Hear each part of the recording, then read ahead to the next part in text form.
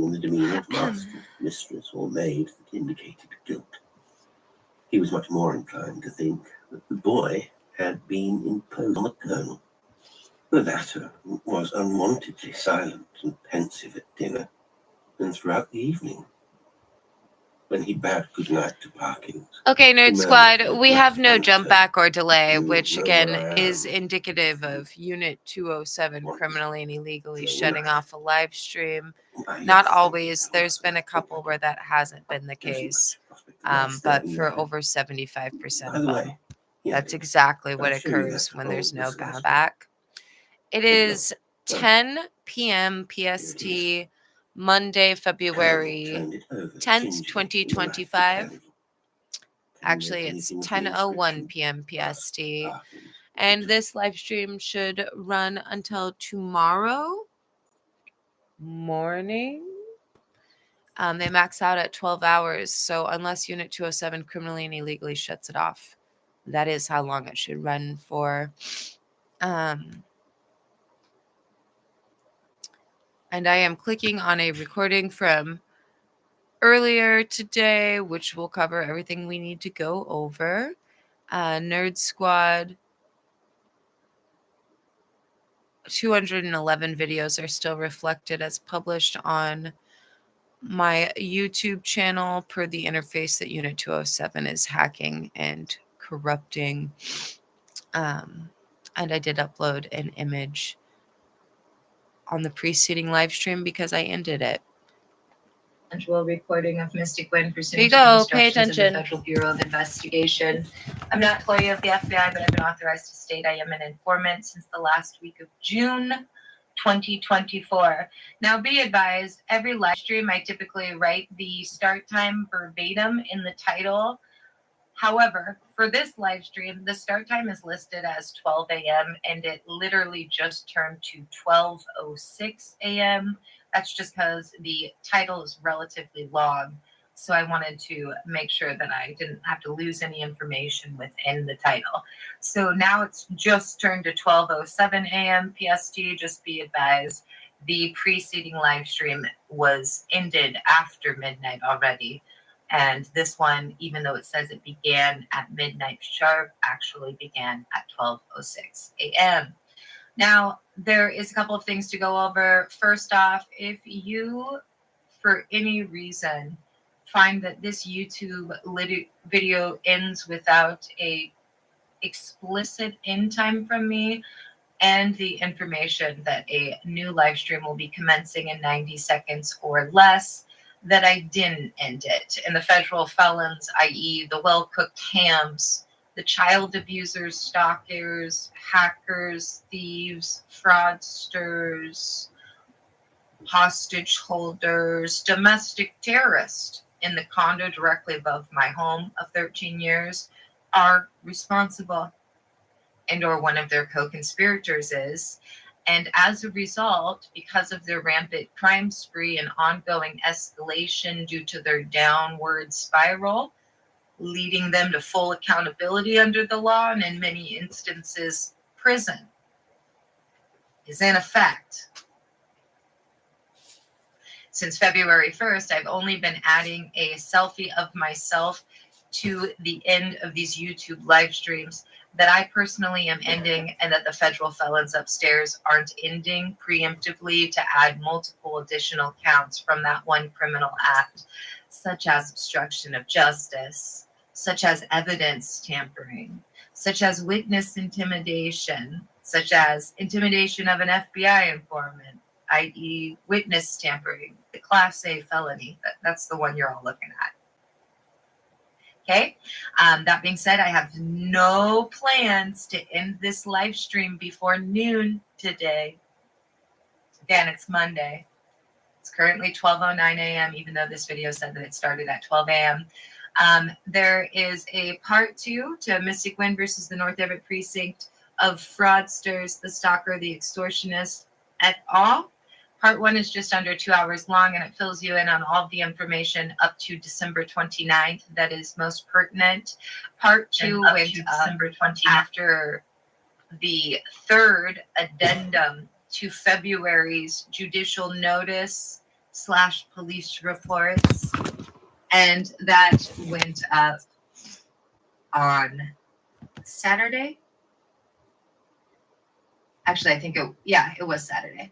So I am going to play you a recording now that only covers the addendum / police report from this Saturday, not the one that came from the 4th, for instance, of February, but that is available. If you go to my YouTube live stream channel, you will see a video from this past Saturday, February 8th, which literally is titled Part 2 PT space II Part 2 Mystic Gwen versus the North Everett Precinct of Fraudsters, the Stalker, and I couldn't quite fit the extortionist into the title. And you're going to want to click on that, even though it looks like it runs for almost 12 hours. You just need to listen to the first 45 minutes therein. But right now, the FBI has me under orders to play this 15-minute recording that I'm about to push play on. And I need to pop over to the preceding live stream and add a selfie because I did indeed end it. So pay attention. Happy Monday. The well-cooked hammies had plans for today. I wonder if they still do in their desperation. Remember, these attorneys facing federal disbarment, they won't take no for an answer as far as somebody else breaking into my house because they're all about to have their kidnapping charges, which is multiple felonies. Every one of them is looking at for their planning, facilitating, premeditation, etc. Well, it's going to turn into aggravated kidnapping charges. Multiple counts of those for all of you. On February 23rd, if you don't completely undo everything you've done and paid in full, and we all know you won't be doing that. So you will be going to prison. Here we go. Here's the recording. Have a happy Monday. And stay the fuck away from my private property like you fools have been told every single month for 17 months. You sacks of shit. Verify. Okay, we are going to do a recording of the latest addendum / police report.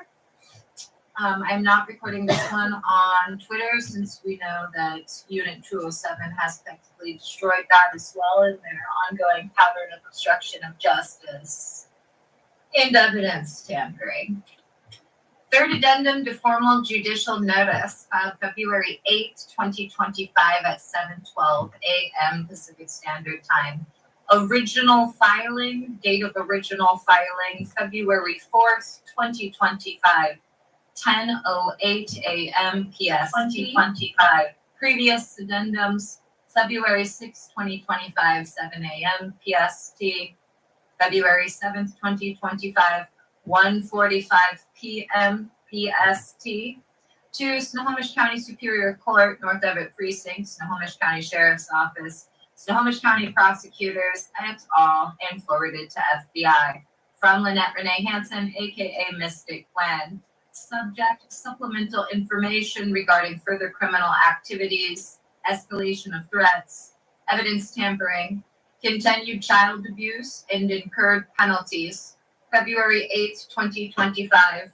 Demand for immediate action and notice of intent to seek maximum penalties under law. Maximum penalties. This is the third addendum to the Formal Judicial Notice filed on February 4th, 2025 at 10:08 a.m. PST and previously supplemented. It provides further crucial information regarding subsequent events, the continued escalation of the criminal conspiracy, the blatant and ongoing obstruction of justice, the endangerment of my children, further acts of retaliation, and the accrual of additional financial penalties against those perpetrating these crimes. This addendum also serves as a formal police report documenting these new crimes. 1. Incorporation of prior filings by reference. All facts, invoices, statements, and incorporated documents referenced in the original Formal Judicial Notice of February 4th, 2025, the addendums of February 6th and 7th, 2025, and all police reports filed by Lynette Renee Hansen from June 2024 to the present date, and any future date are hereby incorporated by reference as if fully set forth herein. This specifically includes, but is not limited to, Declaration of Lynette Renee Hansen, aka Mystic Gwen, dated December 14th, 2024, revised 8:07 p.m. PST, due to unlawful tampering. Addendum to Declaration dated December 19th, 2024. Addendum and Amendment to Declaration dated December 29th, 2024. Tort claim filed August 14th, 2024, case number 10-500-5934, served upon the North Everett Precinct, Snohomish County Prosecutors et al. This document details planned felonies, named conspirators, prior child abuse, and plans for super felonies. The dated signage referenced within and photographed for that last page predated even that filing. It is to be noted per that tort claim, those named within it and their co-conspirators had planned to not only have the actionable kidnappings take place using my multiple times convicted stalker and abuser and my extortionist mother, but they also, and I quote, had, quote, super felonies planned. All police reports filed since June 2024 by me, Lynette Renee Hansen, aka Mystic Gwen. 2. Correction to the previous addendum from February 7th, 2025. Any reference in the February 7th, 2025 addendum to January 4th, 2025 is hereby corrected to read February 4th, 2025 at 10:08 a.m. PST. 3. Supplemental information, subsequent criminal acts and escalation. A. Status of front door and illegal detention. My front door has remained continuously closed and locked since January 2nd, 2025, per explicit FBI instructions. The sole exception was the forced entry on January 29th, 2025, perpetrated by my disabled sons and illegally kidnapped sons, under the direction of this criminal conspiracy. The FBI has instructed me to keep my door closed until the perpetrators are apprehended or until they attempt another illegal entry. As of today, February 8th, 2025, I have been illegally detained within my own residence for 184 days since August 6, 2024. B. February 7th, 2025, evidence tampering, obstruction of justice, and continued threats. Livestream interference. While preparing and filing the previous addendum and police report on February 7th, 2025, individuals associated with Unit 207 criminally and illegally terminated 4 separate YouTube live streams. They also retroactively erased over 1 hour of footage from certain recordings. These actions constitute blatant evidence tampering, obstruction of justice, and witness intimidation. It is strongly suspected that these actions were taken to either A, create a false impression of personal service or my voluntary exit from my residence, or B, to conceal evidence of their planning and preparation for their next planned break-in and other felonies. 12:50 p.m., knocking. Individuals associated with Unit 207 engaged in aggravated stalking, harassment, and criminal trespass. C. February 8th, 2025, 5:30 a.m. PST, confirmation of imminent break-in. As of approximately 5:30 a.m. PST on February 8th, 2025, a male in Unit 207 confirmed plans for an imminent break-in involving numerous officers from the North Everett Precinct. This is consistent with the ongoing threats and plans that have been documented for over a year and specifically reported to the North Everett Precinct, Snohomish County Prosecutors, DCYF, and others. The conspirators in Unit 207 have stated that this needs to occur prior to February 23rd because the attorneys involved, at least 2 of whom are facing federal disbarment, are aware that this conspiracy will result in additional and more serious charges being filed. D. Prior knowledge and warnings. It is crucial to emphasize that the North Everett Precinct, the Snohomish County Prosecutor's Office, DCYF, and named individuals, including Richard Garcia and Erica Owens, have been repeatedly warned about their illegal activities and the consequences thereof. These warnings include 11 months of cease and desist letters directly sent to the involved parties and their revolving cast of third, fourth, and fifth parties beginning in September 2023, 11 months prior to their illegal premeditated felonies since August 2024. August 7th and August 13th, 2024, signage, dated signs photographed and included in the August 14th, 2024 tort claim were placed on my property explicitly addressed to the North Everett Precinct. The Owens, Richard Garcia, DCYF and Unit 207, prohibiting trespassing, knocking without a warrant, stalking, and other criminal activities. These signs were in addition to signs that had been in place for over a year prior, and that the FBI had me add them to the last page of the August 14th, 2024 tort claim. August 14th, 2024 tort claim. This document was made after 11 months of cease and desist letters failed to do anything, and the kidnappings, illegal detainment, etc. were planned for the weeks after. This document detailed the planned felonies, named the conspirators, and outlined the financial penalties for their actions, including their defenses, i.e. obstruction / conspiracy / etc. Numerous police reports, repeatedly filed police reports documenting the ongoing threats and criminal activities have been consistently rejected by the North Everett Precinct, including before their actionable kidnappings reported for weeks and months prior, published about in December 2023 on my personal Twitter account, x.com/realmysticgwen.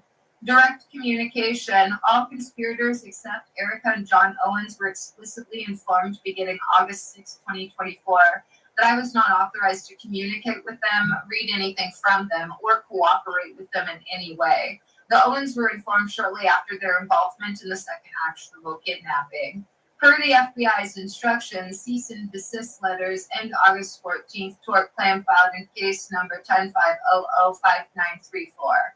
Despite these warnings, the conspirators have sent over 48 individuals to my door and engaged in constant exterior stalking just since the first week of August. They did the same thing for the 11 months prior when they were getting cease and desist letters. Involvement of Everett Public School District. The potential involvement of the Everett Public School District, an institution with which I had a long and positive relationship as a art docent, special ed para-volunteer, enhanced teaching volunteer, and donor, is noted with grave concern. This highlights the sprawling nature of the conspiracy and its willingness to corrupt and exploit various institutions. I volunteered for an average of 40 hours a week from 2012/2013 to the start of 2020 and donated tens of thousands to the school district. Podcast interference. Unit 207 and or their co-conspirators have blocked my podcast from being uploaded to Spotify, iHeartRadio, and Audible. They have also had x.com block all access via my dedicated podcast Twitter, x.com/mysticgwenpod. I will create a YouTube live stream part 2 of my prior, titled Mystic Gwen versus the North Everett Precinct of Fraudsters, the Stalker, the Extortionist, et al. By 8 p.m. PST today. I'm going to pause that there and just reiterate that video was already uploaded because the recording you're listening to is from the date that it was filed, the 8th, 2 days ago. So part 2 is the third video that precedes this. It's titled 2-8, sorry, I just got hiccups, 5:20 p.m. PT space 2 Mystic Gwen versus the North Everett Precinct of Fraudsters, the Stalker, and then remember, I couldn't quite fit the Extortionist because of the character limit or et al. Back to the recording. Today. FBI timeline and intent. The FBI informed me in December 2024 of their plans to incarcerate officers involved in the conspiracy in March 2025. Subject to change based on the conspirators' actions. Unit 207 statements indicate they believe they have no alternative but to proceed with their planned illegal entry, arrest, committal, or kidnapping before February 23rd. As the involved attorneys are aware of the increased severity of charges they will face after that date. 4. Financial penalties updated. The following financial penalties previously invoiced and contractually agreed upon are reiterated and updated. 100,000 per day for each day of my ongoing illegal detention, now totaling over 180 days. 10 million for any attempted illegal entry into my residence, increased to 25 million if I am asleep at the time. This penalty applies to the recent breaking and entering on January 29th, 2025. 10 million for the use of my sons and/or for coercing them to commit any illegal acts, including the January 29th breaking and entering. Doubling of all penalties of fraudulent court orders are used in conjunction with any illegal act. Quadrupling of these fees for any of the above criminal acts if they are perpetrated within 7 days of a rejected police report regarding said acts. 10 million for the rejection of legitimate police reports constituting obstruction of justice. This applies to all reports rejected to date. 10 million for each instance of illegally terminating a YouTube live stream. This applies to all instances to date. 10 million for each and every instance of stalking. 10 million for each and every instance of harassment. 10 million for each and every instance of ADA violations. 10 million for each and every instance of civil rights violations. 10 million for the incident of stalking, harassment, ADA violations, criminal trespass, and witness intimidation on February 7th, 2025 at 12:50 p.m. Additional penalties for February 7th events, subject to quadrupling.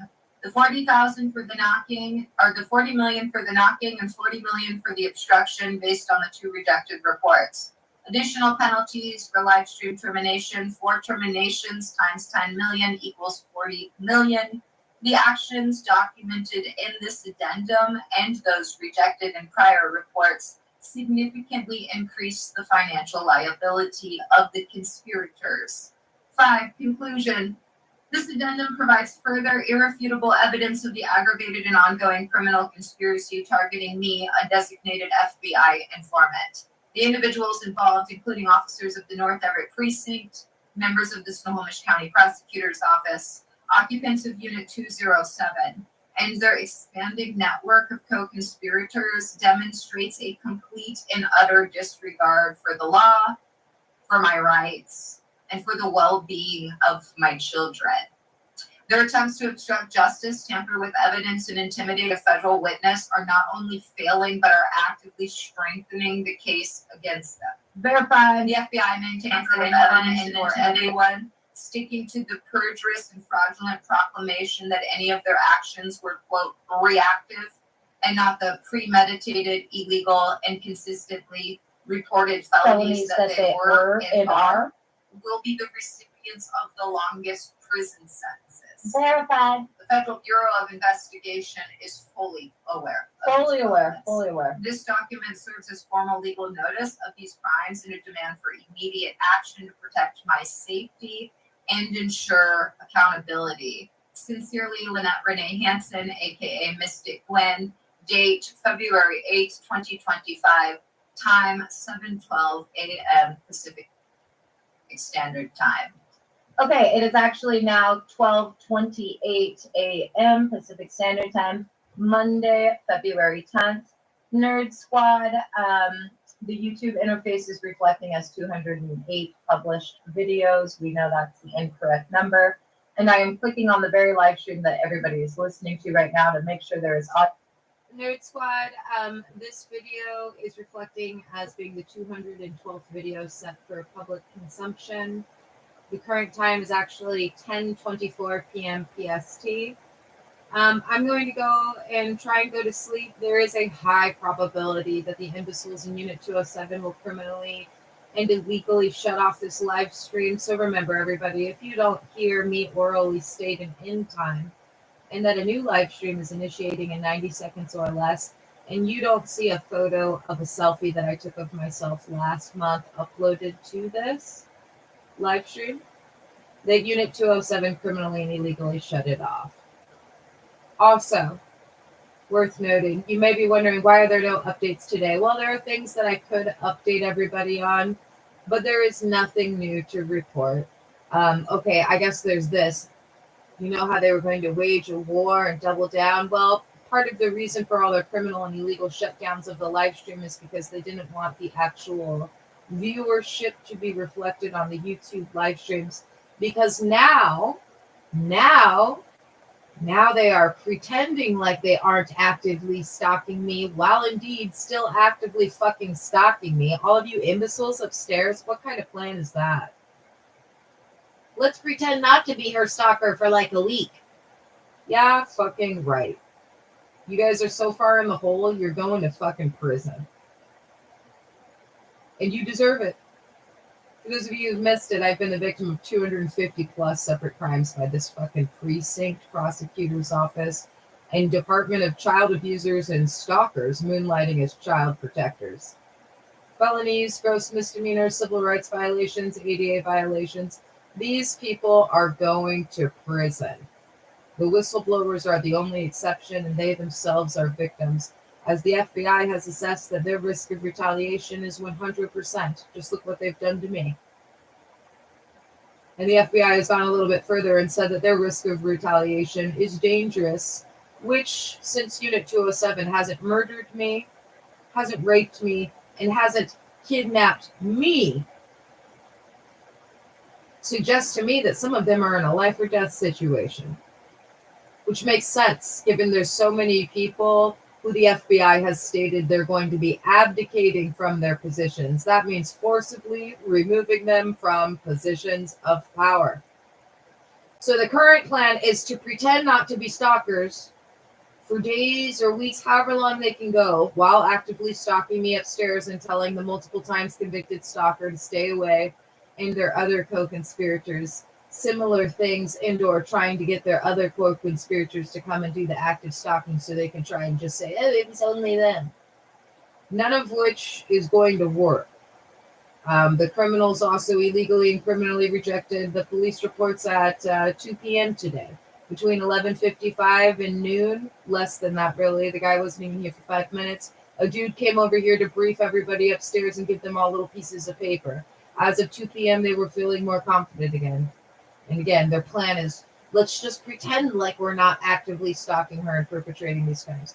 It's too late for that.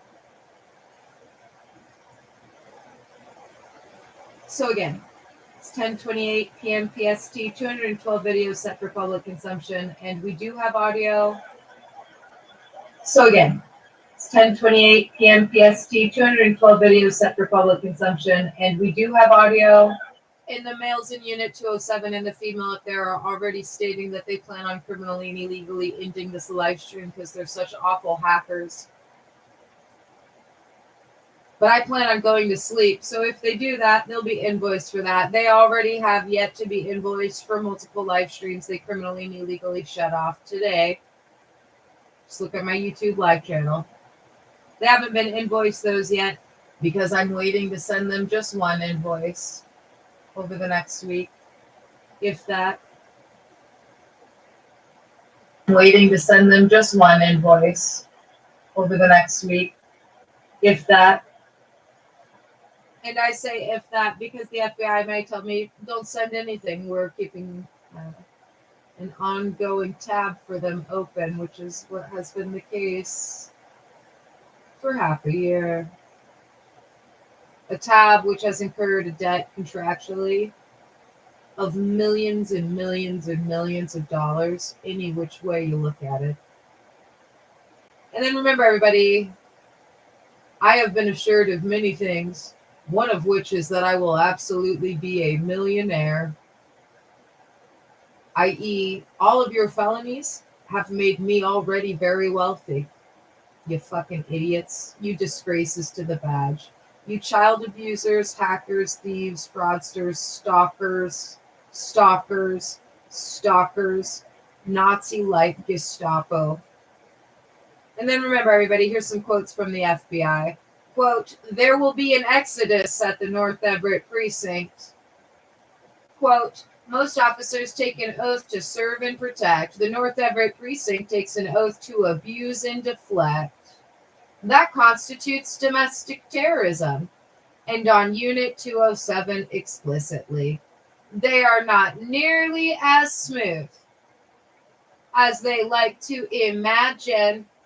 And then remember, everyone, the FBI has said that their officers that are undercover in the field and even pushing paper have collectively given the North Everett precinct the nickname the Precinct of Fraudsters, a title which you can say to any FBI employee in this state, apparently, and they know instantaneously that you're talking about the North Everett precinct, the Precinct of Fraudsters. Oh, there's only one in this state. Anyway, just keep in mind, last month in January, they renamed it the Precinct of Stalkers. Now I'm going to put on a podcast and I'm going to attempt to get some sleep, and Unit207 may attempt to pay me another $40 million, which is the fee that they'll be looking at if they criminally and illegally shut off this live stream, which they already have been actively discussing, a man and a woman upstairs. If they criminally and illegally shut off this live stream, which they already have been actively discussing, a man and a woman upstairs. And also be advised that, like I said, my front door has been closed per the FBI's instructions since January 2nd, the one exception being when the disabled teens that Unit 207 and their co-conspirators have been abusing for a year, who they premeditated and facilitated and perpetrated multiple illegal felony kidnappings on, who are currently illegally kidnapped, broke in for them. So my door has been closed since January 2nd. It is now February 10th. It'll be closed tomorrow. Again, like the FBI said, currently my instructions are to keep the door closed until they're all apprehended in a blitz sweep, and or one of them decides to break and enter again. Something that's important to note, because the plan has consistently been to criminally and illegally shut off the live stream for the final breaking and entering. So the fact that they're already upstairs talking about it with this video, does it piss me off? It does. It does. But I'm still going to go try and go to sleep. And then if they do it, well, then perhaps I'll include some other important factors in the next invoice that I send the precinct.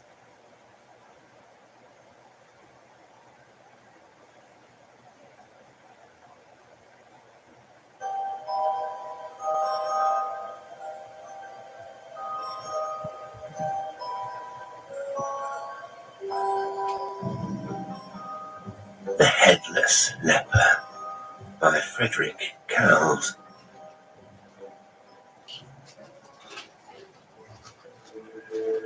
Nearly 15 years have passed since I first visited the little ruin around which this story centres. I was then a lad of 13, rather quieter than most boys are at that age, and given much to wandering away on solitary rambles. I was on a visit to my grandparents, who lived in a little East Anglian market town, and one day I left the place by a road which was new to me. The outskirts of the town were squalid and dirty.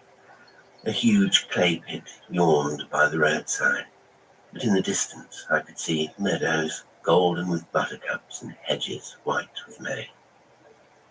The highway led over a railway bridge, on the other side of which I was surprised to see a tiny ruined chapel standing alone in a field. To the casual wayfarer, there would be nothing untoward in this event, but to my romantic mind, the sight of the lonely ruin became a great adventure, a living link with the historic past.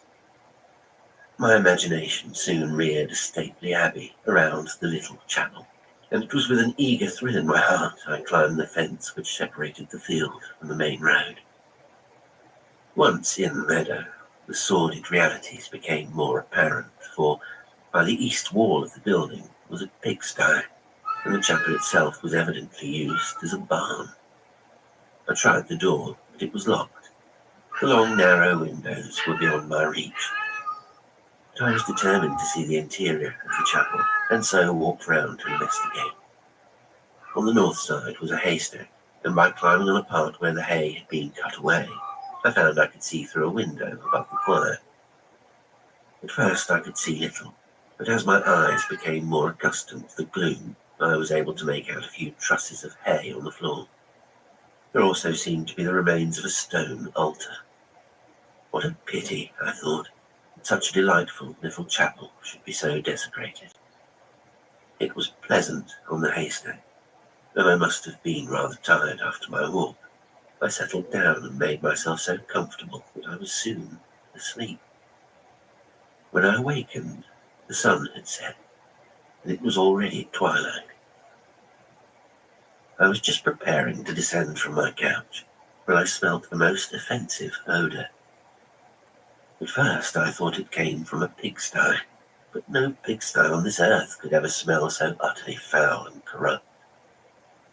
Soon I discovered that the odour appeared to come from the chapel, and, boy-like, I put my head through the window to see what it could be. The smell was certainly inside, a sickly, nauseous stench that almost made me faint. I was turning to the fresh air again when I thought I saw something move in the semi-darkness of the chapel. I looked again, half fascinated, half afraid, and saw that something was certainly moving. What I had previously taken to be trusses of hay were men in soiled yellow robes, and they knelt on the hard floor with heads bowed. I looked towards the east end of the building, and there, to my amazement, 2 candles were burning on the altar, and before it stood a vested priest. He knelt on one knee as I watched him, and lifted high above his head the white wafer of the Eucharist. In the chapel, the heads of the yellow-robed men bowed even lower, and as they moved, little bells tinkled. I looked for the bells and found they were attached by cords to the necks of the worshippers. The priest again prostrated himself, and again rising, lifted the silver chalice that all might adore. Again came the doleful sound of the tuneless bells tinkling in the shadows. Suddenly one of the bowed figures scrambled to its feet and moved towards the window by which I stood. Terror filled my heart, but I was rooted to the spot. The figure came nearer to me and raised its hand to the windowsill, and they were white, like white clay, and their whiteness was a mass of living sores. Great sickness made me dizzy, and I looked down. Then my heart seemed to stop beating, for my eyes beheld the greatest horror of all. The figure before me was headless. With a wild yell, I fled from the terrible scene, but something followed me through the little meadow and down the main road, almost to my very door. A thing with terrible white hands and no head. Long after I had been safely sitting by the fire in my grandparents' home, the nameless horror haunted me, and in bed that night I hid my head under the clothes and dared not look out. Even in the years that followed, the terror still haunted my dreams, and I no longer went alone into the country. It was 12 years later when I visited the little town again. My grandparents had both died, but I stayed with some old friends. The terrible experience of my boyhood was only a hazy memory, and the town held no unpleasant associations. One of my friends, knowing my taste for archaeology, took me to visit most of the churches in the vicinity, and it was near the end of my stay when he informed me I was to see that day a gem of Norman work, an old chapel recently restored for worship. As we passed out of the town, the road seemed to be vaguely familiar. Near the roadside was a great lake, and my friend informed me that this had once been a clay pit, but had had to be abandoned as the water rose so rapidly. Some memory stirred, but even then I did not realize to where we were going until we actually stood before the little chapel in which I had seen a terrifying apparition 12 years previously. It was, as my friend had said, a perfect specimen of Northern architecture. It had been refitted for worship in a modest way, but none of its charm had been destroyed. "By the way," I inquired, "is this one of the chapels of a great monastery?" "Good Lord, no," was the matter-of-fact reply. "I thought you knew. It is the chapel of the leper hospital of St. Mary of Pity." As my friend spoke, I felt a feeling of fear and nausea coming over me. With a great effort, I managed to shake off the feeling and advanced to the altar rails. I stopped just at the entrance of the sanctuary to inspect the choir arch. My friend was looking at some inscription at the back of the chapel. Suddenly, the terror gripped me again. The ground beneath my feet seemed to go damp and sticky. I heard the dull sound of the tinkling bells, and by my side stood the headless figure with the white hair. What happened after that, I cannot say, except that I fainted. My friend was very solicitous about me, but I managed to convince him that my faintness was caused by the close atmosphere inside the chapel. As we were proceeding homewards, my host said, "There is a queer story about that chapel. I don't think many people know it, but I have a copy of one of the old books of the hospital in which it is set out in detail. I will let you see it after dinner."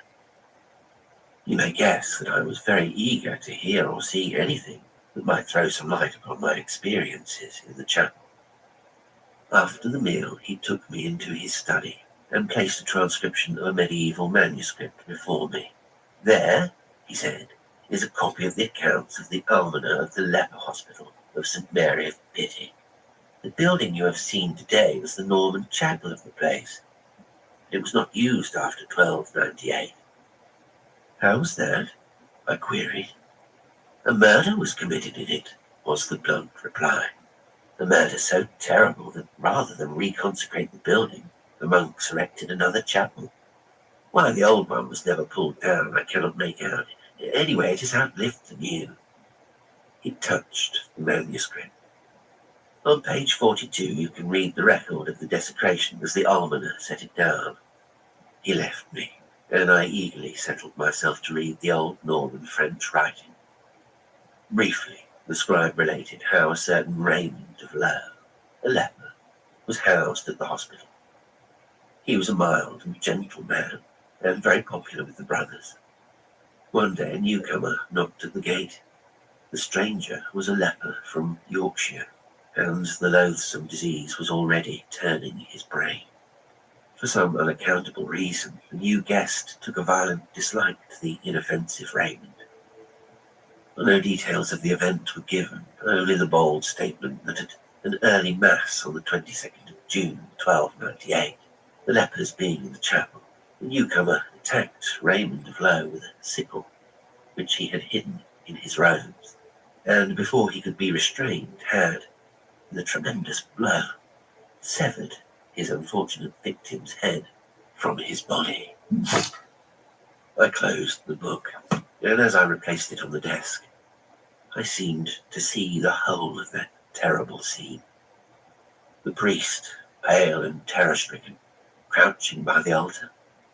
The tall Yorkshireman held fast by the horrified lepers, and on the front, the headless body with the white hands bent in the agony of death, lying in a pool of blood. About a week ago, an extract from an East Anglian daily paper was sent to me. The report may have some connection with the ghastly apparition in the chapel, and so I reprint it here. Our readers have doubtless watched with interest the restoration and refurnishing of the ancient chapel of the leper hospital of St. Mary of Pity.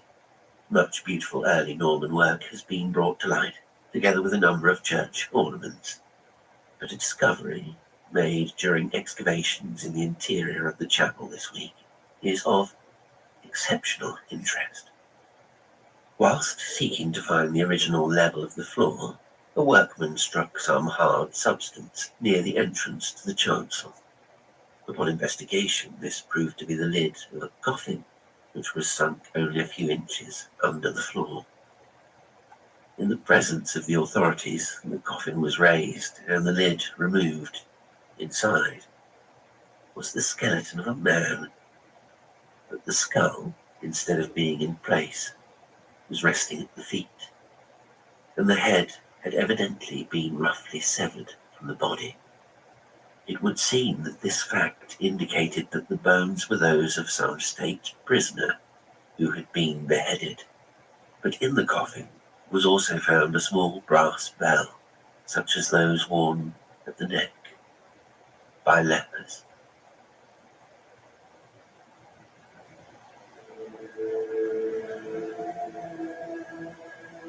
Today's story was The Headless Leper by Frederick Curls. It was read by Jasper Lestrange. Thank you for listening. Until next time, sweet dreams.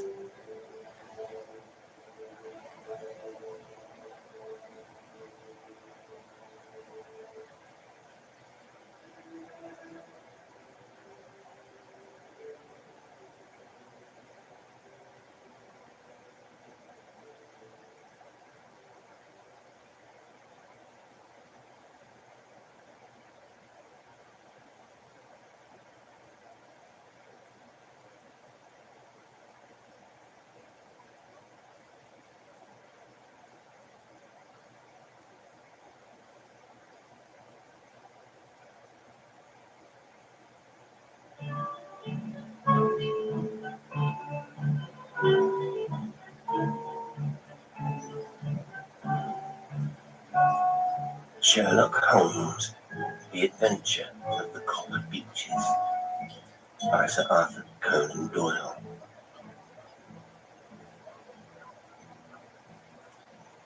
To the man who loves art for its own sake, remarked Sherlock Holmes, tossing aside the advertisement sheet of the Daily Telegraph, it is frequently in its least important and lowliest manifestations that the keenest pleasure is to be derived. It is pleasant to me to observe, Watson, that you have so far grasped this truth, that in these little records of our cases, which you have been good enough to draw up, and, I am bound to say, occasionally to embellish, you have given prominence not so much to the many causes célèbres and sensational trials in which I have figured, but rather to those incidents which may have been trivial in themselves, but which have given room for those faculties of deduction and of logical synthesis, which I have made my special province. And yet, said I, smiling, I cannot quite hold myself absolved from the charge of sensationalism which has been urged against my records. You have erred, perhaps, he observed, taking up a glowing cinder with the tongs, and lighting with it the long cherrywood pipe, which was wont to replace his clay when he was in a disputatious rather than a meditative mood.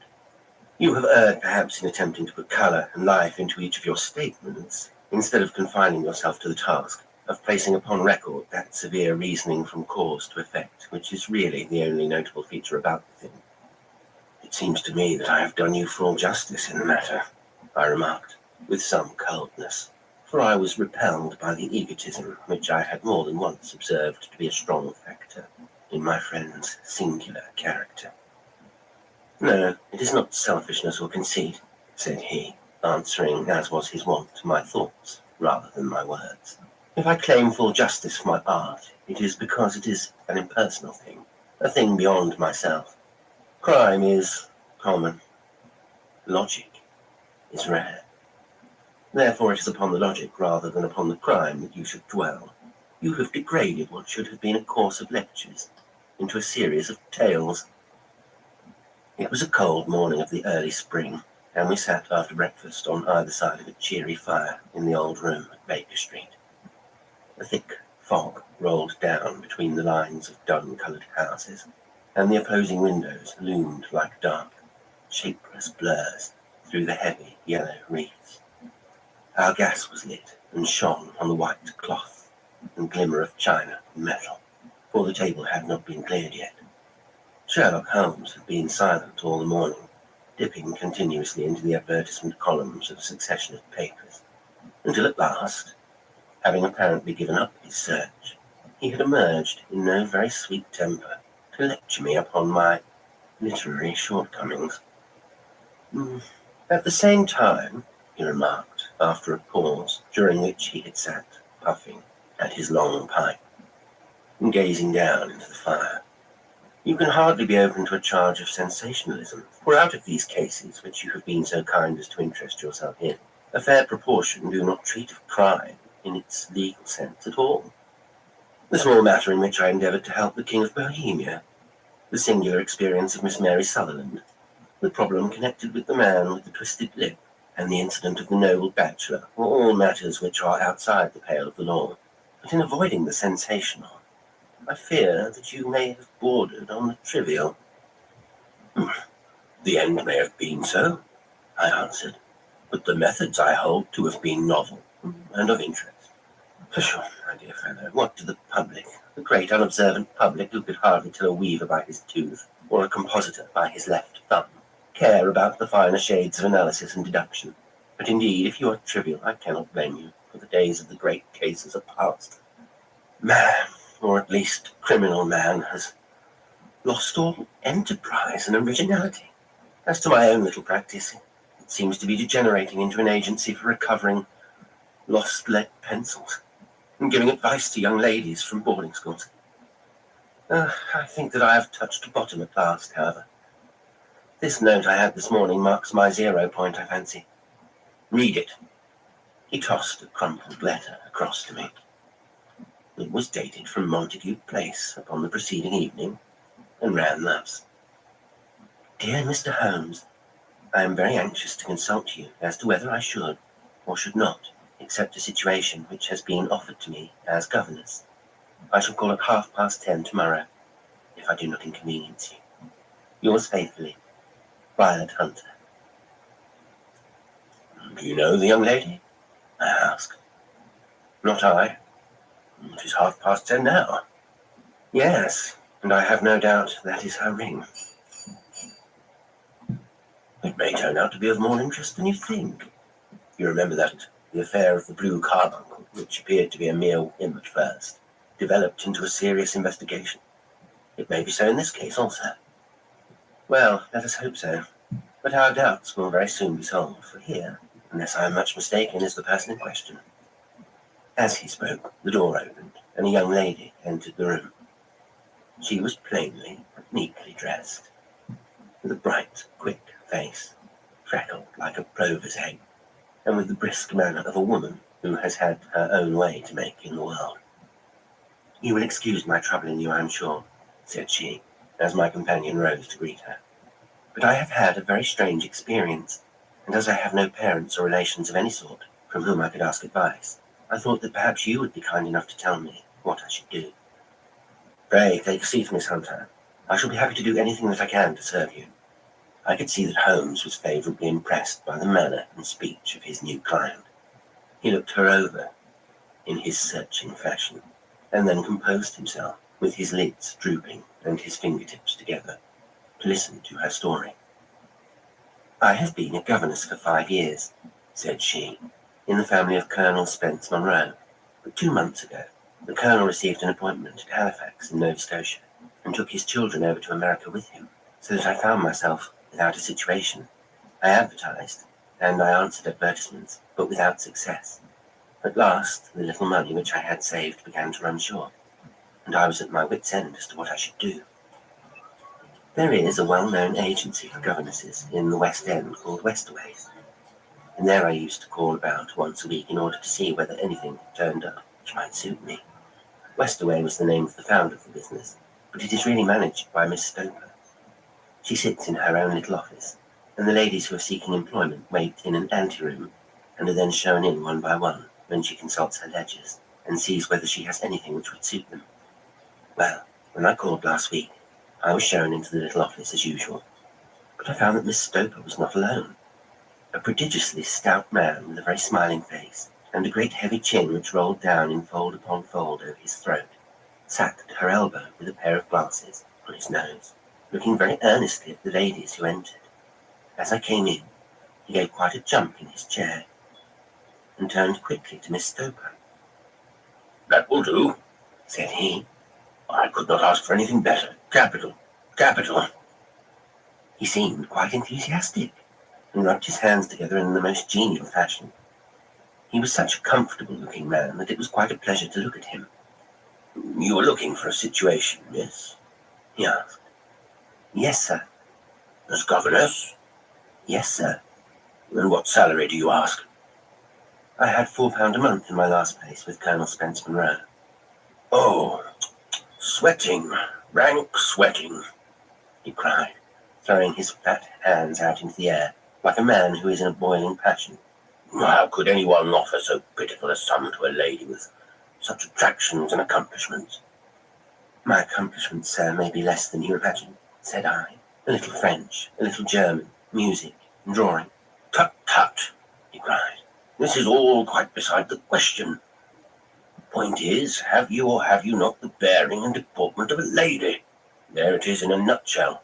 If you have not, you are not fitted for the rearing of a child who may some day play a considerable part in the history of the country. But if you have, why, how could any gentleman ask you to condescend to accept anything under the 3 figures? Your salary with me, madam, would commence at £100 a year."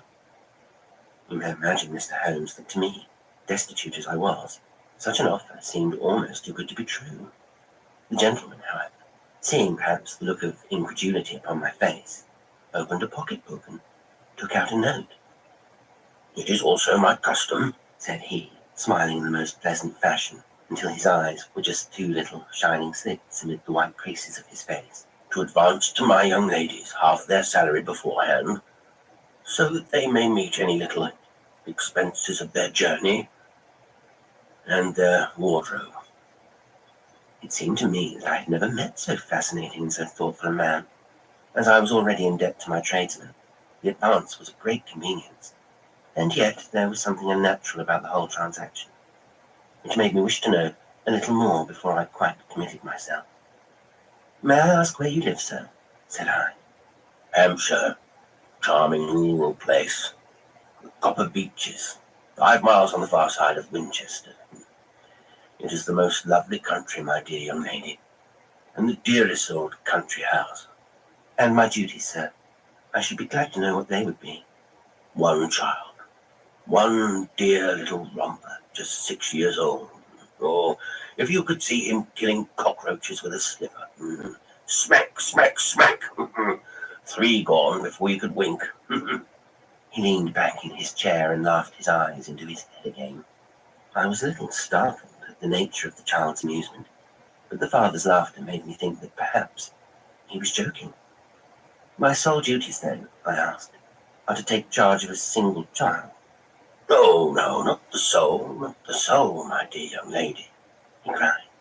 "Your duty would be, as I'm sure your good sense would suggest, to obey any little commands my wife might give, provided always that they were such commands as a lady might with propriety obey. You see no difficulty, eh?" "I should be happy to make myself useful." "Quite so.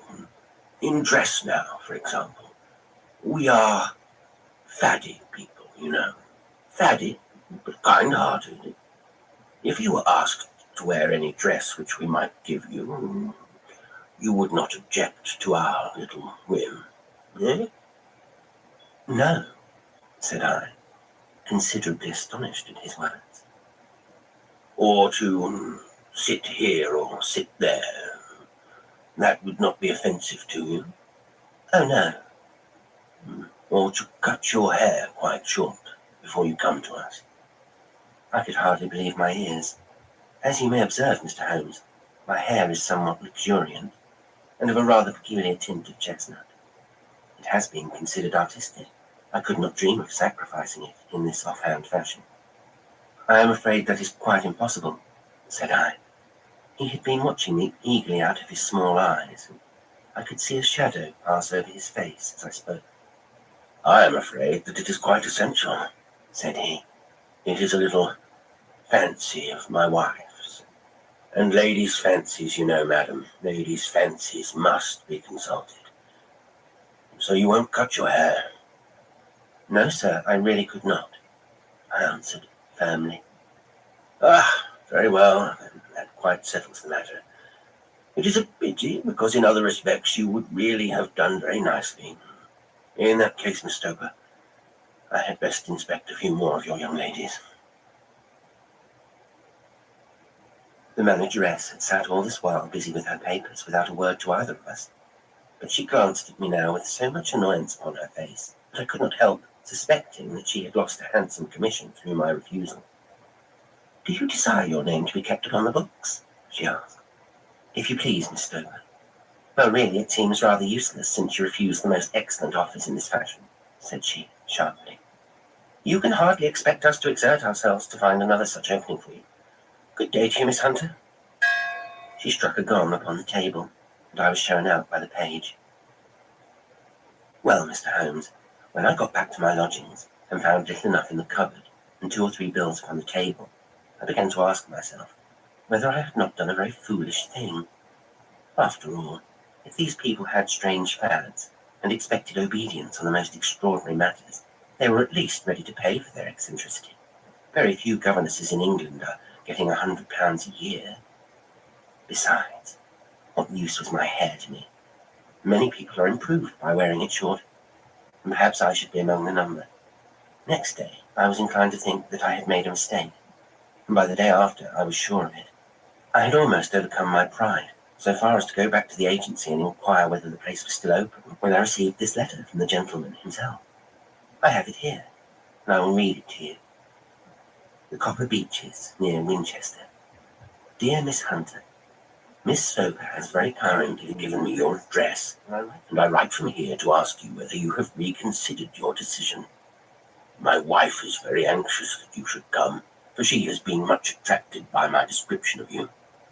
We are willing to give £30 a quarter, or £120 a year, so as to recompense you for any little inconvenience which our fads may cause you. They are not very exacting after all. My wife is fond of a particular shade of electric blue, and would like you to wear such a dress indoors in the morning. You need not, however, go to the expense of purchasing one, as we have one belonging to my dear daughter, Alice, now in Philadelphia, which would, I should think, fit you very well.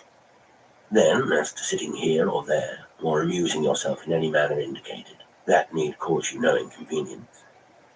As regards your hair, it is no doubt a pity, especially as I could not help remarking its beauty during our short interview, but I am afraid that I must remain firm upon this point, and I only hope that the increased salary may recompense you for the loss. Your duties, as far as the child is concerned, are very light. Now do try to come, and I shall meet you with the dog cart at Winchester. Let me know your train. Yours faithfully, Jethro Newcastle. That is the letter which I have just received, Mr. Holmes, and my mind is made up that I will accept it. I thought, however, that before taking the final step, I should like to submit the whole matter to your consideration. Well, Miss Hunter, if your mind is made up, that settles the question, said Holmes, smiling. But you would not advise me to refuse. I confess that it is not the situation which I should like to see a sister of mine apply for. What is the meaning of it all, Mr. Holmes? I have no data. I cannot tell. Perhaps you have yourself formed some opinion? Well, there seems to me to be only one possible solution. Mr. Newcastle seemed to be a very kind, good-natured man. Is it not possible that his wife is a lunatic? That he desires to keep the matter quiet for fear she should be taken to an asylum? And that he humours her fancies in every way, in order to prevent an outbreak? That is a possible solution. In fact, as matters stand, it is the most probable one. But in any case, it does not seem to be a nice household for a young lady. But the money, Mr. Holmes, the money. Well, yes, of course, the pay is good. Too good. That is what makes me uneasy. Why should they give you £120 a year when they could have their pick for £40? There must be some strong reason behind. I thought that if I told you the circumstances, you would understand afterwards if I wanted your help. I should feel so much stronger if I felt that you were at the back of me.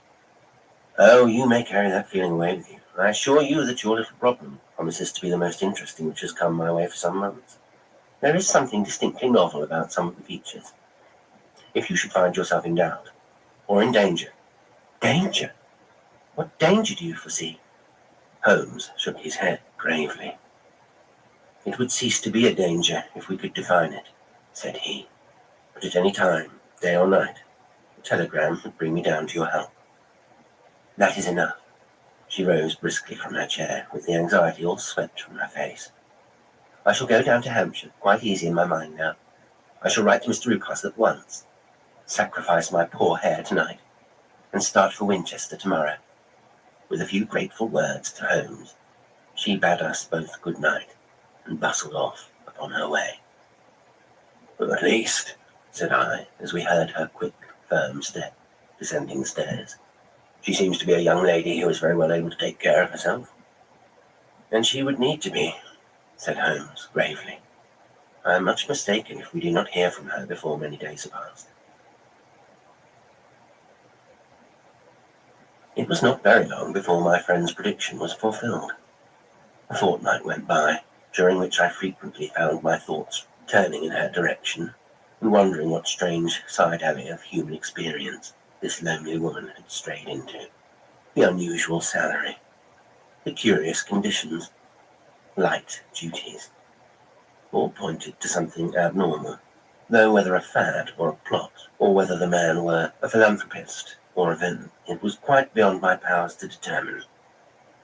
As to Holmes, I observed that he sat frequently for half an hour on end, with knitted brows and an abstracted air. But he swept the matter away with a wave of his hand when I mentioned it. Data! Data! Data! He cried impatiently. I can't make bricks without clay! And yet he would always wind up by muttering that no sister of his should ever have accepted such a situation. The telegram which we eventually received came late one night, just as I was thinking of turning in, and Holmes was settling down to one of those all-night chemical researches, which he frequently indulged in, when I would leave him stooping over a retort and a test tube at night, and find him in the same position when I came down to breakfast in the morning.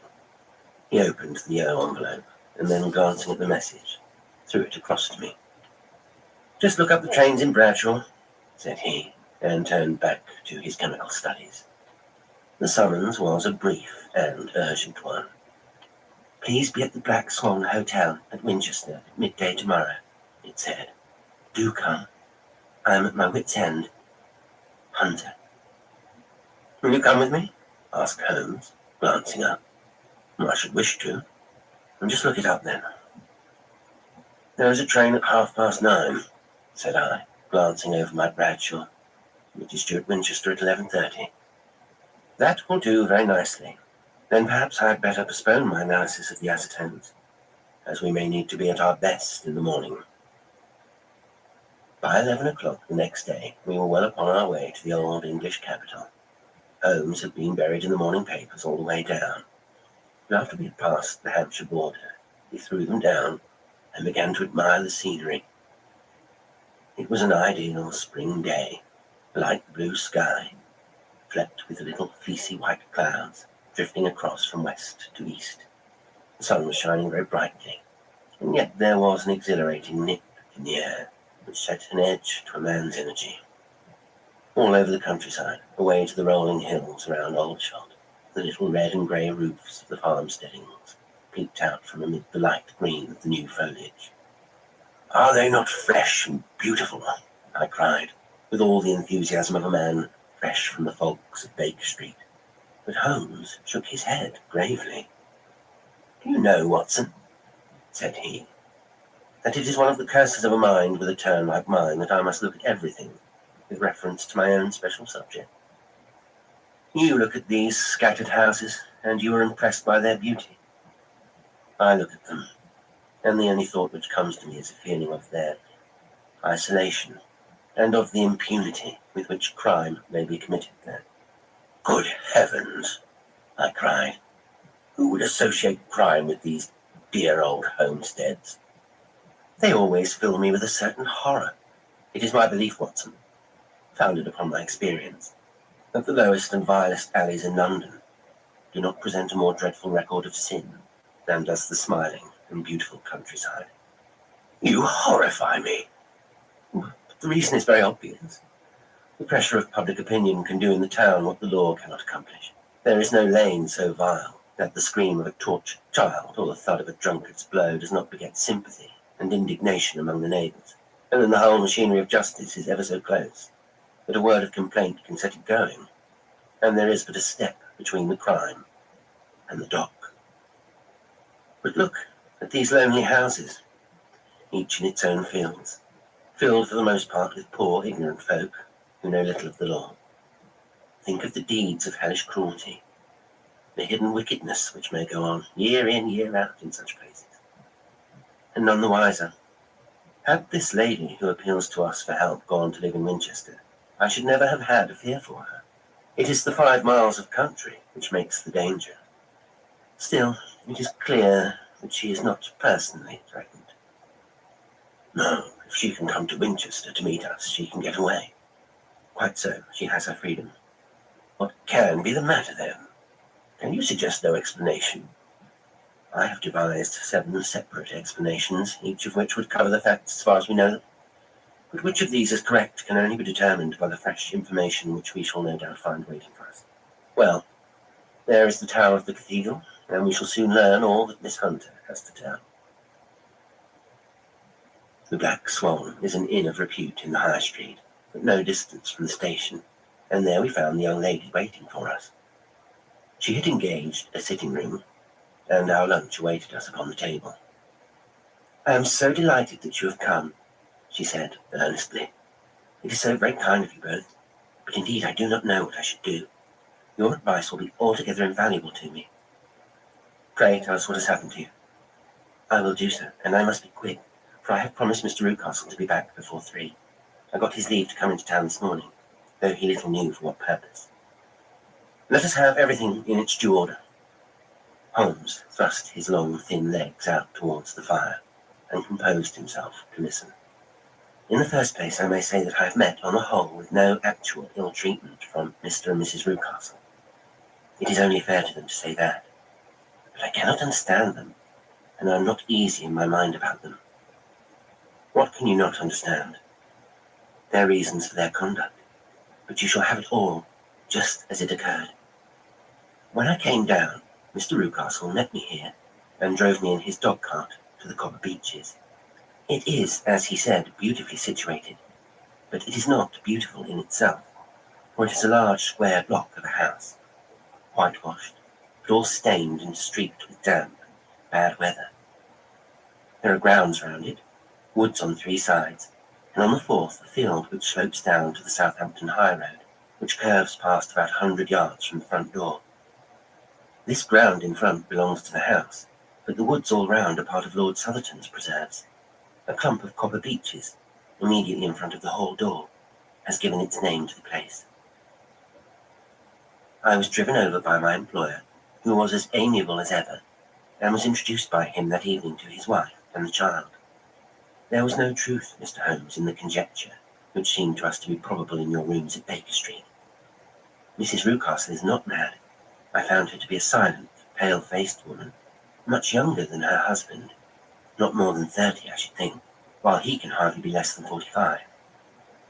From their conversation, I had gathered that they have been married about 7 years, that he was a widower, and that his only child by the first wife was the daughter who was gone to Philadelphia. Mr. Rucastle told me in private that the reason why she had left them was that she had an unreasoning aversion to her stepmother. As the daughter could not have been less than 20, I can quite imagine that her position must have been uncomfortable with her father's young wife. Mrs. Rucastle seemed to me to be colourless in mind as well as in feature. She impressed me neither favourably nor the reverse. She was a non-entity. It was easy to see that she was passionately devoted both to her husband and to her little son. Her light grey eyes wandered continually from one to the other, noting every little want and forestalling it if possible. He was kind to her also in his bluff, boisterous fashion, and on the whole they seemed to be a happy couple. And yet she had some secret sorrow, this woman. She would often be lost in deep thought, with the saddest look upon her face. More than once I have surprised her in tears. I have thought sometimes that it was the disposition of her child which weighed upon her mind, for I have never met so utterly spoilt and so ill-natured a little creature. He is small for his age, with a head which is quite disproportionately large. His whole life appears to be spent in an alternation between savage fits of passion and gloomy intervals of sulking. Giving pain to any creature weaker than himself seems to be his one idea of amusement, and he shows quite remarkable talent in planning the capture of mice, little birds and insects. But I would rather not talk about the creature, Mr. Holmes, and indeed he has little to do with my story. I am glad of all the details, remarked my friend, whether they seem to you to be relevant or not. I shall try not to miss anything of importance. The one unpleasant thing about the house, which struck me at once, was the appearance and conduct of the servants. There are only two, a man and his wife. Toller, for that is his name, is a rough, uncouth man, with grizzled hair and whiskers, and a perpetual smell of drink. Twice since I have been with them he has been quite drunk, and yet Mr. Rucastle seemed to take no notice of it. His wife is a very tall and strong woman with a sour face, as silent as Mrs. Rucastle, and much of the same humor. They are a most unpleasant couple, but fortunately I spend most of my time in the nursery and my own room, which are next to each other, in one corner of the building. For 2 days after my arrival at the Copper Beeches, my life was very quiet. On the third, Mrs. Rucastle came down just after breakfast, and whispered something to her husband. "Oh, yes," said he, turning to me.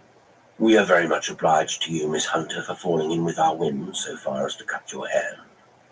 I assure you that it is not detracted in the tiniest iota from your appearance. We shall now see how the electric blue dress will become you. You will find it laid out upon the bed in your room, and if you would be so good as to put it on, we should both be extremely obliged." The dress which I found waiting for me was of a peculiar shade of blue. It was of excellent material, a sort of beige, but it bore unmistakable signs of having been worn before. It could not have been a better fit if I had been measured for it. Both Mr. and Mrs. Rucastle expressed a delight at the look of it, which seemed quite exaggerated in its vehemence. They were waiting for me in the drawing room, which is a very large room, stretching along the entire front of the house, with 3 long windows reaching down to the floor. A chair had been placed close to the central window, with its back turned towards it. In this I was asked to sit, and then Mr. Rucastle, walking up and down on the other side of the room, began to tell me a series of the funniest stories that I had ever listened to. You cannot imagine how comical he was, and I laughed until I was quite weary. Mrs. Rucastle, however, who has evidently no sense of humour, never so much as smiled, but sat with her hands in her lap, and a sad, anxious look upon her face. After an hour or so, Mr. Rucastle suddenly remarked that it was time to commence the duties of the day, and that I might change my dress and go to little Edward in the nursery. 2 days later, this same performance was gone through, under exactly similar circumstances. Again I changed my dress, again I sat in the window, and again I laughed very heartily at the funny stories of which my employer had an immense repertoire, and which he told inimitably. Then he handed me a yellow-backed novel, and moving my chair a little sideways that my own shadow might not fall upon the page, he begged me to read aloud to him. I read for about 10 minutes, beginning the heart of a chapter, and then, suddenly, in the middle of a sentence, he ordered me to cease and to change my dress. You can easily imagine, Mr. Holmes, how curious I became as to what the meaning of this extraordinary performance could possibly be. They were always very careful, I observed, to turn my face away from the window, so that I became consumed with the desire to see what was going on behind my back. At first it seemed to be impossible, but I soon devised a means. My hand mirror had been broken, so a happy thought seized me, and I concealed a piece of the glass in my handkerchief. On the next occasion, in the midst of my laughter, I put my handkerchief up to my eyes, and was able, with a little management, to see all that there was behind me. I confess that I was disappointed. There was nothing, At least that was my first impression. At the second glance, however, I perceived that there was a man standing in the Southampton Road, a small bearded man in a grey suit, who seemed to be looking in my direction. The road is an important highway, and there are usually people there. This man, however, was leaning against the railings which bordered our field, and was looking earnestly up. I lowered my handkerchief and glanced at Mrs. Rucastle, to find her eyes fixed upon me with a most searching gaze. She said nothing, but I am convinced that she had divined that I had a mirror in my hand, and had seen what was behind me. She rose at once. "Jethro," said she, "there is an impertinent fellow upon the road there who stares up at Miss Hunter." "No friend of yours, Miss Hunter?" he asked. "No, I know no one in these parts." "Dear me, how very impertinent. Kindly turn around and motion to him to go away." "Surely it would be better to take no notice." No, we should have him loitering here always. Kindly turn around and wave him away like that." I did as I was told, and at the same instant, Mrs. Rucastle drew down the blind. That was a week ago, and from that time I have not sat again in the window, nor have I worn the blue dress, nor seen the man in the road. "Pray continue," said Holmes. "Your narrative promises to be a most interesting one." "You will find it rather disconnected, I fear, and there may prove to be little relation between the different incidents of which I speak. On the very first day that I was at the Copper Beeches, Mr. Rucastle took me to a small outhouse, which stands near the kitchen door. As we approached it, I heard the sharp rattling of a chain, and the sound as of a large animal moving about. "Look in here," said Mr. Rucastle, showing me a slit between two planks. "Is she not a beauty?" I looked through, and was conscious of two glowing eyes, and of a vague figure huddled up in the darkness. "Don't be frightened," said my employer, laughing at the start which I had given.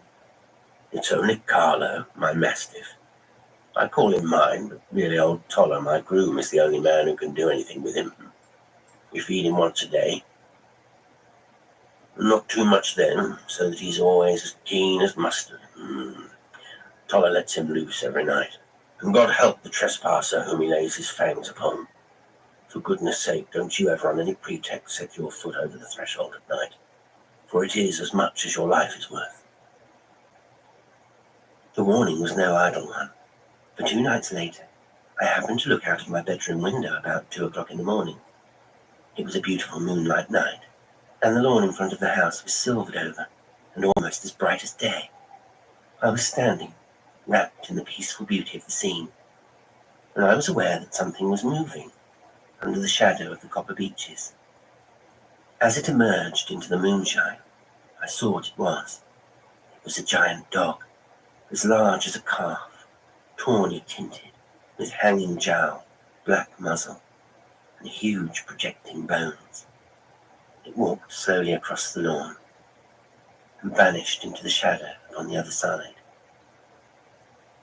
That dreadful, silent sentinel sent a chill to my heart, which I do not think that any burglar would have done. And now I have a very strange experience to tell you. I had, as you know, cut off my hair in London, and I had placed it in a great coil at the bottom of my trunk. One evening, after the child was in bed, I began to amuse myself by examining the furniture of my room, and by rearranging my own little things. There was an old chest of drawers in the room, the 2 upper ones empty and open, the lower one locked. I had filled the first 2 with my linen, and as I had still much to pack away, I was naturally annoyed at not having the use of the 3rd drawer. It struck me that it might have been fastened by a mere oversight, so I took out my bunch of keys and tried to open it. The very first key fitted to perfection, and I drew the drawer open. There was only one thing in it, but I am sure that you would never guess what it was. It was my coil of hair. I took it up and examined it. It was of the same peculiar tint and the same thickness, but then the impossibility of the thing obtruded itself upon me. How could my hair have been locked in the drawer? With trembling hands, I undid my trunk, turned out the contents, and drew from the bottom my own hair. I laid the two tresses together, and I assure you that they were identical. Was it not extraordinary? Puzzle as I would, I could make nothing at all of what it meant. I returned the strange hair to the drawer, and I said nothing of the matter to the Rucastles, as I felt that I had put myself in the wrong by opening a drawer which they had locked. I am naturally observant, as you may have remarked, Mr. Holmes, and I soon had a pretty good plan of the whole house in my head. There was one wing, however, which appeared not to be inhabited at all. The door which faced that which led into the quarters of the Tollers opened into this suite, but it was invariably locked. One day, however, as I ascended the stair, I met Mr. Rucastle coming out through this door, his keys in his hand, and a look on his face which made him a very different person to the round, jovial man to whom I was accustomed. His cheeks were red, his brow was all crinkled with anger, and the veins stood out at his temples with passion. He locked the door and hurried past me, without a word or a look. This aroused my curiosity, so when I went out for a walk the grounds with my charge, I strolled round to the side from which I could see the windows of this part of the house. There were 4 of them in a row, 3 of which were simply dirty, while the 4th was shuttered up. They were evidently all deserted. As I strolled up and down, glancing at them occasionally, Mr. Rucastle came out to me, looking as merry and jovial as ever. "Ah," said he, "you must not think me rude if I passed you without a word, my dear young lady. I was preoccupied with business matters." I assured him that I was not offended. "By the way," said I, "you seem to have quite a suite of spare rooms up there, and one of them has the shutters up." He looked surprised, and, as it seemed to me, a little startled at my remark. "Photography is one of my hobbies," said he. "I have made my darkroom up there. Dear me, what an observant young lady we have come upon. Who would have believed it? Who would have ever believed it?" He spoke in a jesting tone, but there was no jest in his eyes as he looked at me. I read suspicion there, and annoyance, but no jest. Well, Mr. Holmes, from the moment that I understood that there was something about that suite of rooms which I was not to know, I was all on fire to go over them. It was not mere curiosity, though I have my share of that. It was more a feeling of duty, a feeling that some good might come from my penetrating to this place. They talk of woman's instinct. Perhaps it was woman's instinct which gave me that feeling. At any rate, it was there, and I was keenly on the lookout for any chance to pass the forbidden door. It was only yesterday that the chance came.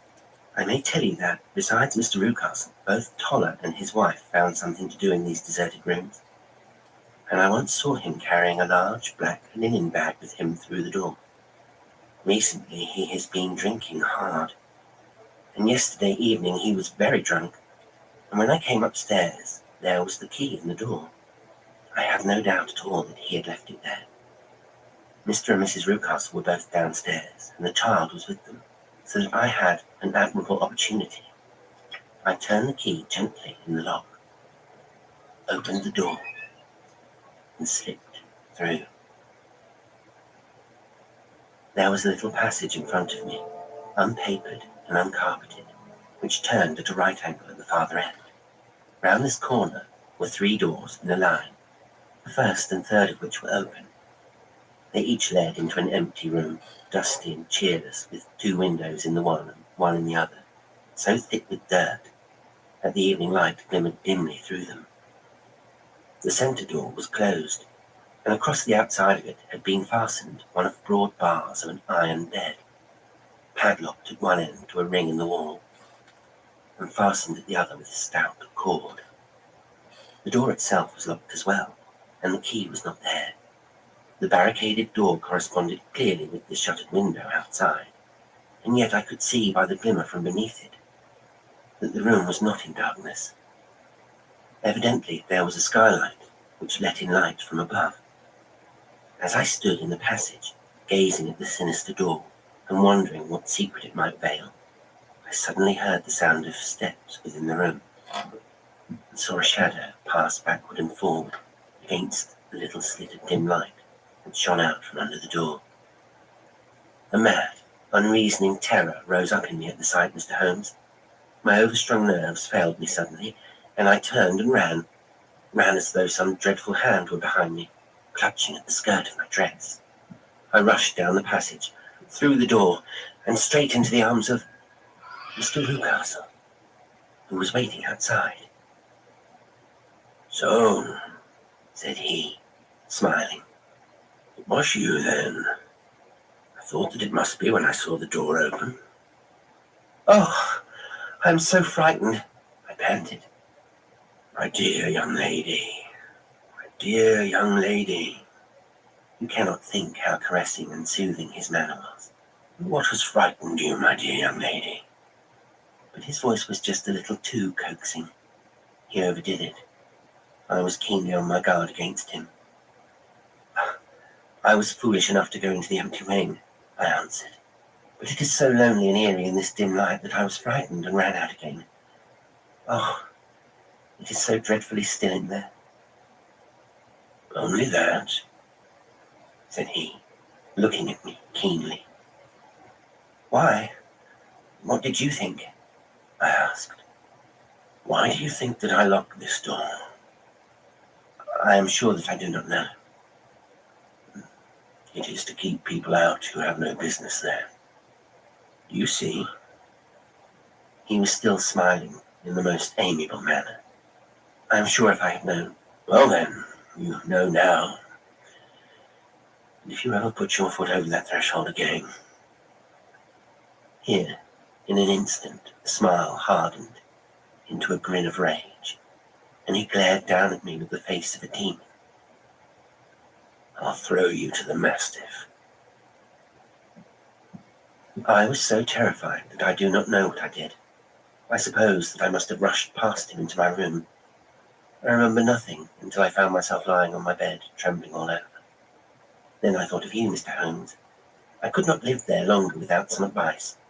I was frightened of the house, of the man, of the woman, of the servants, even of the child. They were all horrible to me. If I could only bring you down, all would be well. Of course, I might have fled from the house, but my curiosity was almost as strong as my fears. My mind was soon made up. I would send you a wire. I put on my hat and cloak, went down to the office, which is about half a mile from the house, and then returned, feeling very much easier. A horrible doubt came into my mind as I approached the door, lest the dog might be loose, but I remembered that Toller had drunk himself into a state of insensibility that evening, and I knew that he was the only one in the household who had any influence with the savage creature, or who would venture to set him free. I slipped in safety, and lay awake half the night in my joy at the thought of seeing you. I had no difficulty in getting leave to come into Winchester this morning, but I must be back before 3 o'clock. Mr. and Mrs. Rucastle are going on a visit, and will be away all the evening, so that I must look after the child. Now I have told you all my adventures, Mr. Holmes, and I should be very glad if you could tell me what it all means, and above all, what I should do." Holmes and I listened spellbound to this extraordinary story. My friend rose now, paced up and down the room, his hands in his pockets, and an expression of the most profound gravity upon his face. "Is Toller still drunk?" he asked. "Yes, I heard his wife tell Mrs. Rucastle that she could do nothing with him." "That is well. And the Rucastles go out tonight?" "Yes." "Is there a cellar with a good strong lock?" "Yes, the wine cellar." "You seem to me to have acted all through this matter like a very brave and sensible girl, Miss Hunter. Do you think that you could perform one more feat? I should not ask it of you if I did not think you are quite exceptional woman." "I'll try. What is it?" "We shall be at the Copper Beeches by 7 o'clock, my friend and I. The Rucastles will be gone by that time, and Toller will, we hope, be incapable. There only remains Mrs. Toller, who might give the alarm. If you could send her into the cellar on some errand, and then turn the key upon her, you would facilitate matters immensely." "I will do it." "Excellent. We shall then look thoroughly into the affair. Of course, there is only one feasible explanation. You have been brought there to personate someone. and the real person is imprisoned in this chamber. That is obvious. As to who this prisoner is, I have no doubt that it is the daughter, Miss Alice Rucastle, if I remember right, who is said to have gone to America.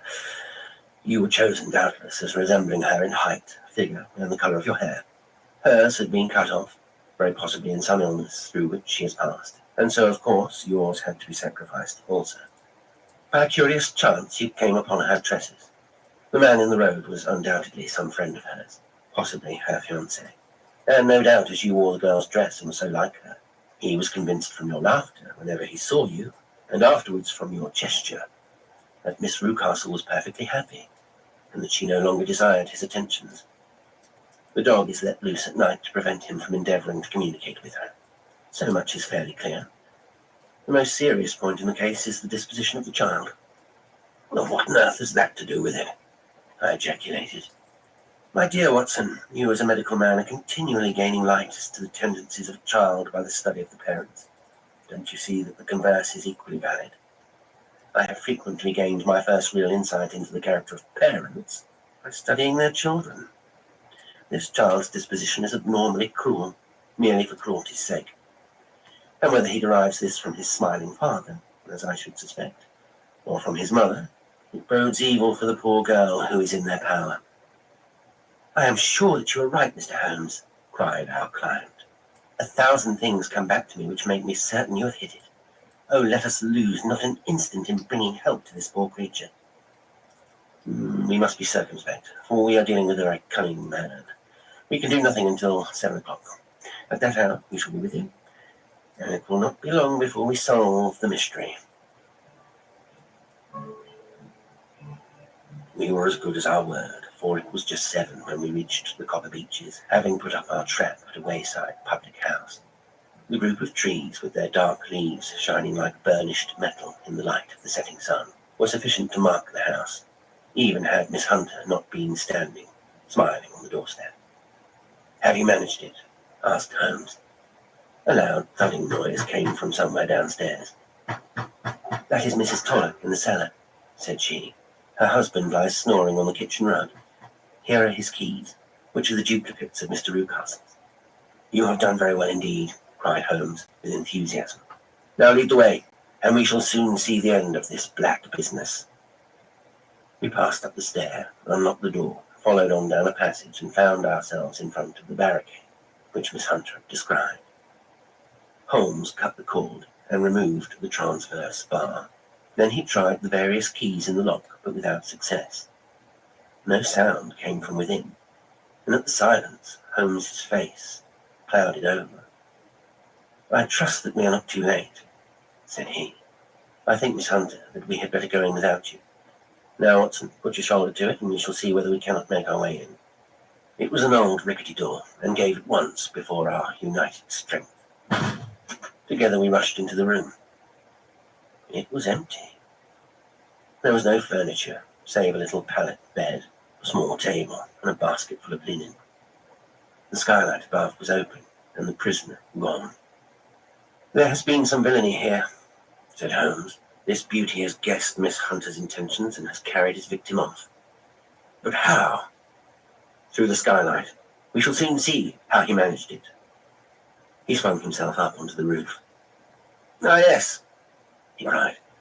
Here's the end of a long ladder against the eaves. That is how he did it. But it is impossible, said Miss Hunter. The ladder was not there when the Rucastles went away.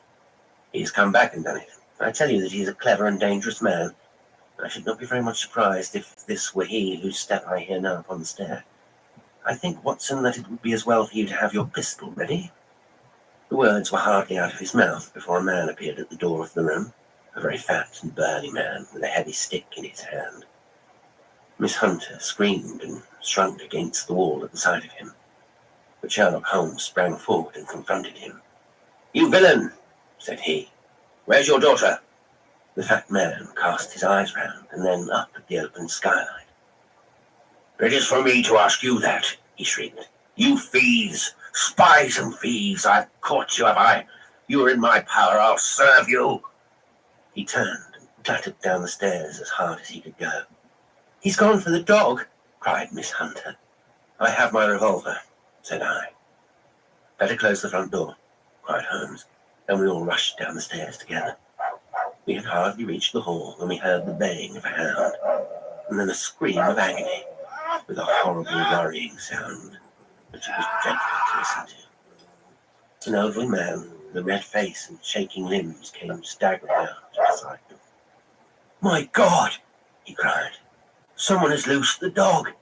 It's not been fed for 2 days. Quick, quick, or it'll be too late."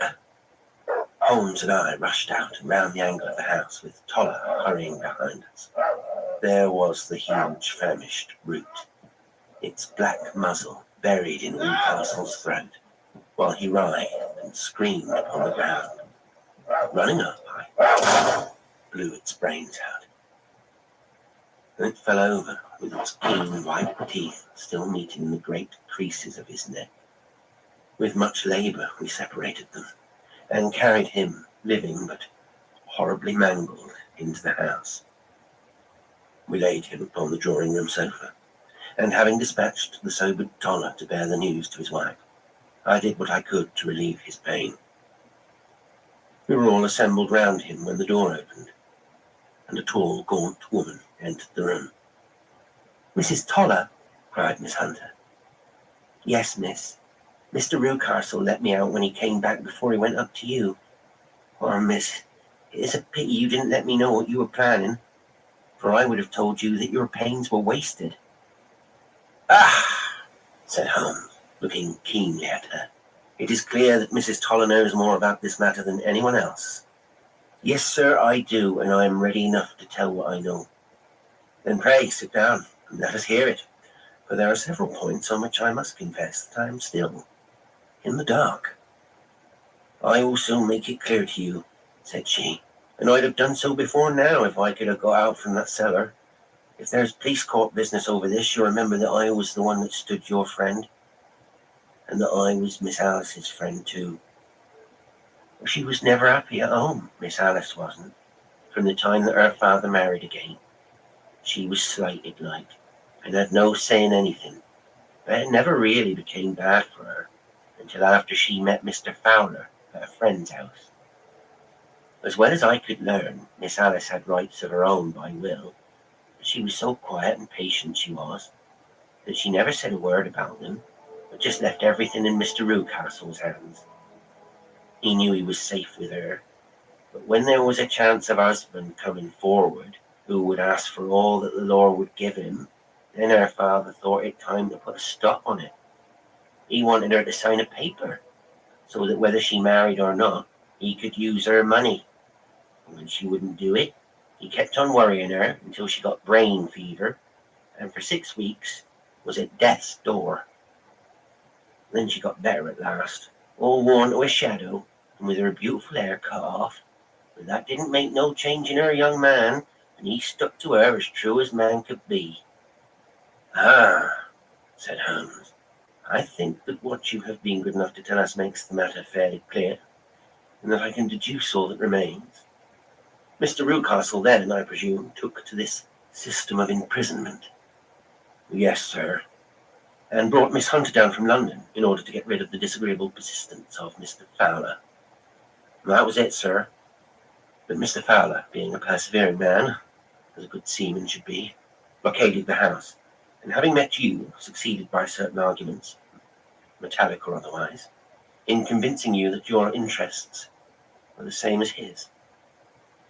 Mr. Fowler was a very kind-spoken, free-handed gentleman," said Mrs. Toller serenely, "and in this way he managed that your good man should have no want of drink, and that a ladder should be ready at the moment when your master had gone out. You have it, sir, just as it happened." "I am sure we owe you an apology, Mrs. Toller," said Holmes, "for you have certainly cleared up everything which puzzled us. And here comes the country surgeon and Mrs. Rucastle. So I think, Watson, we had best escort Miss Hunter back to Winchester, as it seems to me that our locus standi now is a rather questionable one." And thus was solved the mystery of the sinister house with the copper beeches in front of the door. Mr. Rucastle survived, but was always a broken man, kept alive solely through the care of his devoted wife. They still live with their old servants, who probably know so much of Newcastle's past life that he finds it difficult to part from them. Mr. Fowler and Miss Newcastle were married by special license in Southampton the day after their flight, and he is now the holder of a government appointment in the island of Mauritius. As to Miss Violet Hunter, my friend Holmes, rather to my disappointment, manifested no further interest in her when once she had ceased to be the centre of one of his problems, and she is now the head of a private school at Walsall, where I believe that she has met with considerable success.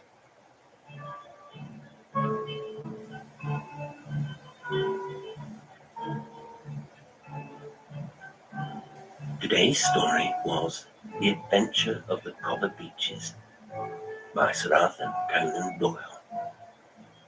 It was read by Jasper Lestrange. Thank you so much for listening. Until next time, sweet dreams.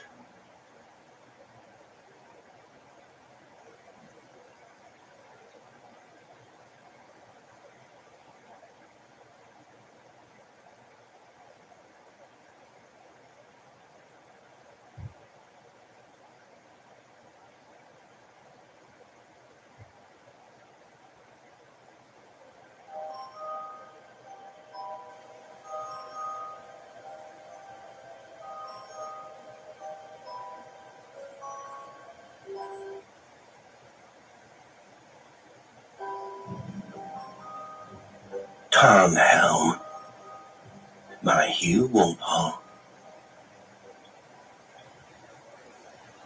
I was, I suppose, at that time a peculiar child. Peculiar a little by nature, but also because I had spent so much of my young life in the company of people very much older than myself. After the events that I am now going to relate, some quite indelible mark was set on me. I became then, and have always been since, one of those persons, otherwise insignificant, who have decided, without possibility of change, about certain questions. Some things, doubted by most of the world, are for these people true and beyond argument. This certainty of theirs gives them a kind of stamp, as though they lived so much in their imagination as to have very little assurance as to what is fact and what fiction. This oddness of theirs puts them apart. If now, at the age of 50, I am a man with very few friends, very much alone, it is because, if you like, my Uncle Robert died in a strange manner 40 years ago, and I was a witness of his death. I have never, until now, given any account of the strange proceedings that occurred at Faildyke Hall on the evening of Christmas Eve, in the year 1890. The incidents of that evening are still remembered very clearly by one or two people, and a kind of legend of my Uncle Robert's death has been carried on into the younger generation. But no one still alive was a witness of them as I was, and I feel it is time that I set them down upon paper. I write them down without comment. I extenuate nothing. I disguise nothing. I am not, I hope, in any way a vindictive man. But my brief meeting with my Uncle Robert and the circumstances of his death gave my life, even at that early age, a twist difficult for me very readily to forgive.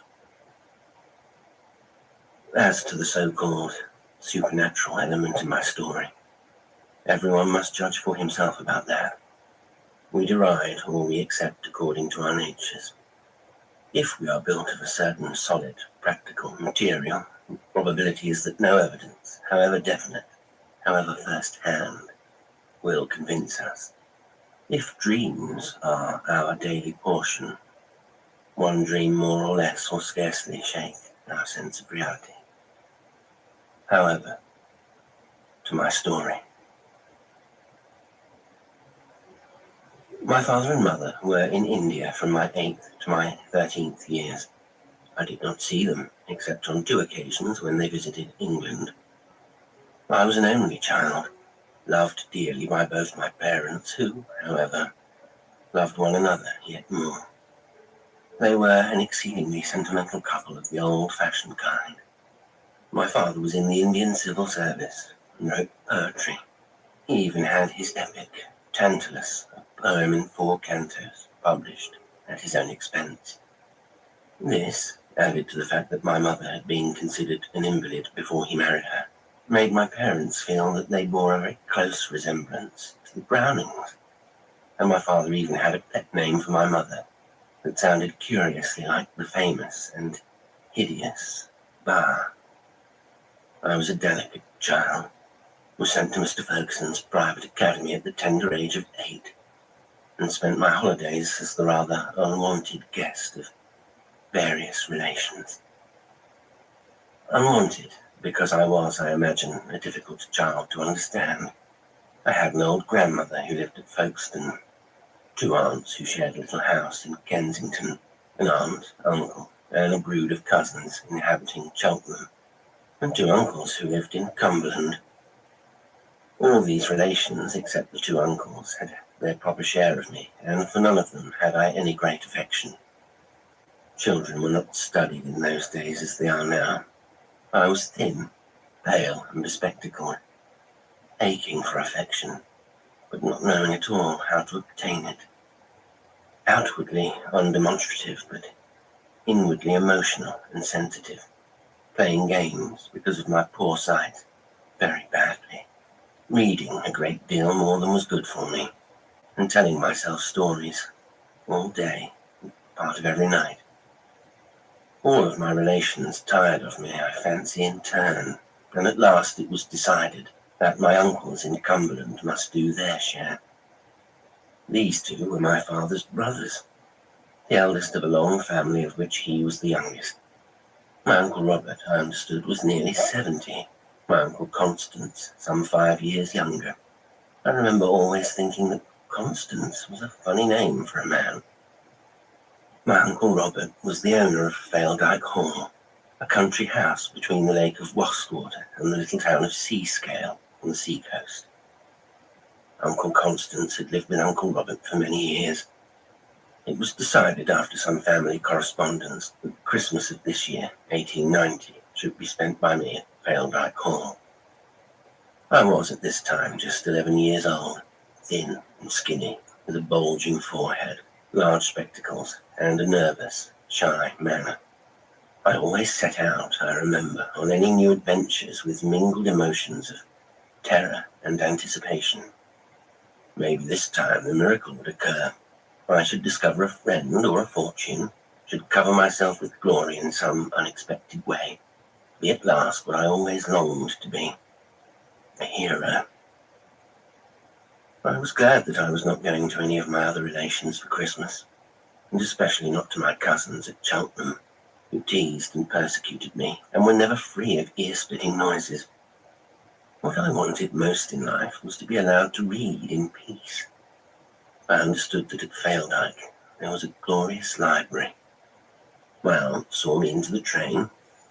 I had been presented by my uncle with one of the most gory of Harrison Ainsworth's romances, The Lancashire Witches. I had 5 bars of chocolate cream, so that journey was as blissfully happy as any experience could be to me at that time. I was permitted to read in peace, and I had just then little more to ask of life. Nevertheless, as the train puffed its way north, this new country began to force itself on my attention. I had never before been in the north of England, and I was not prepared for the sudden sense of space and freshness that I received. The naked, unsystematic hills, the freshness of the wind, on which the birds seemed to be carried with a special glee, the stone walls that ran like grey ribbons about the moors, and above all, the vast expanse of sky upon whose surface clouds swam, raced, eddied, and extended as I had never anywhere witnessed. I sat, lost and absorbed, at my carriage window, and when at last, long after dark had fallen, I heard Seascale called by the porter, I was still staring in a sort of romantic dream. When I stepped out onto the little narrow platform and was greeted by the salt tang of the sea wind, My first real introduction to the North Country may be said to have been completed. I am writing now in another part of that same Cumberland country, and beyond my window the line of the fell runs strong and bare against the sky, while below it the lake lies, a fragment of silver glass at the feet of Skiddaw.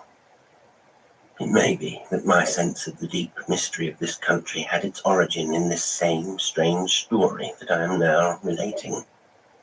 But again, perhaps not, for I believe that that first evening arrival at Seascale worked some change in me, so that since then none of the world's beauties, from the crimson waters of Kashmir to the rough glories of our own Cornish coast, can rival for me the sharp, peaty winds and strong, resilient turf of the Cumberland hills.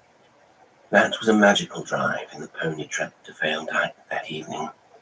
It was bitterly cold, but I did not seem to mind it. Everything was magical to me. From the first I could see the great slow hump of Black Coombe jet against the frothy clouds of the winter night, and I could hear the sea breaking and the soft rustle of the bare twigs in the hedgerows. I made, too, the friend of my life that night, for it was Bob Armstrong who was driving the trap. He has often told me since, for although he is a slow man of few words, he likes to repeat the things that seem to him worthwhile, that I struck him as pitifully lost that evening on the Seascale platform. I looked, I don't doubt, pinched and cold enough. In any case, it was a lucky appearance for me, for I won Armstrong's heart there and then. And he, once he gave it, could never bear to take it back again. He, on his side, seemed to me gigantic that night. He had, I believe, one of the broadest chests in the world. It was a curse to him, he said, because no ready-made shirts would ever suit him. I sat in close to him because of the cold. He was very warm, and I could feel his heart beating like a steady clock inside his rough coat. It beat for me that night, and it has beaten for me, I'm glad to say, ever since. In truth, as things turned out, I needed a friend. I was nearly asleep and stiff all over my little body when I was handed down from the trap, and at once led into what seemed to me an immense hall, crowded with the staring heads of slaughtered animals and smelling of straw. I was so sadly weary that my uncles, when I met them in a vast billiard room in which a great fire roared in a stone fireplace like a demon, seemed to me to be double. In any case, what an odd pair they were. My Uncle Robert was a little man with grey, untidy hair and little sharp eyes, hooded by two of the bushiest eyebrows known to humanity. He wore, I remember as though it were yesterday, shabby country clothes of a faded green colour, and he had on one finger a ring with a thick red stone. Another thing that I noticed at once when he kissed me, I detested to be kissed by anybody, was a faint scent that he had, connected at once in my mind with the caraway seeds that there are in seed cake. I noticed too that his teeth were discoloured and yellow. My Uncle Constance I liked at once. He was fat, round, friendly, and clean. Rather a dandy was Uncle Constance. He wore a flower in his buttonhole, and his linen was snowy white in contrast with his brother's. I noticed one thing, though, at that very first meeting, and that was that before he spoke to me and put his fat arm around my shoulder, he seemed to look towards his brother, as though for permission. You may say that it was unusual for a boy of my age to notice so much, but in fact, I noticed everything at that time. Years and laziness, alas, have slackened my observation. I had a horrible dream that night. It woke me screaming and brought Bob Armstrong in to quiet me. My room was large, like all the other rooms that I had seen, and empty, with a great expanse of floor and a stone fireplace like the one in the billiard room. It was, I afterwards found, next to the servants' quarters. Armstrong's room was next to mine, and Mrs. Spender's, the housekeeper's, beyond his. Armstrong was then, and is yet, a bachelor. He used to tell me that he loved so many women, he could never bring his mind to choose any one of them. And now he has been too long my personal bodyguard, and is too lazily used to my ways to change his condition. He is, moreover, 70 years of age. Well, what I saw in my dream was this.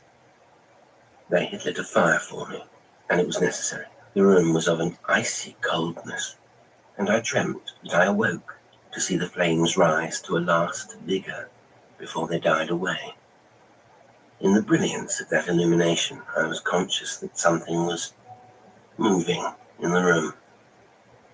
I heard the movement for some little while before I saw anything. I sat up, my heart hammering, and then to my horror discerned, slinking against the farther wall, the evilest looking yellow mongrel of a dog that you can fancy. I have always found it difficult to describe exactly the horror of that yellow dog. It lay partly in its colour, which was vile, partly in its mean and bony body, but for the most part in its evil head, flat with sharp little eyes and jagged yellow teeth. As I looked at it, it bared those teeth at me, and then began to creep with an indescribably loathsome action in the direction of my bed. I was at first stiffened with terror. Then, as it neared the bed, its little eyes fixed upon me, and its teeth bared, I screamed again and again. The next I knew was that Armstrong was sitting on my bed, his strong arm about my trembling little body. All I could say, over and over, was, "The dog! The dog! The dog!" He soothed me as though he had been my mother. "See? There's no dog there. There's no one but me. There's no one but me." I continued to tremble. So he got into bed with me, held me close to him, and it was in his comforting arms that I fell asleep. In the morning I woke to a fresh breeze and a shining sun, and the chrysanthemums, orange, crimson, and dun, blowing against the grey stone wall beyond the sloping lawns. So I forgot about my dream. I only knew that I loved Bob Armstrong better than anyone else on earth. Everyone during the next days was very kind to me. I was so deeply excited by this country, so new to me, that at first I could think of nothing else. Bob Armstrong was Cumbrian from the top of his flaxen head to the thick nails under his boots, and, in grunts and monosyllables, as was his way, he gave me the colour of the ground. There was romance everywhere. Smugglers stealing in and out of Drigg and Seascale, the ancient cross in Gosforth churchyard, Ravenglass with all its seabirds, once a port of splendour, Muncaster Castle, Broughton, and Black Wastwater with the grim screes, Black Combe, upon whose broad back the shadows were always dancing. Even the little station at Seascale, naked to the sea winds, at whose bookstores I bought a publication entitled The Weekly Telegraph, that contained week by week instalments of the most thrilling story in the world. Everywhere romance. The cows moving along the sandy lanes, the sea thundering along the Drigg beach, Gable and Scawfell pulling their cloud caps about their heads, the slow voices of the Cumbrian farmers calling their animals, the little tinkling bell of the Gosforth church. Everywhere romance and beauty. Soon, as I became better accustomed to the country, the people immediately around me began to occupy my attention, stimulate my restless curiosity, and especially my two uncles. They were, in fact, queer enough. Faildyke Hall itself was not queer, only very ugly. It had been built about 1830, I should imagine. A square, white building, like a thick-set, rather conceited woman with a very plain face. The rooms were large, their passages innumerable, and everything covered with a very hideous whitewash. Against this whitewash hung old photographs, yellowed with age, and faded bad watercolours. The furniture was strong and ugly. One romantic feature, though, there was, and that was the little grey tower where my Uncle Robert lived. This tower was at the end of the garden and looked out over a sloping field to the Scarfell Group beyond Wastwater. It had been built hundreds of years ago as a defence against the Scots. Robert had his study and bedroom there for many years, and it was his domain. No one was allowed to enter it, save his old servant, Hucking, a bent, wizened, grubby little man who spoke to no one and, so they said in the kitchen, managed to go through life without sleeping. He looked after my Uncle Robert, cleaned his rooms, and was supposed to clean his clothes. I, being both an inquisitive and romantic-minded boy, was soon as eagerly excited about this tower as was Bluebeard's wife about the forbidden room. Bob told me that whatever I did, I was never to set foot inside. And then I discovered another thing, that Bob Armstrong hated, feared, and was proud of my Uncle Robert. He was proud of him because he was head of the family, and because, so he said, he was the cleverest old man in the world. "Nothing he can't seemingly do," said Bob, "but he don't like you to watch him at it." All this only increased my longing to see the inside of the tower, although I couldn't be said to be fond of my Uncle Robert either. It would be hard to say that I disliked him during those first days. He was quite kindly to me when he met me, and at mealtimes, when I sat with my two uncles at the long table in the big, bare, whitewashed dining room. He was always anxious to see that I had plenty to eat. But I never liked him. It was perhaps because he wasn't clean. Children are sensitive to those things. Perhaps I didn't like the fusty, seed-cakey smell that he carried about with him. Then there came the day when he invited me into the grey tower and told me about Tarnhelm. Pale, slanting shadows of sunlight fell across the chrysanthemums and the grey stone walls, long fields and dusky hills. I was playing by myself by the little stream that ran beyond the rose garden when Uncle Robert came up behind me in the soundless way he had, and, tweaking me by the ear, asked me whether I would like to come with him inside his tower. I was, of course, eager enough, but I was frightened too, especially when I saw Hucking's moth-eaten old countenance peering at us from one of the narrow slits that pretended to be windows. However, in we went, my hand in Uncle Robert's hot, dry one.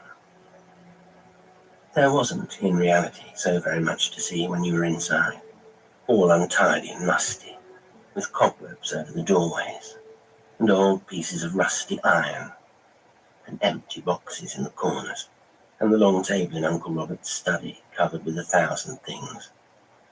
Books with the covers hanging on them, sticky green bottles, a looking glass, a pair of scales, a globe, a cage with mice in it, a statue of a naked woman, an hourglass. Everything old and stained and dusty. However, Uncle Robert made me sit down close to him and told me many interesting stories. Among others, the story about Tarnhelm. Tarnhelm was something that you put over your head, and its magic turned you into any animal that you wished to be. Uncle Robert told me the story of a god called Wotan, and how he teased the dwarf who possessed Tarnhelm by saying that he couldn't turn himself into a mouse or some such animal. And the dwarf, his pride wounded, turned himself into a mouse, which the god easily captured, and so stole Tarnhelm. On the table, among all the litter, was a grey skullcap. "That's my Tarnhelm," said Uncle Robert, laughing. "Like to see me put it on?" But I was suddenly frightened, terribly frightened, the sight of Uncle Robert made me feel quite ill. The room began to run round and round. White mice in the cage twittered. It was stuffy in that room, enough to turn any boy sick. That was the moment, I think, when Uncle Robert stretched out his hand towards his grey skull cap. After that, I was never happy again in Failed Uncle. That action of his, simple and apparently friendly though it was, seemed to open my eyes to a number of things. We were now within 10 days of Christmas. The thought of Christmas had then, and to tell the truth, still has, a most happy effect on me. There is the beautiful story, the geniality and kindliness. Still, in spite of modern pessimists, much happiness and goodwill. Even now I yet enjoy giving presents and receiving them. Then it was an ecstasy to me, the look of the parcel, paper, the string, the exquisite surprise. Therefore I had been anticipating Christmas eagerly. I had been promised a trip into Whitehaven for present buying, and there was to be a tree and a dance for the Gosforth villagers. Then, after my visit to Uncle Robert's tower, all my happiness of anticipation vanished. As the days went on and my observation of one thing and another developed, I would, I think, have run away back to my aunt's in Kensington, had it not been for Bob Armstrong. It was, in fact, Armstrong who started me on that voyage of observation that ended so horribly. For when he had heard that Uncle Robert had taken me inside his tower, his anger was fearful. I'd never before seen him angry. Now his great body shook, and he caught me and held me until I cried out. He wanted me to promise that I would never go inside there again. What? Not even with Uncle Robert? No, most especially not with Uncle Robert. And then, dropping his voice and looking around him to be sure that there was no one listening, he began to curse Uncle Robert. This amazed me because loyalty to his masters was one of Bob's great laws. I can see us now, standing on the stable cobbles in the falling white dusk, while the horses stamped in their stalls, and the little sharp stars appeared one after another, glittering between the driving clouds. I'll not stay, I heard him say to himself. I'll be like the rest. I'll not be staying to bring a child into it. From that moment, he seemed to have me very specially in his charge. Even when I could not see him, I felt that his kindly eye was upon me, and this sense of the necessity that I should be guarded made me yet more uneasy and distressed. The next thing that I observed was that the servants were all fresh, had been there not more than a month or two.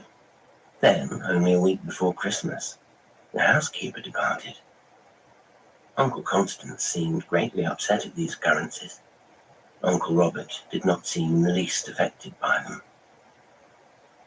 I come now to my Uncle Constance. At this distance of time it is strange with what clarity I still can see him. His stoutness, his shining cleanliness, his dandyism, the flower in his buttonhole, his brilliantly shod feet, his thin, rather feminine voice. He would have been kind to me, I think, had he dared. But something kept him back. And what that something was, I soon discovered. It was fear of my Uncle Robert. It did not take me a day to discover that he was utterly subject to his brother. He said nothing without looking to see how Uncle Robert took it, suggested no plan until he first had assurance from his brother, was terrified beyond anything that I had before witnessed in a human being, at any sign of irritation in my uncle. I discovered after this that Uncle Robert enjoyed greatly to play on his brother's fears. I did not understand enough of their life to realize what were the weapons that Robert used, but that they were sharp and piercing I was neither too young nor too ignorant to perceive. Such was our situation then, a week before Christmas. The weather had become very wild, with a great wind. All nature seemed in an uproar. fancy when I lay in my bed at night and heard the shouting in my chimney that I could catch the crash of the waves upon the beach, see the black waters of Wastwater cream and curdle under the squeeze. I would lie awake and long for Bob Armstrong, the strength of his arm and the warmth of his breast. I considered myself too grown a boy to make any appeal. I remember that now, almost minute by minute, my fears increased. What gave them force and power, who can say? I was much alone. I had now a great terror of my uncle. The weather was wild, the rooms of the house large and desolate, the servants mysterious. The walls of the passages lit always with an unnatural glimmer because of their white colour. And although Armstrong had watch over me, he was busy in his affairs and could not always be with me. I grew to fear and dislike my Uncle Robert more and more. Hatred and fear of him seemed to be everywhere, and yet he was always soft-voiced and kindly. Then, a few days before Christmas, occurred the event that was to turn my terror into panic. I had been reading in the library Mrs. Radcliffe's Romance of the Forest, an old book, long forgotten, worthy of revival. The library was a fine room, run to seed, bookcases from floor to ceiling, windows small and dark, holes in the old faded carpet. A lamp burned at a distant table. One stood on a little shelf at my side. Something, I know not what, made me look up. What I saw then can even now stamp my heart in its recollection. By the library door, not moving, staring across the room's length at me, was a yellow dog. I will not attempt to describe all the pitiful fear and mad freezing terror that caught and held me. My main thought, I fancy, was that other vision on my first night in the place had not been a dream. I was not asleep now. The book in which I had been reading had fallen to the floor. The lamps shed their glow. I could hear the ivy tapping on the pane. No, this was reality. The dog lifted a long, horrible leg and scratched itself. Then, very slowly and silently across the carpet, came towards me. I could not scream. I could not move. I waited. The animal was even more evil than it had seemed before, with its flat head, its narrow eyes, its yellow fangs. It came steadily in my direction, stopped once to scratch itself again, then was almost at my chair. It looked at me, bared its fangs, but now as though it grinned at me, then passed on. After it was gone, there was a thick, fetid scent in the air, the scent of caraway seed.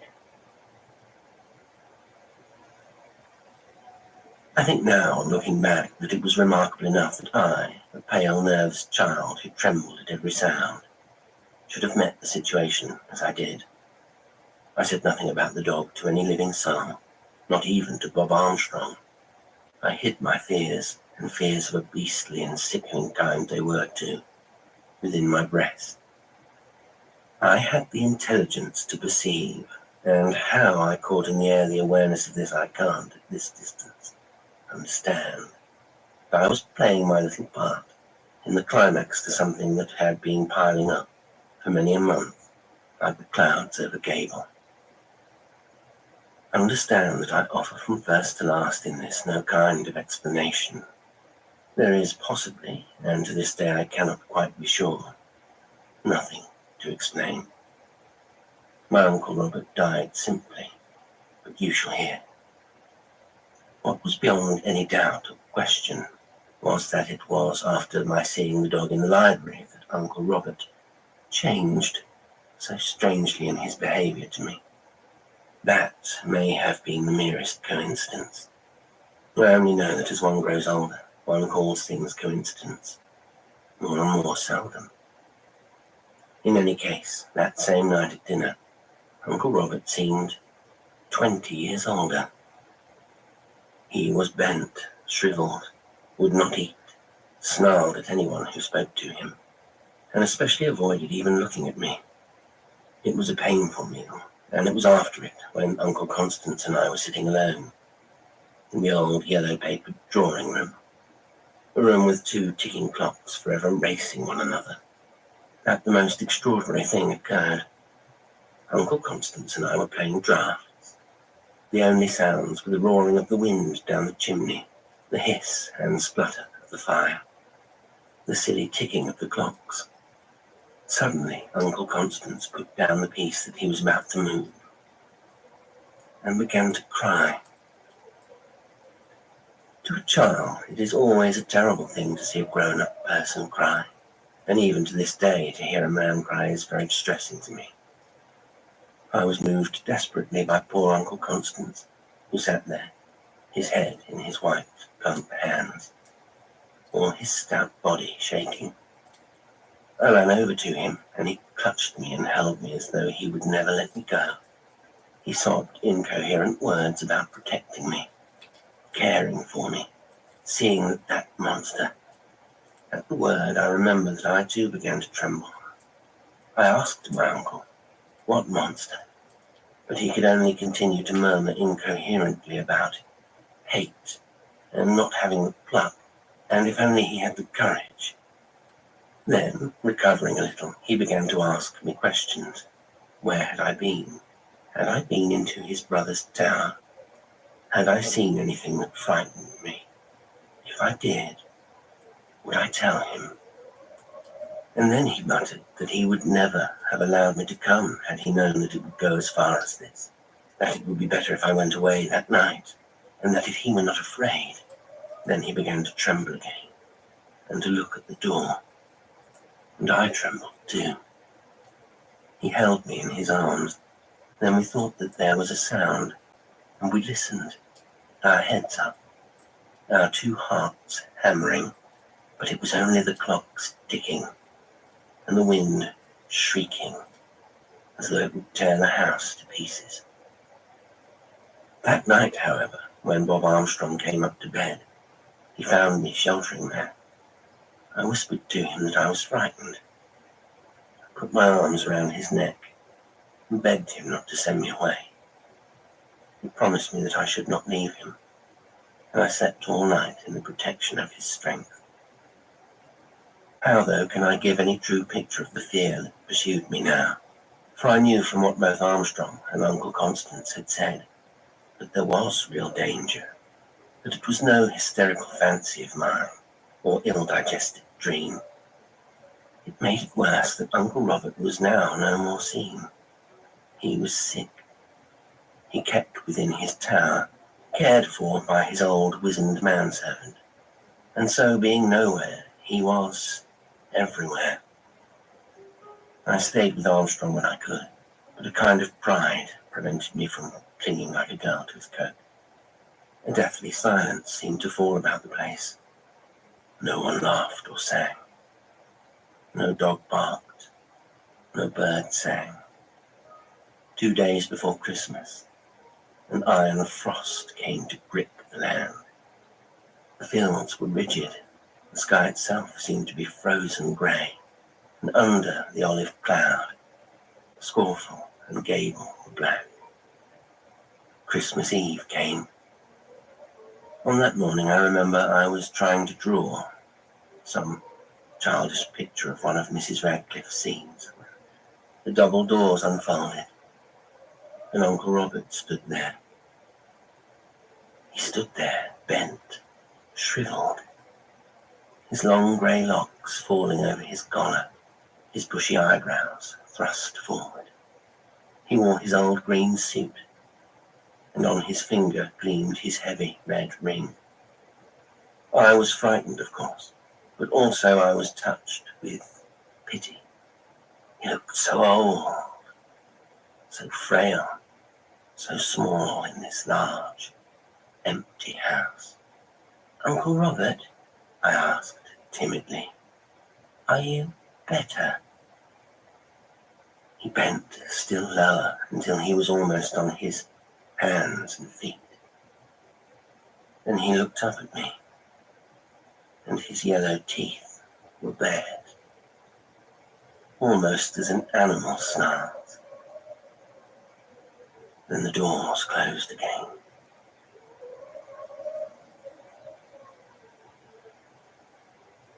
The slow, stealthy grey afternoon came at last.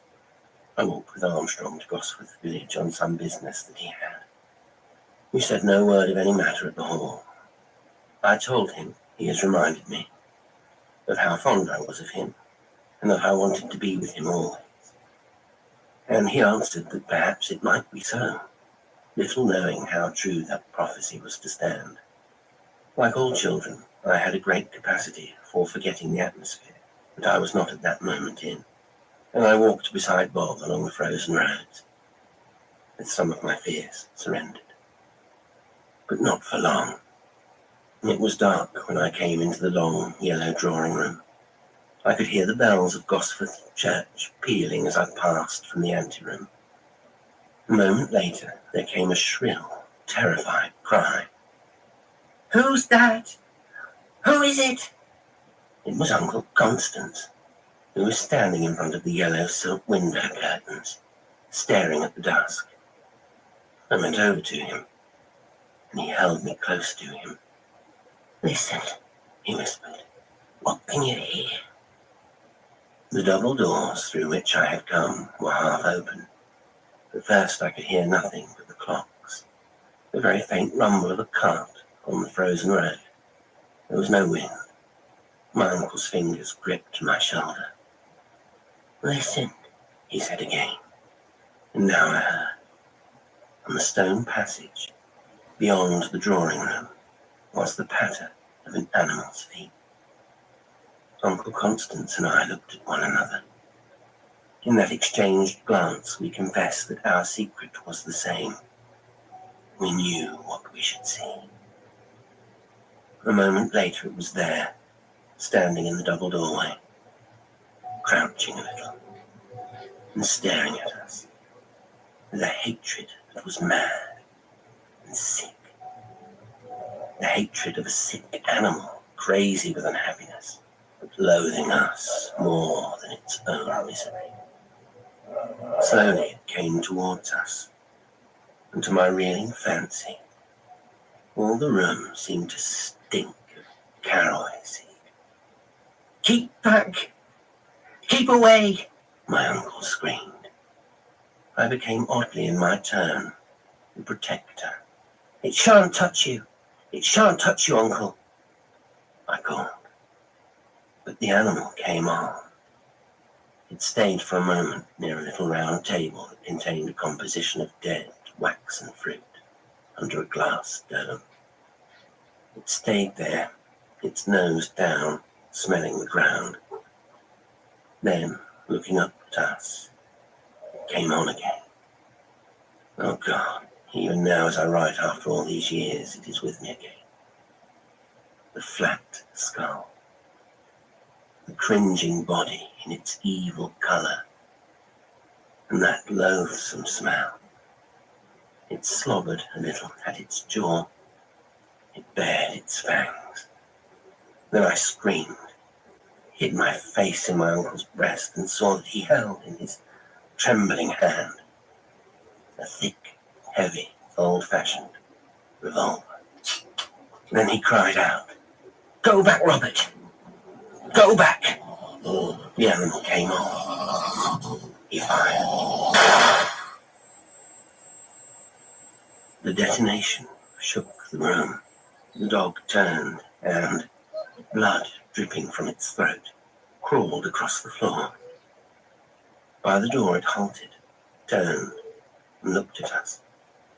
Then it disappeared into the other room. My uncle had flung down his revolver. He was crying, sniffling. He kept stroking my forehead, murmuring words. At last, clinging to one another, We followed the splotches of blood across the carpet, beside the door, through the doorway. Huddled against the chair in the outer sitting room, one leg twisted under him, was my Uncle Robert, shot through the throat. On the floor, by his side, was a grey skull cap.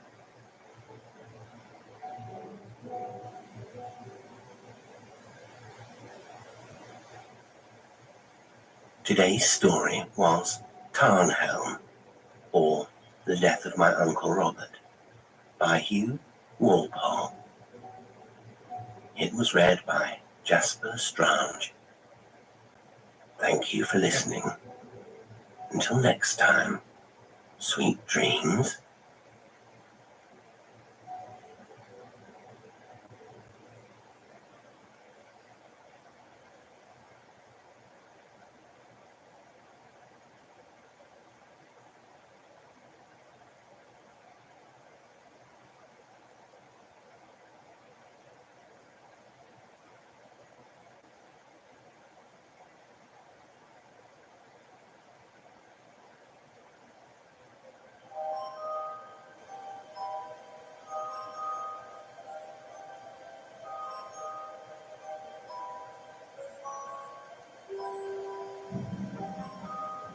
I Seen Her by Rebecca Lloyd.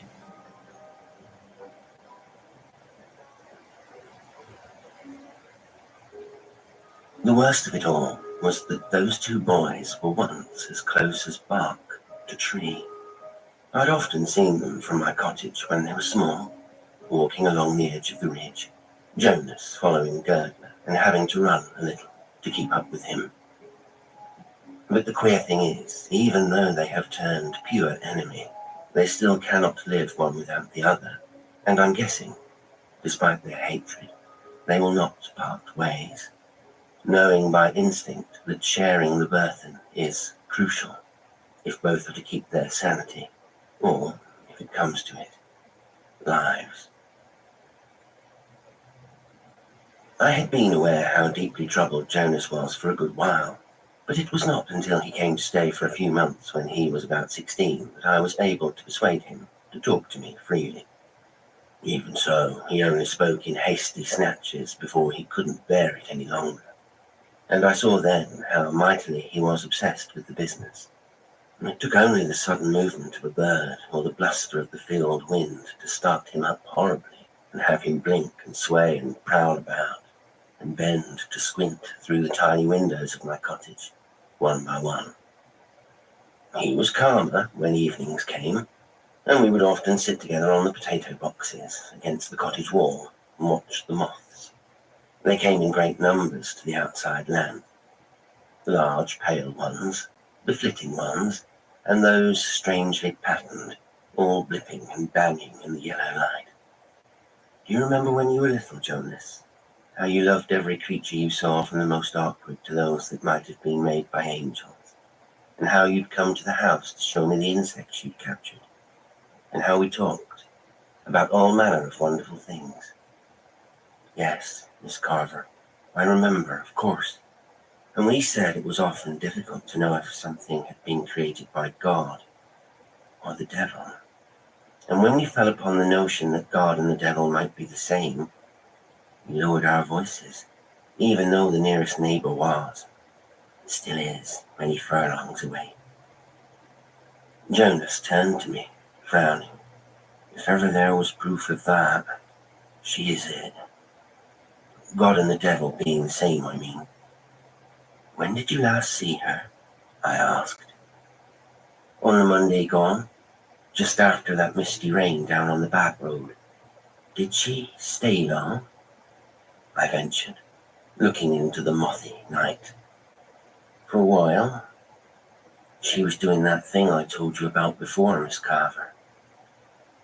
I don't know how you can bear it. I don't have no choice about it. You move only when she lets you. It's too hard to explain. And have you ever seen her at night? Night? No, I couldn't abide that, the devil help me, since God won't. We sat in silence for a while, watching the last of the light fade above the tall trees that crown the ridge, lining the road there, across from the fields proper. Do you think you will ever be free? I ventured to ask him, hoping all the time he would not rise abruptly and leave me out there in the night, as he had done sometimes before. You did not ask if I wanted to be free, Miss Carver, he whispered into the blackness. I turned to him. His hands were clutched in his lap, and his head lowered. You talk with such venom about her that I assumed you would. Only if Girdler is free too. I could not abide the thought of him near her without me, even if she is not really mine. Not really yours. Girdler knew her a long time before he showed her to me. 4 years or so. He took me to her for a corrupted reason, but I was too little to realize it. I knew Girdler too, although I had no particular fondness for him. He lived with his parents in the wooden house that looks like a half-stove-in shack, lying in the crevice of the earth between Lowering and Kiddlestein. His parents were rarely seen in either this village or the other, and so on the occasions they did appear, they were noticed. They were thin as sticks, as was the child, Girdler. Their clothing was somber, and their faces grim. It made people uncomfortable.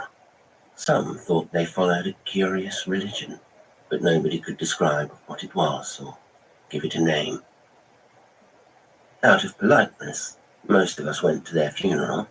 They died on the same day, when Girdler was around 20. Indeed, as he told us at the gathering, they died at the exact same moment. Jonas came in late and joined his grandparents at the far side of the church. He knew I was present, but he didn't look at me because he liked to keep our good but delicate friendship a private thing from the rest of the villagers. I recall a curious exchange between the two boys in the passageway by the church hall and the kitchen annex as the funeral guests were leaving. They had not seen me, and I kept myself deliberately hidden in a shadowy recess in the hope I could learn more about the things Jonas had started to tell me. I thought that'd be the end of her when they died, Girdler whispered, but she's still wandering hither and beyond, the same as before. And I don't know how much longer I can stand it, by God. I know. I seen her too. Where? Felon's Wood, on the back path this morning. You're certain sure? I tell you, I seen her. 1 o'clock, around 7. That's when she was coming out of the bedroom where the mum and my father were lying dead together. Do you think she killed them? Don't be a fool, Jonas. Of course not. They made her. I told you. Well, do you think she knows they're dead then? Girdler shrugged. Who can tell? Anyway, damn them. Damn them to hell, he whispered. All my life with that monster. All my life. You should leave, Lauren. Go to the city. Get a place to live and a job. And I'll come join you. Suppose she follows. I keep telling you, Girdler. You can only try it. You go. And I bet it'll only be me who follows. Girdler laughed. We'll never come back to this stinking place, he said. That's for certain, sure. Not even our shadows come back, Jonas replied. Or if they wanted to, we'd send them alone.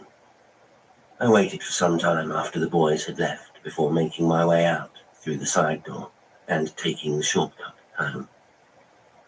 For the following few months, I know the boys lived together with Jonas's grandparents in that funny house on the corner, imprisoned by the giant hedge.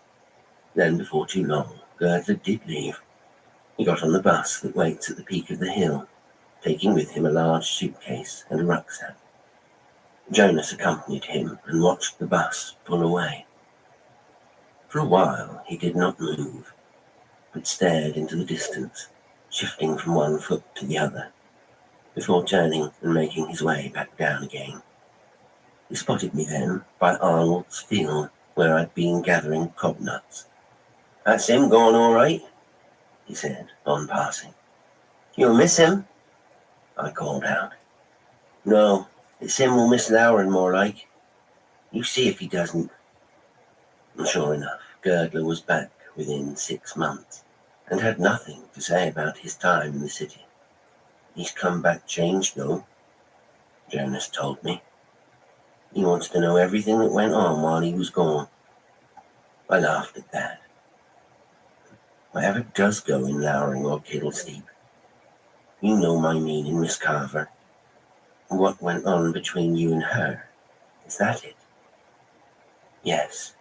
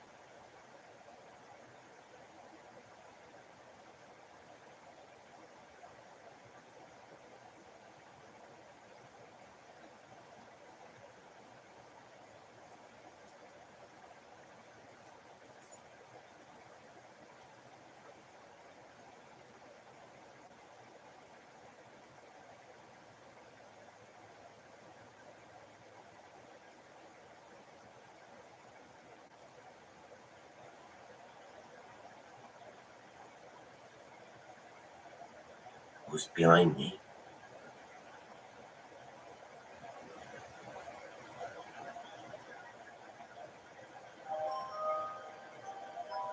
Was behind me.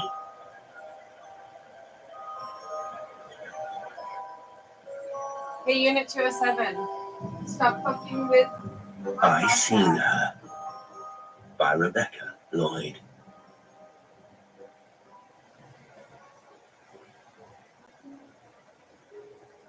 The worst of it all was that those two boys were once as close as bark to tree. I'd often seen them from my cottage when they were small, walking along the edge of the ridge, Jonas following Girdler and having to run a little to keep up with him. But the queer thing is, even though they have turned pure enemy, they still cannot live one without the other, and I'm guessing, despite their hatred, they will not part ways, knowing by instinct that sharing the burthen is crucial if both are to keep their sanity, or, if it comes to it, lives. I had been aware how deeply troubled Jonas was for a good while, but it was not until he came to stay for a few months when he was about 16 that I was able to persuade him to talk to me freely. Even so, he only spoke in hasty snatches before he couldn't bear it any longer, and I saw then how mightily he was obsessed with the business. And it took only the sudden movement of a bird or the bluster of the field wind to start him up horribly and have him blink and sway and prowl about and bend to squint through the tiny windows of my cottage, one by one. He was calmer when evenings came, and we would often sit together on the potato boxes against the cottage wall and watch the moths. They came in great numbers to the outside lamp, the large pale ones, the flitting ones, and those strangely patterned, all blipping and banging in the yellow light. Do you remember when you were little, Jonas? How you loved every creature you saw, from the most awkward to those that might have been made by angels, and how you'd come to the house to show me the insects you'd captured, and how we talked about all manner of wonderful things. Yes, Miss Carver, I remember, of course. And we said it was often difficult to know if something had been created by God or the devil. And when we fell upon the notion that God and the devil might be the same, we lowered our voices, even though the nearest neighbor was, still is, many furlongs away. Jonas turned to me, frowning. If ever there was proof of that, she is it. God and the devil being the same, I mean. When did you last see her? I asked. On the Monday gone, just after that misty rain down on the back road. Did she stay long? I ventured, looking into the mothy night. For a while. She was doing that thing I told you about before, Miss Carver. I don't know how you can bear it. I don't have no choice about it. You move only when she lets you. It's too hard to explain. And have you ever seen her at night? Night?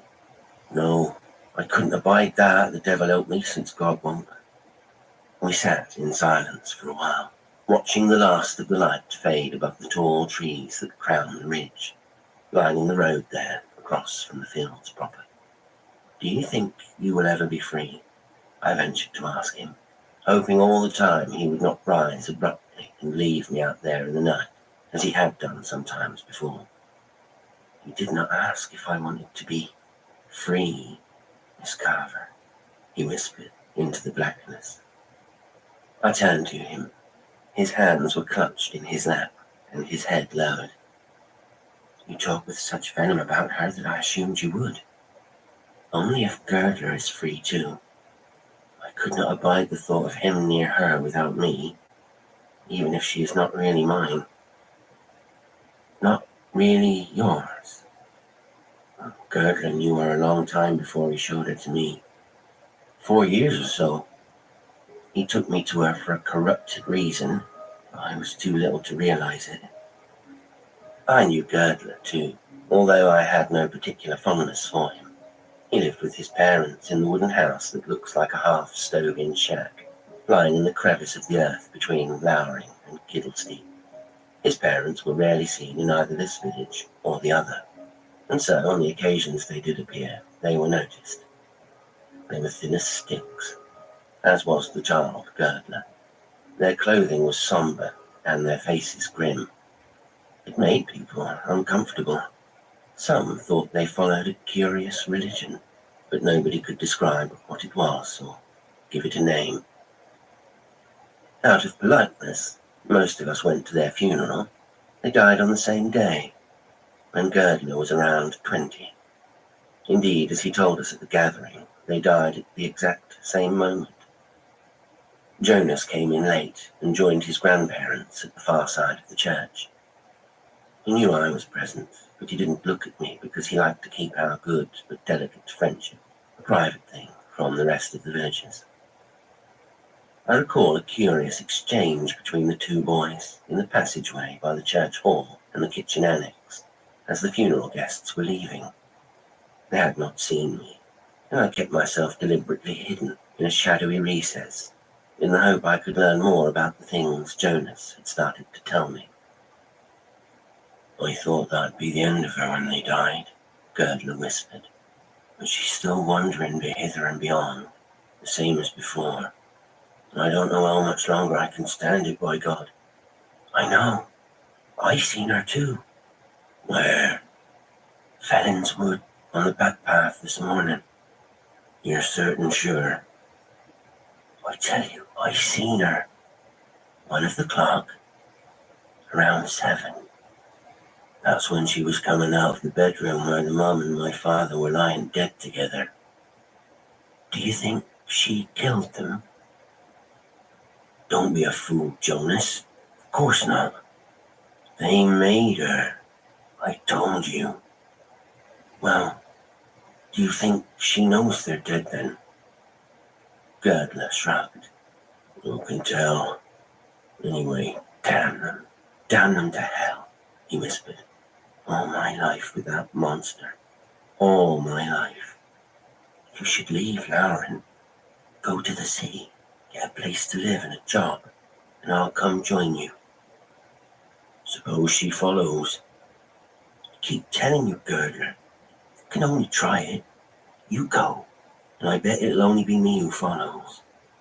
Girdler laughed. You'll never come back to this stinking place, he said. That's for certain, sure. Not even our shadows come back, Jonas replied. Or if they wanted to, we'd send them alone.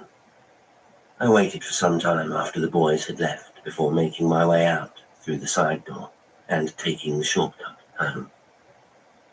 For the following few months, I know the boys lived together with Jonas's grandparents in that funny house on the corner, imprisoned by the giant hedge. Then, before too long, Girdler did leave. He got on the bus that waits at the peak of the hill, taking with him a large suitcase and a rucksack. Jonas accompanied him and watched the bus pull away. For a while, he did not move, but stared into the distance, shifting from one foot to the other, before turning and making his way back down again. He spotted me then by Arnold's field, where I'd been gathering cobnuts. That's him going all right, he said, on passing. You'll miss him? I called out. No, it's him who'll miss Lauren more like. You see if he doesn't. And sure enough, Girdler was back within 6 months, and had nothing to say about his time in the city. He's come back changed, though, Jonas told me. He wants to know everything that went on while he was gone. I laughed at that. If Everett does go in Lowering or Kiddlesteep, you know my meaning, Miss Carver. What went on between you and her? Is that it? Yes. So, what did? I seen her 67 times, I counted. And I seen her in places I never have before. And she looked at me longer and more curious. I don't know if she was looking for him or not. He says he can't get her to look at him the same way she did before he went away. And he blames me for that. But he forgets something. What? That it was why he showed me her in the first place when I was 5 and he was 9. He wanted to find a way of making her pay more attention to him. He thought if she saw another boy, she could compare us and see him as bigger and better. He's angry with me now. What's he saying to you?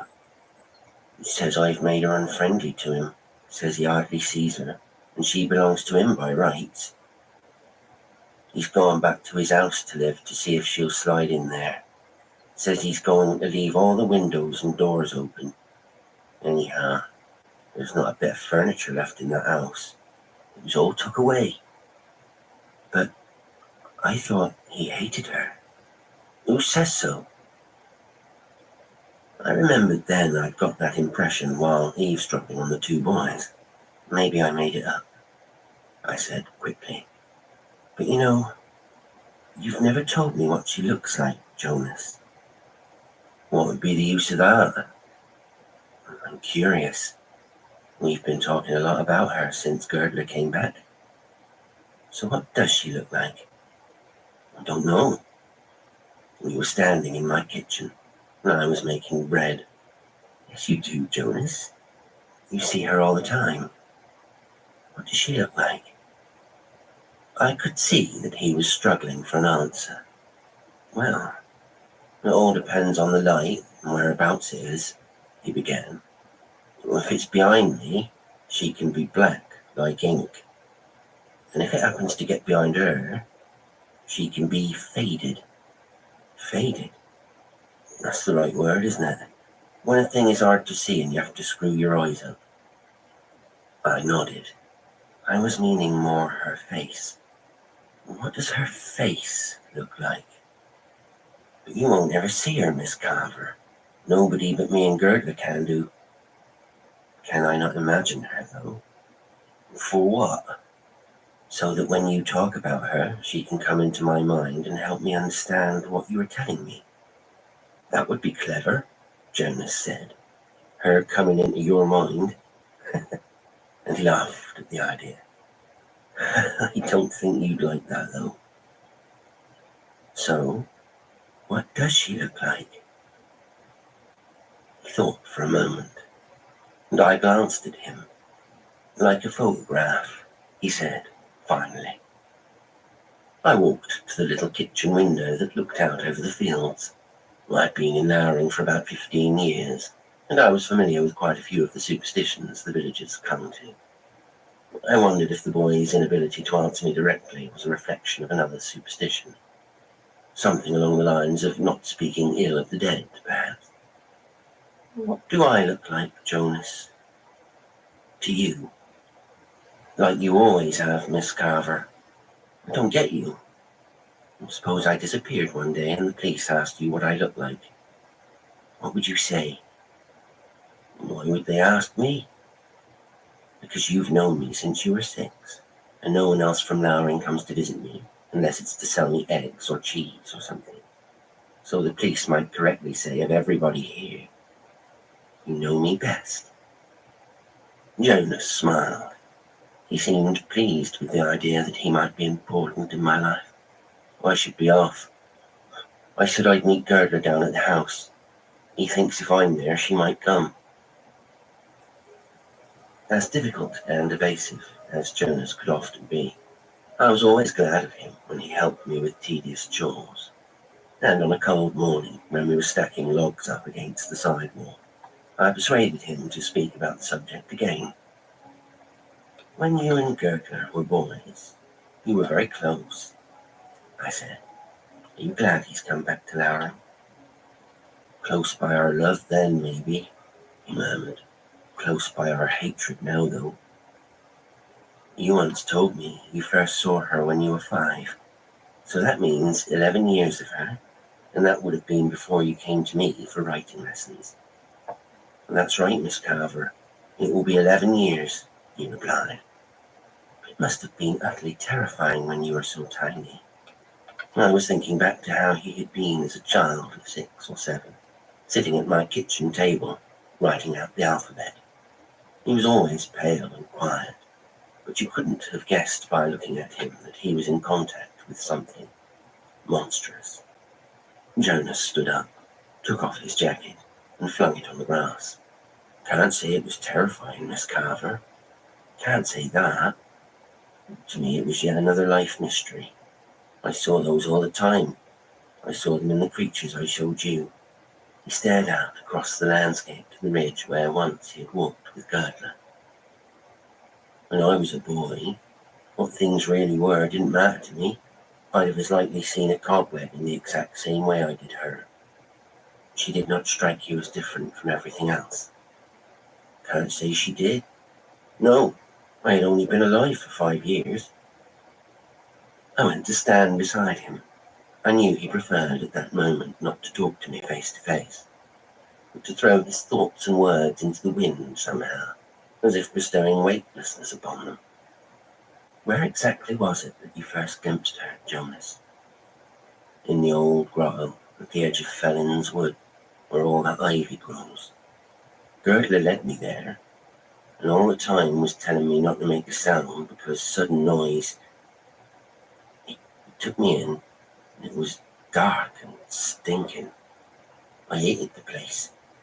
She was in the corner, standing up. When she saw me, at least this is how I remember it, she did that repulsive thing and bent a little, as if she was too tall to see one as small as me, and peered all over my face. And Girdler? And I felt like I had been touched by icicles in all the places of my face that her looking stopped on. Girdler was behind me.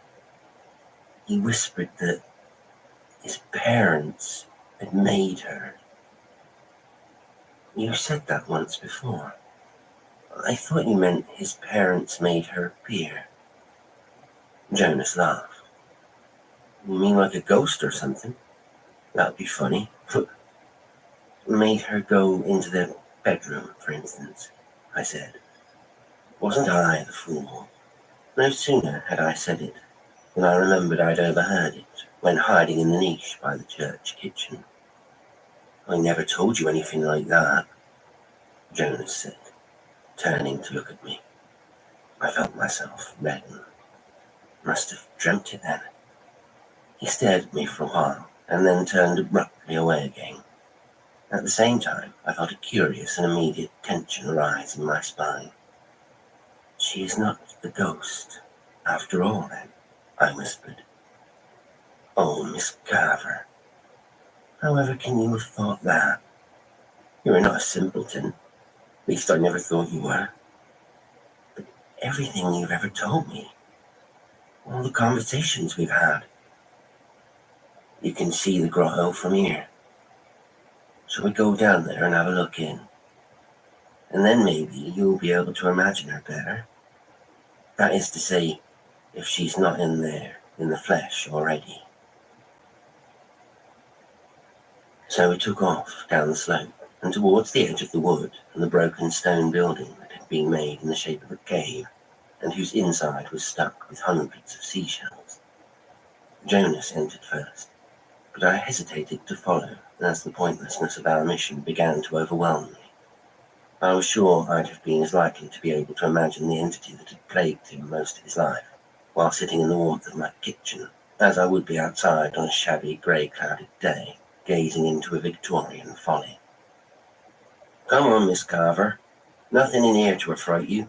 Nothing at all, Jonas called out. The inside was damp and dark, and ferns were growing there in great profusion. It smelt merely of vegetation. You told me it smelt bad, Jonas, I whispered. It did when I first came here. It smelt like fish does when it's been lying in the sun too long. I felt myself shudder. Oh well then, if she's not a ghost, she must be a mermaid, I replied. Shall we go back now? I've got rabbits to skin today. Let's wait for a bit. I'll see if I can call her. I walked to the cave entrance and could feel a sense of dread settling below the level of my skin. For Christ's sake, Jonas, I hissed at him. Let's just go. You want to see her? You're always asking what she looks like. I couldn't deny that. But then, when I turned back and saw him grinning in the gloom, I realized I'd been had, and smiled back at him. Has she got a name? I asked, surprised at myself for never having thought of it before. Girdler's people had a name for her. I don't know it, he replied. Does she speak to you? Jonas came to the cave entrance, and so I moved out onto the forest path to encourage him to join me, all the while looking about as if the thing we seemed to be conjuring up between us might actually materialize. No, can't say I ever heard her speak, but that's no person. We began to walk back home, and I was glad. Somehow, the excursion had made the woman more real to me in a physical sense, but still I could not picture her. What about Girdler? What of him? Does he have the same experience of her as you do? We were up on the steep path through Thebennin's wood, and I was a little out of breath. I don't know what that devil sees, Jonas muttered. Nor do I care. He can go to hell along with his nasty old people for all it means to me. I said no more about the subject that day. I had lately learned from Jonas how fiercely competitive the boys were about her. One was as likely to claim he'd seen her up in Stone's paddock, while the other swore that at the exact same time she was at the bend of the road where the big tree straddles that boulder. One has her with hair standing up on end, while the other says it's flowing. One has her eyes looking straight at him, and the other seeking, but not finding him. When Girdler stepped out onto the path in front of me, I knew I was being waylaid by him, knew he had been waiting for me to enter the overgrown track between the two fields good way past Gowrie. The working day in the village had not yet started, and I was out hunting for field mushrooms, and Girdler was a long way from his house. I put down my basket to give me a second or two to catch my breath. Good day, Girdler, I began. You're abroad early. Well, I had not seen him close up since the death of his parents, and I was struck by how gaunt and agitated he was. You look as if you could do with some field mushrooms to breakfast on. Will you help me find some? My request flustered him a little. I was wanting to talk to you. I saw you come up here from the window of my house, and I came around the short way to catch you. Is Jonas staying with you? I have not seen him now for 2 weeks or so. Girdler let his eyes wander over me, and for a moment or two, my spine tingled. You're like a mother to him, ain't you, Miss Carver? He said. He likes you mightily for that. I like him too. I've known him since he was 6. He tells you a lot of things, and you don't stop him. Now I was fully uneasy. A lot of things, I answered. Maybe. Why would I stop him? Girdler looked upwards into the bank of clouds and considered my question. You would stop him if you knew he was a liar, he said, after a while. I glanced across the field to our left, as from time to time people walked their dogs there, but it was empty, and so was the bumpy field on the other side of the track, where I hoped to find the mushrooms. Let's go, I said. The sooner you gather mushrooms on the morning of their rising, the better they taste. As I began to stride onwards and past him, I saw on his sallow face a curious lopsided expression of anger and fear and longing that I couldn't get the measure of. You hold the basket, Girdler, and you can have half of what we find. Do you have eggs down at the house? There's nothing in the house except my sleeping bag. All was took when the mum and my father died. Took while I was in the city, that is. Taken by whom? Thieves, of course. Everyone around here is a thief. Are they all liars as well? Yes, thieves and liars to a man. But not you. I'm not like them. I glanced up at him. There had been a time when he was little, when the villagers wanted to find a way of rooting the family out of the old wooden house and burning the thing to the ground. How much of that he was aware of, I did not know, and would not have asked. I'm not like them either, Gertner. I wasn't born here, and I don't know all their ways of doing things, and their fears. But I'm thinking you know all our ways and fears. Me and Jonas, I mean, because he told you everything, you being like a mother to him. I could not decide if he was asking or telling me. And so we walked on for some minutes in silence across the rough grass before I could bring myself to speak again. I really am sorry about your parents, Gertner. I expect it's good to have Jonas for company. Otherwise, it'd be lonely in the house now. But it'd be good if he came over to the cottage from time to time to help me out with things. I don't expect him to stay. You really think it's lonely without the mum and my father? I shrugged. I'd imagine so. Jonas said you liked to do imagining, which is why in the end he had to tell you everything. Is it true? What, Gertner? Is what true? That you know it all. We stopped in the center of the field, and as the sun was behind him, I had to squint upwards, and the expression on his face was not clear. He told me a great deal, it is true, I began, but not simple things like what you call her, or for that matter, what she is. Gertner reached over and, taking my hand, pulled me gently down onto the ground so that we were sitting side by side. Now it's my turn to tell you, he said. As I had so often done with Jonas, I stayed still, not looking at him, but staring out across the field, the tree-clustered boundary of which was in our line of sight. She was a gift to me, from the mum and my father when I was little. A gift, I whispered. Yeah, but to my way of thinking, she was really a gift to them, because once they'd made her and let her loose, they didn't bother with me. The mum always called her Empusalia. They said she was my nanny. I was aware he had drawn his knees up and dropped his head into his hands. Trouble is, I haven't needed a nanny for 100 years, and she didn't vanish when the parents died, so all that was for nothing. All what, Gertner? He straightened up again, swiftly. I shouldn't have mentioned it. Not even Jonas really knows about it. Fact is, she's still here, the same as ever. She comes into the house every day now he's with me, yet she licks my head and neck clean before she even looks at him. I reckon she'd even lick my shadow if she could find it. I had a sense of the ground tilting away from me, and even though we were sitting down, I felt giddy with the thought of falling.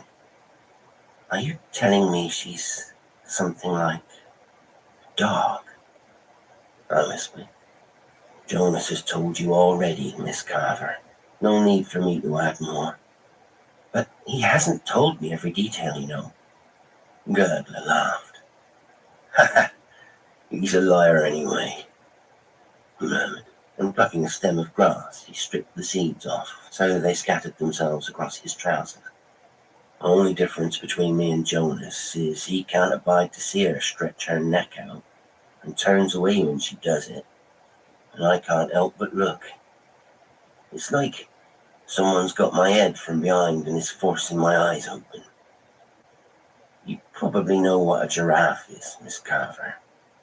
Well, that would be our only competition to my way of thinking. But Jonas can't stand it when she rolls her neck out. Says it makes him terrified, even though he thought nothing of it as a kid. Is it really true that your parents made her? I whispered. They were clever when they were alive. Don't know about now, though. The dead ain't so clever, to my way of thinking. Made her out of what? I don't know. I was just a boy when they did it. Like an automaton, maybe. What's that? A wind-up thing. Girdler laughed as carelessly as Jonas had done when he'd realized I'd been thinking it was a ghost. And standing up, he brushed the grass seeds off his trousers and told me not another thing about it.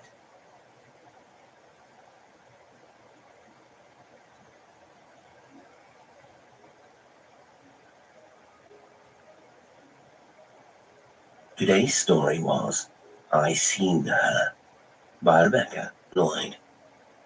It was read by Jasper Lestrange. Thank you so much for listening. Until next time, sweet dreams.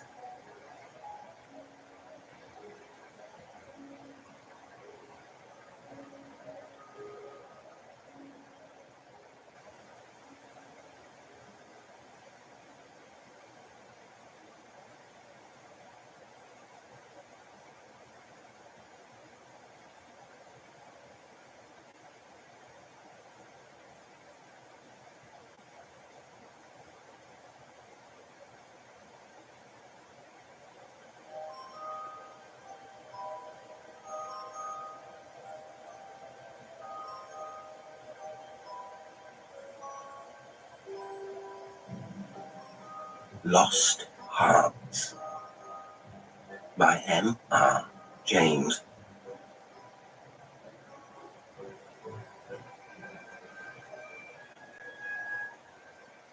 It was, as far as I can ascertain, in September of the year 1811 that a post-chaise drew up before the door of Asby Hall in the heart of Lincolnshire.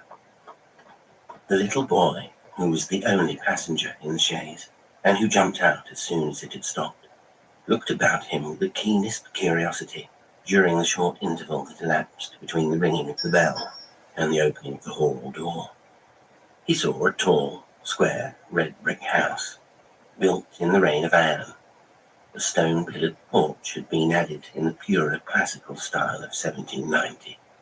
The windows of the house were many, tall and narrow, with small panes and thick white woodwork. The pediment, pierced with a round window, crowned the front. There were wings to right and left, connected by curious glazed galleries, supported by colonnades, with the central block. These wings plainly contained the stables and offices of the house. Each was surmounted by an ornamental cupola with a gilded vane. An evening light shone on the building, making the window panes glow like so many fires. Away from the hall in front stretched a flat park studded with oaks and fringed with firs, which stood out against the sky. The clock in the church tower, buried in trees on the edge of the park, only its golden weathercock catching the light, was striking 6, and the sound came gently beating down the wind. It was altogether a pleasant impression, though tinged with the sort of melancholy appropriate to an evening in early autumn, that was conveyed to the mind of the boy, who was standing in the porch, waiting for the door to open to him. The post-chaise had brought him from Warwickshire, where some 6 months before he had been left an orphan. Now, owing to the generous offer of his elderly cousin, Mr. Abney, he had come to live at Asby. The offer was unexpected, because all who knew anything of Mr. Abney looked upon him as a somewhat austere recluse, into whose steady-going household the advent of a small boy would import a new, and it seemed, incongruous element. But the truth is that very little was known of Mr. Abney's pursuits or temper. The professor of Greek at Cambridge had been heard to say that no one knew more of the religious beliefs of the later pagans than did the owner of Asby. Certainly his library contained all the then available books bearing on the mysteries, the Orphic poems, the worship of Mithras, and the Neoplatonists. In the marble-paved hall stood a fine group of Mithras slaying a bull, which had been imported from the Levant at great expense by the owner.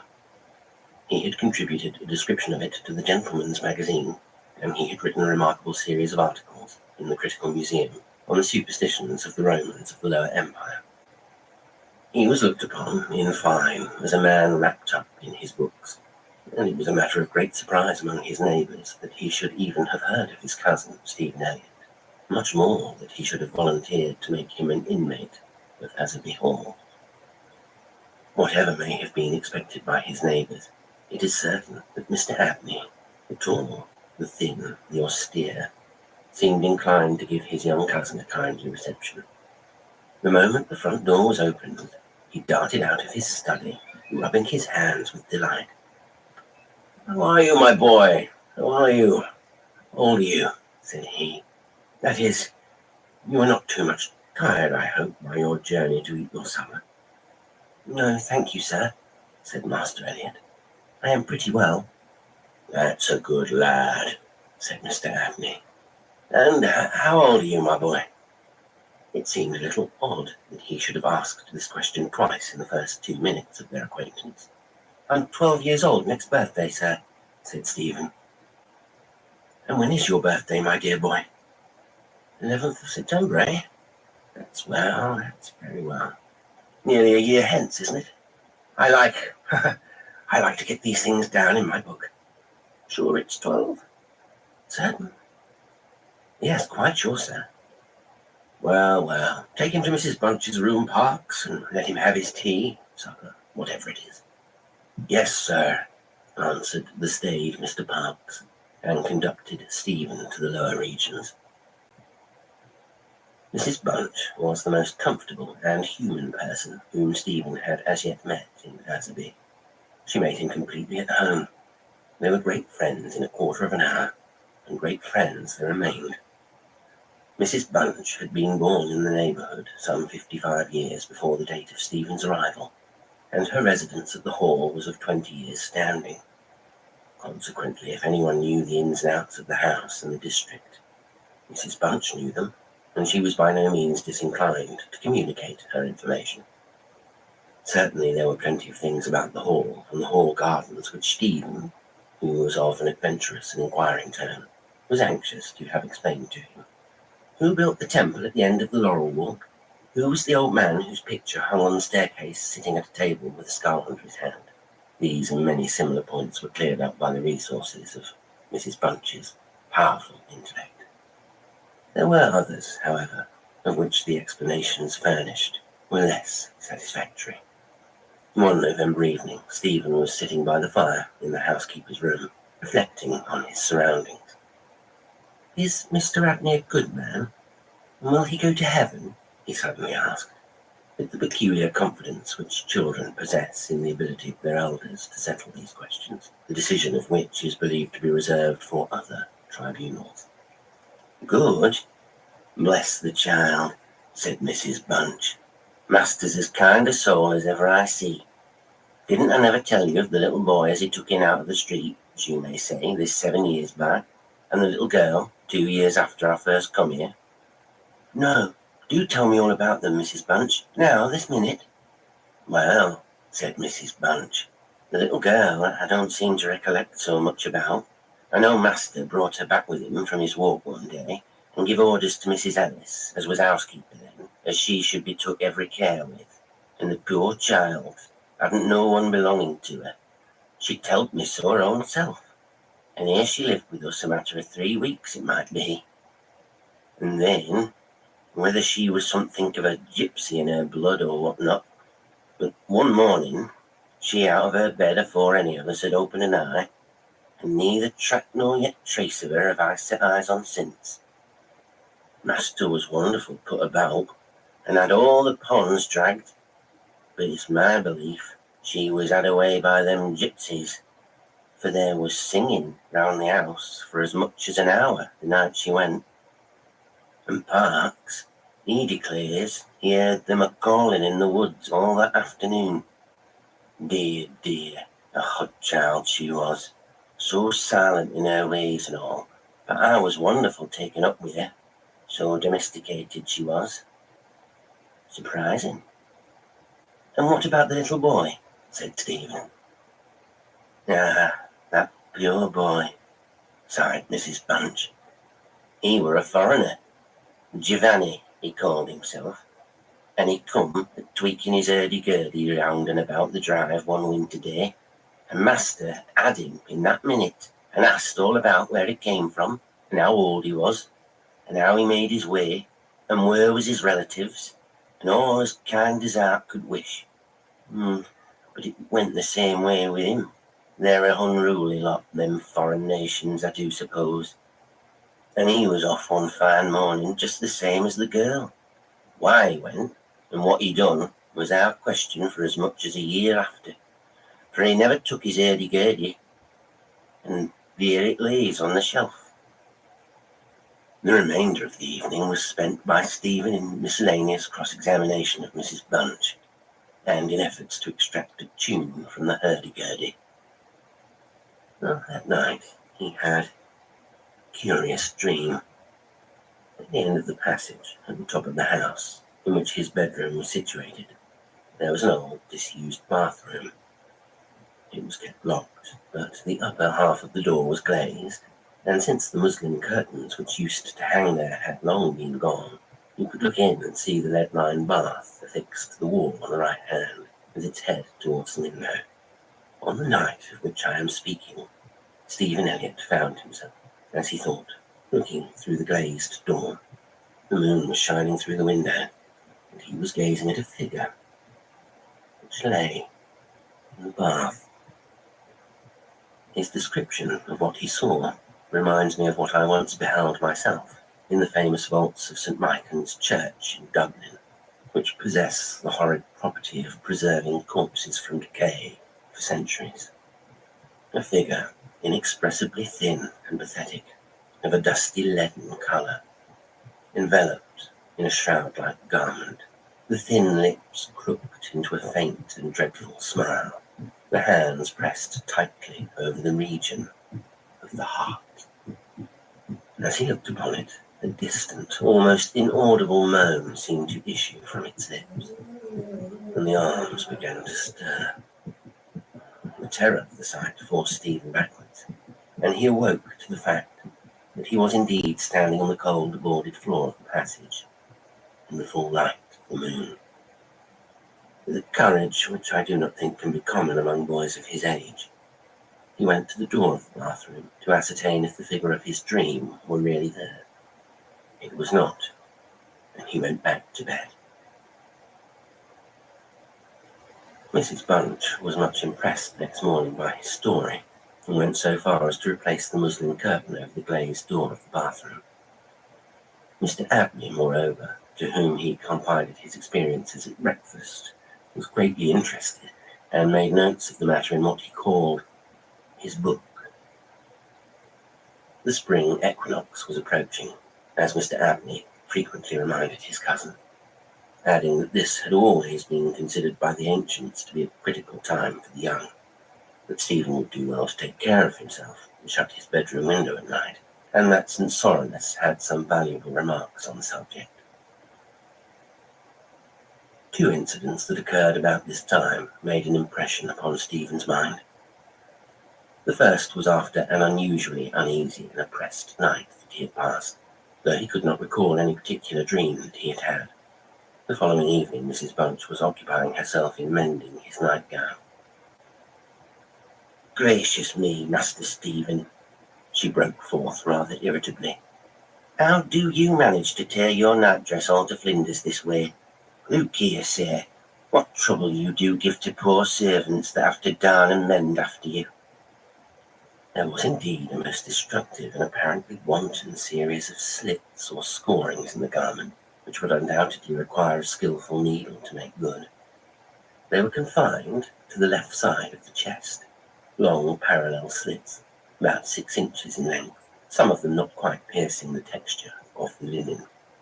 Stephen could only express his entire ignorance of their origin. He was sure that they were not there the night before. "But," he said, "Mrs. Bunch, they're just the same as the scratches on the outside of my bedroom door, and I'm sure I never had anything to do with making them." Mrs. Bunch gazed at him, open-mouthed, then snatched up a candle, departed hastily from the room, and was heard making her way upstairs. In a few minutes she came down. "Well," she said, Master Stephen, it's a funny thing to me how them marks and scratches can have come there, too high up for any cat or dog to have made 'em, much less a rat. For all the world like a Chinaman's fingernails, as my uncle in the tea trade used to tell us of when we was girls together. I wouldn't say nothing to Master, not if I was you, Master Stephen, laddie. And just turn the key of your door when you go to your bed. I always do, Mrs. Bunch, as soon as I've said my prayers. Aye, that's a good child. Always say your prayers, and then no one can't hurt you. Herewith, Mrs. Bunch addressed herself to mending the injured nightgown, with intervals of meditation until bedtime. This was on a Friday night in March 1812. On the following evening, the usual duet of Stephen and Mrs. Bunch was augmented by the sudden arrival of Mr. Parks, the butler, who as a rule kept himself rather to himself in his own pantry. He did not see that Stephen was there. He was moreover flustered and less slow of speech than was his wont. "Master may get up his own wine if he likes of an evening," was his first remark. "Either I do it in the daytime or not at all, Mrs. Bunch. I don't know what it may be. Very like it's the rats, or the wind got into the cellars, but I'm not as young as I was, and I can't go through with it as I have done." "Well, Mr. Parks, you know it is a surprising place for the rats, is the all." "I'm not denying that, Mrs. Bunch. And to be sure, many a time I've heard the tale from the men in the shipyards about the rat that could speak. I never laid no confidence in that before. But tonight, if I'd demean myself to lay my ear to the door of the further bin, I could pretty much have heard what they was saying." "Oh, there, Mr. Parks, I've no patience with your fancies. Rats talking in the wine cellar, indeed." "Well, Mrs. Bunch, I've no wish to argue with you. All I can say is, if you choose to go to the far bin and lay your ear to the door, you may prove my words this minute." "What nonsense you do talk, Mr. Parks. Not fit for children to listen to. Why, you'll be frightening Master Stephen there out of his wits." "Ah, Master Stephen," said Parks, awakening to the consciousness of the boy's presence. "Master Stephen knows well enough when I'm playing a joke with you, Mrs. Bunch." In fact, Master Stephen knew much too well to suppose that Mr. Parks had in the first instance intended a joke. He was interested, not altogether pleasantly, in the situation, but all his questions were unsuccessful in inducing the butler to give any more detailed account of his experiences in the wine cellar. We have now arrived at March 24th, 1812. It was a day of curious experiences for Stephen, a windy, noisy day, which filled the house and the gardens with a restless impression. As Stephen stood by the fence of the grounds and looked out into the park, he felt as if an endless procession of unseen people were sweeping past him on the wind, borne on restlessly and aimlessly, vainly striving to stop themselves, to catch at something that might arrest their flight and bring them once again into contact with the living world of which they had formed a part. After luncheon that day, Mr. Abney said, "Stephen, my boy, do you think you could manage to come to me tonight as late as 11 o'clock in my study? I shall be busy until that time, and I wish to show you something connected with your future life, which it is most important that you should know. You are not to mention this matter to Mrs. Bunch, or to anyone else in the house, and you had better go to your room at the usual time." Here was a new excitement added to life.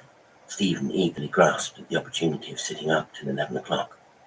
He looked in at the library door on his way upstairs that evening and saw a brazier, which he had often noticed in the corner of the room, moved out before the fire. An old silver-gilt cup stood on the table, filled with red wine, and some written sheets of paper lay near it. Mr. Abney was sprinkling some incense on the brazier from a round silver box as Stephen passed, but did not seem to notice his step. The wind had fallen, and there was a still night and a full moon. At about 10 o'clock, Stephen was standing at the open window of his bedroom, looking out over the country. Still, as the night was, the mysterious population of the distant moonlit woods was not yet lulled to rest. From time to time, strange cries, as of lost and despairing wanderers, sounded from across the mere. They might be the notes of owls or water birds, yet they did not quite resemble either sound. Were not they coming nearer?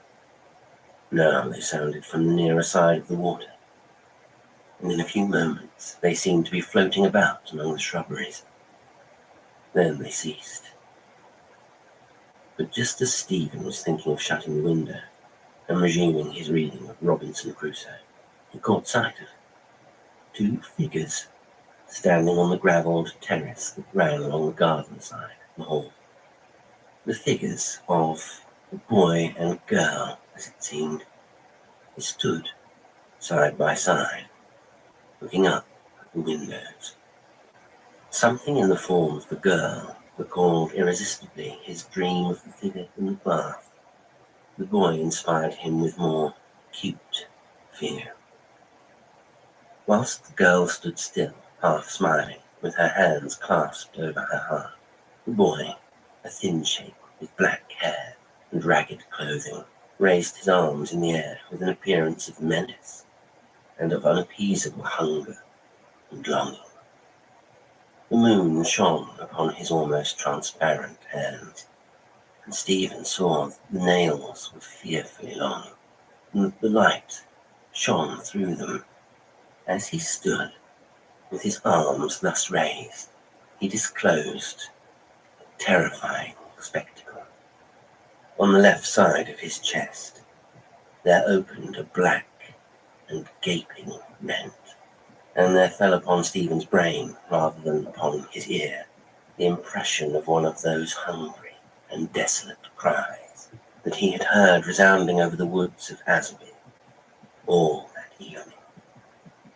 In another moment, this dreadful pair had moved swiftly and noiselessly over the dry grass, and he saw them no more. Inexpressibly frightened as he was, he determined to take his candle and go down to Mr. Abney's study. The hour appointed for their meeting was near at hand. The study, or library, opened out of the front hall on one side, and Stephen, urged on by his terrors, did not take long in getting there. To effect an entrance was not so easy. The door was not locked, he felt sure, but the key was on the outside of it, as usual. His repeated knocks produced no answer. Mr. Abney was engaged. He was speaking. What? Why did he try to cry out? And why was the cry choked in his throat? Had he too seen the mysterious children? But now everything was quiet, and the door yielded to Stephen's terrified and frantic pushing. On the table in Mr. Abney's study, certain papers were found, which explained the situation to Stephen Elliott when he was of an age to understand them. The most important sentences were as follows. It was a belief, very strongly and generally held by the ancients, of whose wisdom in these matters I have had such experience as induces me to place confidence in their assertions, that by enacting certain processes, which to us moderns have something of a barbaric complexion, a very remarkable enlightenment of the spiritual faculties in man may be attained. That, for example, by absorbing the personalities of a certain number of his fellow creatures, an individual may gain a complete ascendancy over those orders of spiritual beings which control the elemental forces of our universe. It is recorded of Simon Magus that he was able to fly in the air, to become invisible, or to assume any form he pleased, by the agency of the soul of a boy whom, to use the libelous phrase employed by the author of the Clementine Recognitions, he had murdered. I find it set down, moreover, with considerable detail in the writings of Hermes Trismegistus, that similar happy results may be produced by the absorption of the hearts of no less than 3 human beings below the age of 21 years. To the testing of the truth of this receipt, I have devoted the greater part of the last 20 years, selecting as the corpora vilia of my experiment such persons as could conveniently be removed without occasioning a sensible gap in society. The first step I effected by the removal of one Phoebe Stanley, a girl of gypsy extraction, on March 24th, 1792. The second by the removal of a wandering Italian lad named Giovanni Paoli, on the night of March 23rd, 1805. The final, victim, to employ a word repugnant in the highest degree to my feelings, must be my cousin, Stephen Elliott. His day must be this March the 24th, 1812. The best means of effecting the required absorption is to remove the heart from the living subject, to reduce it to ashes, and to mingle them with about a pint of red wine, preferably port. The remains of the first two subjects, at least, it will be well to conceal. A disused bathroom or wine cellar will be found convenient for such a purpose. Some annoyance may be experienced from the psychic portion of the subjects, which popular language dignifies with the name of ghosts. But the man of philosophic temperament, to whom alone the experiment is appropriate, will be little prone to attach importance to the feeble efforts of these beings to wreak their vengeance on him. I contemplate with the liveliest satisfaction the enlarged and emancipated existence which the experiment, if successful, will confer on me, not only placing me beyond the reach of human justice, so-called, but eliminating to a great extent the prospect of death itself. Mr. Abney was found in his chair, his head thrown back, his face stamped with an expression of rage, fright, and mortal pain. In his left side was a terrible lacerated wound, exposing the heart. There was no blood on his hands, and a long knife that lay on the table was perfectly clean. A savage wildcat might have inflicted the injuries. The window of the study was open, and it was the opinion of the coroner that Mr. Abney had met his death by the agency of some wild creature. But Stephen Elliott's study of the papers I have quoted led him to a very different conclusion.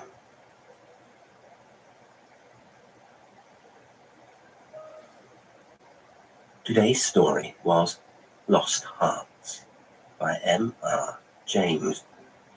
It was read by Jasper Lestrange. Thank you ever so much for listening. Until next time, sweet dreams.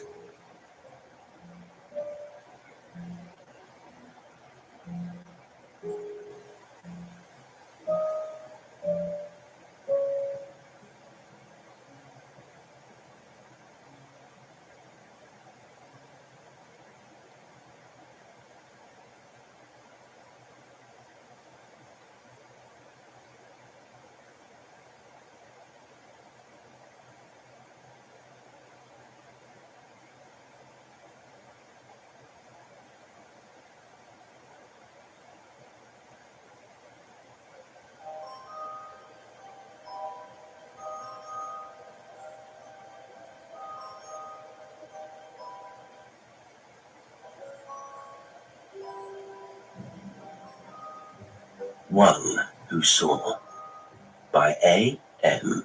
Burridge.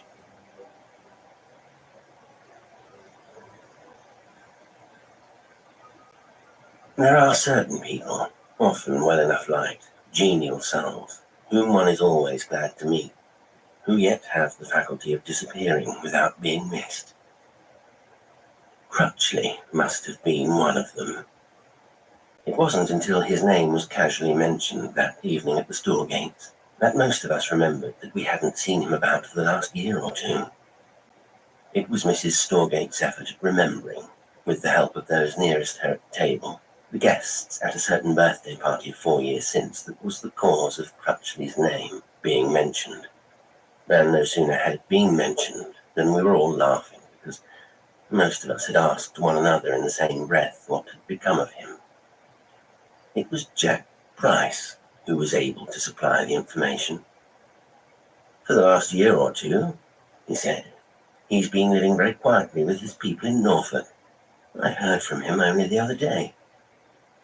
Mrs. Storgate was interested. I wonder why he's chosen to efface himself, she asked of nobody in particular. He was rather a lamb in his way, and I used to adore that shiny black hair of his, which always made me think of patent leather.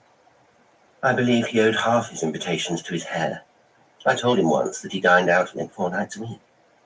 It's as white as the ceiling now, Price remarked. Having spoken, he seemed to regret it, and Mrs. Storgate exclaimed, Oh no, we're speaking of Simon Crutchley. I mean Simon, said Price unwillingly. There was a faint stir of consternation, and then a woman's voice rose above the rustle and murmur. Oh, but it seems impossible. That sleek, blue-black hair of his, and he can't be more than 35. Somebody said that he'd heard of people's hair going suddenly white like that after an illness. Price was asked if Simon Crutchley had been ill. The answer was yes. A nervous breakdown? Well, it was something very like that. A lady who turned night into day all the year round, and was suspected of drinking at least as much as was good for her, sighed and remarked that everybody nowadays suffered from nerves. Mrs. Storgate said that Simon Crutchley's breakdown and the change in his appearance doubtless accounted for his having dropped out and hidden himself away in Norfolk. And then another conversational hare was started. Instead of joining in the hunt, I found myself in a brown study, playing with breadcrumbs. I had rather liked Crutchley, although he wasn't exactly one of my own kind. He was one of those quiet fellows who are said colloquially to require a lot of knowing. In social life, he had always been a detached figure, standing a little aloof from his fellow men, and seeming to study them with an air of faint and inoffensive cynicism. He was a writing man, which may have accounted for his slight mannerisms, but he didn't belong to the precious, superior, and rather detestable school. Everybody agreed that he was quite a good scout, and nobody troubled to read his books, which consisted mainly of historical essays. I tried to imagine Simon Crutchley with white hair, and then I caught myself speculating on the cause of his illness or breakdown. He was the last sort of fellow whom one would have expected to be knocked to pieces like that. So far from indulging in excesses, he had always been something of an asset. He had a comfortable private income, and he certainly didn't overwork. Indeed, I remembered his once telling me that he took a comfortable 2 years over a book. It would be hard for me to say now whether it was by accident or design that I left at the same time as Price. Our ways lay in the same direction. While we were lingering in the hall, waiting for our hats and coats, he agreed to share a taxi. I lived in the Temple, he in John Street, Adelphi. I'll tell the man to drive down Villiers Street, I said, and up into the Strand again by the Tivoli, and I can drop you on the way. In the taxi, we talked about Crutchley. I began it, and I asked leading questions. Price, you see, was the only man who seemed to have heard anything of him lately, and he was now sufficiently evasive to pique my curiosity. It's a queer and rather terrible story. There's no secret about it. At least I'm not pledged in any way, but I don't think poor old Simon would have liked me to tell it publicly over the dinner table. And for one thing, nobody would believe it. And for another, it's rather long. Besides, he didn't tell me quite all. There's one bit he couldn't, or wouldn't, tell. There was just one bit he couldn't bring himself to describe to me, and I don't suppose he'll ever manage to describe it to anyone. So nobody but himself will ever have an idea of the actual sight which sent him off his head for 6 months, and turned his hair as white as a tablecloth. Oh, said I, then it was all through something he saw. Price nodded. So he says. I admit it's a pretty incredible sort of story. Yet somehow Simon Crutchley isn't the sort to imagine things. And after all, something obviously did happen to him. I'll tell you his story if you like. The night's young. Come into my place and have a drink if you will. I thanked him and said that I would. He turned towards me and let a hand fall on my knee. "Mind you," he said, "this is Crutchley's own story. If you don't believe it, I don't want you to go about thinking that I'm a liar. I'm not responsible for the truth of it. I'm only passing it on. In a way, I hope it isn't true. It isn't comfortable to think that such things may happen, do happen." 20 minutes later, when we were sitting in the snug little library in Price's flat, he told me his story, or rather, Crutchley's. This is it. You know the sort of work Crutchley used to do. If you don't, you at least know Stevenson's Memories and Portraits, and Crutchley worked with that sort of material. His study of Margaret of Anjou, by the way, is considered a classic in certain highbrow circles. You will remember that Joan of Arc was very much in the air 2 or 3 years back. It was before Bernard Shaw's play was produced, but her recent canonization had just reminded the world that she was perhaps the greatest woman in history. It may have been this revival of interest in her which decided Crutchley to make her the subject of one of his historical portraits. He'd already treated Villon and Abelard and Eloise, and as soon as he'd decided on St. Joan, he went over to France to work, so to say, on the spot. Crutchley always did his job conscientiously, using his own deductive faculties only for bridging the gaps in straight history. He went first to Domremy, where the Maid was born, followed the old trail of that 15th century campaign across France, and of course his journey ended inevitably at Rouen, where English spite and French cowardice burned her in the marketplace. I don't know if you know Rouen. Tourists don't stay there very much. They visit, but they don't stay. They come and hurry round the cathedral, gape at the statue of Joan of Arc in the Place de Pucelle, throw a victorious smile at Napoleon Bonaparte, galloping his bronze horse on a pedestal in the square, and rush on to Paris or back to one of the Channel ports. Rouen being halfway between Paris and the coast, the typical English tourist finds that he can do the place without sleeping in it. Crutchley liked Rouen. It suited him. It is much more sober and austere than most of the French towns. It goes to bed early, and you don't have sex flaunted before you wherever you look. You find there an atmosphere like that of our own cathedral cities, and there is a great deal more to see than ever the one-day tourist imagines. Crutchley decided to stay on in the town and finish there his paper on Joan of Arc.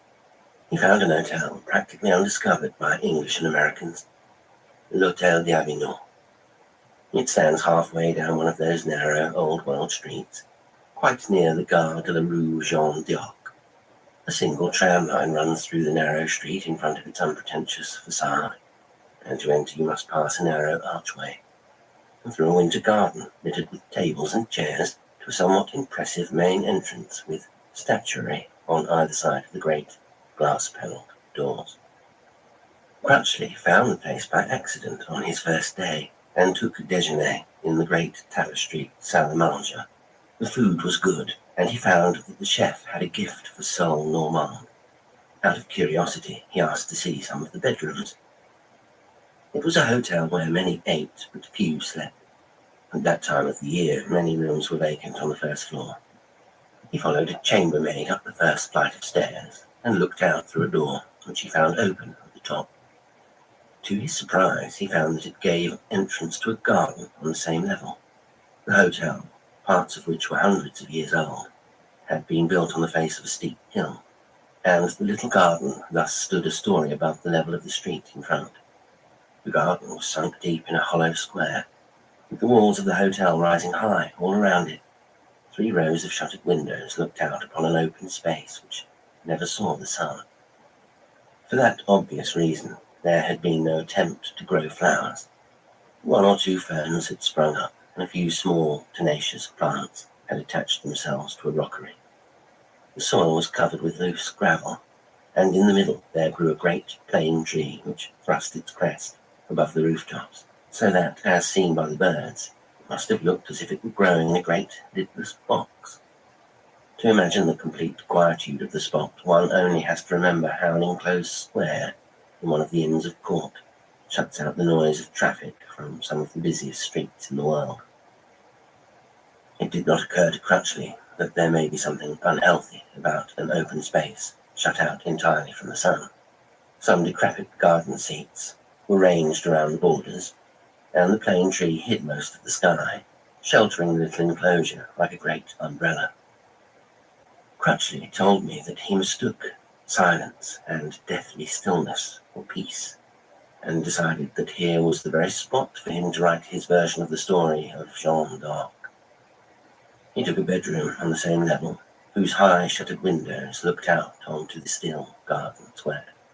And next day he took a writing pad and a fountain pen to one of the faded green seats and tried to start work. From what he told me, it wasn't a very successful attempt. The unnatural silence of the place bred in him an indefinable restlessness.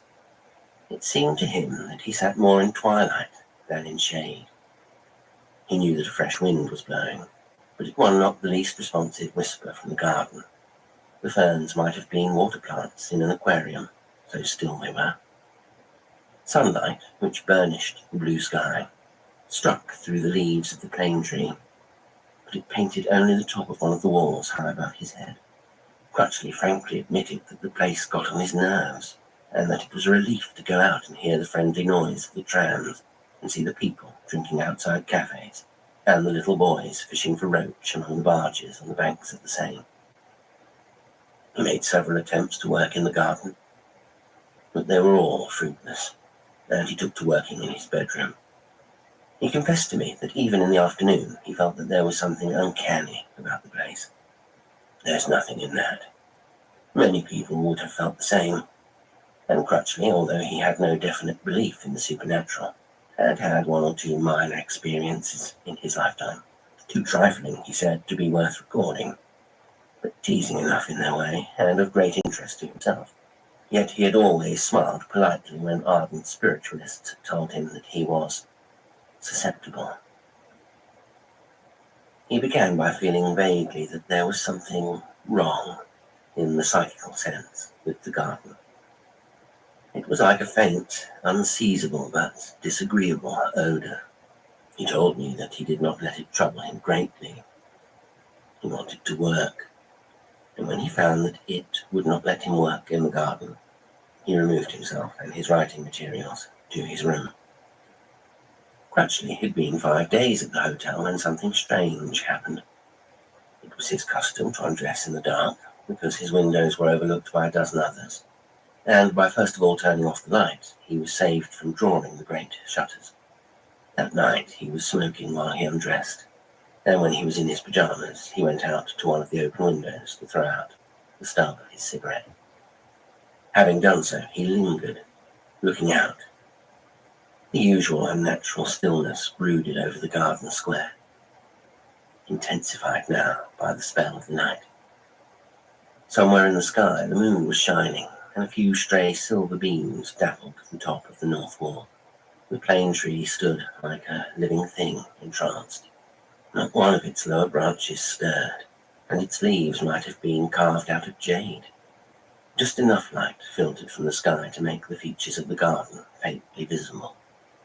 Crutchley looked where his cigarette had fallen, and now lay like a glowworm, and raised his eyes to one of the long green decrepit seats, with a faint, unreasonable thrill and a cold tingling of the nostrils. He realized that somebody was sitting there. As his eyes grew more used to the darkness, the huddled form took the shape of a woman. She sat with her head turned away, one arm thrown along the sloping back of the seat, and her face resting against it. He said that her attitude was one of extreme dejection, of abject and complete despair. Crutchley, you must understand, couldn't see her at all clearly, although she was not a dozen yards distant. Her dress was dark, but he could make out none of its details, save that something like a flimsy scarf or thick veil trailed over the shoulder nearest him. He stood watching her, pricked by a vague sense of pity, and conscious that if she looked up, he would hardly be visible to her beyond the window, and that in any event, the still glowing stub of cigarette would explain his presence. But she did not look up, and she did not move at all while Crutchley stood watching. So still she was that it was hard for him to realize that she breathed. She seemed to have fallen completely under the spell of the garden in which nothing ever stirred, and the scene before Crutchley's eyes might have been a nocturnal picture painted in oils. Of course, he made a guess or two about her. At the sight of anything unusual, one's subconscious mind immediately begins to speculate and to suggest theories. Here, thought Crutchley, was a woman with some great sorrow, who before retiring to her room had come to sit in this quiet garden, and there, under the stars, had given way to her despair. I don't know how long Crutchley stood there, but probably it wasn't for many seconds. Thought is swift, and time is slow when one stands still watching a motionless scene. He owned that his curiosity was deeply intrigued, and it was intrigued in a somewhat unusual way. He found himself desiring less to know the reason of her despair than to see her face. He had a definite and urgent temptation to go out and look at her, to use force if necessary in turning her face so that he might look into her eyes. If you knew Crutchley at all well, you must know that he was something more than ordinarily conventional. He concerned himself not only with what a gentleman ought to do, but with what a gentleman ought to think. Thus, when he came to realize that he was not only spying upon a strange woman's grief, but actually feeling tempted to force himself upon her, and stare into eyes which he guessed were blinded by tears, it was sufficient to tear him away from the window, and sent him padding across the floor to the high bed at the far end of the room. But he made no effort to sleep. He lay listening, waiting for a sound from the other side of those windows. In that silence, he knew he must hear the least sound outside. But for 10 minutes he listened in vain, picturing to himself the woman still rigid in the same posture of despair. Presently he could bear it no longer. He jumped out of bed and went once more to the window. He told himself that it was human pity which drove him there. He walked heavily on his bare feet, and he coughed. He made as much noise as he was reasonably able to make, hoping that she would hear and bestir herself. And when he reached the open window and looked out, the seat was empty. Crutchley stared at the empty seat, not quite crediting the evidence of his eyes. You see, according to his account, she couldn't have touched that loose gravel with her foot without making a distinct sound, and to re-enter the hotel she must have opened a door with creaking hinges and a noisy latch. Yet he had heard nothing, and the garden was empty. Next morning he even tried the experiment of walking on tiptoe across the garden to see if it could be done in utter silence, and he was satisfied that it could not. Even an old grey cat, which he found blinking on a window ledge, made the gravel clink under its pads when he called it to him to be stroked.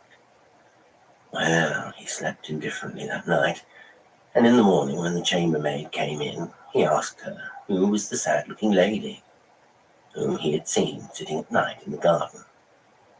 The chambermaid turned towards the window, and he saw a rapid movement of her right hand. It was done very quickly and surreptitiously, and just the touch of a forefinger on her brow and a rapid fumbling of fingers at her breast, but he knew that she had made the sign of the cross. "There is no lady staying in the house," she said, with her back towards him. "Monsieur has been mistaken.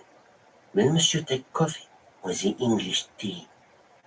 Crutchley knew very well what that girl's gesture meant.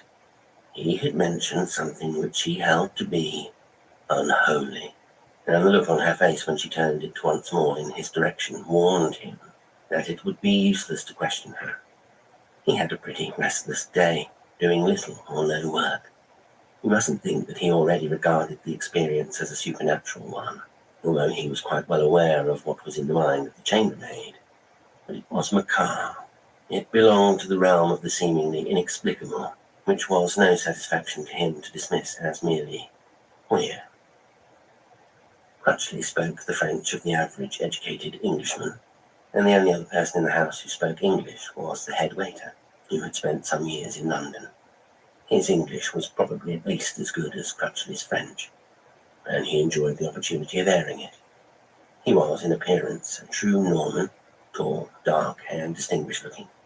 One sees his type in certain English families which can truthfully boast of Norman ancestry. It was at déjeuner when he approached Crutchley, and having handed him the wine list, bent over him confidentially. "Are you quite comfortable in your room, sir?" he ventured. "Quite, thank you," Crutchley answered briefly. "There is a very nice room in the front, sir. Quite so big, and then there is the sun. Perhaps you like it better, sir?" "No, thanks," said Crutchley. "I shouldn't get a wink of sleep. You see, none of your motor traffic seems to be equipped with silencers, and with trams, motor horns, and market carts bumping over the cobbles, I should never have any peace." The waiter said no more, merely bowing, but he looked disappointed. He managed to convey by a look that he had Monsieur's welfare at heart, but that Monsieur doubtless knew best, and must please himself. "I believe I'm on the trail of something queer," Crutchley thought. "That chambermaid's been talking to Pierre. I wonder what's wrong, or what they think is wrong." He reopened the subject when the waiter returned to him with a half bottle of white wine. "Why do you wish me to change my room, Pierre?" "Well, I do not wish Monsieur to change his room if he is satisfied. When I am not satisfied, I say so. Why did you think I might not be?" "I wish Monsieur to be more comfortable. There is no sun behind the house. It is better to be where the sun comes sometimes. Besides, I think Monsieur is one who sees." This seemed cryptic, but Crutchley let it go. Pierre had duties to attend to, and besides, Crutchley did not feel inclined to discuss with the waiter the lady he had seen in the garden on the preceding night. During the afternoon and evening he tried to work, but he fought only a series of losing battles against distraction. He was as incapable of concentration as a boy in love.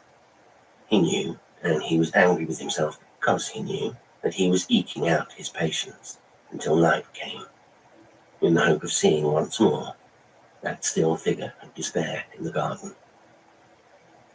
Of course, I don't pretend to understand the nature of the attraction, nor was Crutchley able to explain it to me, but he told me that he couldn't keep his thoughts off the face which had been turned away from him.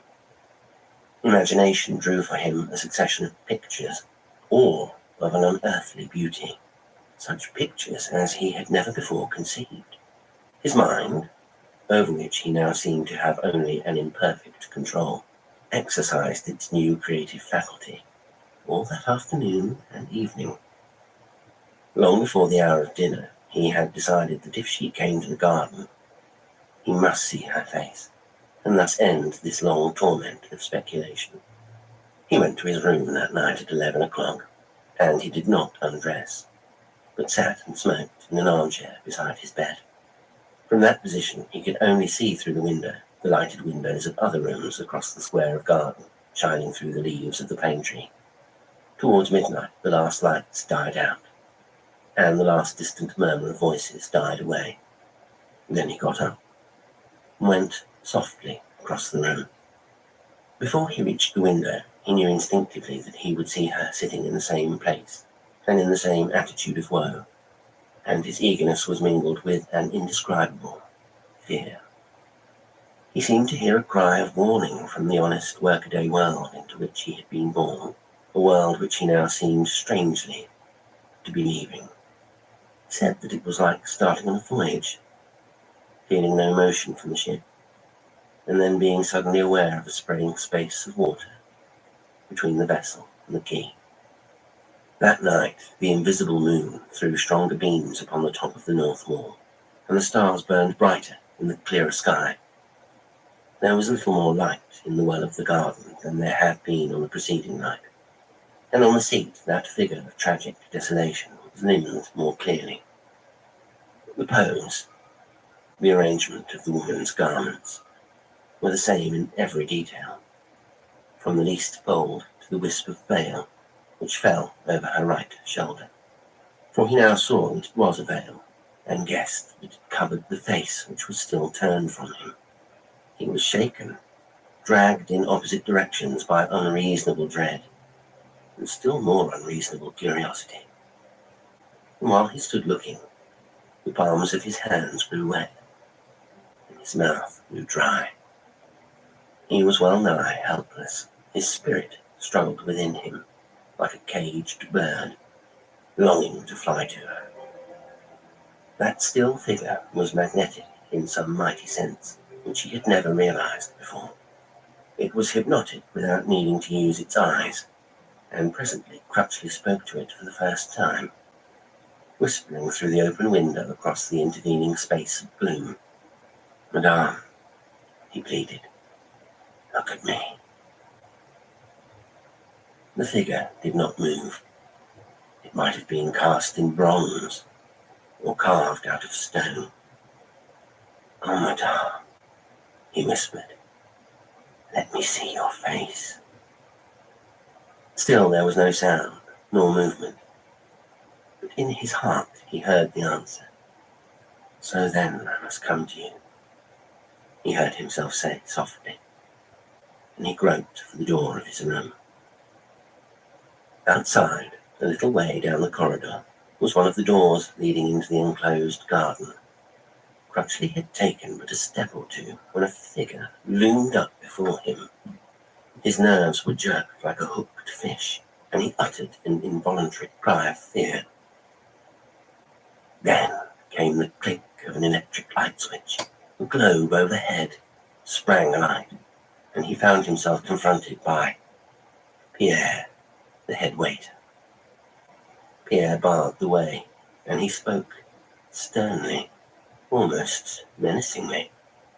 "Where are you going, sir?" "What the devil has that got to do with you?" Crutchley demanded fiercely. "The devil, eh? Bien, monsieur. I think perhaps he has something to do with it. You will have the goodness, please, to return to your room." No, not the room which you have left, sir. That is not a good room. But come with me, and I shall show you another." The waiter was keeping him from her. Crutchley turned upon him with a gesture of ferocity. "What do you mean by interfering with me? This is not a prison or an asylum. I am going into the garden for a breath of air before I go to sleep." "That, sir, is impossible," the waiter answered him. "The air of the garden is not good at night. Besides, the doors are locked, and the patron has the keys." Crutchley stared at him for a moment in silent fury. "You are insolent," he said. "Tomorrow I shall report you. Do you take me for a thief because I leave my room at midnight? Never mind, I can reach the garden from my window." In an instant, the waiter had him by the arm, holding him powerless in a grip known to wrestlers. "Monsieur," he said, in a voice grown softer and more respectful, "the bon Dieu has sent me to save you. I have waited tonight because I know you must try to enter the garden. Have I your permission to enter your room with you and speak with you a little while?" Crutchley laughed out in angry impotence. "Ha! This is bedlam," he said. "Oh, come if you must." Back in his room, with the waiter treading close upon his heels, Crutchley went straight to the window and looked out. The seat was empty. "I do not think that she is there," said the waiter softly, "because I am here, and I do not see. Monsieur is one who sees, as I tell him this morning, but he will not see her when he is with one who does not see." Crutchley turned upon the man impatiently. "What are you talking about?" he demanded. "Who is she?" Who she is, I cannot say. The waiter blessed himself with quick, nervous fingers. But who she was, I can perhaps tell, monsieur. Crutchley understood, almost without surprise, but with a sudden clamoring of fear. Do you mean, he asked, that she is what we call a ghost, an apparition? It matters not what one calls her, monsieur. She is here, sometimes, for certain who are able to see her. Monsieur wishes very much to see her face.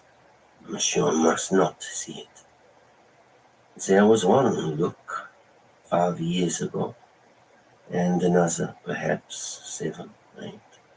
The first he make die after 2, 3 days. The other, he is still mad. That is why I come to save you, monsieur. Crutchley was now entirely back in his own world. That hidden face had lost its fascination for him, and he felt only the primeval dread which has its roots deep down in every one of us. He sat down on the bed, trying to keep his lips from twitching, and let the waiter talk. You asked Yvonne this morning, sir, who is the lady in the garden, and Yvonne guess, and she come and tell me. For all of us know of her. Monsieur, it all happened a long time ago, perhaps 50, 60 years. There was in this town a notary of the name Lebrun, and in a village halfway from here to there is a grand chateau in which there live a lady, une jeune fille, with her father and their mother, and the lady was very beautiful, but not very good, monsieur. Monsieur Lebrun, he fall in love with her. I think she love him too, better as all the others. So he make application for her hand, but she was aristocrat and he was bourgeois, and besides, he had not very much money, so the application was refused, and they find her another husband whom she loved not, and she find herself someone else, and there is divorce, and she have many lovers, for she was very beautiful, but not good. For 10 years, more perhaps, she used her beauty to make slaves of men, and one, he might kill himself because of her, but she did not mind. And all the time, Monsieur Lebrun stayed single, because he could not love another woman. But at last, this lady, she have a dreadful accident. It is a lamp which blow up and hurt her face. In those days, the surgeons did not know how to make new features. It was dreadful, monsieur. She had been so lovely, and now she have nothing left except just the eyes. And she go about wearing a long, thick veil, because she have become terrible to see. And her lovers, they no longer love. And she have no husband, because she have been divorced. So, Monsieur Lebrun, he write to her father, and once more, he make offer for her hand. And her father is willing, because now she is no longer very young, and she is terrible to see. But her father, he was a man of honor, and he insists that Monsieur Lebrun must see her face before he decide if he still wish her in marriage. So, a meeting is arranged, and her father and her mother bring her to this hotel, and Monsieur Lebrun, he come to see them here. The lady come with them, wearing a thick veil. She insists to see Monsieur Lebrun alone, so she wait out there in the garden. and when he come, they bring him to her. Monsieur, I do not know what her face was like, and nobody know what passed between him and her in that garden there.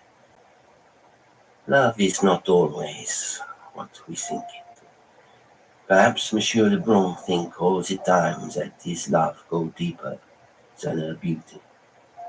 And when he see her dreadful changed face, he find out the truth. Perhaps when she put aside the veil, she see that he flinch. I only say perhaps because nobody know. But Monsieur Lebrun, he walk out alone, and the lady stay sitting on the seat. And presently her parents come, but she does not speak or move, and they find in her hand a little empty bottle, Monsieur. All her life she have lived for love, for admiration, and Monsieur Lebrun, he is the last of her lovers, and when he no longer love, it is for her the end of everything. She have bring this bottle with her, in case her last lover love her no more. Well, that is all, Monsieur. It happened many years ago, and if there is more of this story, one does not remember it today. And now perhaps Monsieur understands why it would be best for him to sleep tonight in a front room and change his hotel tomorrow. Crutchley sat listening and staring. He felt faint and sick. But why does she come back? He managed to ask. The head waiter shrugged his shoulders. How should we know, Monsieur? She is a thing of evil. When her face was lovely, while she lived, she used it to destroy men. Now she still uses it to destroy. But otherwise, she have some great evil power which draws those who can see her. They feel they must not rest until they have looked upon her face. And Monsieur, that face is not good to look upon.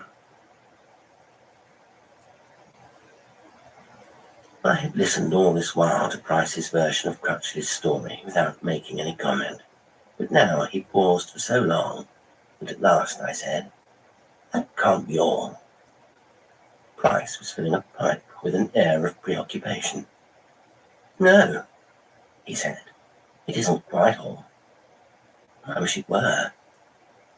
Crutchley was scared, and he had the sense to change to a room in the front of the house and to clear out altogether next day. He paid his bill and made Pierre a good-sized present in money.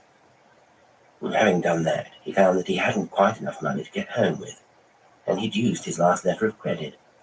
So he telegraphed for more, meaning to catch the night boat from Havre. Well, you can guess what happened. The wired money order didn't arrive in time, and he was compelled to stay another night in Rouen. He went to another hotel. All that day he could think of nothing else but that immobile figure of despair which he had seen on the seat.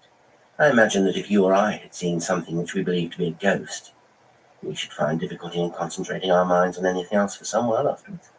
The horror of the thing had a fascination for Crutchley. When night fell, he began to ask himself if she was still there, hiding her face in that dark and silent garden. And he began to ask himself, why shouldn't I go and see? It could not harm me just to look once, and quickly, and from a distance. He didn't realize that she was calling him, drawing him to her through the lighted streets. Well, he walked round to the Hotel d'Avignon. People were still sitting at the little tables under the glass roof, but he did not see Pierre. He walked straight on and through the swing doors, as if he were still staying in the house, and nobody noticed him. Climbed the stairs, and went to one of the doors which opened out into the high enclosed garden behind. He found it on the latch, opened it softly, and looked out. Then he stood, staring in horror and fascination at that which was on the seat. He was lost then, and he knew it. The power was too strong for him. He went to her, step by step, as powerless to hold himself back as a needle before a magnet, or a moth before a flame, and he bent over her.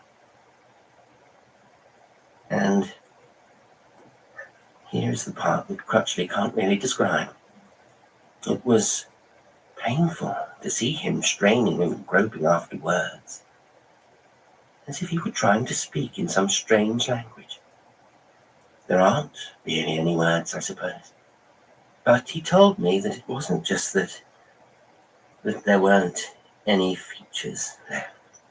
It was something much worse, much more subtle than that. And, something happened, I know, before his senses left him. Poor devil. Couldn't tell me. He's getting better, as I told you.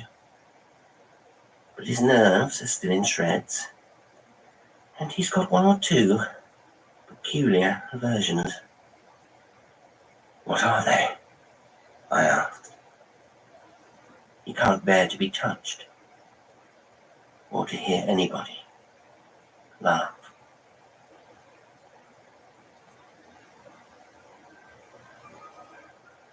Today's story was One Who Saw by AM Burridge.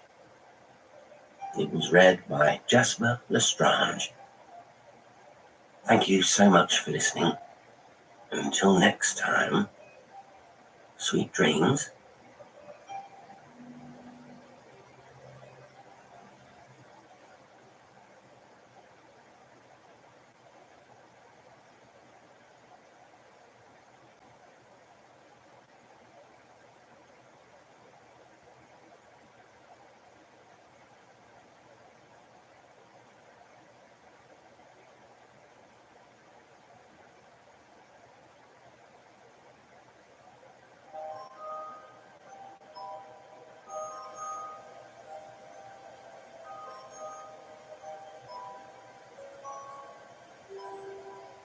Seashore Macabre, A Moment's Experience by Hugh Walpole.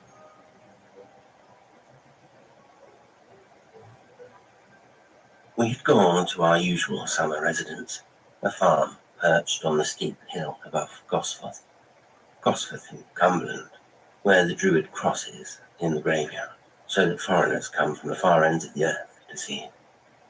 For the rest, the farm was hay and chickens' eggs, and wallflowers in hot, dusty clusters under the narrow garden wall, and the ducks walking into the kitchen, and Mrs. A, the friendly, soft-hearted and deeply pessimistic farmer's wife, making cakes, hot and spicy, in the cavernous black oven.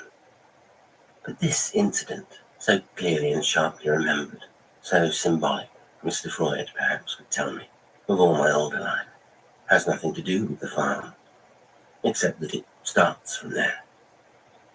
It starts from there because on fine days we bicycled 3 miles into Seascale. Seascale was the nearest seaside resort. It looked then as though one day it might become a true resort. It had long, lazy sands, a new golf course, a fine hotel, and there were little roads and lanes in and about that looked as though, with the slightest encouragement, they might become quite busy, shop-haunted streets. Nevertheless, little roads and lanes, now, after 30 years, they still are. Seascale has never taken that step upward into commercial prosperity that once perhaps was hoped for it. I myself am glad it has not. It is the one place of my childhood that is not altered. The flat, passive sands are damp and wind-blown as they always were. The little station, sticky in the warm weather with a sort of sandy grit, damp in the wet weather like a soaked matchbox, stands just as it always did, as though with a rather stupid finger to its lip, it were wondering whether it should go or stay. No, not on the face of it a romantic place, Seascale. and yet to myself one of the romantic places of the world. We bicycled, my father, my sister, and I, while my mother and small brother were driven the 3 miles in a pony trap. Then, if the weather permitted us, we spent the day on seascale sands, bathed in water that had always a chill on it quite special to itself.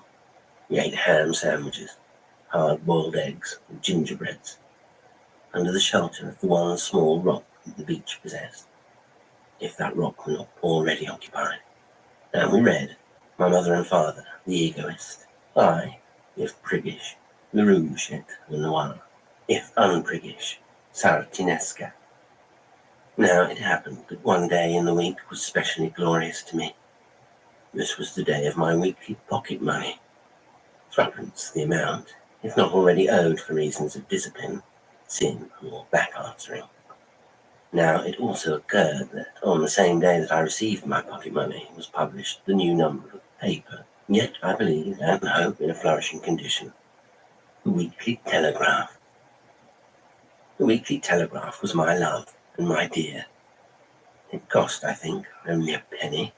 Its dry and rather yellow-tinted sheets, smelling of straw, licorice, and gunpowder, I fancy in reminiscence, held an extraordinary amount of matter, and especially they held the romantic short stories of Robert Murray Gilchrist, the serial narratives of young Mr. Phillips Oppenheim, and even best of all, as I remember it, The Worldlings by Mr. Leonard Merrick.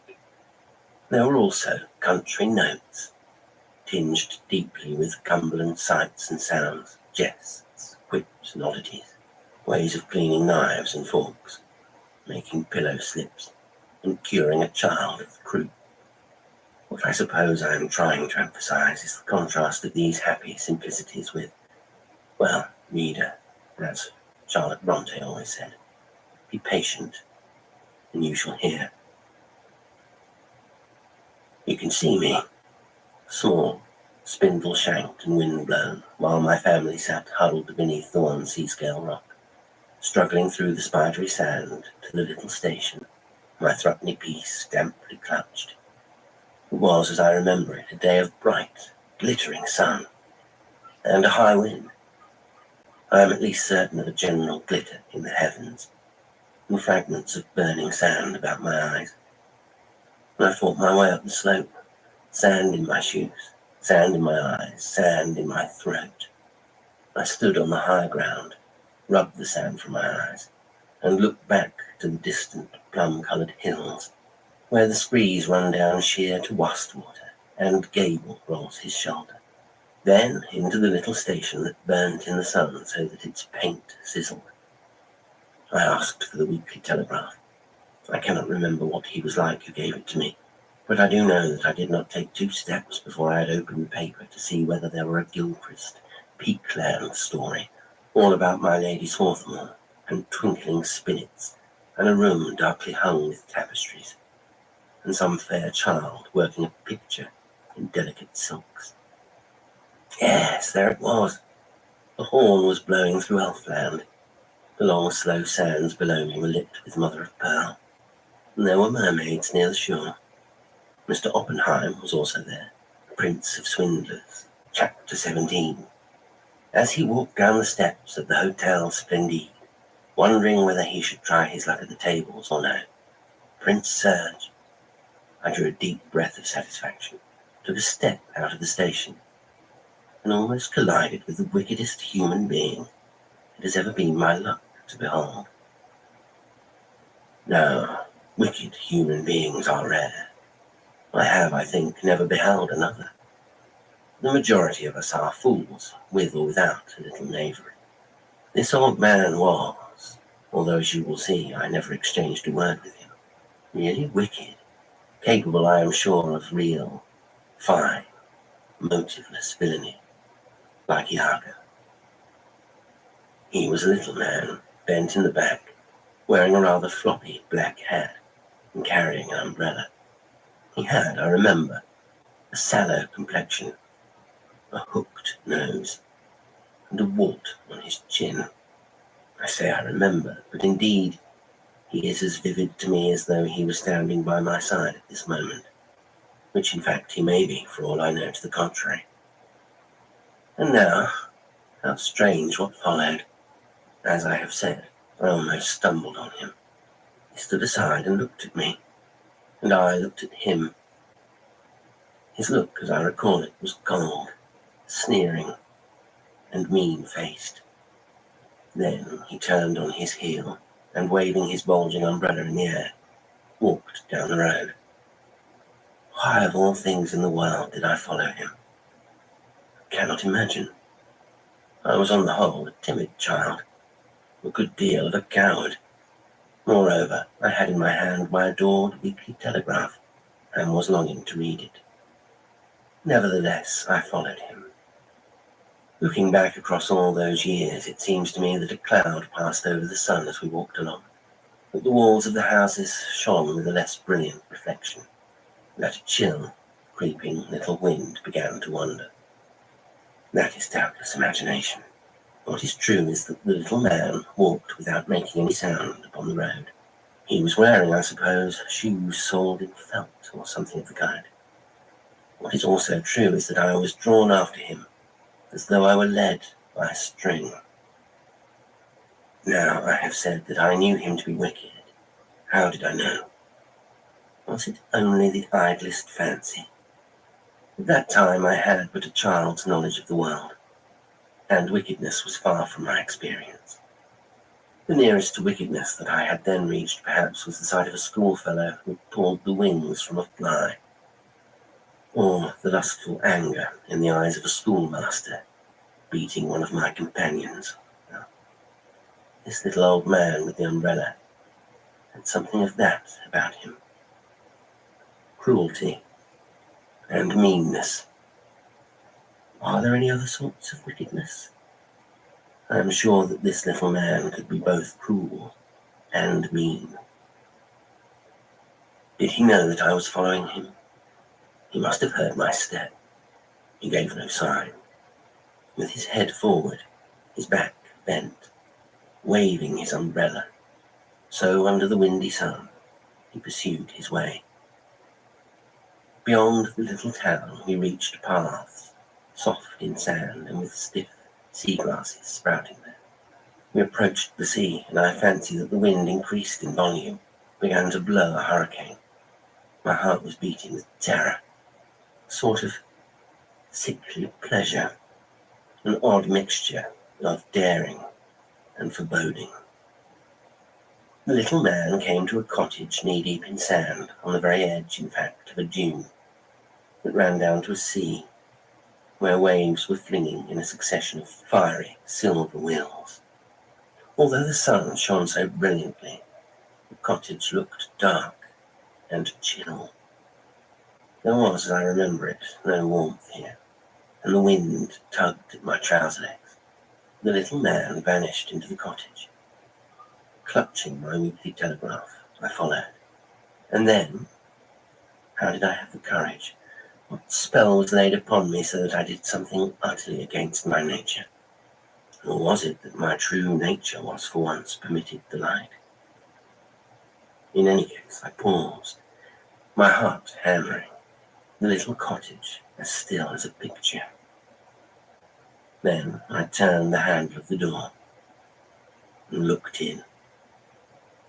What I saw was a decent-sized kitchen with a yawning black oven, dressers, but on them no plates, windows, but uncurtained. In a rocking chair beside the fire sat an old man, the very spit of the old gentleman I had followed. The room was dark, the windows were small. It was lit by candles, and the candles were placed, 2 at one end of a trestle, 2 at another, and on the trestle lay a corpse. I had never, until that moment, seen a dead person. This figure lay wrapped in white clothes. A white bandage was round his chin. His cheeks were waxen and yellow. So he lay. There was a silence, as there should be, of the grave itself.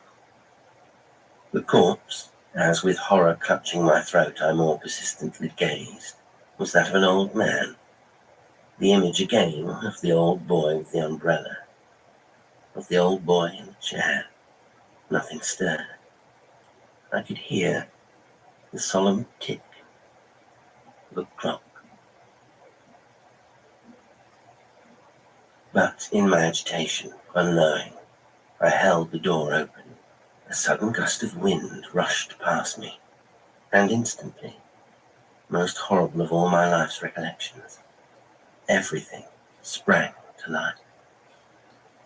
The little man whom I had followed appeared at the head of the kitchen stairs, and in the most dreadful way, he pointed his umbrella as though condemning me to instant death.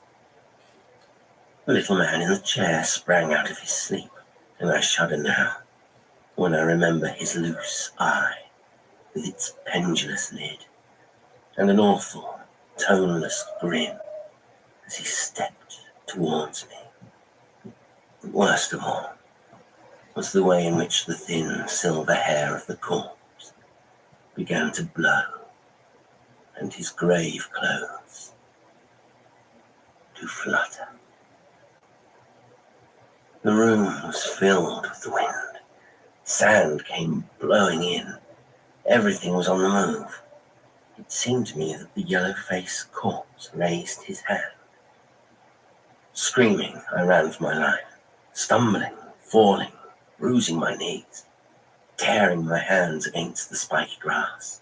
I frantically escaped.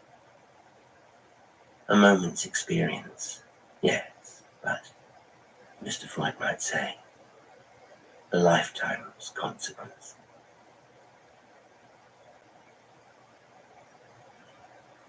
Today's story was Seashore Macabre by Hugh Walpole. It was read by Jasper Lestrange. Thank you very much for listening.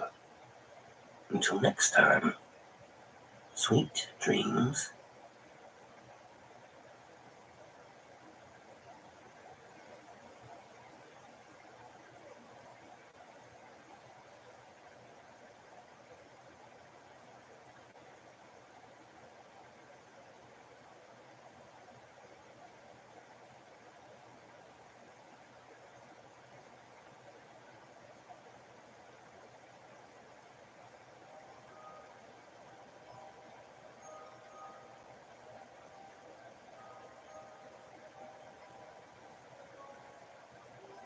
The Southampton Mermaid by Jasper Lestrange.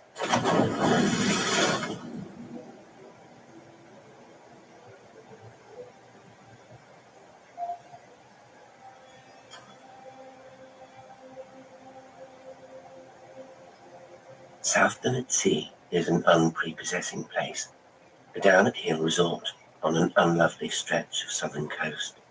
But my husband was captivated by it, drawn somehow to it, and I could never fathom why. That is not entirely true, of course. I knew he had fond memories of it from his childhood. It was near to where he had grown up, and he talked about how his father used to take him there on days out to see the sea. I could easily appreciate how the glittering lights of the arcades, the pulsing noise and motion of the end-of-pier funfair rides, and the bustle of the holiday makers on the promenade would cast their spell on a small boy.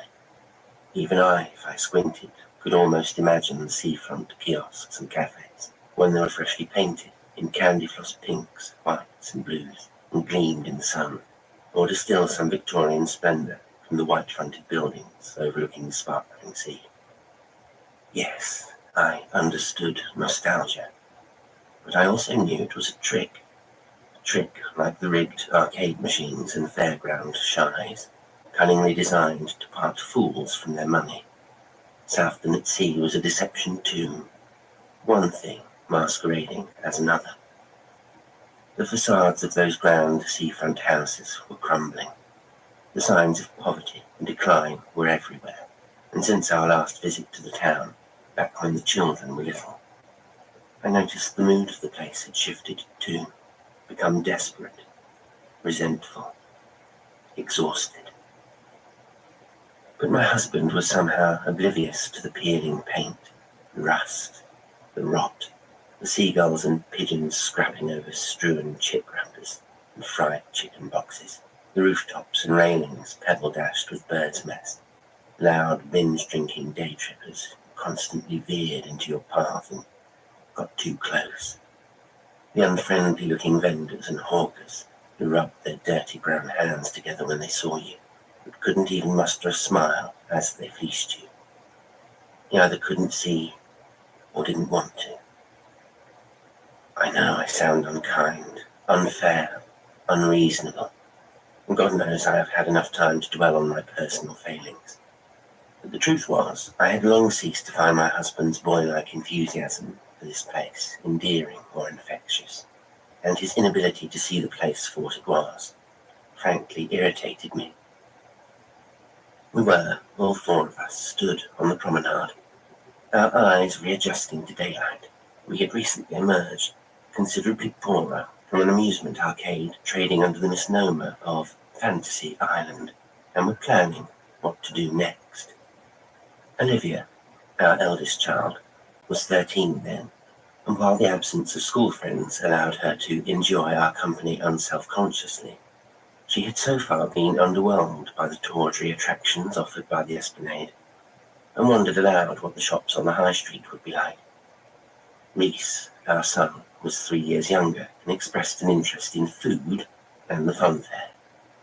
Personally, I longed to sit somewhere quiet with just my book and a glass of cold white wine, but I suggested going for coffee instead. Ian pulled out his wallet, opened it, and made a face. The wallet was slimmer than it had been in the morning, but the grimace was for effect only. His way of reminding us who was indulging who, even if our accompanying him on his pilgrimage increasingly felt the greater sacrifice. He said we could kill 3 seagulls with 1 stone. Did I remember that cafe in the town centre? Giovanni's or something. It served good coffee, nice paninis and baked potatoes. Reese moaned that he'd rather have a burger and chips from the shack a couple of yards away, and Olivia could investigate the shops at the same time. I said I didn't remember, and suggested that it might have closed in the 7 or 8 years since our last visit. I pointed out an old-fashioned tea room slightly further along, and reminded Olivia that we were going to a city with proper big shops later in the week, and it might be worth saving her spending money for that. Ian took a £20 note from his wallet and thrust it at Olivia. "There, you'll be able to buy the shops in Southampton with that," he said.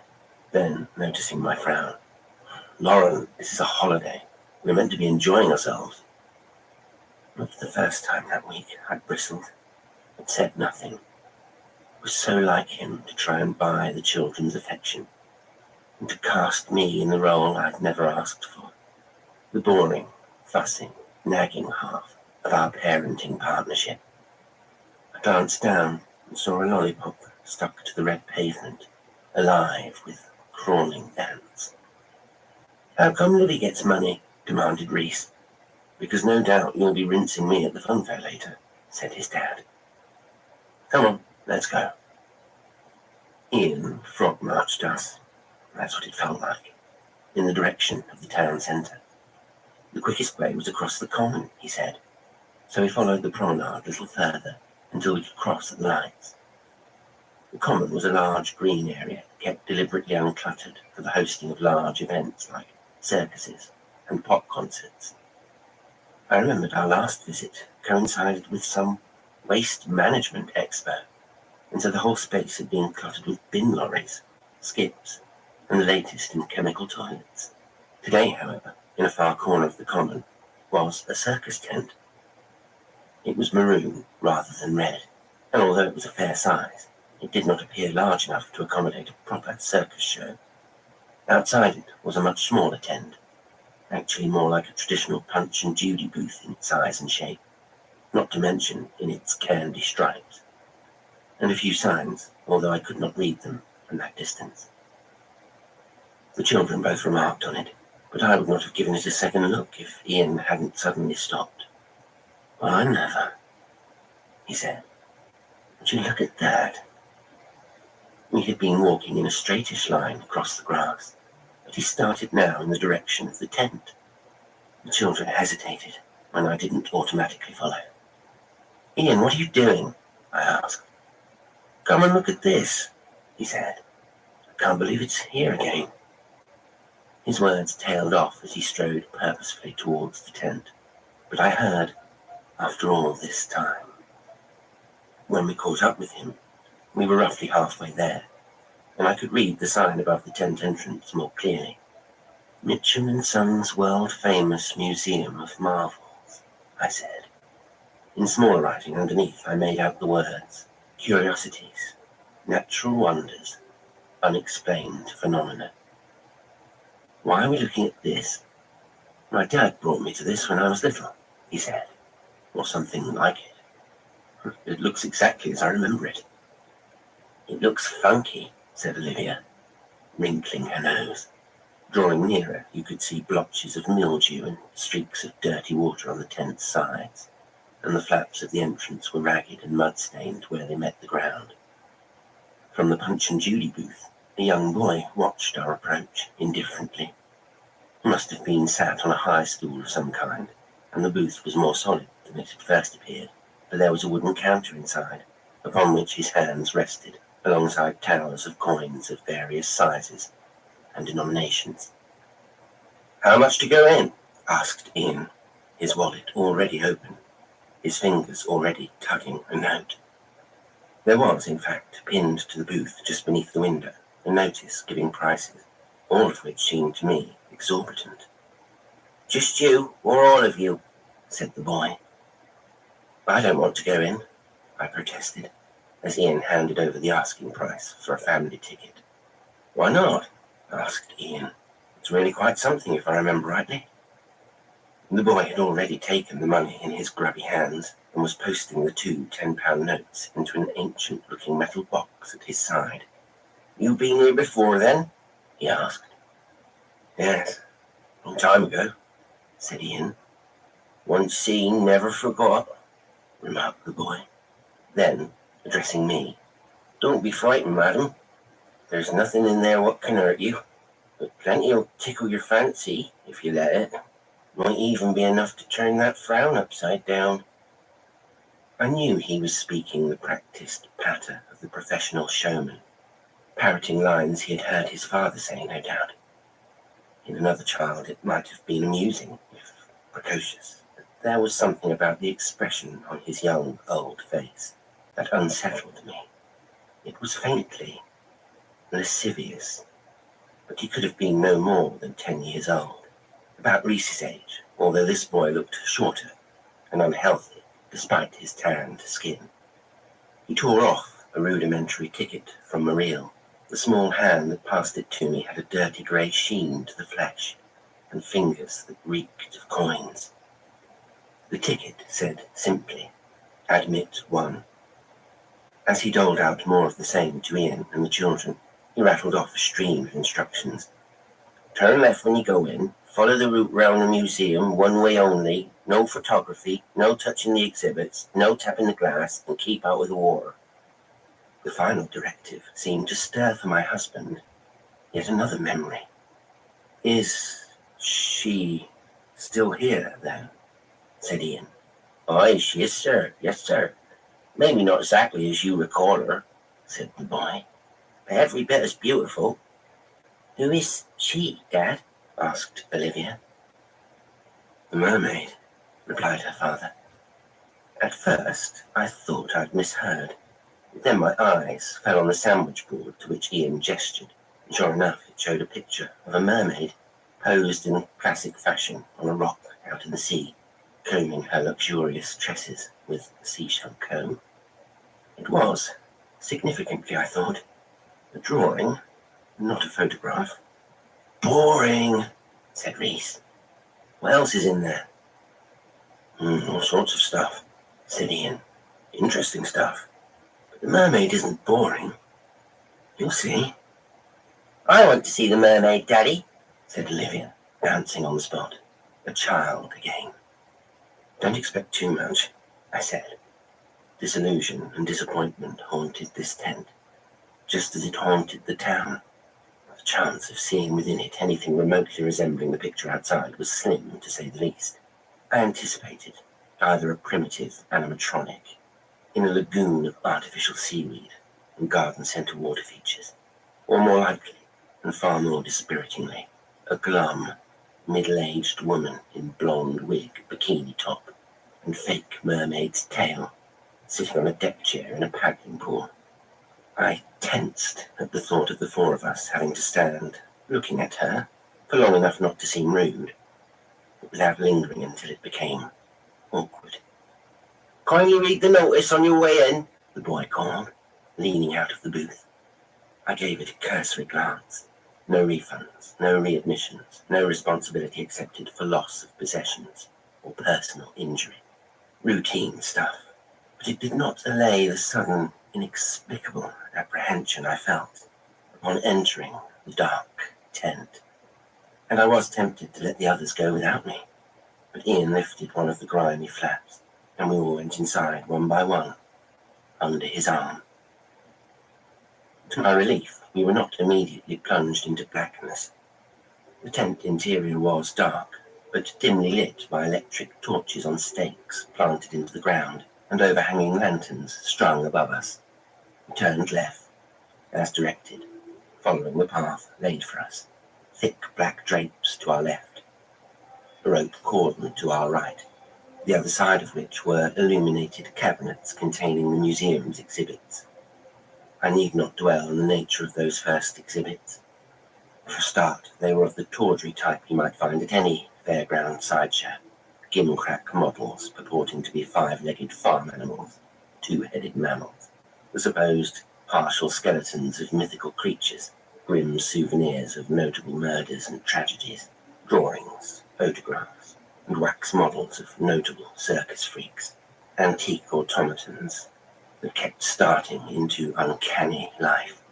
But secondly, although Reese viewed each artifact with morbid curiosity and took great pleasure in teasing his more squeamish sister, their father kept pushing ahead.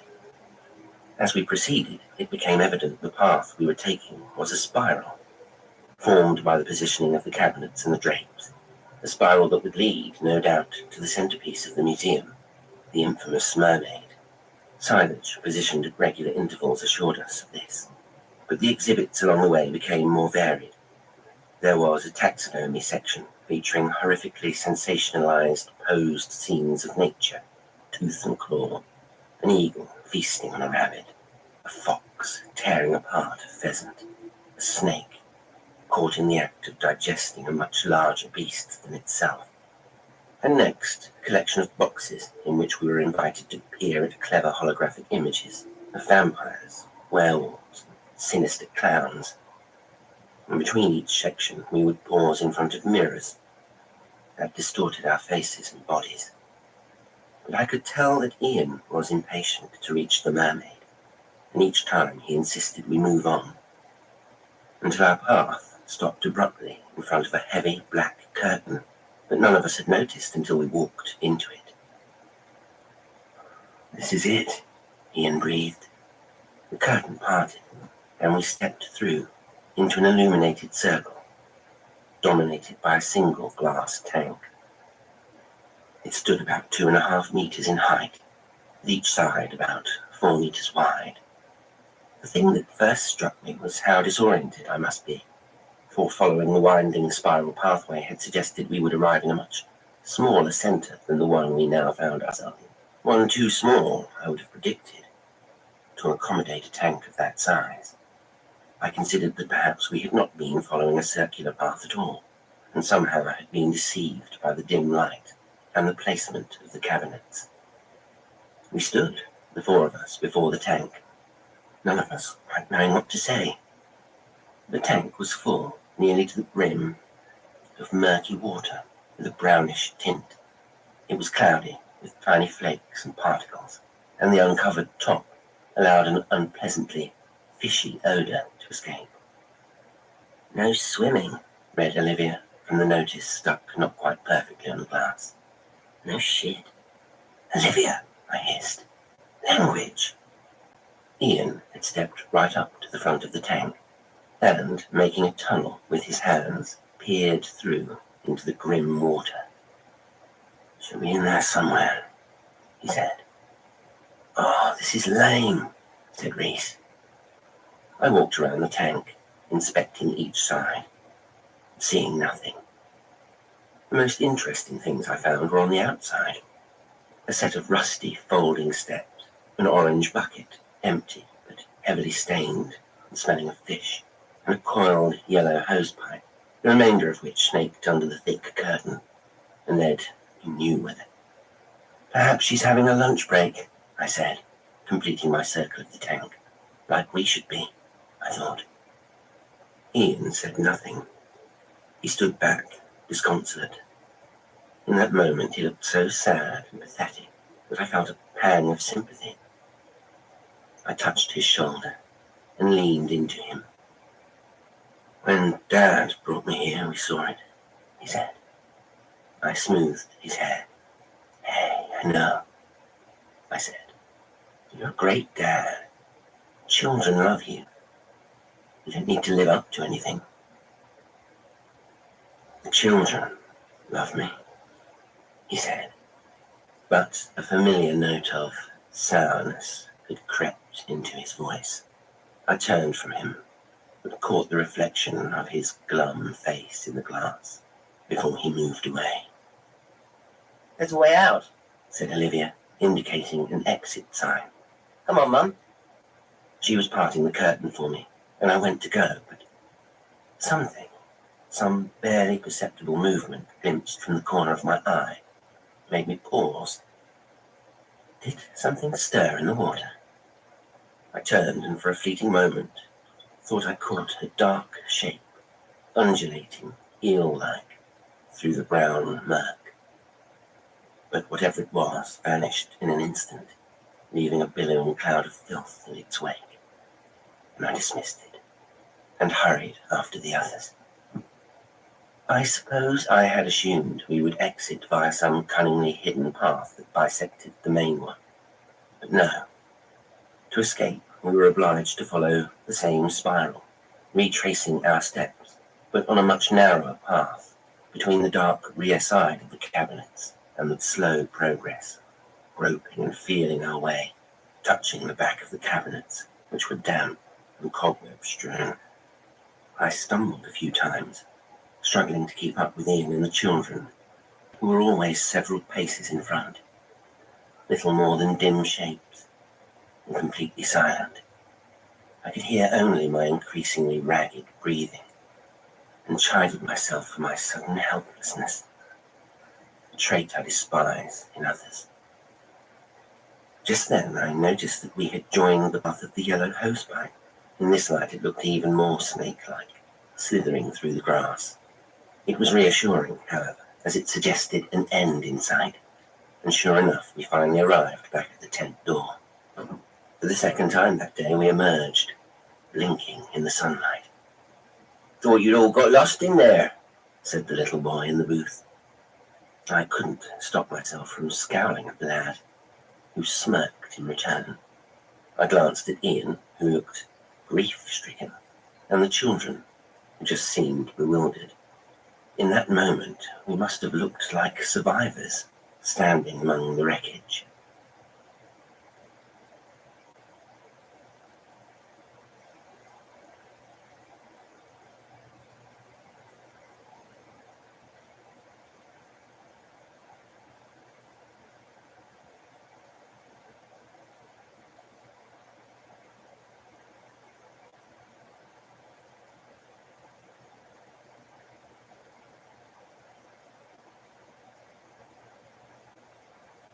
Did you see the mermaid then?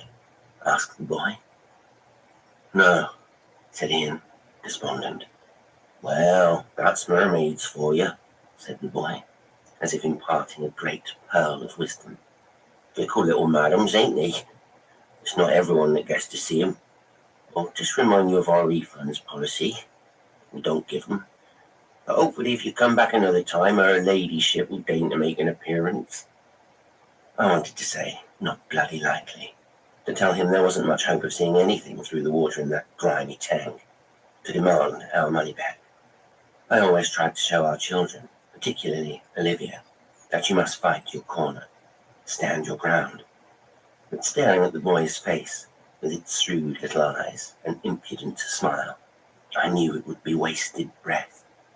He was the carnival huckster, we the hapless rubes, too slow-witted to know we'd been had. I hated that feeling, and marshalling the others, insisted we leave that instant. Our experience in the tent, however, had already cast a pall on the day. Failing to find Giovanni's, we settled for a nondescript cafe, and barely spoke over the bad coffee and dry sandwiches. Olivia insisted on spending the money Ian had given her in a cheap clothing shop. Reese was given some spending money too, to make up for us not going back to the fun fair. Ian was sullen and non-communicative throughout. It was as if the holiday had not been about revisiting childhood haunts, after all, but only about seeing the mermaid, and now we hadn't seen it. Everything was ruined. As the day wore on, I found that I resented him more and more, and then hated myself for my resentment. He was so difficult to be around when he was like this. While Olivia tried on cheap sunglasses in front of a mirror outside a souvenir shop, and Reese pestered for explanations to jokes he found on a series of increasingly risque seaside postcards, I watched my husband's listless passage around the store and struggled to recall what I'd ever found attractive about him.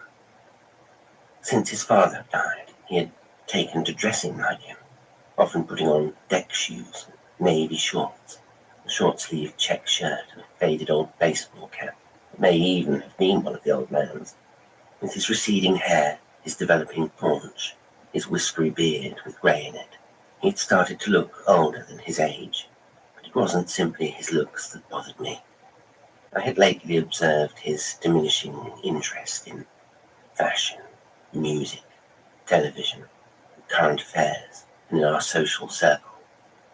He had begun to potter, like old men potter.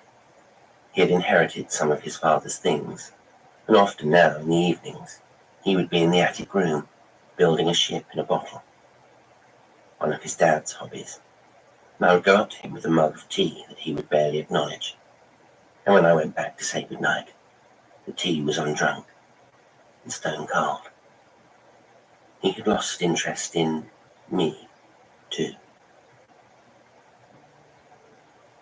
We were staying in a rented 3-bedroom apartment in the centre of Southampton, our touring base for the week.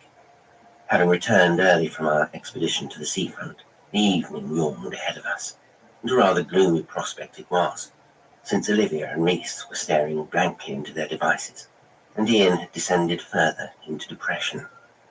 Inclined as I was to let him get on with it, I found that I couldn't concentrate on my book because of his alternation between restless pacing and restless sitting. I needed fresh air, so when the children complained of hunger, I assumed the role of lioness, going out for food and returning with fish and chips and wine. I asked Ian to help me plate up in the kitchen and took the opportunity to remonstrate with him. "How long are you going to keep this up?" I snapped. "What up?" "This performance, whatever it is." "I don't know what you mean." "You've been a bloody misery guts ever since we came out of that stupid tent. Pull yourself out of it. If not for my sake, for the children's. You're a grown man. It's pathetic." "I'm pathetic now, am I?" "You're being pathetic." "Right. This obsession with the past, with your dad. You're not the first person to ever lose a dad." "I know, but when your mum went missing, I know. He was all you had. He looked like a child, about to cry. I was still angry, and now I felt angrier because he was making me feel mean. Still, I added, I'm not surprised she left. She had to put up with this crap." "She didn't leave us," he said. His eyes were wet. "She went missing." He began to move away. "Now what are you doing?" I asked. "Going for a walk," he said. I stared at him in disbelief. I was torn between cuddling him and screaming at him. Instead, I said, "But what about your chips?" "I'm not hungry," he said, and went. I ate with the children in front of the television, The chips were anemic and soggy, and there were far too many, even without Ian's untouched share. Most of it ended up in the bin. I drank the wine until it gave me a headache. Later, they talked me into a card game with impenetrable rules that only they knew, and consequently beat me at several times in succession. Hours passed, and Ian hadn't come back. He put on a nature documentary about strange creatures found in the depths of the ocean, creatures that used bizarre disguises and transformations to defend themselves, to attack, and to mate. I was drowsy and started to nod off for minutes at a time, my thoughts haunted by monsters devouring each other. And then I sent the children to bed, not because they were tired, but because I was.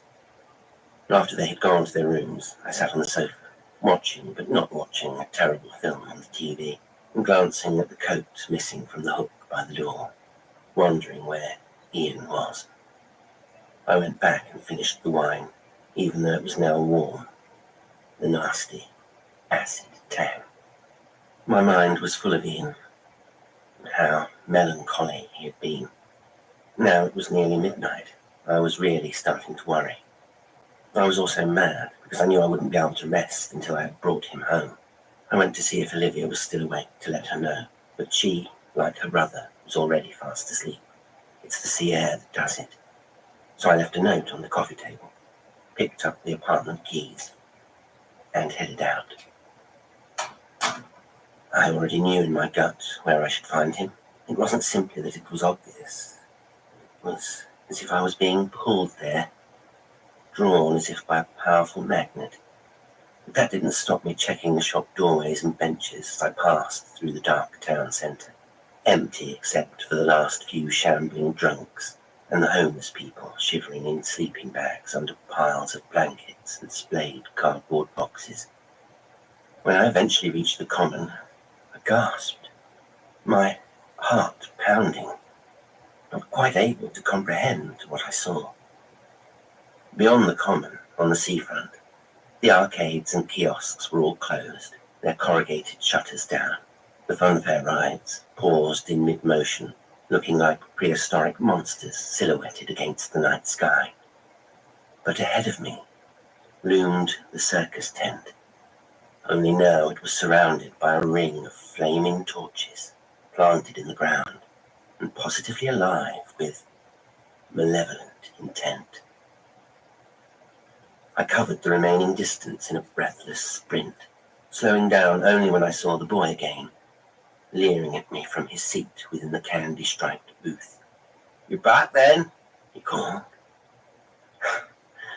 "I'm looking for my husband," I said, still panting. "Has he been here?" The boy's face crumpled into a parody of concern. "Lost him, have you?" he said. "Well, I never. It's funny how they always comes here looking for their spouses. They'd be better off asking what it was led him here in the first place. Isn't that right, Pa?" It seemed such an absurd, vulgar thing for a child to say, that I was temporarily lost for words. Then I heard footsteps behind me, and reeled around in time to see a tall, heavy-set man approaching. He was bald, black-bearded, and what I first took to be a tight-fitting sweater turned out to be his heavily tattooed arms and chest, exposed through a black string vest. "What are you doing here?" he asked. "You want something?" The heavy-looking, long-handled sledgehammer that had swung at his side as he walked, he now lifted, so that the head rested on his right shoulder. "I need to find my husband," I repeated. He smirked then. It was the same lascivious grin as the sun's. I could feel the heat from those burning torches, their blazes dancing in the night breeze. I knew my cheeks would be reddened. "That's what you need," he said, coming too close. "Is it what you want?" "I think he's come back here," I said. "He may be in there now." "In there?" said the man, pointing with the hammer. "Yes," I said. "He's obsessed with your mermaid." As I spoke the words, I knew they sounded ridiculous. I sounded ridiculous. You see, he was amused. Well, he wouldn't be the first, and he won't be the last. I expect you wants to go in and look for him then. That it? I nodded. The humour left him instantly. £10, he said, holding out his palm. I was gobsmacked again. I'm not paying. Just let me in, I demanded. £10. You're not getting another penny out of me, I said. Seconds passed, and for a moment it was as if we were caught in some interminable spaghetti western standoff. Then he simply smiled and pointed with his long hammer again. Real fire in her eyes, this one. Lovely, he shouted to the boy. Off you go, darling. I don't think you'll find him in there, mind. But we'll be right out here, waiting for you. Their laughter was still ringing in my ears as I pushed through the flaps into the big tent, stepping into the dark and airless space, turning left as before, and following the same spiral path around the museum. It was much darker now, the overhead lanterns barely pricking the gloom, and the torches that marked the path casting a red light that did little to illuminate, but gave the ghastly exhibits a far more sinister aspect. Everywhere, the glass eyes of the wax figures and stuffed animals glinted horribly, and shadows gave a terrible impression of independent movement. I hurried past the foul cabinets, every now and then noticing exhibits I had somehow missed on our earlier visit. Things of a most disgusting and depraved persuasion. Things that looked not fake, but organic, fleshy, and wet. As I neared the center, I was suddenly plunged into pitch darkness. Every light went out at once. I screamed, but immediately regretted it. Those bastards outside had turned off the lights, deliberately, of course, to scare me out of my wits. I would not grant them the satisfaction. Instead, I gritted my teeth and persevered, fumbling, feeling my way, finally dropping to my knees and crawling on all fours in the wet grass, until I found it, the thick curtain that shrouded the center circle in which the tank stood. I crawled under it, and to my relief, into light again. Standing up, I approached the tank, apparently uninhabited as before, the water undisturbed. Yet I knew, from a sense, an instinct, call it what you will, that Ian had been there, had stood there as I was standing now, and very recently. I walked up to the tank, put my hands to the glass, and then I stepped back, confused and disgusted. The glass was wet. I turned my hands over and studied my palms. The water on them had a brown and greenish tint. Suddenly, a heavy thud made me jump. I looked up, startled, took several paces backwards. There was something in the tank, a creature, floating in the murky water, human-sized and vaguely humanoid in appearance. Its fists banged on the glass, and its mouth gaped like a fish gulping air, issuing a rushing stream of bubbles that partially obscured the awful face. Repulsed, I ran, without looking back, ran like a cartoon character with my arms stretched out in front, ran panting through the terrible darkness, and not stopping until I burst from the tent and tumbled to the ground, back outside, where the boy and his father were waiting. They watched with amusement as I gathered myself. Didn't find him then, said the father, sardonically. I staggered to my feet, still catching my breath. That thing in there, I panted. What the hell is it? Don't know what it is, do it, he said. Question is, what did you make of it? It was Horrible, I said. He looked disappointed. That's a shame. There's plenty feel differently, he said. What did you say about her, boy? She's unparagoned, par. Meaning? Without equal, matchless, one of a kind, par. There you go. Hear that? Unparagoned. Did a whole fortnight at primary school, that one. That's why I entrust the day-to-day running of this business to him, except for acquisitions, which is my field of expertise. He studied the head of the long-handled hammer, turning it over in his hand. Now, I wouldn't say she's one of a kind myself, mind. I've seen plenty like her in my time. But she's certainly quite a catch. They both laughed, enraging me further. Look, I cried, I just want you to help me. Did my husband come here tonight? And being the chivalrous type, I'd love to assist you. Unfortunately, I don't know what your husband looks like, do I? Said the man. But he does, I said, gesturing to the boy, who was busy examining his dirty fingernails. Ain't seen him, he said, without looking up. I suddenly felt very tired. Exasperated, I told them what I thought of their vile little sideshow, and made some vague threat about going to the police, which only succeeded in provoking more mirth. Then, feeling utterly impotent and wretched, I stormed off in the direction of the seafront, leaving the boy, the man, and the circus tent behind me.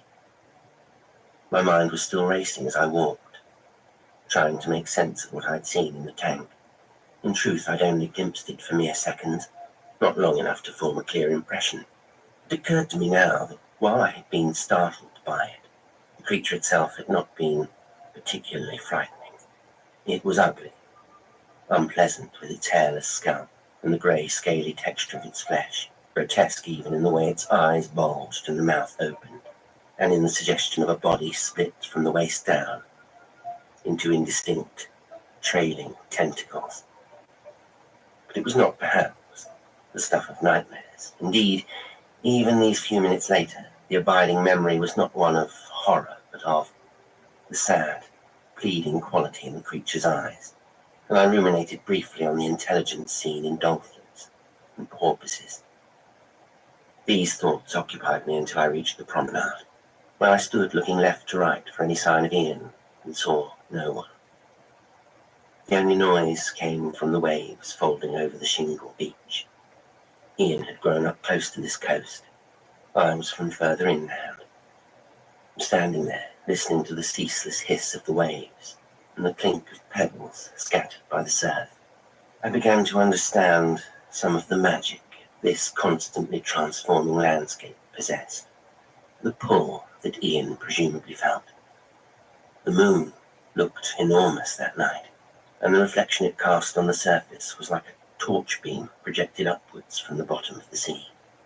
It was much cooler on the promenade, especially after the oppressive warmth of the tent and the heat from the blazing torches, and I shivered in the night breeze that rippled my light jacket, ruffled my hair, and sent fish and chip wrappers fluttering past my feet. I felt hopelessly lost, untethered from reality. As awful as my experience in the tent had been, I could not shake the feeling that either the worst was still to come, or it had already happened, and I didn't yet know. Ian had been so miserable earlier. What if he'd... I blinked the thought away and looked out to sea, scanning the horizon before realizing I was looking for him, as if I might see him out there in the sea, like that poem, not waving, but drowning. But then I did see him, somewhere ahead. Down on the sloping shore, he was standing still, looking across the water, his hands thrust into his pockets. His back was to me, but it was clearly Ian. I called out, and he did not turn. I realized that the rush of the waves was enough to drown out my voice. I climbed through the railing and jumped down onto the beach. running as best I could over the rough stones, and arriving at his side, out of breath and dishevelled. I was furious with him, but also relieved, and I felt something I hadn't felt for some time. Joy at seeing him. "I was worried about you," I said. He turned, but didn't speak. "You were gone so long I had to come out looking," I went on. "I went to that stupid circus tent first on the common. You weren't there. I saw something in there. Maybe you saw it too. You did go there, didn't you? Anyway, it doesn't matter now because I found you. When you weren't there, I thought you'd done something stupid." He looked at me oddly. He didn't look morose like he had earlier. He didn't look sad or angry. Just infuriatingly, maddeningly unconcerned. "Did you hear me? I thought you might have killed yourself. Why can't you say something? Why don't you bloody speak to me?" I pounded his chest with my fists, and he gripped my arms, not roughly, but enough to stop me. "I'm sorry," he said. "I just needed to escape for a while. Clear my head. I couldn't breathe. I didn't mean to scare you. I'm sorry." He spoke to me in a soft, low voice and drew me closer, his hands brushing my windswept hair aside, then cupping my face as he kissed my forehead. I was still angry. His sincerity, his sudden tenderness, disarmed me, and my anger was merged with a longing I hadn't felt for some time. His eyes glittered in the moonlight. "I'm sorry too," I said. "I know we've been growing apart. I want to change things, but I don't know how. We'll be all right, won't we?" He kissed my forehead again, then shushed me and tilted my head to kiss my lips, threading his fingers in my hair. I had forgotten how strong he could be, how passionate. I had forgotten how to surrender. We embraced. Our kisses became urgent. I felt intoxicated, exhilarated. A rush of relief mingled with desire. Something knotted and locked up within me demanded release. Instinct took over. His coat on the rough, hard stones became a blanket, and we made love, right there on the beach, under the cover of the stars, like teenagers, without shame, without guilt, without caution, without the weight of life beating down upon us, without a past. In the moonlight, he became handsome again. The way he looked at me told me I was beautiful. And afterwards, we just sat, snuggled together for warmth, with me wrapped up in his coat, gazing up at the bright moon. We talked. I talked. And for once, I knew he heard me, was listening. I kept laughing, even though my teeth were chattering. And when we said it was time to head back, we couldn't find his socks and shoes. I laughed even harder. Giggling and whispering, we eventually crept back into our apartment. I felt naughty, irresponsible, young, foolish. Everything was as it had been, the children asleep, the empty bottle of wine on the table alongside the note I'd left, undiscovered and unread. We undressed, fell into bed, fell asleep easily in an embrace. It was the first time we had slept face to face in years. If this was a different kind of story, it would end there. If I wanted to spare you the unsettling implications and uncertainties that I have had to reconcile myself to, I should say no more. The story must be told. You deserve to know what came next. Morning came. The sun was streaming through the bedroom window, and I began to stir with a sour taste in my mouth and a faint headache. Groaning, I remembered the bottle of wine I'd polished off by myself, and that I hadn't brushed my teeth before going to bed. Then I remembered falling asleep in Ian's arms and smiled. Today would be a good day, the start of a happier future. My eyes were still half closed. Sighing dreamily, I reached out to touch him. But instead of his soft, warm skin, my fingers met with something lumpy, slimy, and wet. I was jolted awake. When I saw it, I shrieked, recoiling with the covers clutched to me. There, strewn on the pillow and down the length of the bed, was a mass of tangled seaweed in thick, leathery fronds of dark green, brown, purple. Rank-smelling, green-tinged water was pooled in the indentations and creases of the bedsheets. But there was no sign of Ian. My chest pounding, my head throbbing, I hastily pulled on the first clothes I found and tore out of the apartment. I had a terrible notion that I had overlooked something the night before. Even so, you might wonder why I went directly to the common again to find the circus tent. I can't explain it now, just as I couldn't have explained it then. Yet I knew it was to the tent, that accursed tent, I must go. But when I came onto the common, I was stopped in my tracks. The tent was gone. I walked slowly to the space where we had found it. At first, I was sure that I would find no trace of it ever existing, that it would be revealed as a dream, an illusion, and I would be forced to question my sanity. But as I came closer, I saw the holes where the torches had been staked into the ground, and bigger ones where the tent pegs had been. I saw burnt grass, some tire marks, flattened, discolored areas where the cabinets had stood. Then I noticed them. Perfectly ordinary things, where they were placed in the center of the spiral where the big water tank had been. Perfectly dreadful. I walked to them, though I already knew what they were and could guess at their meaning. Around me, Southton at sea was coming to life. The seafront would soon be thronged with people.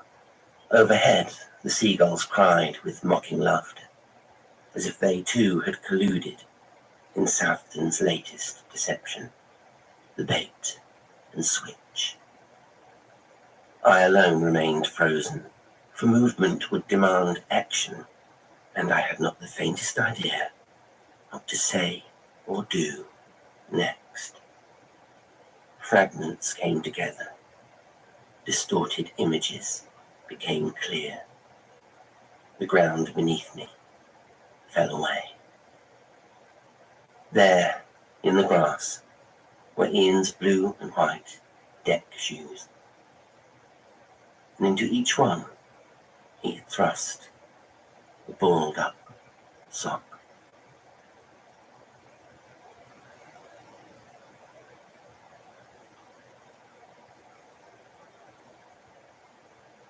Today's story was The Southton Mermaid.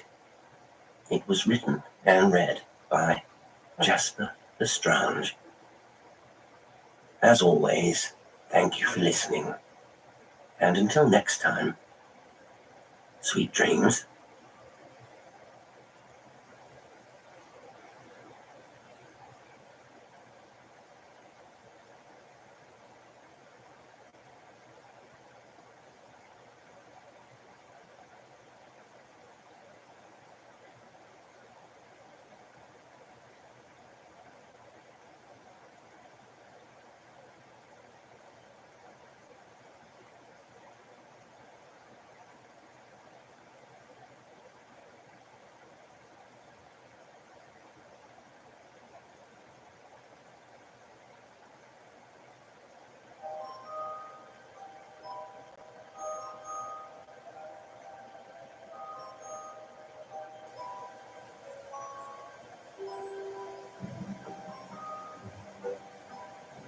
Room 2000 Calling by Theodora Benson. She was beautiful, so beautiful that this was the dominant, the overwhelming factor of her life. I do not think that she would have been particularly a coward without this beauty, but it added to her a sort of spurious courage. She was never afraid to commit herself in any direction, because she did not feel that circumstances bound her with that finality they so often impose upon the rest. She counted upon her natural gift to carry her with grace and even triumph through retreats, evasions, and disavowals, which shame or lack of self-confidence forbade to others. And so she brought to each occasion a misleading, fugitive sincerity that scorned to listen to the counsel of the world or the threat of the future. She responded to the Secret Service agent with that generosity of hers that counted not the cost, knowing well enough that it never had happened that the cost had been borne by her. He loved her, she realized, with all that makes a man. But then, after all, so did she love him. "You don't really mean it," he said. "It's only moonlight and glamour. I just excite you. You don't really give a damn for me. You'll forget me, so that in a little while from now you wouldn't put yourself out to come and see me if I were dying." Straining herself to him in his arms, she cried, "That isn't true. Living or dying or dead, I'd come to you if you sent for me, no matter where, no matter when." She meant it, but she treated him badly, shabbily, cruelly, and less than a year later she married somebody else. Not so long after that, she had indeed forgotten him, almost as though he had never been.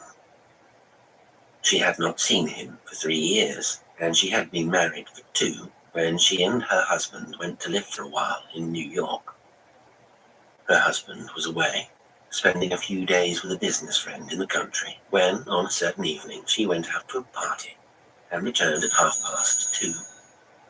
As she came into her room, the telephone began ringing. She recognized the voice of her Secret Service agent, as unmistakably as though she had last heard it yesterday. A minute later, her own voice, raised and anxious, attracted her maid, Connie, in the next room and brought her in. "Hello? Hello? They've cut me off. Operator, can you reconnect me? I was cut off. I want the Hotel Savoyard, room 2000. No, I haven't got the hotel number. They were calling me. Wait a minute. Oh, never mind." Impatiently, she replaced the receiver. She said to her maid, "Connie, I think I'm going out again. You needn't wait up." "But Madam has just come in." She brushed that aside. "What of it? It's only 2:30, the edge of the evening, and I'm a grass widow. Besides," she became confidential and a little uneasy, "I've had a telephone call asking me to come round, and it sounded important. I was cut off in the middle." "I don't know what's the matter with the telephone tonight, madam," said Connie. "It's rung a dozen times since 1 o'clock, but each time I answered it, there was nobody there."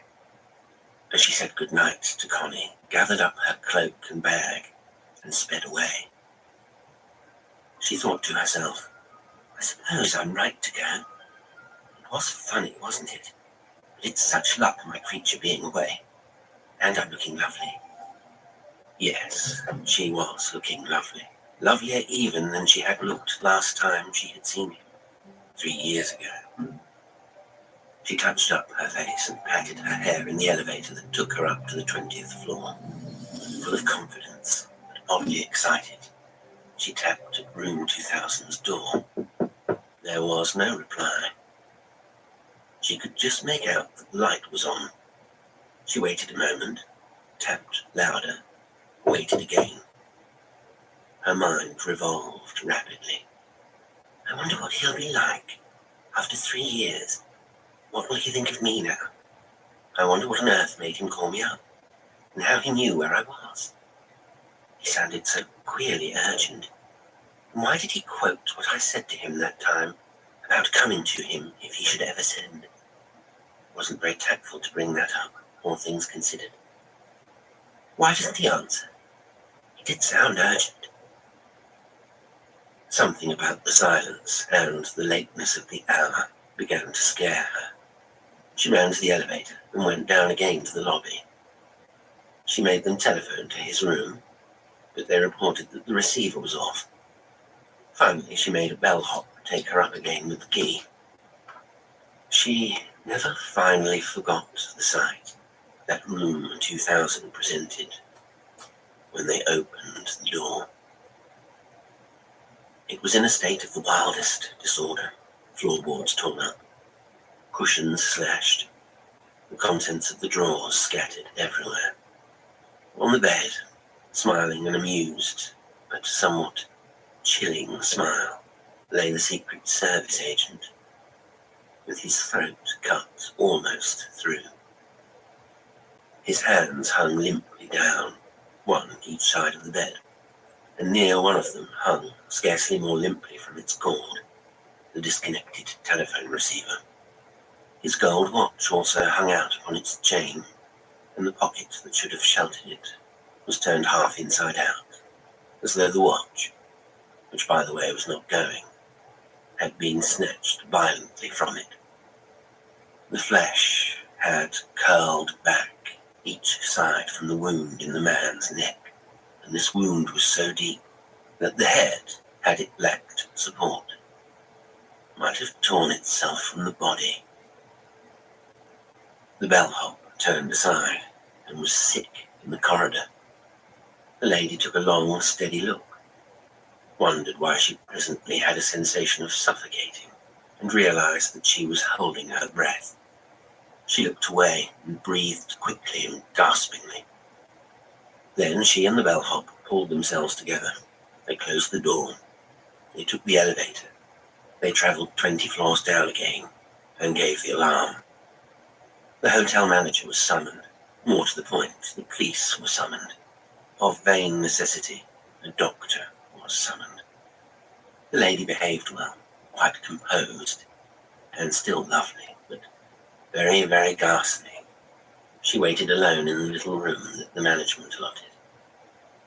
The police would surely have a few useless questions to ask her, and very surely she would have questions to ask the police. The police had plenty to do. The murderers had been so suddenly interrupted by the arrival of the lady that they had not made a very tidy getaway. In their hurry, they had really left some clues, and a slender, not so very slender, chance of tracing them. Best of all, they had failed to find the paper for which they had killed the Secret Service agent. It looked as though they had almost had their hands on it, after their long, frantic search, when the interruption had come. For surely it must have been they who had plucked that watch so rudely from its pocket, who in their fright had dropped it again as rudely, leaving it dangling by its golden chain. Sure enough, inside the watch case, the thin folded paper lay, and ample provocation that watch had for not going, since that was all the works it contained at all. It was about 4 a.m. when one of the police came to interview the lady who had found the corpse. That is, nearly an hour after the alarm had been raised. He smiled to himself, much tickled by the realization that the killer had been tearing the room to bits with nothing to show for it for some time, and the lady had knocked at the door at about 10 minutes before 3.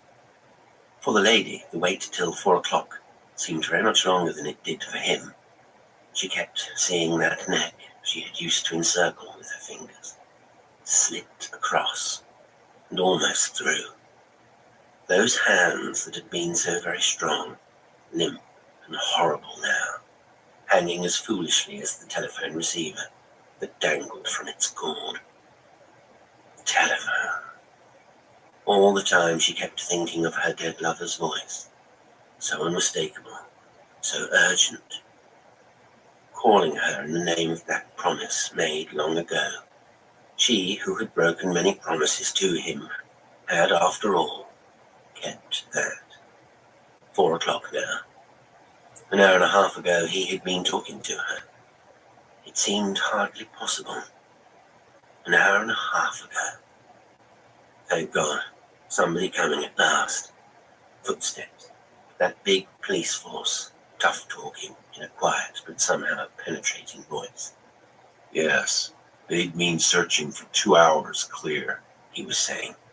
The doctor swears to it. That stiff up there has been dead for a good 3 hours. He opened her door and paused upon the threshold. Why, doctor, he called. Come here. The lady's fainted.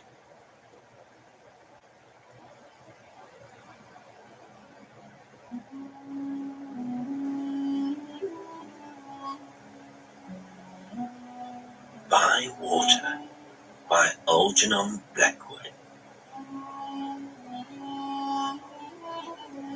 No matter how queer the story, there is, I hold, always a reasonable explanation. Or, shall we say, a possible explanation. The queerer the story, the queerer, of course, the explanation. This holds true of the story I am going to tell you. There is a catch in it, at the very end, where it belongs. The catch, however, I leave to you.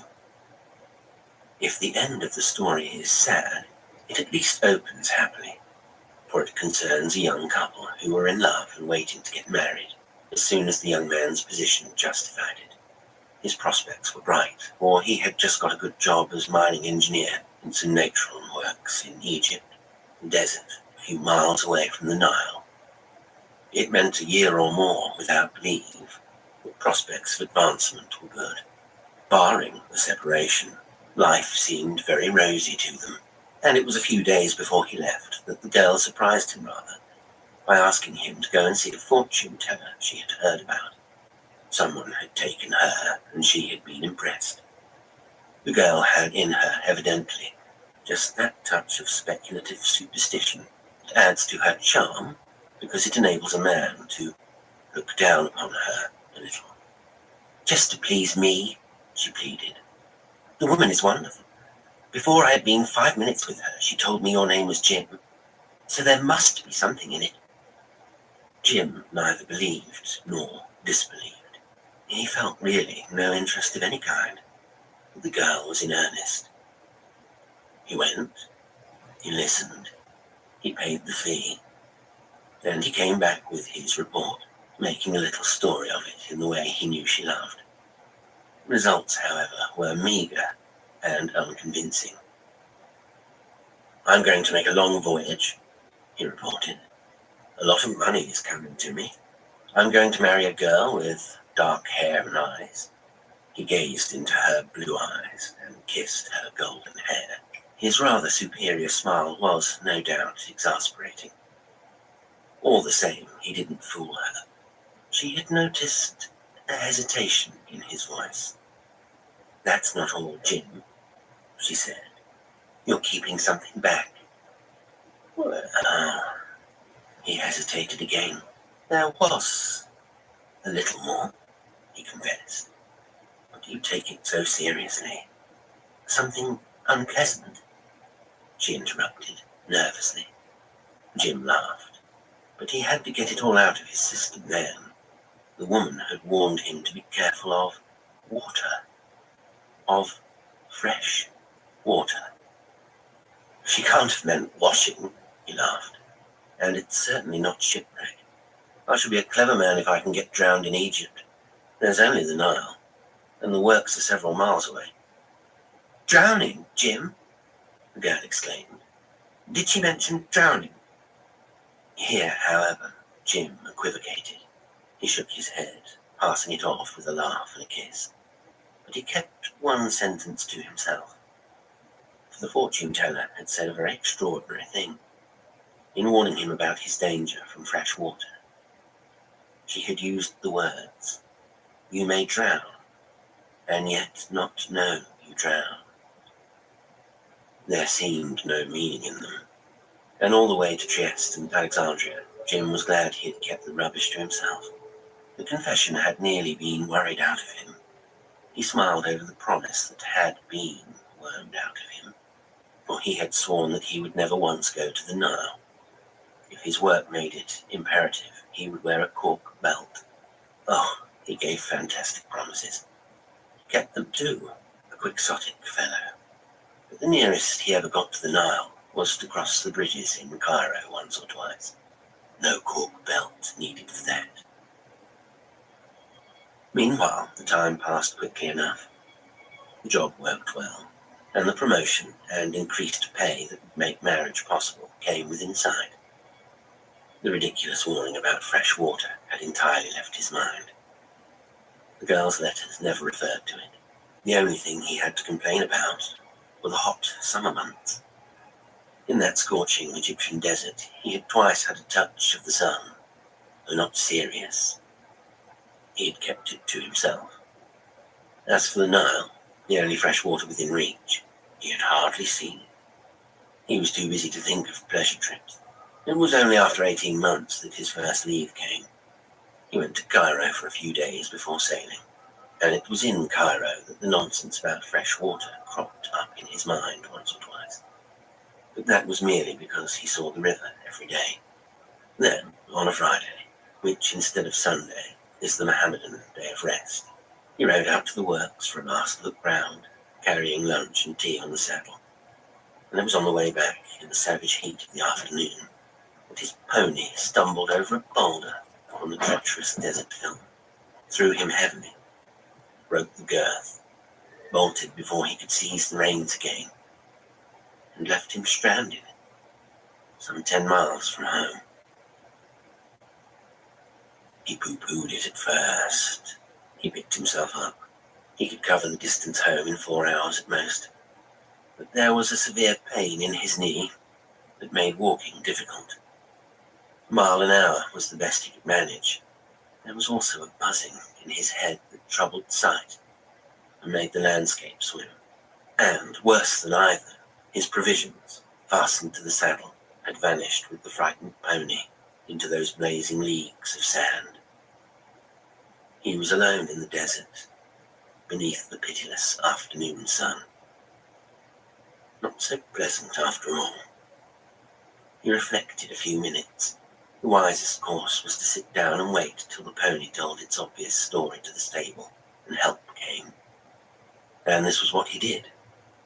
For the scorching heat was dangerous.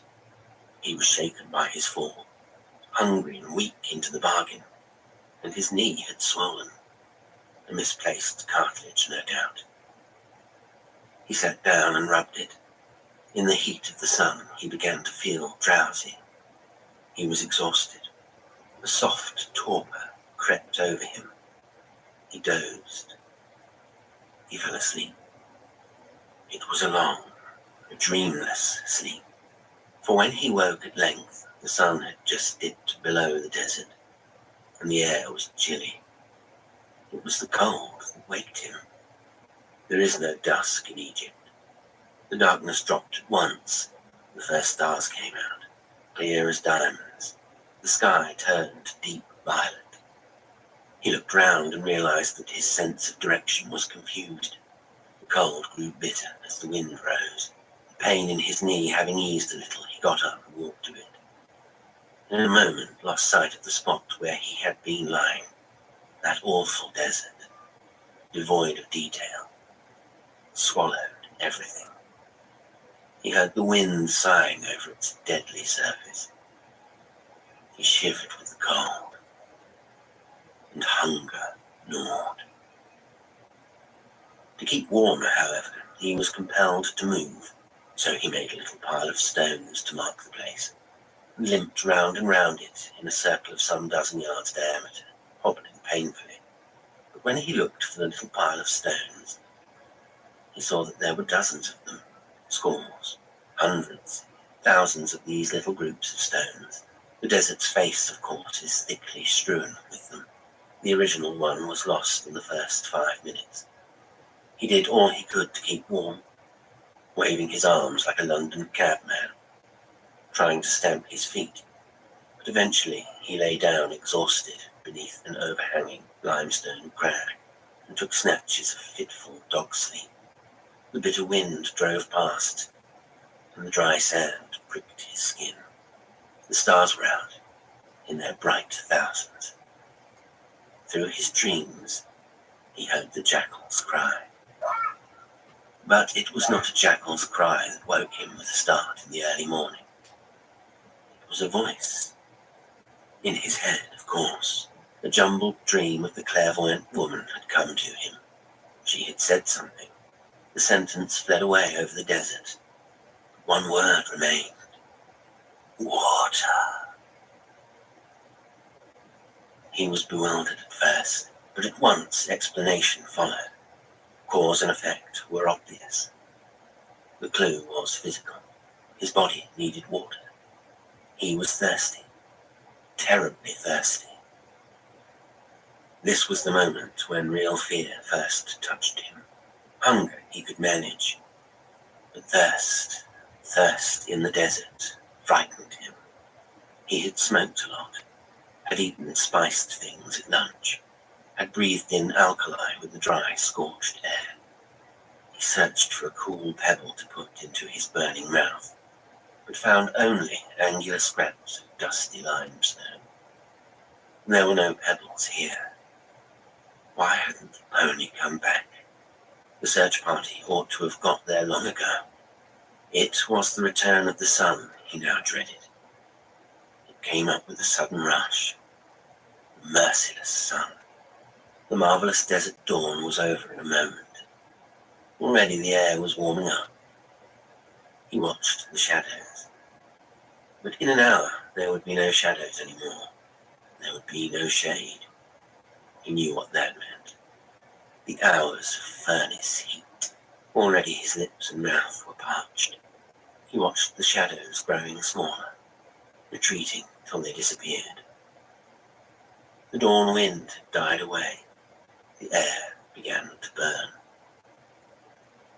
Wasn't it better to try and walk towards the help he knew must come? The sun, now well above the horizon, gave him direction. He tried. He started off in spite of the pain in his stiffened knee. He staggered, feebly, unsteadily over the crunching desert film. He walked, and walked, and walked. For miles it seemed he walked. But whether he advanced or merely moved in a circle, he never quite knew. He saw nothing but little piles of stones. Scores and hundreds of them. Each bit of desert seemed familiar, since each bit was a repetition of the bit in front, behind, on either side. The little piles of stones began dancing in that awful blaze then. He was a bit delirious, of course. He made a plucky effort then. A night and a day, he laughed, while his lips cracked smartingly with the stretching of the skin. Why, it's nothing. Many a chap has lasted days and days. Yes, only he was not quite of that rare company. He was unaccustomed to privation. This kind of bitter test was new to him. He didn't know how to spare himself. Thirst in the desert simply played with him. His tongue was now badly swollen. Parched throat could not swallow. His ears, strained for the sound of feet and voices, heard nothing but the irregular pulsing of his blood. And the way those little piles of stones went dancing, even into the air, was horrible. He knew enough to realize that he was getting out of hand a bit, and he had just wit enough left to find a sandy mound that stood a little bit above the dead level everywhere. He would be more easily seen if he perched on its crest. Just managing to stagger up to it, he sank down, utterly exhausted on its top. And there he lay, while the furnace heat blazed down upon him. He lay 2 hours, 3, 4 hours. The sky, when he opened his eyes once, was empty. The next time he saw a speck, and presently another speck, far, far away, but descending in stealthy circles. The vultures. Half unconscious now, he lay there motionless, dreaming of water. Water. Hearing it splash and ripple, ice clinking in a glass. cool liquid pouring down his throat in a delicious gushing flood. These water dreams increased his agony 100-fold, and a voice came with it sometimes. Strange words that seemed meaningless and yet familiar. You will drown, yet will not know you drown. His swollen lips called out a name. No sound was audible. He closed his eyes. There came sweet unconsciousness. A sound in that instant was audible there. It was a voice. Voices. The thud of animal hoofs. The specks had vanished from the sky as mysteriously as they came. And as though in subconscious answer to the sound, he made a movement. His body made it. An automatic, an unconscious movement. He did not know he moved. His body, uncontrolled, lost its precarious balance. He rolled. Slowly down the sloping mound of sand he turned sideways. Like a log of wood, he slid, gradually. Nothing to stop him. To the bottom.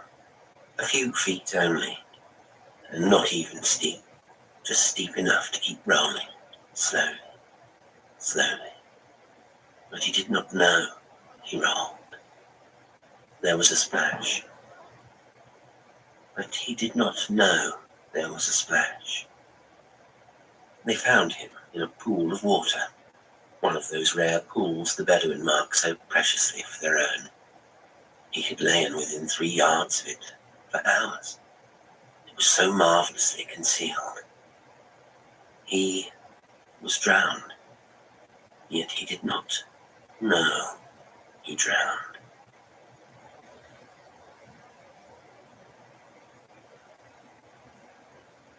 Today's stories were Room 2000 Calling by Theodora Benson and By Water by Algernon Blackwood. They were read by Jasper Lestrange. Thank you for listening, and until next time, sweet dreams.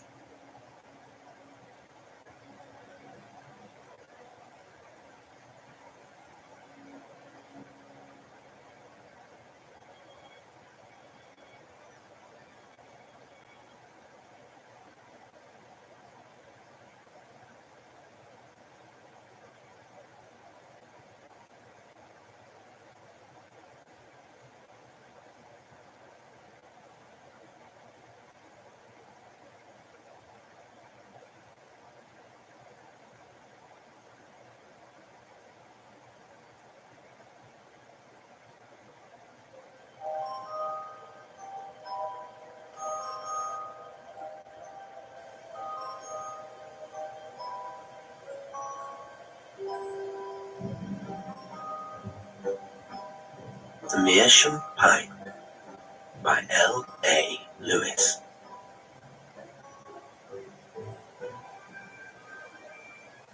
November 17th. Never having tried keeping a diary before, it will be amusing to see whether I have enough mental energy to go on with it. At all events, my newfound leisure will not give me the excuse of being too busy. The only question about it is, shall I find anything worth recording in this quiet country existence? Well, it pleases me to begin with such a trifle as my own enjoyment in this property I have bought. And after all, I am writing for myself and not for others. My ability to retire and settle down at the early age of 40 is a cause of gratitude to the gods of chance, who gave me such rapid commercial success in the slump years when so many others were feeling the pinch. I just happened to strike the right propositions all the time.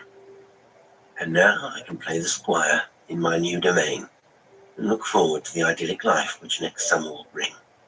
Fishing and pottering about these beautiful unspoilt backwaters. Not that I despise the country and its pursuits in winter, being country bred, particularly in this fine old house. I shall find all the entertainment I need for the long evenings, sorting through the books and all the lumber with which it is stocked. And by next winter, I hope to have made friends who will come round for billiards, cards, Perhaps I may marry again, for Renee should possess a hostess. But I fear I could never bring to another union the zeal of my first romantic attachment, so quickly ended in one of the London air raids. I feel myself lucky to have got Renee at such a bargain price, and suppose it would have cost me a good few thousands more, but for the bad name it derives from its former occupant. After standing empty, however, for so many years, the dilapidation was great, and I could see how the agents jumped at my offer. It is rather strange how a house can continue to bear an ill repute from the misdemeanors of a tenant, even years after his or her death, though no doubt this place holds very gruesome associations for many of the local residents. One can excuse Harper his crimes on the ground of his undeniable lunacy, but his reign of terror, conducted from here, must have been a ghastly period for the neighbourhood, especially in view of the shocking mutilations he always practiced. Still, he died long ago in Broadmoor, and it is thought that the ground was cleared of all his victims. I have had the exterior entirely refaced, and I think Renee may now claim to be purged of his influence. Well, I seem to be rambling on. A good start for the diary, anyway, if I can keep it up. Now I will close for today, and spend the rest of the evening looking over my new possessions. November 18th. Bright day for the time of year, crisp and frosty. Had a call from the vicar, who asked, among other things, if I proposed to join the local hunt. Told him that I was no horseman, hoped to do a bit of shooting when more completely settled. He then touched on the poor maniac, my predecessor, and I asked him if he thought the dreadful record of the place would affect my welcome in the village. He replied that he was sure the people in the other big houses would soon forget Harper when they realized the hospitality of the new owner, and saw how the whole estate had been cleansed of its former unkempt appearance.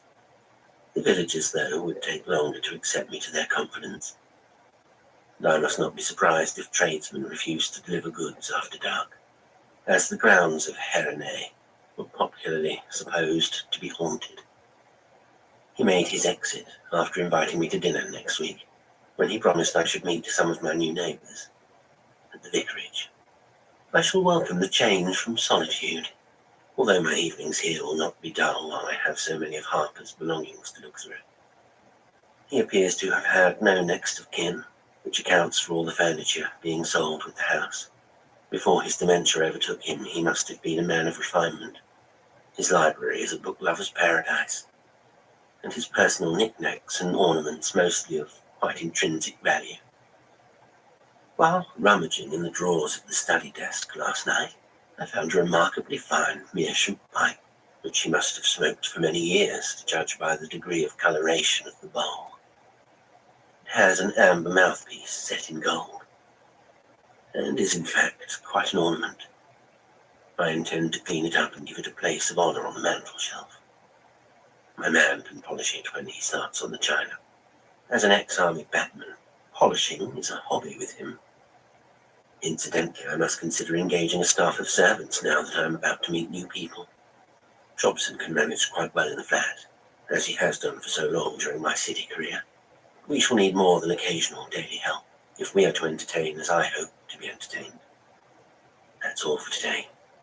I shall consult the local registry, if any, in the morning. November 19th. An irritating setback today. Called on Miss Sims, the postmistress, who acts as domestic registrar, and she promised to send round some applicants for my household jobs. Left her, thinking the matter as good as settled, and stayed at home till lunchtime. Nobody called. Now she has rung up to say that she can find no one suitable at the moment. On reflection, I thought her a bit evasive during the interview, and am inclined to suspect the cause is all this superstitious rubbish the vicar mentioned.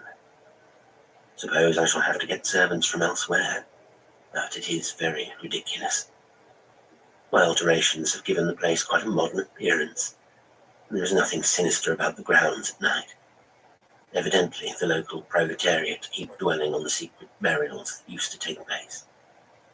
And imagination has done the rest. Spent the earlier part of the evening thinking things over, planning for the future. I must seriously consider taking another wife. She might solve the servant problem more readily, and a hostess is really essential for entertaining married guests. But I don't fancy the notion a bit. Mary's memory is still too fresh, even after all these years. Perhaps a lady housekeeper. Thompson has made a splendid job of the meerschaum, which looks, as I said before, definitely ornamental.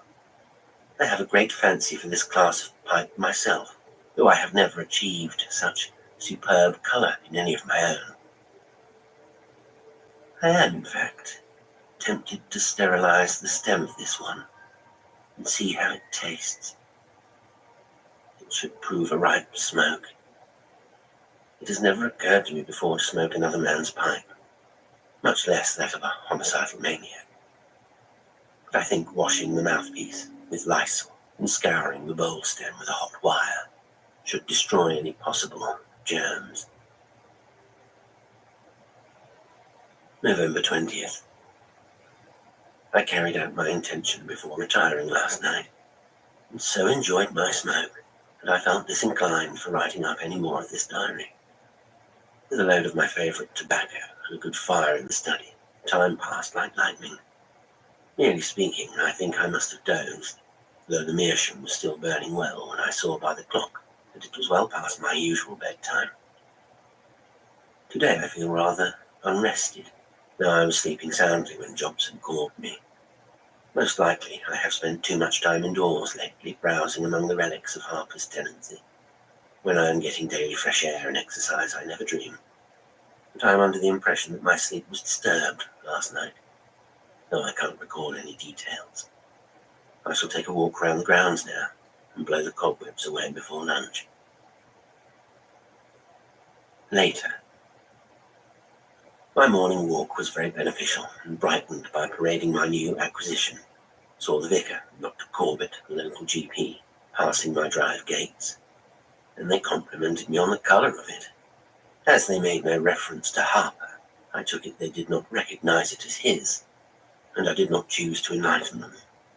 My ramble took me to a strip of waste ground, enclosed by a shrubbery, and a walk where I am told 2 of Harper's victims were buried. Their trunks, at least. It seemed an ideal spot for a murder, and I could almost enter into his distorted point of view, at least as far as the spice of secrecy was concerned. There must be a grim fascination in committing a crime that rouses the countryside, and then watching the police go off on false scents. Harper went about his butchery for months without attracting the least suspicion. Evidently, he can have shown no outward symptom of insanity between the attacks, and must have exercised amazing caution in executing his horrible tasks. Yet his dementia was of an extreme kind, as was shown by the distorted artistry of his mutilations. Employed the afternoon and evening in a fruitless journey to the county town, 20 miles away, in search of domestics. Interviewed several candidates who happened to be at the registry office, but as soon as I mentioned my address, they made various excuses not to accept service with me. The popular aversion to Renee is very widespread, it seems, and it looks as if I shall have to engage my staff in London. Most annoying. Found some newspaper cuttings in the course of my evening's exploring among Harper's belongings. They all related to his criminal career, and I could picture him gloating over the horror which his monstrous recreation was instilling in the public mind. Having been abroad at the time, I was not well up in the history of this butcher, and so took the trouble to read the cuttings through. Apparently he was actuated by no personal motives, but from a general lust to kill, and his victims were invariably women. The most revolting feature of the murders was his habit of severing the head and limbs with a sharp hatchet and leaving them on the scene for identification, while carrying away the trunk for addition to a sort of museum. which is supposed to have been kept in some room of the house. The subsequent interring seems only to have been effected when decomposition rendered it necessary, as the police deduced from the remains. November 21st. Another disturbed night, judging by this morning's lassitude, though again I have no clear recollection from my dreams beyond the feeling that they were of a distressing and even frightening nature. Also, I am convinced that I did, for me, quite an unprecedented thing. I noticed earth stains on my feet when getting into my bath, and Jobson found more of them on the bed linen, from which it is clear that I must have walked in my sleep. I have always regarded this as a sign of mental unbalance, so told Jobson I had gone down to the garden, fancying I heard an intruder. He must have wondered why I did not wear my slippers, but is too well trained to offer such criticism. I have never had a day's illness in my life, and I do not like this symptom of nerve trouble, especially as I spent most of yesterday out of doors. I shall spend today on the links and get my lunch at the clubhouse. Later.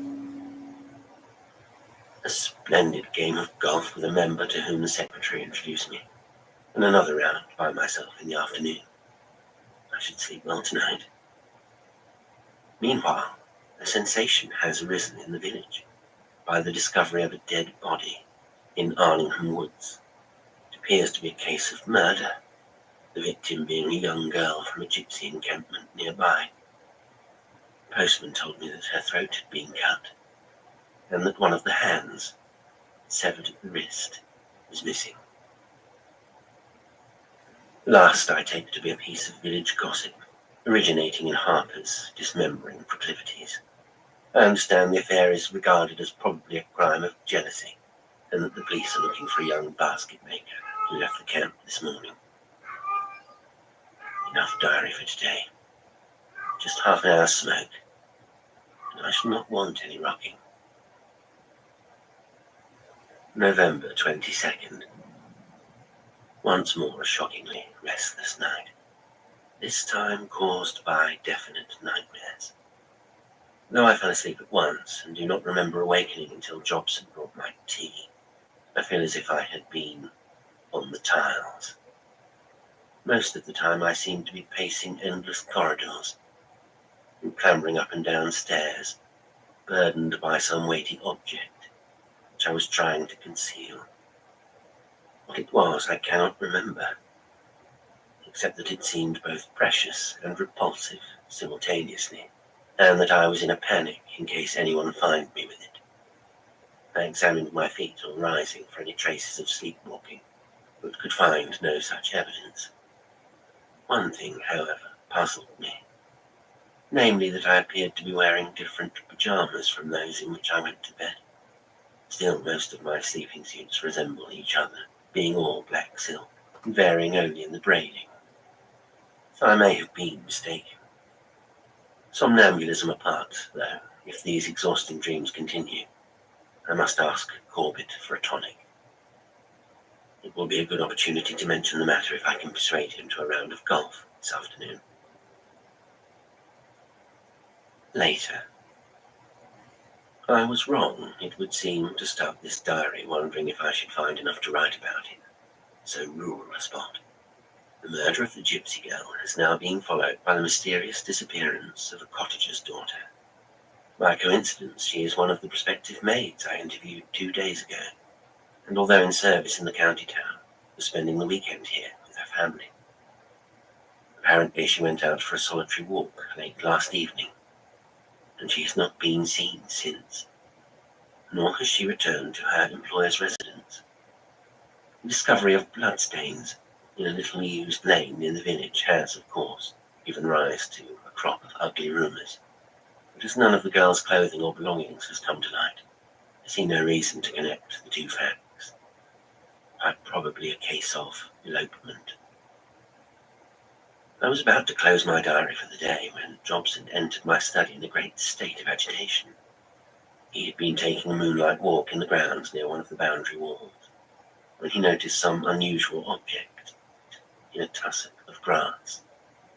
Stooping to examine it, he saw, to his horror, that it was a human hand. As he finished describing the finding of it, he produced the horrible thing from a roll of newspaper and laid it on my desk. When overcoming my natural revulsion, I inspected it under a powerful reading lamp. Though no student of anatomy, I judged it to be the hand of a woman, partly, I dare say, on account of the cheap and gaudy rings which adorned two of the fingers.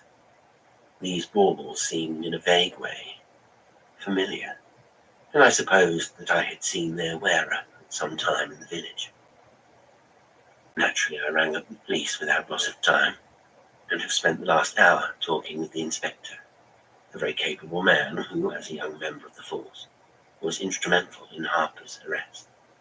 He not only confirmed the rumour of the gypsy's hand having been cut off, but positively identified it with Jobson's grim find.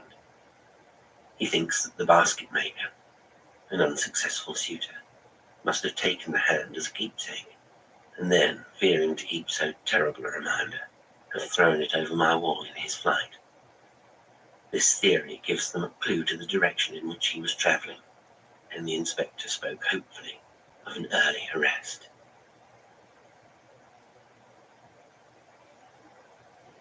November 26th. The events of the past few days have occupied my mind to the exclusion of all other matters. My diary has been neglected, and I must recapitulate. So far from rustic uneventfulness, I seem to have landed myself in the middle of a grand guignol play. A fresh series of crimes identical with those of my perverted predecessor has broken out in the neighbourhood, and the surrounding country is teeming with police, pressmen, and morbid sightseers. By having the gates locked, I have been able to keep most of them off this property, but I caught 2 reporters astride the wall near Harper's cemetery yesterday, and had Jobson turn them away. The village is in a state of siege, as no woman will venture out after dark, and even by daylight they go in 2s and 3s. A rumour that Harper had not died at Broadmoor, but had escaped, rapidly gained ground, and I found myself wondering if this were the case. The police, however, assure me that he died years ago, and that so far from any such escape being hushed up, a warning would be broadcast to all districts. Hard upon the heels of Jobson's discovery of the hand came news of a second mutilation during the ensuing night.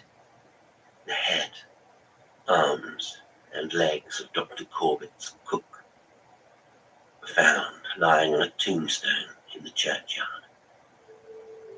The torso was missing. The night after, another woman's head and limbs were left neatly piled by the roadside, not far from the assembly rooms. They must have been placed there in the early morning hours, as a local dance held there was not over till well after midnight. It is disturbing to have this dangerous lunatic on one's doorstep. Apart from the noisy crowd of sightseers who came to pry around and even picnic on the sites of his crimes, to add to all this discord, and perhaps resulting from it, my own health is causing me serious anxiety. It seems impossible for me to get a decent night's rest, even with the sedative that Corbett prescribed. My sleep is constantly broken by the most hideous nightmares, in one of which, last night, I even dreamt that I was accompanying Harper on one of his nocturnal escapades. The beginning of the dream remains utterly chaotic, but I distinctly remember standing in a field over the corpse of a woman whom he had dismembered. Though I could not see the man distinctly, he seemed to be constantly at my side, compelling me to busy myself, hiding the traces of his handiwork. As often, I believe, happens in dreams, when we do things as a matter of course that are completely foreign to our nature, I felt myself lacking all volition to resist Harper's influence, and, in fact, quite entering into the spirit of his requirements. I buried the woman's clothes in a ditch, covering them carefully with earth and dead bracken, and arranged parts of the body on a gate balancing the head on one post and hanging the limbs in a row on the bars. The rest of the nightmare is like a fogged photographic plate, save that I repeated my former impression of tramping great distances with a heavy burden. In this instance, a nude female torso. Such ghastly dreams must indicate some kind of ill health, and if Corbett cannot stop them, I shall consult a specialist.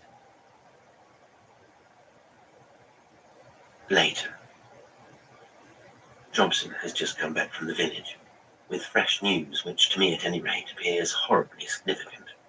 Another woman's head and limbs have been found, balanced on a gate dividing two nearby pastures. Jobson's description corresponds unpleasantly with my dream.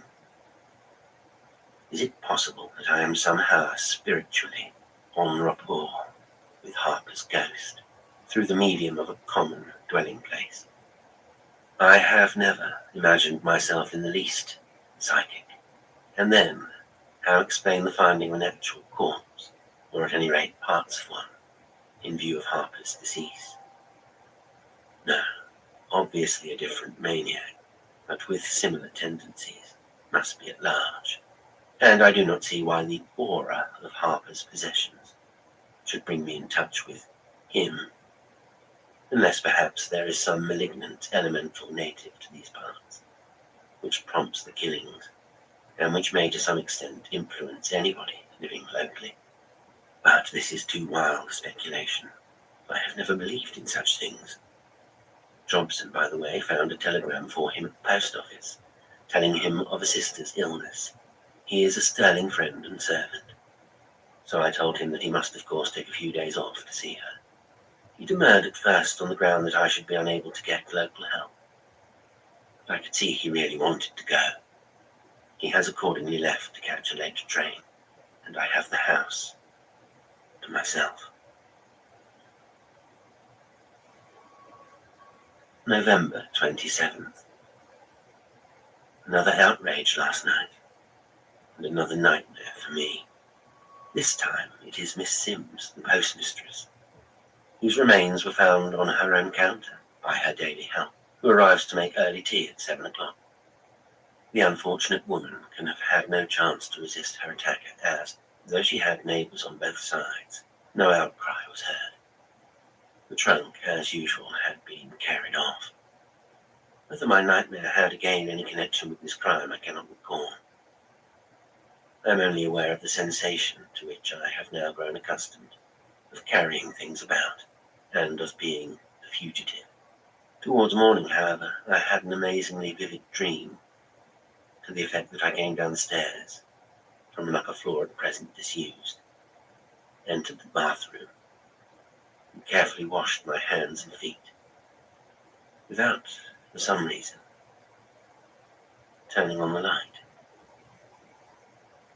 This recollection came back as soon as I opened my eyes, and being convinced that I had been guilty of actual sleepwalking on at least one previous occasion, I went at once to the bathroom to look for traces of my suspected earlier visit.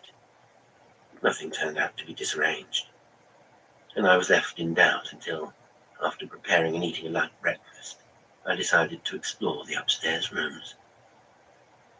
One of the first things to catch my eye was a black tassel, similar to those of my pajama girdles, projecting from under a locked door. I remembered having seen the key to this door hanging in a cupboard under the main staircase, but on going to get it, found it had disappeared, and I am now forced to a conclusion that I hate to face. Apart from the evidence of somnambulism, which in itself I resent as a weakness, I cannot overlook the connection between my dreams and the nightly butchery that is being enacted. Is it conceivable that, in my sleeping state, I have actually been present at one or more of these murders, and even, dreadful thought, handled the dismembered cadavers?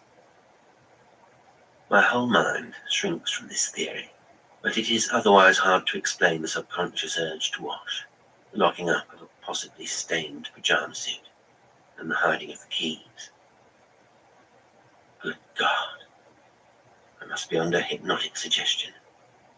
And if I am seen and recognized in this state, I shall be thought guilty of the actual crimes themselves.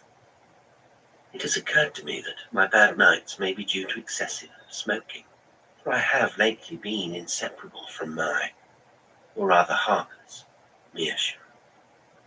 To test this, I shall abstain from it tonight, and make do with a couple of cigarettes. November 28th. It is finished, and the meerschaum pipe is burnt in the largest fire I could build into my grate. I only write this last page of my diary for the sake of my next of kin, and to assure them that, whatever my own condition, there is no hereditary trait. The pipe alone was to blame. When my writing is done, I shall go out into the grounds and shoot myself under God's clean daylit sky. I stuck to my intention of smoking nothing stronger than cigarettes, and for the first time in a week, passed the early hours of the night in untroubled repose. Later, however, the restlessness must have returned, for a falling log awoke me to find myself sitting by the study fire, smoking the meerschaum. As I came to full consciousness, I experienced the sudden waning of an abstract horror, indefinable but intense.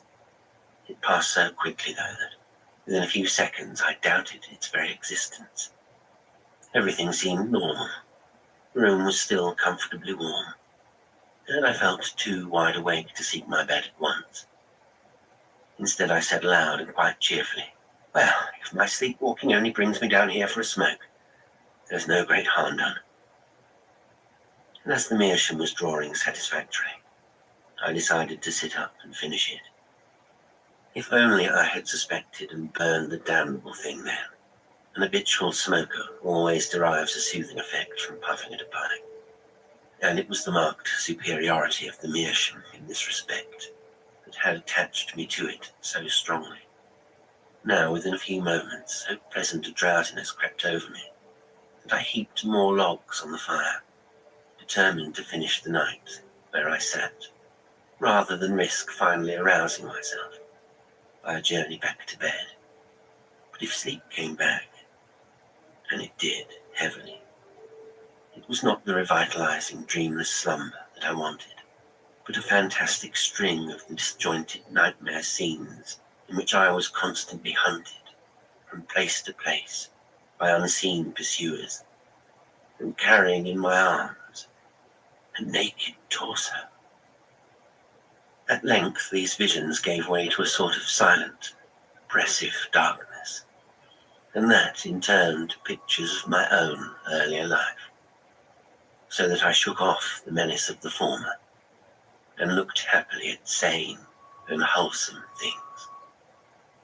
I forgot that Mary had long been dead, and thought that she lay beside me in our old room at Hampstead.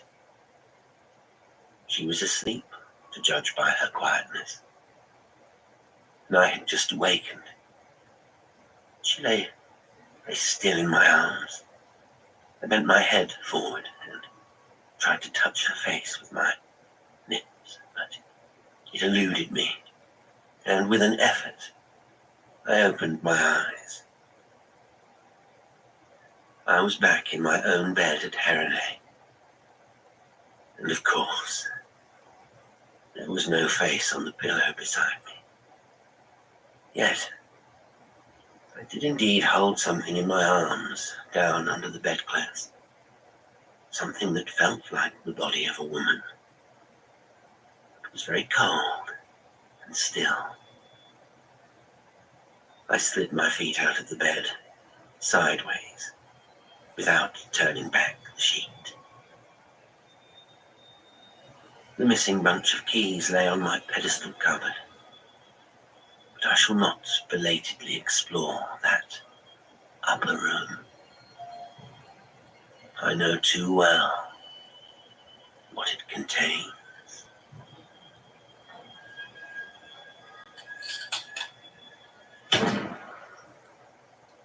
Today's story was The Meerschaum Pipe by L.A. Lewis. It was read by Jasper Lestrange. Thank you so much for listening. Until next time, sweet dreams.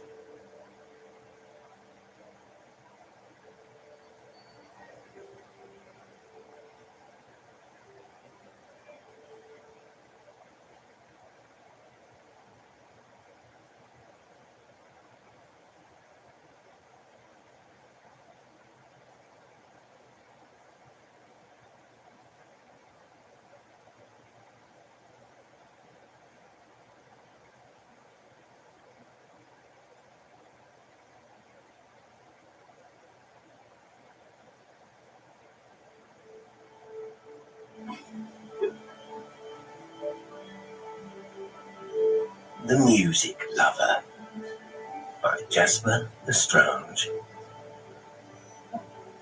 1.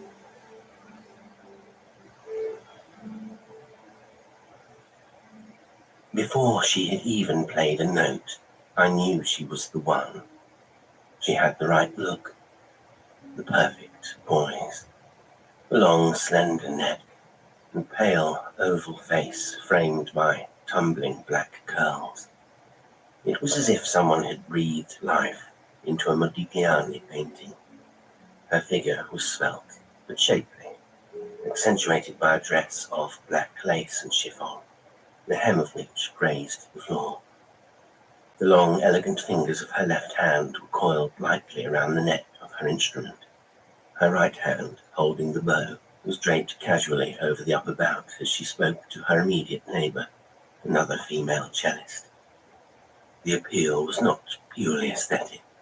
There was something interesting about her, an indefinable yet magnetic quality, a certain way of being, not just of looking.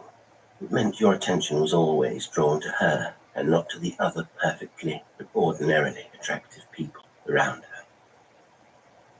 I found her at a performance of the City Chamber Orchestra. They were playing at a lovely old concert hall, a favourite of mine. Ornate and intimate, what I appreciated most was one's proximity to the players. To make best use of the space, tiered seating, starting at the edge of the stage, was positioned around an oval floor in the style of an amphitheatre. Large ensembles often spilled over from the stage and into the oval, close to the first row of seats. I always tried to get seats overlooking the string section. That evening, the programme was not to my own taste, being a selection of often-heard pieces designed to introduce children to classical music, movements from Saint-Saëns, Carnival of the Animals, Holst's Planet Suite, an obligatory medley from the Nutcracker. But it is always a delight to hear a good orchestra play, and as a season ticket holder, I find myself less discriminating about the concerts I go to. I'm happy just to be there. And besides, living alone, what else would I be doing? While the musicians tuned their instruments, I found myself people-watching. Perhaps you do the same.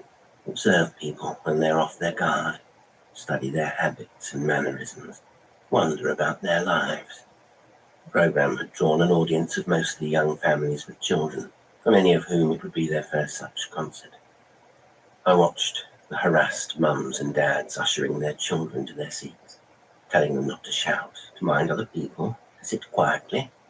I noticed it was the mums who generally seemed most harassed. I saw the irritation on the faces of more than one of them, sweeping their hair behind their ears as they bent over backpacks, rummaging for drinking bottles and bags of sweets, shooting exasperated glances at their oblivious husbands, already seated. It is the orchestra, not the audience, that most fascinates me, of course, and it was to the orchestra that my attentions were drawn. Not for the first time, I found its personnel confirmed various preconceptions and prejudices I have formed, the brass section being comprised mainly of overweight men stuffed uncomfortably into dinner jackets, The woodwinds a mixture of bohemian-seeming middle-aged women, ethereal young beauties, and sensitive young men with well-groomed beards, all stick-thin. The percussionists somehow are less like musicians and more like construction site foremen, always busy. As ever, I was especially interested in the strings, which were dominated by female players, almost without exception, willowy, bright-eyed, and intelligent-looking. Only the harpist, decidedly non-ethereal, rather portly young man, looked out of place. But overall, the makeup of the orchestra did little to disabuse me of the notion that musical ability is largely a question of genetics. I say that with some regret, for I have always considered myself as having lost out in that regard, being gifted with an excellent ear for music, yet cursed with small hands and weak, inflexible wrists that thwarted my attempts at playing, just as I was imbued with a romantic soul, let down by plain, unremarkable looks. And so I have found other uses for my hands. Biding my time before the performance, idly surveying the faces in the room, I became interested in one of the piccolo players, white-haired woman in her late 50s, wearing a plain black caftan dress which she had attempted to enliven with a silvery shawl and a large brooch. I noticed how she always smiled at the young children on their way to take their seats. As is my habit, I began to sketch in the woman's personal history. Did she have children of her own, I wondered? They'd be grown up now, of course.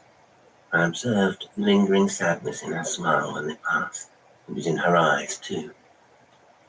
I saw the way she looked around the auditorium to distract herself, a slight shift in her posture and adjustment of her shawl, as if she felt a draft, a certain quick movement of the hands.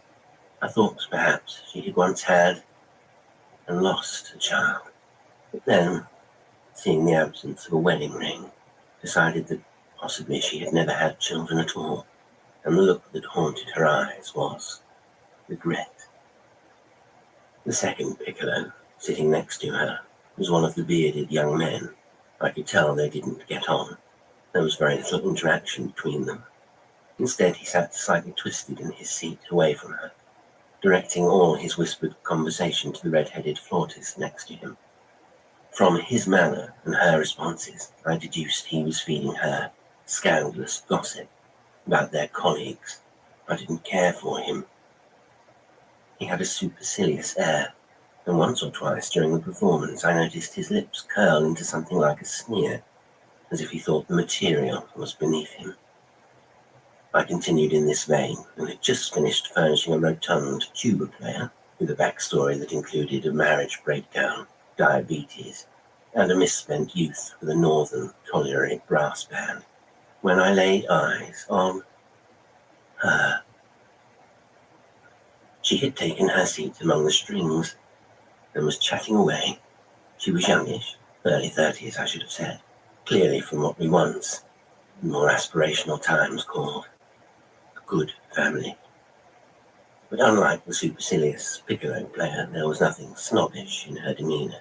Instead, she had a refreshing approachability about her, an openness, not quite girl next door, but not quite a girl in a tower either. Her face was expressive, with dark green eyes full of life. Oh, I was at once taken with her, and naturally, when the concert got going, it was to her my eyes would always wander. During the faster, more bombastic pieces, with the lights dimmed, I would almost lose her in that blur of elbows and nodding heads moving rhythmically, mechanically.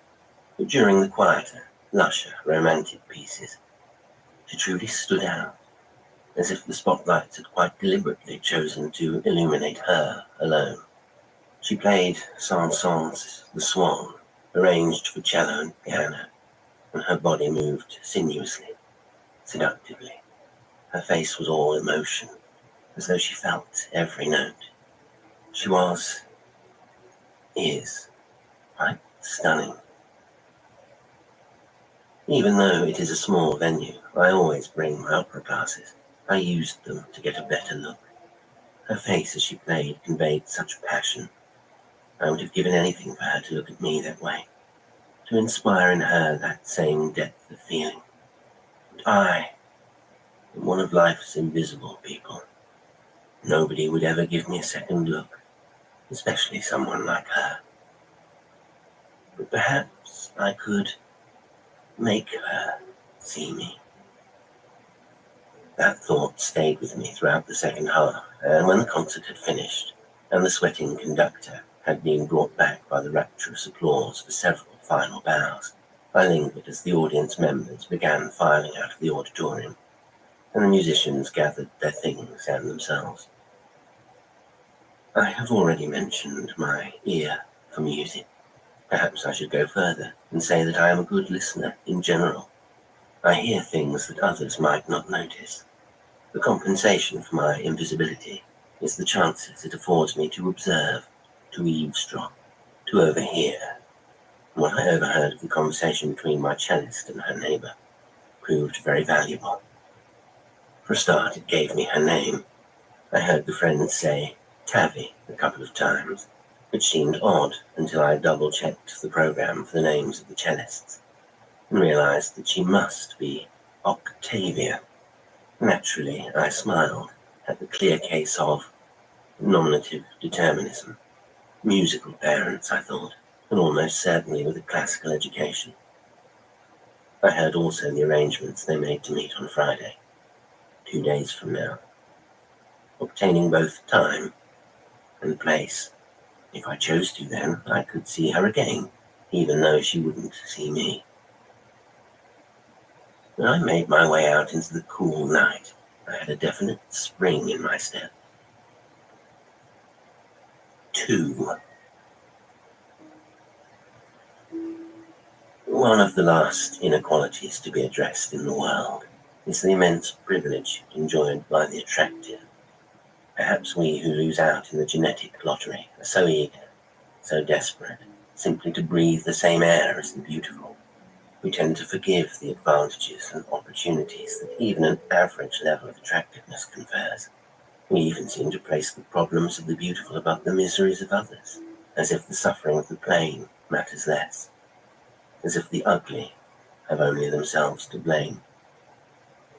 I say this not to provoke, merely to explain.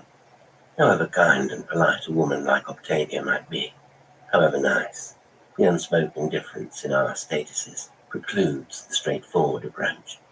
The attractive treat the unattractive like cattle, in that they prefer not to think of us as sentient beings at all. It makes it easier to put the bolt between our eyes and put us out of our misery. Octavia would no doubt have been greatly surprised by the longing I was capable of, the longing she had inspired. She may even have been frightened. But it was true that since seeing her, I had become infatuated. A side effect of living both alone and comfortably is that I have a lot of what you might call dead time. I seek no sympathy, for although I am undoubtedly lonely, I have never struggled to fill my hours and days. Perhaps, having grown up in this house, for a long time, just me and Mother, then just me alone, I am used to it. I have my music, my hobbies, my collections, my thoughts, and, yes, my fantasies. I hadn't yet made up my mind whether I would go to see Octavia that Thursday. The day after the concert, I had researched her, though, done some digging.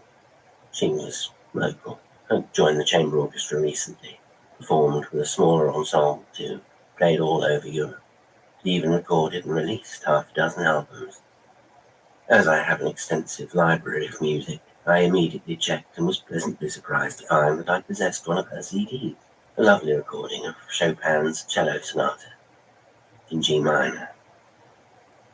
Delightfully, there was even a photograph of her on the back cover and in the booklet, looking deliberately sultry, no doubt at the behest of the photographer and marketing people, in a seductive red dress. As I sat in my music room, eyes closed, listening to her play, I imagined she was here with me, playing for me, sometimes in her black chiffon and lace, sometimes in red satin, her lissom body swaying, her eyes slowly closing and opening, the languid seesaw and bounce of her bow, the spider-like dance of her graceful fingers, up and down the strings. You'll no doubt think me a foolish old man, but not for the first time. I allowed myself to entertain various notions. But it settled the matter, and when Thursday arrived, I rose much earlier than usual, excited for the rendezvous. I was so giddy with anticipation. I even put in some effort with my appearance, combing my hair and shaving, ironing my shirt, and as it was unseasonably warm and sunny, I put on my Panama, just in case she should notice me. Of course, in the end, she didn't. Not in that way. She was late arriving, as it happened. The other woman, Melanie in the program, Mel in person, had turned up first, picking at table and chairs, then waiting. They were meeting in a park outside the old tea pavilion there. It was lunchtime, and busy enough. The good weather had brought people out. Thankfully, I was still able to find an empty, adjacent table from which I could watch. From her lip biting, the drumming of her fingers on the tabletop, and her repeated scrutiny of the menu, I guessed she felt the anxiety some people feel at being alone in situations that are meant for couples and groups, an anxiety I rarely feel. On my way, I had bought a newspaper, reading matter, doubling as subterfuge, but she didn't catch me looking, so I continued to look. The waitress had taken my order and returned with it by the time Octavia finally appeared, some 15 minutes later. It is funny how different she was. Like day and night, really, which of course it was, in a way. At night, in the orchestra, she had been poised and elegant, perfectly controlled. Today, the girl, weaving her way through the tables, apologizing each time she caught someone with her shoulder bag, appeared stressed and chaotic. In fact, I might not have recognized her had she not been expected, and not just on account of the oversized dark sunglasses she wore. She was still apologizing profusely for being late when she joined her friend, who of course in turn told her it was fine. I confessed to feeling slightly disappointed, a sense of anticlimax when reality does not conform to fantasy. It was not that I expected her to turn up in her concert attire, of course. No, she was younger than I had first thought, mid to late 20s, and dressed young. She had on a hippyish floral shirt with a tie neck and baggy sleeves, ripped denim jeans, and a short faux fur jacket that she evidently regretted, since it was too warm, and which she took off at the earliest opportunity. The brightly coloured crochet bag she plonked on the table was adorned with numerous pin badges. Combined, the badges declared support for so diverse a range of political causes and charities that I realized they were displayed not as a manifesto, but as a protective shield. "I'm a good person. Don't hurt me," they screamed. I smiled wryly, but chided myself, for I don't mean to be cruel. Octavia's world was very different to mine, I reasoned. I have never had to try and fit in. I have never sought or acquired lasting friendships. I suppose, in a sense, I have never really been young. From what I read, hear, see of it, it must be exhausting. I could make out some of their conversation above the general hubbub, snatch here and there. I lip-read well, which made it easier. They ordered salads. Octavia suggested they share a side order of chips, then appeared to change her mind. Things were a bit tight this month, she said. Mel offered to pay, told her not to worry. Octavia wouldn't hear of it, but let the matter drop. They spoke of another girl, Clem, in terms which confused me at first. Then I realized, somewhat surprisingly, that she was a child, Clementine, and must be Octavia's daughter, starting infant school that September. She was at nursery this afternoon, and her auntie was having her for a sleepover on Saturday. Whatever would she do without her? That moved the conversation from Clem to another person, Luca, who turned out to be a man Octavia had started seeing. Her friend interrogated her for some time about him, their talk becoming shallow, rather silly. I confess I even started to go off her a bit. Something in the newspaper caught my eye. I must have tuned out of their conversation for a while. When I picked it up again, they were getting ready to go. The waitress had brought the bill, and Mel again insisted on paying.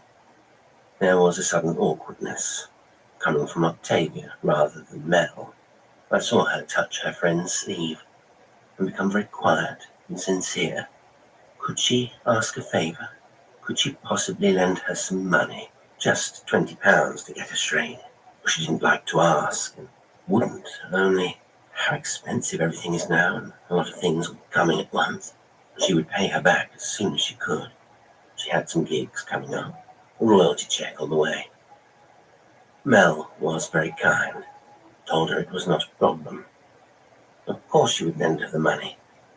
Was she sure 20 was enough? In the end, she gave her £60, which was all she had on her in cash. It was, truthfully, agonizing to watch. But what I'd overheard gave me hope. Octavia, Tabby, was struggling, in the way of a lot of creative people, I found. Her life was in disarray, disorder. She needed someone who could help her. She needed a benefactor. It was a part I was more than happy to play. They stood up to say their goodbyes, hugging and kissing the way young women often do. I poured myself another cup of tea, and after stirring, absent-mindedly tapped a cheerful tune with my teaspoon on the rim. I am a collector, and like all good collectors, I know to be patient. I know how to play the long game, as they say. I was confident that should I bide my time, the chance would present itself to have her see me, a chance for me to rescue her. And from there, well, who knew what could happen? In the meantime, I saw a lot of Tabby. She had given me plenty of opportunities to watch her. That next afternoon, I was there when she arrived, late again, to pick up her daughter. She had mentioned the nursery's name, and I followed them home. She is a dear little thing, the spit of her mother. Then, on Saturday, I was there when her boyfriend came to take her out. He turned up at the house on motorbike, wearing leathers. The face revealed when he took off his helmet was disappointingly, dispiritingly handsome. The bland good looks of a catalogue model.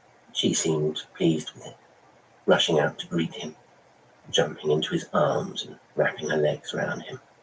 I had already heard their plans, of course, so I sat near them in a couple of bars, and the pricey tapas place they finished up at. He naturally paid. I was perfectly invisible the whole time. Unknown to them and unseen, I joined them on their slow walk back to her place, watched from the shadows as they stood kissing on her doorstep, heard her murmured invite, and saw him follow her inside. The door closed softly. The hall light shone through the panel of frosted glass, and then went off, and I felt altogether wretched, unwholesome, unwanted, infinitely lonely. I spent the remainder of that night, and the following night, in deep depression. I was so dreadfully unhappy, I couldn't even face being in the music room. But the opportunity to let Tabby see me came sooner than expected, and quite by chance. I hadn't even planned to see her that day.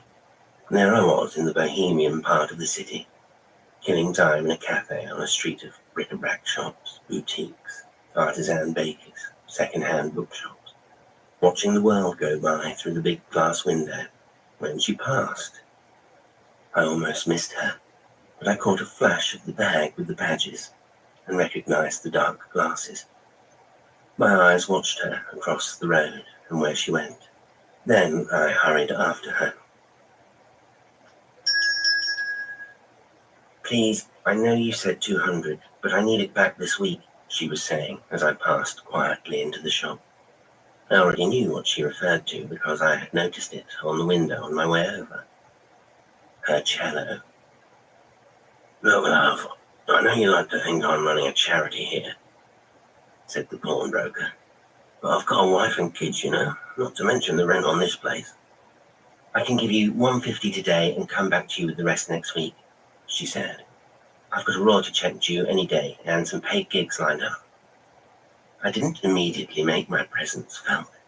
I pretended to browse, casting my eyes over the items on display. All kinds of gadgets, watches, jewellery, medals. There were, I noticed, quite a few musical instruments. Pawn shops are such desolate places, haunted by thwarted dreams, bad choices, dashed desires. This one reeked of desperation. What if I give you this watch? She said, displaying her wrist. It's not worth anything, he frowned.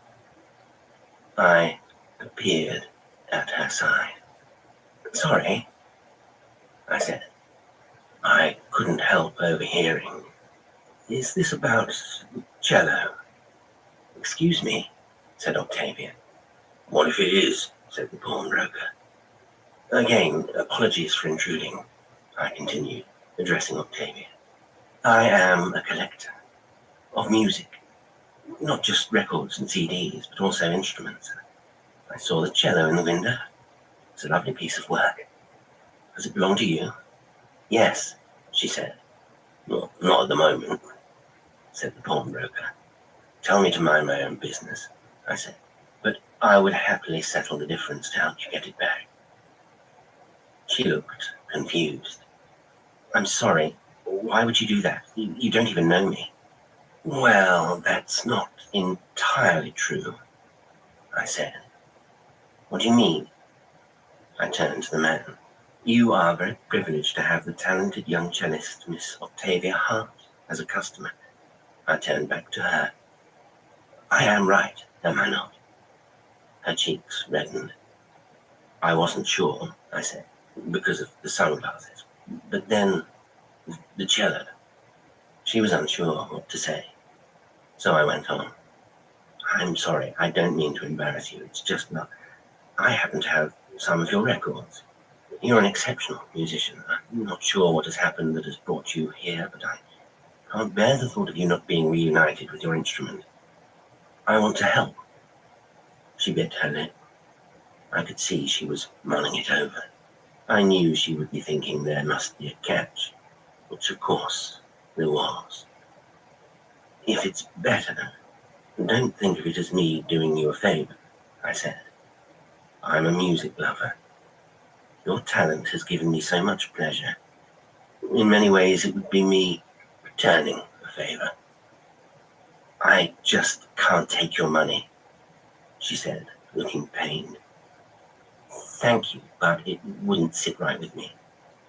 The pawnbroker was watching our exchange, as if it was the strangest scene he had ever witnessed. I'd take him up on it if I were you, love, he told her. But she began. How much was it? I asked the man. 200. I passed him my card. Oh, said Octavia. Oh, no, I can't let you. She offered me the notes from her purse. Here, she said. That's £150. I can get you the rest soon. I refused the money with a smile that I hoped was avuncular. You wouldn't be here if you had £150 to spare, I said. Why don't you keep the money for now? Pay me back when you get yourself sorted. It was risky, I knew, just giving her the money like that. I had let her see me and provided an opening for her to see me again, but she had no need to. I was a stranger who meant nothing to her. In fact, if she couldn't repay me, or chose not to, she had an excuse not to see me. But my doubts were partially allayed when she said, You're very kind. I can't thank you enough. She looked so genuine that I felt myself swelling with pride, despite my motives. She did not know, of course, that I knew where she lived, but I guessed she would be wary about giving me her address or telephone number. Instead, I jotted my own name and number down on the back of the receipt I'd been given and handed it to her, telling her to call me when she had the money, while reassuring her there was no rush. Her cello returned. We left the shop and talked briefly in the street. Listen, you'll never know how grateful I am.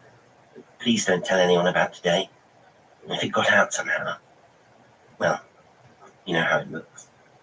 I stopped her. I know. I understand. You don't have to worry. I'm very discreet. She smiled. Well, thank you again for everything, she said. You've been a bloody lifesaver. I'll pay you back, I promise. She patted my arm. The merest of touches. It was the first time I had felt the touch of another in a long while. Goodbye, Octavia, I said. Ugh, horrible, stuck-up, pretentious name, she replied. Call me Tabby. Those pretty dark green eyes twinkling, she stepped backwards from me, then turned, and I watched her disappear into the crowd. She really is beautiful.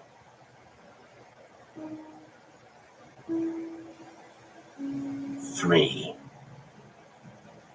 As you can imagine, the next few weeks were a nervous time. Now she had seen me, I felt it unwise to watch her as I had before, and fought the urge. I kept myself busy, dividing most of my time between my workroom, where I was making various necessary preparations, and my music room, where I listened to her play. Naturally, by now, I'd bought everything I could find that she played on. Like all collectors, I am a completist. It was a shame, I thought, that we could never be together in the true sense, in the way that I should have liked, and which occasionally I allowed myself to visualize. If she could get past looks, she might have found me a suitable partner. We shared a love of music, after all. She would no doubt be impressed by the size and range of my record collection, my good taste, although it was out of the question to ever let her see the music room. More than that, I felt that I would be a helpful, calming, steadying influence in her life, a father figure, a teacher, someone to knock off those rough edges. I could provide for her, guide her career. In me, she would find a conversationalist, a companion, someone to expand her horizons and refine her tastes. And in bed, no doubt that is where she would become the instructor, that she would find me a willing, devoted, attentive student, ready to learn, eager to please. But in those moments when I allowed myself to dream, I also realized it was utterly hopeless. For there was always that other voice taunting me, the echo of my father and the overheard conversation with Mother. He's no good, Marjorie. There's something wrong. Too much of your side in him. I would recall his mockery, his insinuations, that dreadful afternoon when he took me to see one of his women. In that bare apartment, I cringed with shame and disgust when I remembered her attempts at seduction. The gap-toothed smile, the beauty spot, the suffocating perfume, my failure. And afterwards, the withering assessment she delivered to my father. Useless. When he died, and it was just me and Mother, things were a lot better. He died, and it was just me and Mother. Haunts these things were a lot better. He died. I shall never be free. Thankfully, I will always have my music. It was about a month later when the telephone surprised me by ringing. It doesn't often, and naturally I rushed from my workroom to answer it. Hello, is that Howard? I was elated to hear her voice. I had begun to think she would never call. Yes, I answered. It's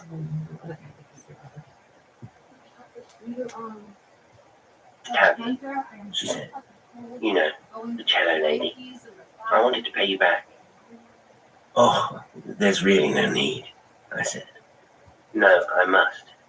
She wouldn't like to feel obligated to me, I thought. I did what you said, got things sorted. I'm doing okay at the moment, quite well actually. I wouldn't feel right if I didn't give you your money back. Well, that's jolly decent of you, I said. There was a pause. I could meet you somewhere, she said.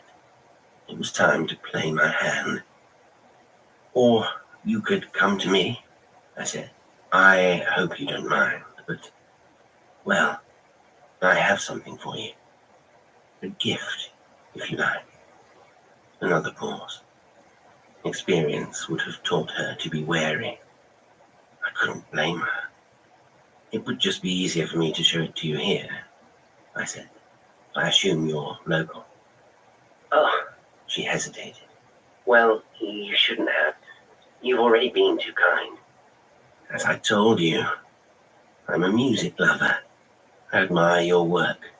Well, you should know that I'm a dressmaker. It's uncouth to blow one's own trumpet, but actually, I'm a rather skilled one. You see, I took the liberty of making a concert dress for you. It would be an honor if... Oh, she said again. Yes, I mean, wow, I don't know what to say. Just say yes, I said. Come along and have a look. There's no obligation. If you don't like it, I won't be offended.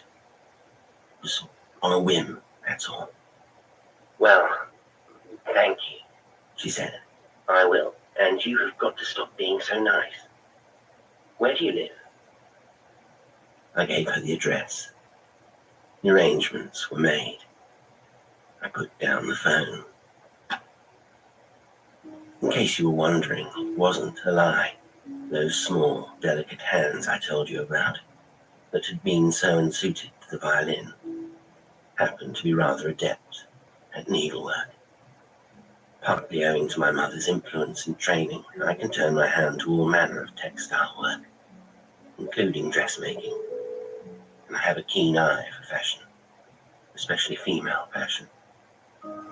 As it happened, the dress I had created for Octavia was nearly finished, clothing the tailor's dummy in my workroom.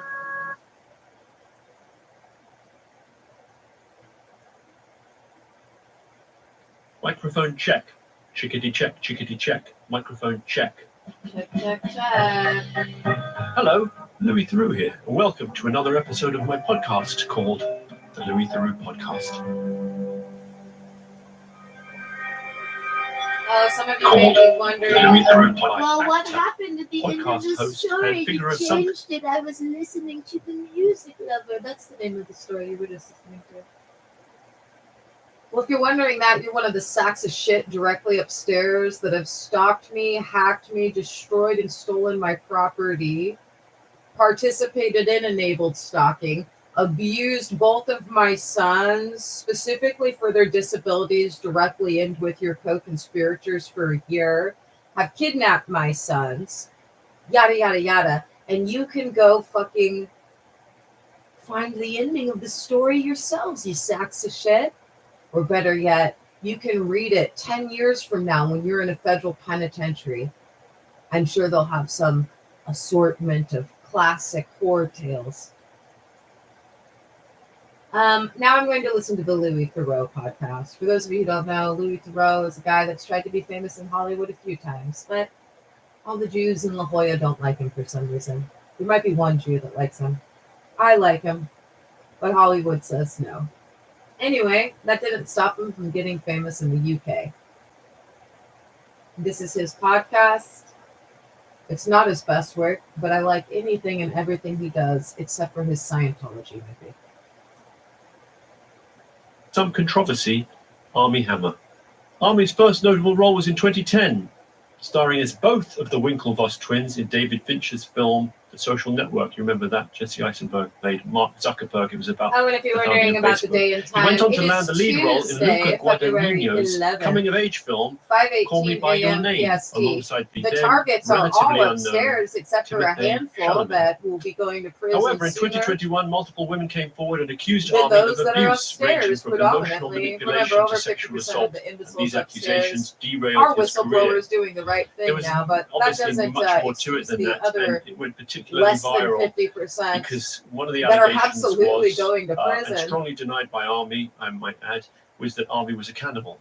In this conversation, I spoke to Army about several of the allegations, but largely about two of the main complainants, a woman referred to as Effie, who accused him of sexual assault, and Courtney, who alleges emotional abuse and sexual coercion.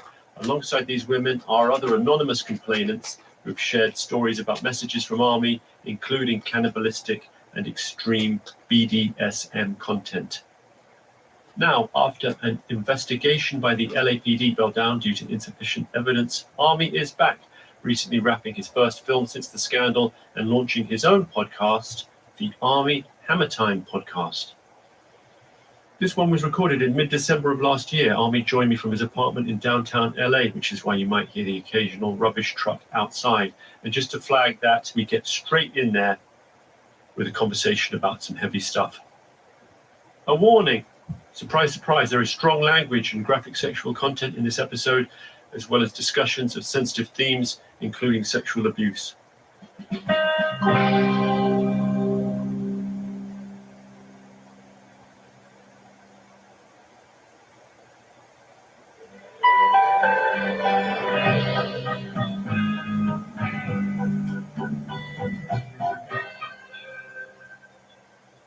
Who have you got with you? I got producer Jerry. Jerry's a buddy of mine who I met when I was 19 years old at Burning Man, funnily enough. And now we make this podcast in my living room together. So Jerry's the I don't producer even of the know who podcast this that you guy launched is. earlier this I've heard year. about this, Which is but I don't remember. Like, I heard that this Army Hammer guy, I heard about how he was like fetishizing cannibalism and whatever. Let people have their cakes, dude. I'll tell you what. I know a guy that had women all over the world, I'm not going to name names,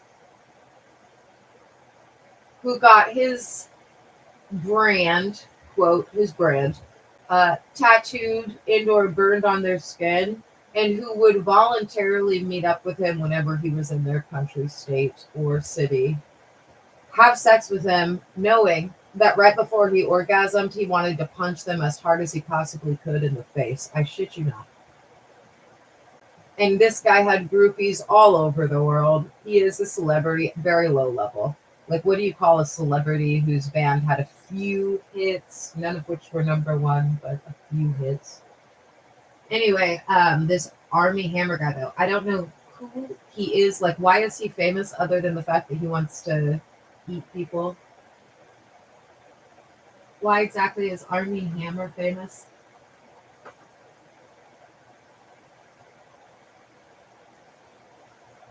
Oh, he is an actor, huh? I've never even heard of this guy. Says he was in the 2010 movie The Social Network, which I've never seen.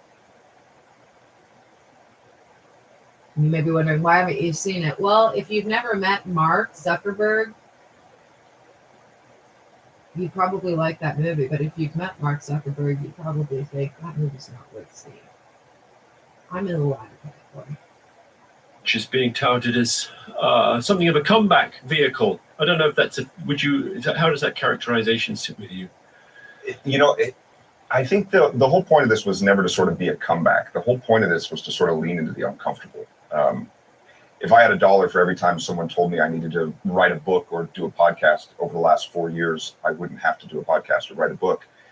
But the whole point of this has never been, I'm going to rehabilitate my image, or I'm doing this so people can see me, or anything like that. The whole point of this was like, there is a very uncomfortable aspect about leaning into the vulnerable. And I have just found over the last couple of years that those things that make you uncomfortable are actually the things that you should lean into. Well, I'm going to take that as my cue to make things get a little bit more uncomfortable.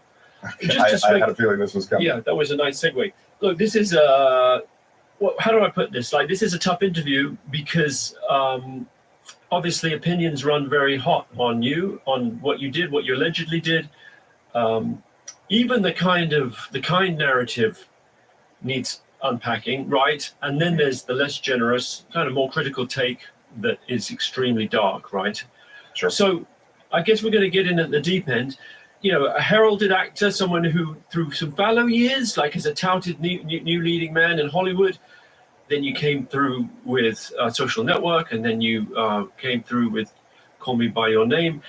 And suddenly, beginning of 2021, it was looking like a big year for you. And then these tweets come out alleging that you have unsavory at best and possibly predatory sexual interests. Yeah, you know, the fable of Icarus. You know, there it is. Like, you fly too close to the sun with wings made of wax, you're gonna drop. And that's certainly what I was doing. I was. Okay, so far this guy has made a couple of references that don't make any sense. He said if he had $1 for every time people told him to write a book, he wouldn't have to write a book.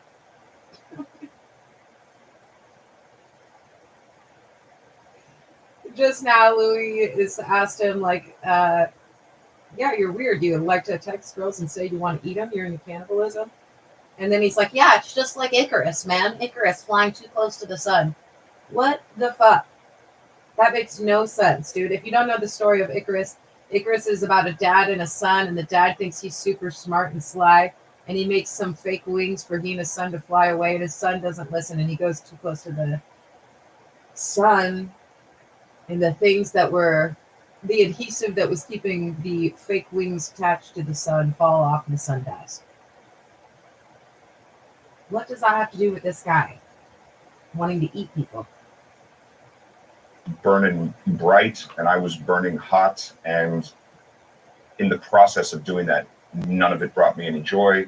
None of it made me feel good about myself. None of it gave me the sense of validation that I was so desperately seeking from external sources. Oh, I get it now. So he's the answer is, explaining when that doesn't how work, what do you nobody need? understands More. that he's into And I would just lean cannibalism into because more. nobody's as famous as him. It didn't That's what work. he's Well, trying this to is, say. I mean, I'm going to jump in because I want to make it real. Dude, you're not famous. The previous I year, will you look you had up, I've never seen separated your one from movie. your wife Yeah. because you've been pursuing an affair. Meet me. That, You are the that much cutest you've half talked about. Well, no, Beauty I would queen say that sapphire, I but we pursued an still affair only have because it. things were not going well. You know, I think what I have found is that happy people in happy relationships generally don't have affairs. So that is always sort of the crescendo. Pausing it here, it blows my mind too that people are so insulted by the fact that this random guy like texted people about cannibalism, because if you guys don't know, I don't know what kind of news you're following, but there are multiple people who are into cannibalism. There was a guy who literally met another guy on Craigslist, and they made a deal to like have sex and him be murdered and eat his penis.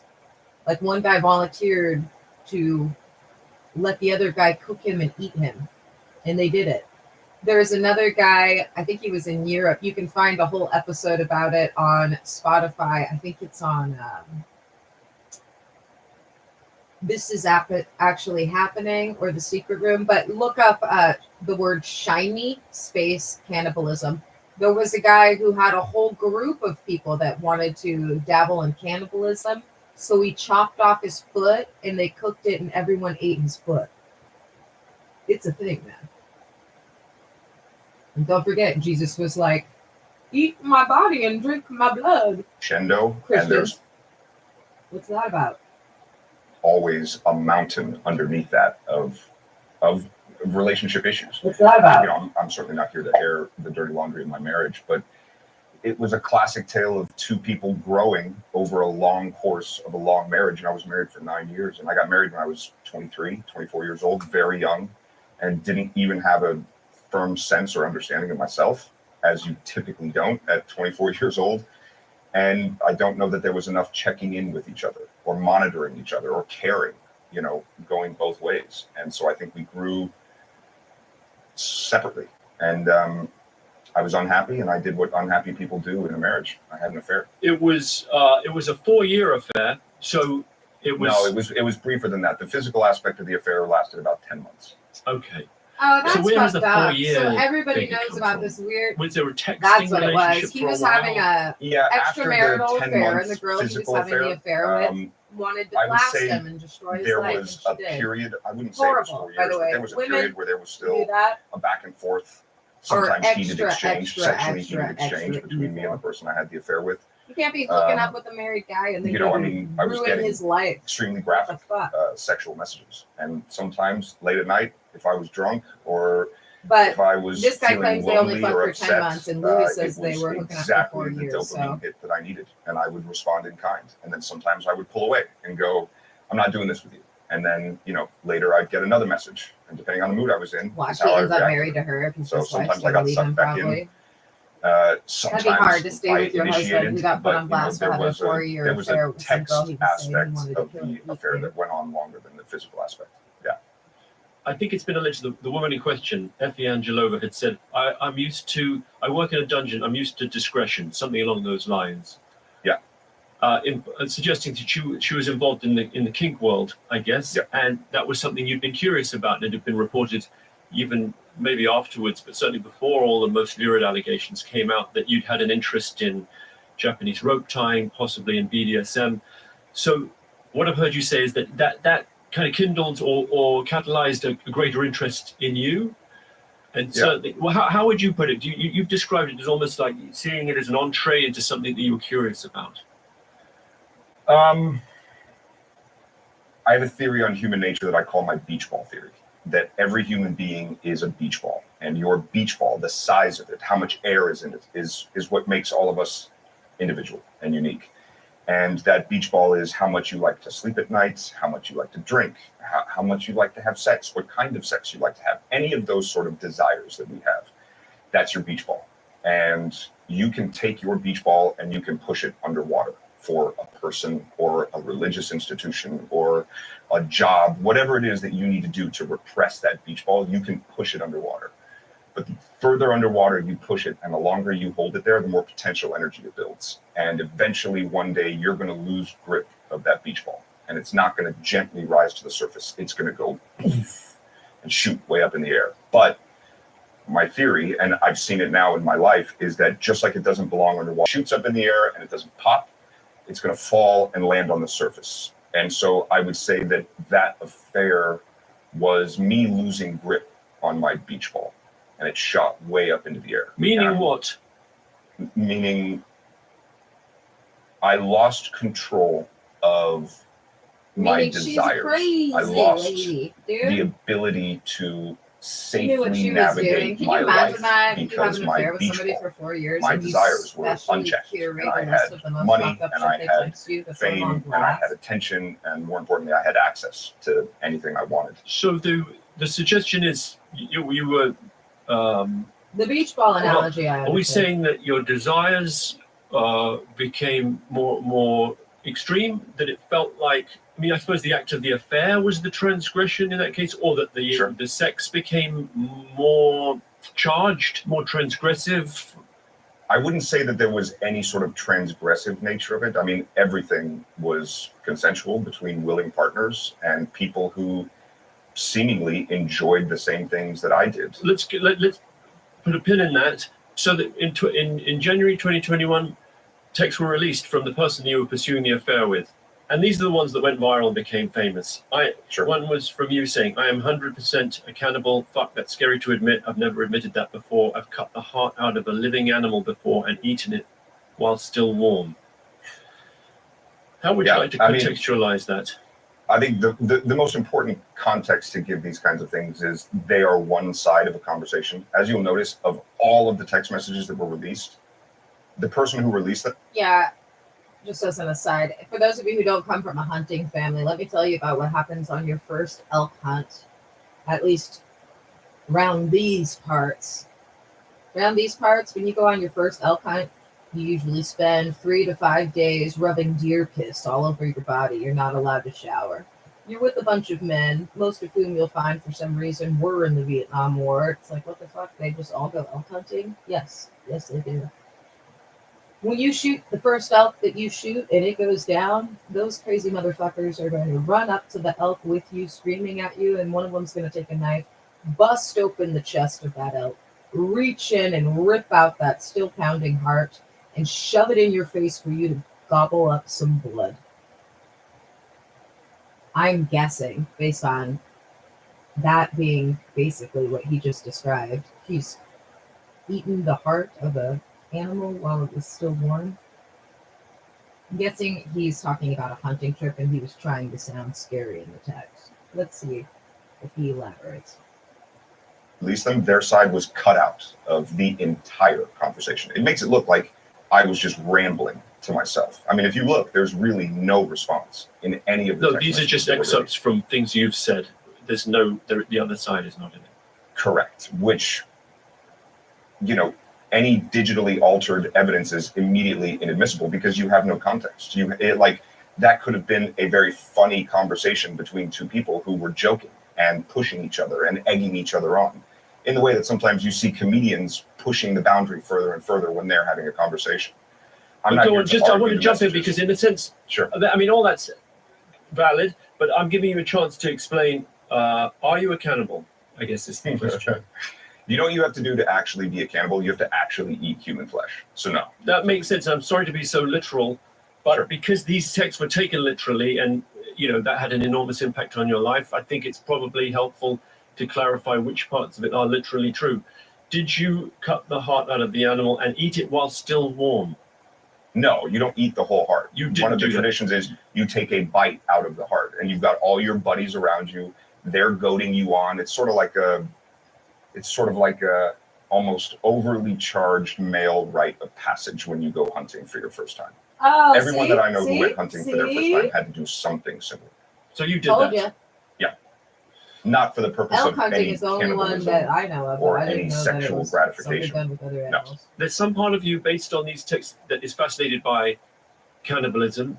I think it's been alleged several times that you enjoyed blood, the blood play, or however you term it. I'm just wondering how real that is, and specifically, and again, I'm not trying to be weird. Like, is there a part of you that, because I can't remember, there was another, I think it was maybe another accuser who suggested that you wanted to cut a small piece of skin and cook it and eat it.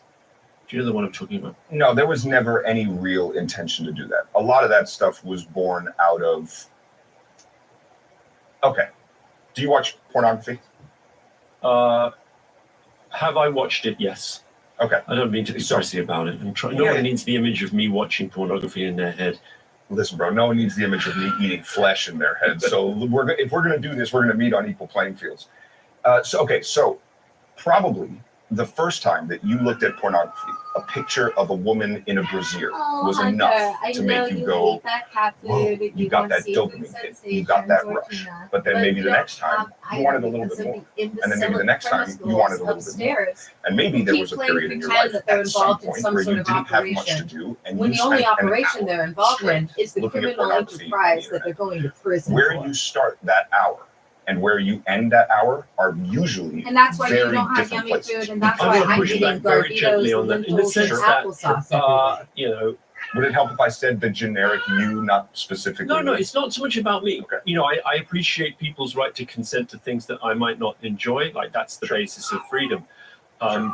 Yeah, guys, if you missed that, that is your operation, by the way. Your operation, the criminal enterprise, where you abuse children, destroy property, steal, perpetrate frauds. To an extreme would be your domestic terrorist criminal enterprise, something that's like your You know, operation. I hear what you're saying, and I'm not trying to be difficult. It's a kind of conveyor belt theory, and it's the By the idea way, it's our uncomfortable appetites when get people- coarser it's and you eat more and people more. start to poke around on your sexual preferences. Again, Yeah, remember, but I'm it's fine with February that. 11th, it's I'm on Tuesday, board with 5:37 that. a.m. But My I think point is have a this. We terrific can let that thing go. My point is this, is that sometimes when you're involved with a person and you're dating and you guys are having sex and you are a bit of a provocateur and you are exacerbated by alcohol or drugs or anything like that, like, it's fun to ruffle feathers and it's fun to push the envelope little by little. Did I ever have any intention of cutting anything off of anyone or eating anything off of anyone? No. There was never really anything that I wanted. Was it fun to joke about if I was stoned or drunk or laughing as I was typing these messages? Sure. That's where context comes in.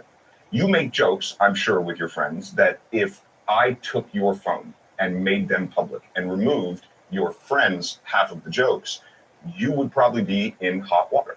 And this is why I say to everybody who wants to have an opinion on what they've seen or what they've read about me is like, okay, you can say whatever you want. You can judge me as much as you want from any public platform that you want. Give me your phone for 45 minutes before you do it. And almost everyone goes, oh. So I think it's very easy to point fingers. I hear that, and I easy feel to have like I've opinions. put you in a position of being defensive, and that's not kind of where I wanted to be. I sort of agree. Sure. And again, it's like we all say things that out of context sound weird, but I am genuinely curious about kind of what that is for you. Like, there's some part of you that gets a thrill out of that, whereas most people don't get a thrill out of that I would idea. say there's not a part of me that gets a thrill out of the idea of actually eating someone. Like, that's absurd. Like, that's not reality. There's a thing called cuteness aggression. Do you know what cuteness aggression is? I've never I heard think that. what you're going to say is it's like when you see a baby with chubby cheeks and you say, I just want to eat gobble you all up. Yeah. Or like, oh my God, you're so cute, I just want to bite you. Like that whole thing. That's what that is. And I think I just want to bite you. Like that whole pain. And this was also... Well, now you're conflating two separate things because you asked me about this and then you say, well, that's not the same as inflicting pain. Yeah, okay, no, that's fair. That's, I guess, more to do with control or... Sure, control, ownership, possession, but at the end of the day, also just talking shit. Again, out of context, purely what you said, we don't know what she said. This is the quote: raping you on your floor with a knife against you. Everything else seemed boring. You crying and screaming, me standing over you. I felt like a god. I've never felt such power or intensity. Someone could read that and think, wow, that sounds a lot like someone raping someone. Out of context. Out of context. Sure, I can see that clearly. The other part of that conversation was, you know, how much the other person enjoyed it, the things that they liked about it, the things that the next time they want to do differently or more of. You know, I mean, this was a back and forth conversation between two people who were expressing their sexuality in a way that they both agreed to and consented to. You know, I mean, there's a big part of the BDSM world that, when taken out of context, looks not great. We should say for the listeners, BDSM stands for bondage. What does it stand for? Bondage, domination, sadism, masochism. Correct? Is that right? And the other term, the other acronym is CNC. Do you want to explain that one? No, I'll let you take that one. Why?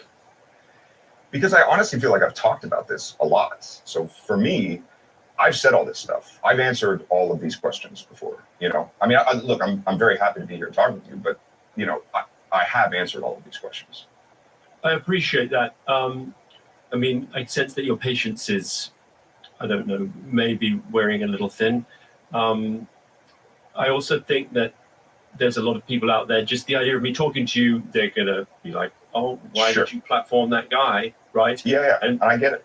And so for me, it's just part of the process to deal with what's in people's heads. You know, when they're coming to this thinking like, that's the guy who wanted to smoke his girlfriend's rib, isn't it? You know what I mean? No, but that's the thing. It's not. I think that's the narrative that was put out there. I think this guy's bullshit. I think he totally wanted to smoke his girlfriend's rib. All the confluence of was sort crazy of and also the Me Too movement, people locked in their apartment during COVID, people being unhappy and miserable and having a sensational story to follow, where it almost felt like there was a mass hysteria going on. I even got investigated because of these internet sleuths who were all over it at the time. I got pulled into a murder investigation that happened in Wonder Valley, California. The sheriff had to come out and basically say, he is not a suspect. He wasn't even here when it happened. He is not even a person of interest. Please stop calling my sheriff's department and telling me that Armie Hammer did it. He's not a suspect. I mean, that was just what was going on in the world. But the fact of the matter is like, all of this stuff came up, right? And then I lost all of my work. I lost access to my children. I lost all of my representation. I was then investigated by the LAPD sexual crimes unit for 2.5 years. They went through Oh, my this is phone, really they went old through my news. emails, they went through all I of just my heard about this correspondences. really They saw recently since I've been the illegally completion detained. of these conversations, Yeah, that not was the years one ago. side of it. So at the end of the day, people can have their narrative. People can say what they want. People talking can about think it. what they want. People can be like, isn't that the guy who wanted to eat ribs? And if that's what they want to think, okay. At the end of the day, like, I don't need to be that guy for myself. If I need to be that guy for them so that they have their own idea of me, that's okay. But that doesn't have to be me. As you said, the LAPD opened a case in 2021. For 2 years, they investigated it and then issued a statement saying they had no confidence that they could bring a case that would be found guilty with the unreasonable doubt. It was discontinued. There also was texts brought up in the piece that you mentioned by the guy in Airmail, where it appeared that the alleged victim had said, I'm not calling, I've never said Army is a rapist. And there were a lot of extenuating remarks that she made that strongly suggested. Yeah, before she accused me of rape, someone online said to her, why don't you just say he raped you? And her response was, he didn't. He didn't rape me. I was never raped. But then her story changed to, he raped me. And you can't control what people say. You can't control how people react to it. And something that was also stated in the airmail is that the woman who falsely accused me of rape was then told by her lawyer to sign a declaration under penalty of perjury that everything she said was true. She wouldn't sign it. And this is Gloria all Allred. Yeah, one of the most famous sort of Me Too litigants. Right. I mentioned the phrase CNC. It stands for consensual non-consent, and it's the enacting of a scenario in which one, in a sense, role plays sexual assault, acts it out for fantasy purposes. So it's a safe form of sex in which you simulate rape. Correct. But obviously, which, by the way, is a very common fantasy. You know, I mean, I think that it doesn't get spoken about enough, but I think I read a stat somewhere where it said something, it's over 1/3 of women have had.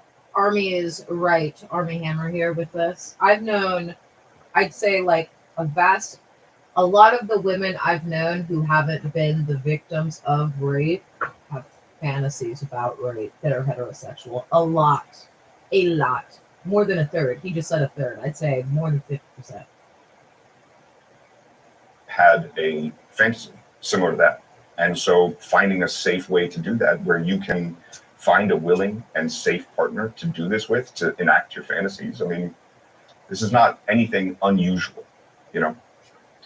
So it was a scenario where you met her in a Starbucks, followed, quote unquote, her back to her apartment, and then took advantage, quote unquote, of her.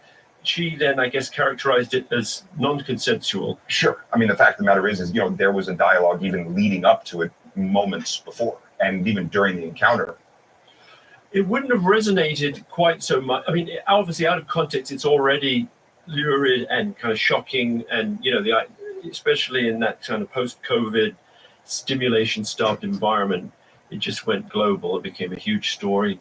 But there were also other women coming forward saying, he took advantage of me as well, or we were involved in sex that didn't feel comfortable as well, or all of those things were also investigated by the LAPD.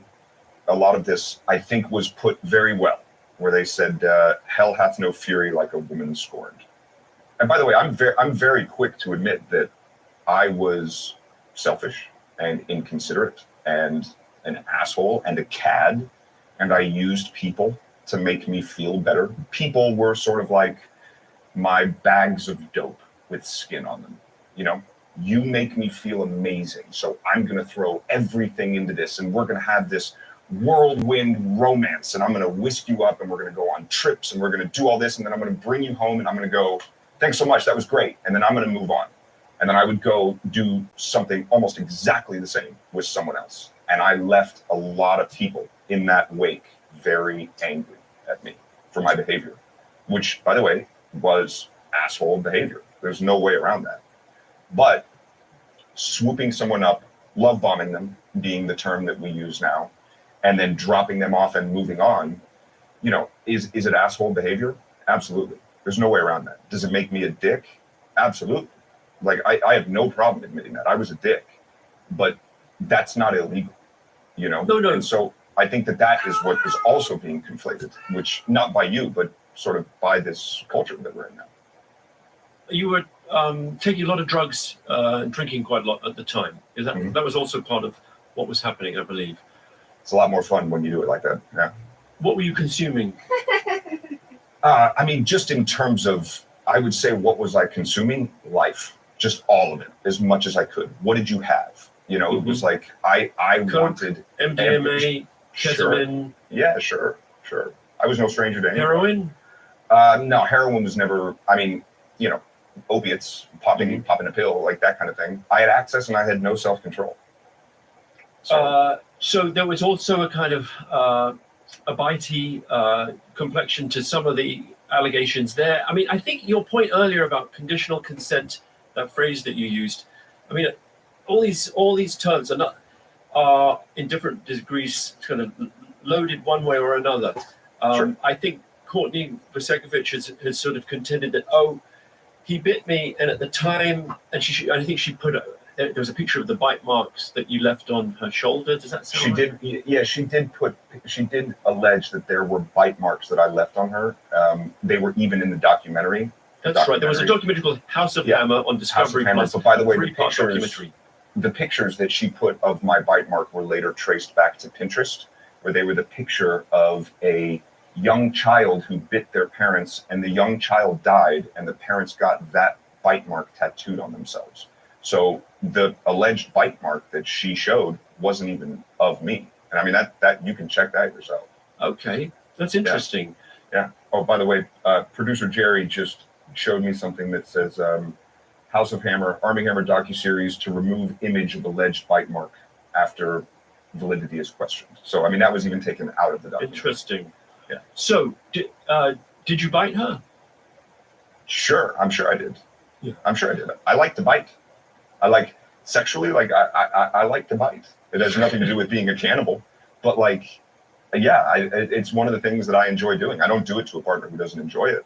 I mean, that's the thing. Like, I'm having sex with these people, right? I'm in a relationship of some kind with these people. I want them to enjoy themselves as much as I'm enjoying myself. There's no part of me that wants to foist any part of my sexuality on anyone who's not a willing participant. And in fact, if I do something sexually to someone and they enjoy it, I get gratification from that. If I'm having sex with someone and they're not enjoying it, the programming that I have, the messaging that I get goes, oh, see, you're not good at this. And that's not what I want. Like, I enjoy being sexual with the people that I'm sexual with. And I enjoy their pleasure just as much, if not more, than my own. So why would I have sex with people in a way that they don't enjoy? There's no gratification there for me. There's nothing that I get out of that. And by the way, just to get back to Courtney alleging that I bit her, I'd be happy to show you, and more than willing. But you know, I have text messages from her during our relationship about how much she enjoyed it, and like her taking pictures of the bite marks and sending them to me and saying, "I love this. Look at this one. This one's beautiful." Like, I have all those things. You went out with her for about 4 months, I think. If that long. One of the things that Effie contended was that you were cheating on your wife, not just with her, but with other people as well. No, Effie was the first time that I ever stepped out of my marriage. I'd never cheated before that. And then that caused a separation and all that stuff.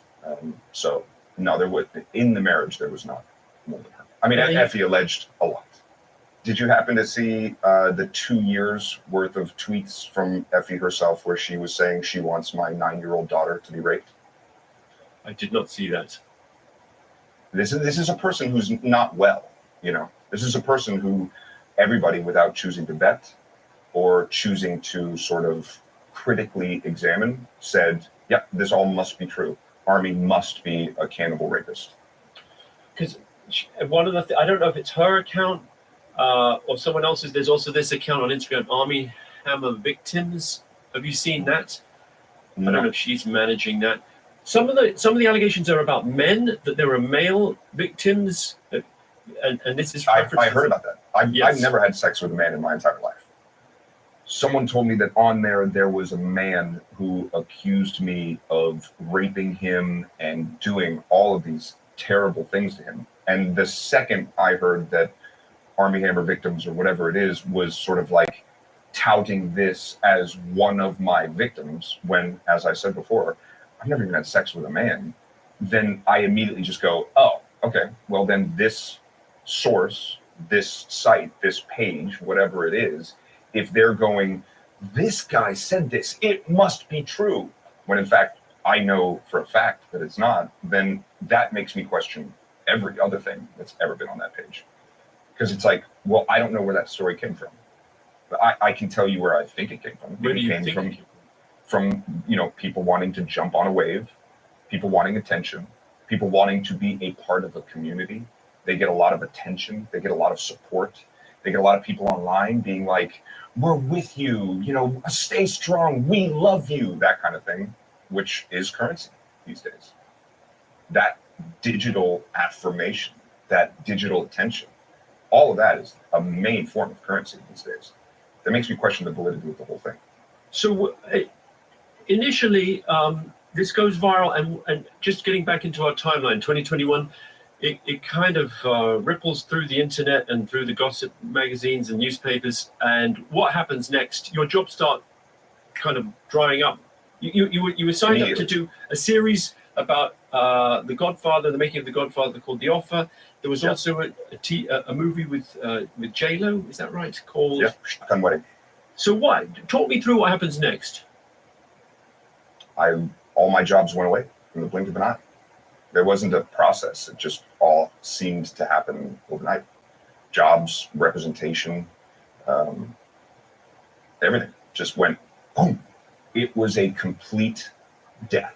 It was a career death. It was an ego death. It was a financial death. It was all of these things. But, you know, Jung and Joseph Campbell talk about the idea and concept of death a lot. Joseph Campbell specifically, he says things like, you know, the hero must die so the hero can be born again. There was a lot of aspects to Army Hammer that I didn't identify with, that I didn't relate to, that I just didn't actually feel were a legitimate part of me. And that death killed off all of those things. It killed off all of the ego. It killed off all of the bullshit. It killed off all of the pretense. And I spent 3 years and change really having to examine myself and really having to look at myself and really having to go, woof, all of the external validation that I was getting. Not only did it go away, it turned into global hate. So I can't rely on that to make me feel good. I can't rely on that to feed my soul. So I needed to stop, and I needed to figure out who I was, and I needed to figure out what I was about. And basically, I spent the last couple of years taking care of my father as he died, taking my kids to and from school every single day, taking care of my father as he died alone, learning to love myself. It really, now with a sense of distance and perspective from it, it's the greatest thing that ever happened. Did you, you know, there was a raft of obviously A-list stars you'd worked with over the years. I wrote a list, just a quick one before this call, just to so I'd have a look at my fingertips. Julia Roberts, you were in with Mirror Mirror. Jesse Eisenberg, obviously, Social Network. Timothée Chalamet, Call Me By Your Name. Johnny Depp, Lone Ranger. Leonardo DiCaprio, you were in the movie J. Edgar, the Clint Eastwood movie, and many, many others, right? But those are just obviously big marquee names. These were people I imagine you would have called maybe friends or been on friendly terms with. To what extent were you able to rely on goodwill or a sense of, you know, what does that look like when you're in the spotlight as a potential rapist or predator, right? How does that all shake out? I remember I was talking to this guy.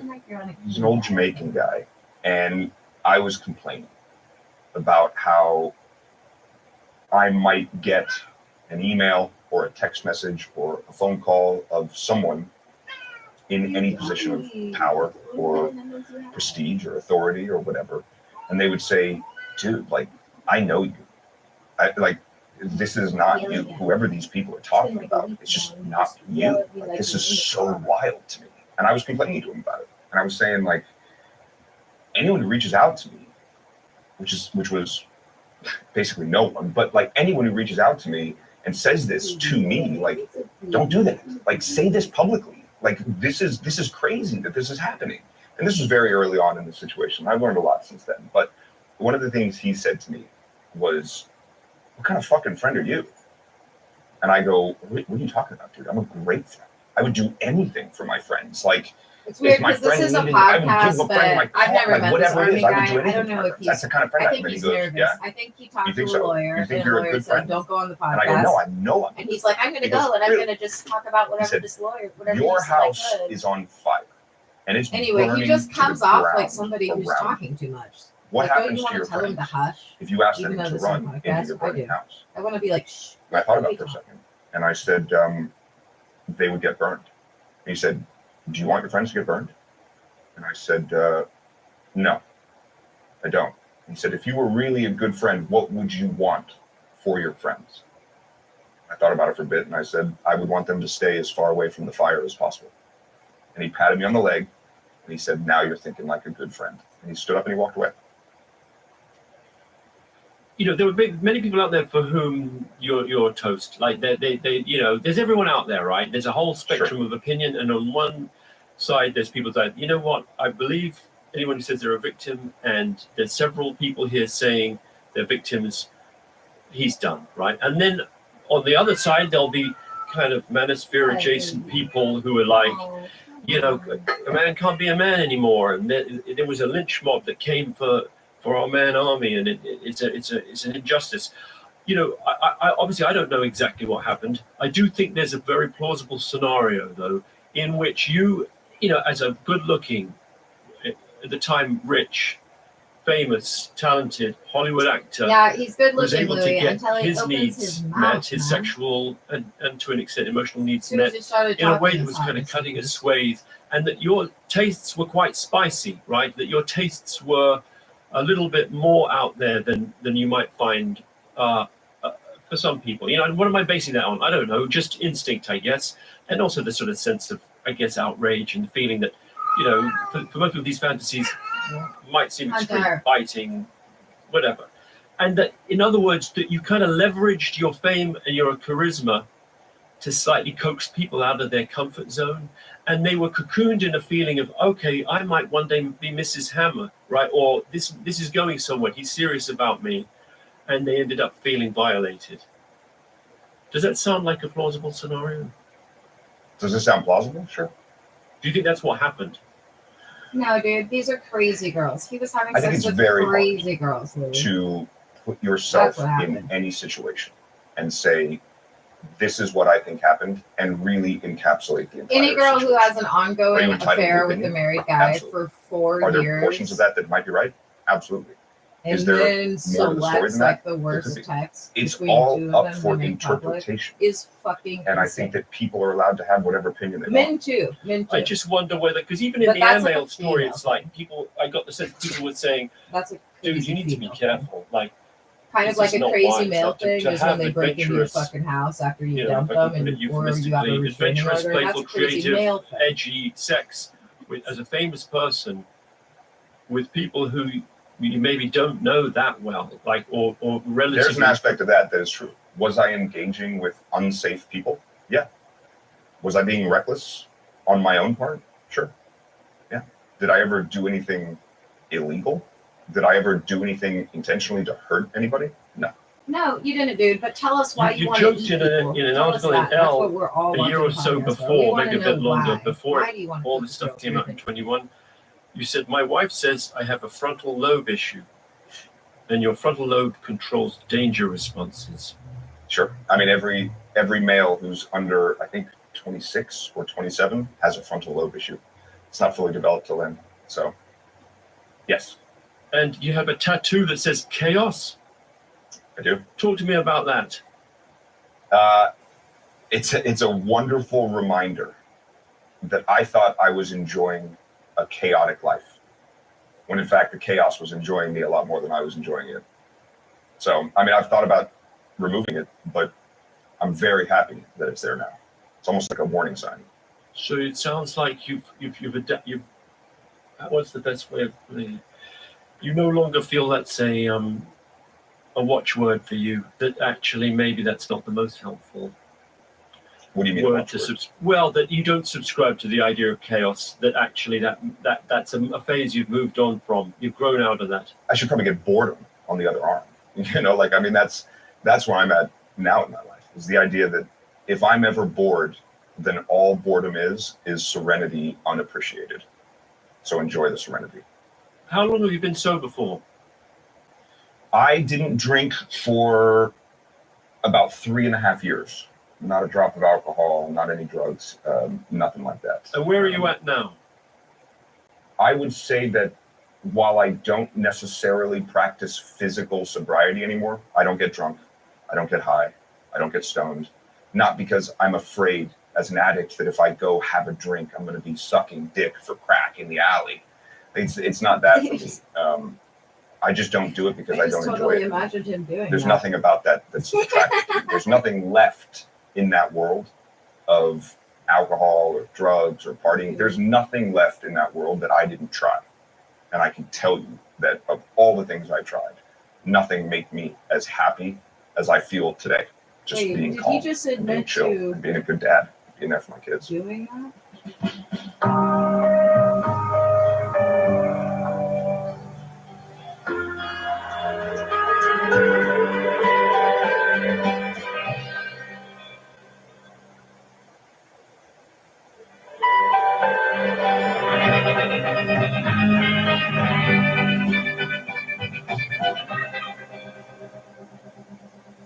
So I mean, we should paint a picture for the listeners. Your work dried up. It sounds like your phone calls weren't being returned. Your agents dropped you. It's not that my phone calls weren't being returned. I changed my number. I got a flip phone and I disappeared. What happened? So what were you doing at that point? Were you sober then, or did that come later? Yeah. No, it came very shortly after everything happened.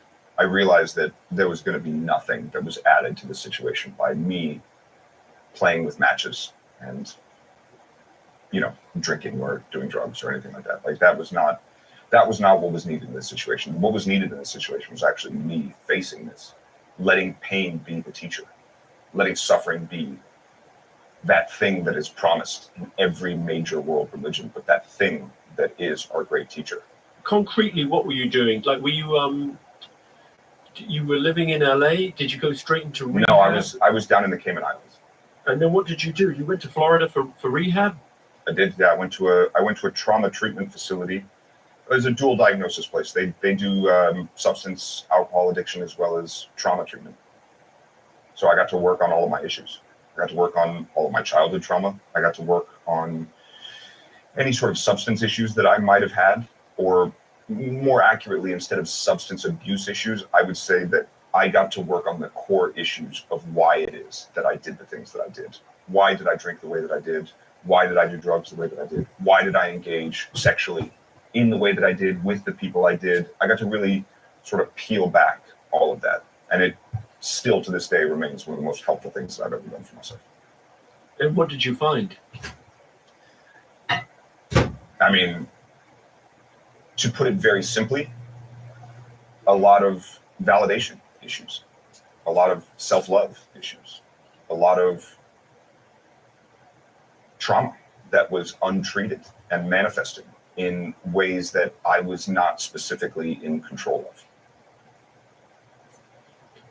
I enjoyed the 2-part podcast episodes you did where you interviewed your mum. One of the things that comes up is, well, first of all, your mum is an evangelical Christian. Mm-hmm. She says her number one priority is Jesus Christ. Mm-hmm. And it's also mentioned that, and forgive me if this is, I mean, if we don't need to talk about this if this is uncomfortable, so let me know. But can I mention what you talk about? Sure. So it's mentioned that you were abused, that you were one of a number of victims, and that your parents seemed to be hesitant or not quick to kind of endorse the fact that your claims were real and needed to be taken seriously, and that in some way you didn't feel heard. So you had the abuse and the feeling of having to deal with it on your own. Is there any way to relate that to what happens later? I mean, I don't want to. I sort of resist. I mean, I'm not a therapist. Easy causal links, right? So I don't want to be like, Yeah. oh, okay, it all makes sense. I'm not a therapist, but I think that it would be very difficult not to relate that in some way with reverberating effects through the rest of your life, of anyone's life. And, you know, my mom and I spent hours talking. There were aspects of that I needed to look at and that I needed to process and that I needed to come to terms with and I needed to accept and I needed to move through so that, as well as any of the other traumas that I've experienced or that anyone's experienced for that matter, don't have sort of shadow effects on the rest of their life. There's another narrative, and this is the one that's outlaid in the series. Have you seen the series House of Hammer? No, I watched about half of the first episode and chuckled kind of through it. It relies heavily on my aunt, who claims to be some authority on me or my behavior, and this is an aunt that I have never in my life spent one-on-one time with, ever. Yes, this is your father's sister. Yeah, Although a lot of her sister. testimony is related to your grandfather, Sure. Julian. But then 50% of the people interviewed about me, I've never met in my entire life. So I think calling it a documentary is a bit of a stretch. So it's kind of a succession-ish saga. It starts with Julius, Russian Jewish businessman who's also one of the founders of the American Communist Party. His son Armand Hammer becomes an oil mogul, makes tens of, if not hundreds of millions. Then his son Julian, your grandfather, is a little bit of a tearaway, shoots a man over a debt for $500, kills him, is a sort of Hugh Hefner figure going around drinking and drugging in his dressing gown. I don't know if that's fair to Hugh Hefner. Right. Yeah. The picture they paint is a sort of trickle down of trauma and debauchery in which all the male figures, generational trauma being passed down. Absolutely. but also sense of entitled, untouchable sexual insatiability. Like they're all fucking and basically getting away with it. I think that's maybe one way to look at it. I don't know. I didn't have relationships with anyone. I think that's just to kind of pull maybe one way to look at it. I don't know. Generational trauma is not specific to my family. I think for me, my focus and my takeaway is like I was operating while asleep and allowing the traumas to drive the car. And then this happened to me and it woke me the fuck up. And then I said, hold on, I have to, instead of running with these things at my back, I got to turn and face these things so that I don't pass them on to my kids. Like I would like to be the last one to deal with this so that my kids don't have to. And so I don't have to for the rest of my life. And that's exactly what I did. You did that by getting the treatment. You feel as though that kind of was a major game changer for you, that's enabled you to sort of out. It started the process, but it's constant. The work is never done. You know, I didn't walk into a treatment center and walk out healed and healthy. I mean, it is still an ongoing process, and it will be for the rest of my life. It's it's an interesting question. Like, to what extent is one's dysfunctionality part of oneself, right? And or indeed, like, it's a huge part of everyone's. What do you believe when you strip away? Like, do you still consider yourself? Your beach ball analogy, like, do you still consider that your sexual interests remain the same to some extent? That you consider yourself part of the kink scene? Do you still feel as though that it would be dangerous to sublimate or repress some of those appetites that might be more outre? Here's what I think my answer for this is. At that time in my life, I was doing almost everything in my life in a less than healthy way. There was an extremity to everything that I was doing, even the way that I ate. I mean, at that point in my life, I was probably eating several Big Macs a week because I loved the way they taste. So I would go eat Big Macs as like an immediate gratification kind of thing. The unhealthiness in my life bled into everything. My sleep habits, my eating, the way I engaged with people, it was pervasive. Being in a healthier place in my life now, couldn't tell you the last time I engaged in some of the unhealthy behavior that I was doing before. And I'm really happy about that. Are there aspects to me that I cleared the dirt and debris away and the core of what it is still the same? Sure. And so what's left when you clear it away? What do you? And again, I don't want to Me? embarrass you I'm or left. your kids. No. You're But fine. I'm also you're fine. specifically about because genuinely, I'm curious about. I mean, I've made documentaries about sex, about I know. both healthy sexual impulses, but about Yeah. sex workers. I've also made about sexual predators. I have a kind of interest in almost like just on the level of like, what can we not consent to? Like, and there's these questions about, well, where is the line? There was a case in Germany. Do you know about this guy who basically advertised for someone who he wanted to eat? Like, this is one of the few documented cases of actual Yes. cannibalism. Yeah. Videotaped the whole He- thing, invited and him he round, they fed- took sleeping pills, they cut his penis Yeah. off, cooked it in garlic and white wine, fried it, and then they ate it together, and then the Yeah. guy died. I think he bled to death. But it wasn't legal. Like, that's not legal. You cannot legally consent to be eaten and then killed. That makes sense to me. Yeah. So within all of that, there's a spectrum like, well, so what does healthy, kinky sex look like? Do you know what I mean? To what extent is that part of Yeah, let's just Of your throw that. lifestyle, Why has how that do not you- been made into a scary how movie? do you by the intend way? to make This is sure a that scary you kind movie of based on keep a that true within the story. right parameters? I would say this to you. I think That is scary. it's probably not a stretch for me to I ask knew that you story, to but I didn't realize the understand guy that like bled to death right my there sexuality, while they're eating. whatever it his may be, meat. has been so weaponized against me that discussing it in any sort of like open forum like this just doesn't feel safe. I understand. Yeah, now we understand, if dude. we You want to accept eat what you're people, that's saying, you just said. You have reason to feel, I would say, aggrieved, right? Like, and maybe angry. Here's what I would say that I feel about it. There were periods, specifically early on in all of this, where I was extremely angry, and I felt like I was taken advantage. Like all of these things. There was a period where I was very angry that all of this was happening.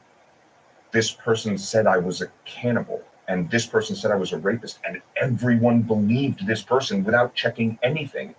I'm now at the place in my life where the only thing that I feel for everything that happened is grateful. They were a necessary step in my life to bring upon the death of a guy that I didn't even relate to, that I didn't identify as, and that did nothing for me. It was this mask. It was a shell. It was a being fake very version of hard me. on the old army. I'm sure there was a lot about the old army that you probably did like. Oh, there was a lot about him I liked, for sure. He was a fun dude. He was a likable dude. You know, up until this all happened, there wasn't anybody who had anything bad to say about him. Nobody. But at the same time, it wasn't me. That facade has been stripped away. I'm inviting people into sort of the open, vulnerable, real version of me. That's not glitz and glamour. That's not an artificial facade. You know, I mean, the business now, Hollywood, Instagram, influencers, all of those things, it's kind of all bullshit. Are you getting offered acting work? Mhm. How much acting have you done since 2021 when it all broke? I just finished a movie that we shot in Arizona called Frontier Crucible, and it's me and Thomas Jane and William H. Macy. And then I'm going to go do another movie in January. Then I've got another movie in March. I've got a TV show that I was just offered. I've got offers coming in every week, basically, to the point where I'm having to turn down jobs. This was Frontier Crucible, the one Yeah. directed by Travis Mills. That's the one. He announced on Instagram, he's back. Always fun to shock the fake news regime media with an ice pick to their matrix. Chomp, chomp, harpies. He's a character. But you know what? You probably needed a character to give me my first job out of the gate. So Yeah, exactly. Do you think there's a part of him that's basically up for taking a risk because he doesn't want, he's either not fussed about or actively wishes to discombobulate the mainstream, or the Maybe. censorious? Maybe one, maybe the other, maybe both. I don't know. You'd have to ask him. We didn't have that specific conversation, so I can't speak for him. Has it changed your view? Because you'd spoken out. In fact, in House of Hammer, they show you wearing a Time's Up pin. You've spoken out against Harvey Weinstein back in the day, and I think I don't know. I think you used the phrase "woke mob" in one of your comments. That the idea that the woke mob had come for you. I'm just wondering, has it given you a different view of the culture, of Me Too, of anything like that? I would say now I'm much less likely to accept anything I see or hear at face value. I think that there is a level of critical thought that I now have, having seen the other side of it. Who said it? I think it was Reagan who said, trust but verify. I think that blindly trusting anything that you hear, either from the farthest right or farthest left or dead center, trusting anything that you hear at face value without wanting to do your own research or wanting to confirm, I think is dangerous. And I think it puts you at the subject of winds tossing you all over the place. It was said that Robert Downey Jr. paid for your rehab. Is that true? No. Did you read that, or I misremembered it? No, I read that. I read that somewhere. I don't know where that came from, but at the time I still had insurance, so my insurance covered it. Did he reach out and support you in some way? Yes. Yeah. Did you have to think about that? I thought about whether or not I want to pull anyone into this. This is that burning house thing again. I think that anyone who expressed support of me put themselves in the line of fire. If you've got a couple more minutes, I'd love to keep going just for a few more. Is that all right? Sure. One thing that came up when all of this was being reported was that you'd been spotted, that you were sort of laid so low that you'd been spotted selling timeshares in the Cayman Islands. Can you shed any light on that? I loved it. It was fun. It was really kind of the first desk job that I've ever had in my entire life. But by the way, I was at the point in my life where things were so bleak that having anything to do felt amazing. So when I look at, because I was also the greenskeeper for school at one point. I helped manage in the Caymans as well. In the Cayman Islands, I sort of helped manage an apartment building, and I sold timeshares. And honestly, I was having the time of my life. I went to work every day. I enjoyed the people I was working with. I got to wear my little khaki pants and a polo shirt and sell timeshares. I loved it. There's no shame in it for me. I loved it.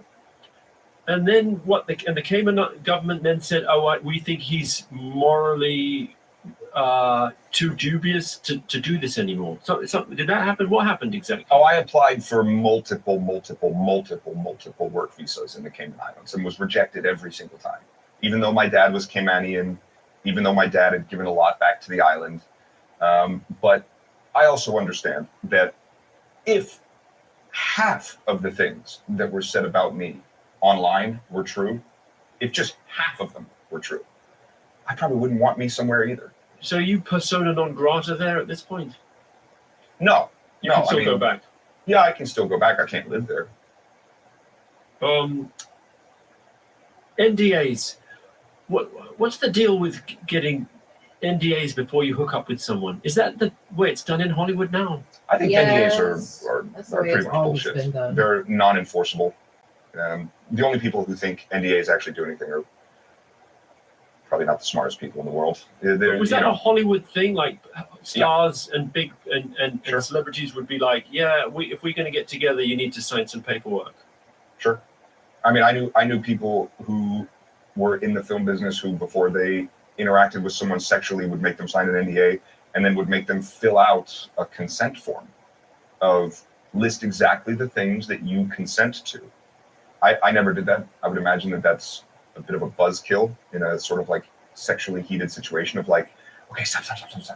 Okay, real quick, just fill out this paperwork. But you know what? That's that's where we got to. That's what people felt they had to do to be safe. Your mum paid for you to have a vasectomy for your birthday. She did. We talked about it on the podcast. Yeah. It's pretty weird. Different strokes for different folks. Did you ask for it, or she offered it? It was born out of a conversation where, I'm sure I said, I have 2 beautiful children and I'm good. I don't want any more kids. And I think that probably snowballed into a conversation of like, I would probably love to get one of these, but I can't afford one. So it probably turned into, well, is that what you want for your birthday? Sure. That sounds great. Thanks. Was it painful? No. I mean, you don't even go under. You can go under if you want. They just do local. And you just get right in there, snip, and you're done. Doesn't affect sensation or anything? Doesn't even affect output. I was going to say, I was trying to find a way of asking that. Yeah. Output is the same? Yeah. Well, I mean, I think, I'm not a doctor, but I think only like 5 to 10% of what you actually ejaculate is semen, if even that high. So the rest of it is just prostate fluid. I mean, that's why they say, men should ejaculate regularly, if even that high. So clear it out, keep it moving. So, are you in a relationship at the moment? No.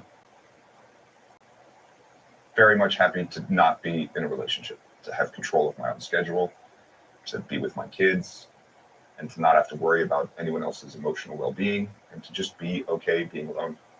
So how do you ensure regular ejaculations then? I'm sure you can imagine. Yeah. Probably the same way anybody does if they're not in a relationship. Taking self-love to a whole new level.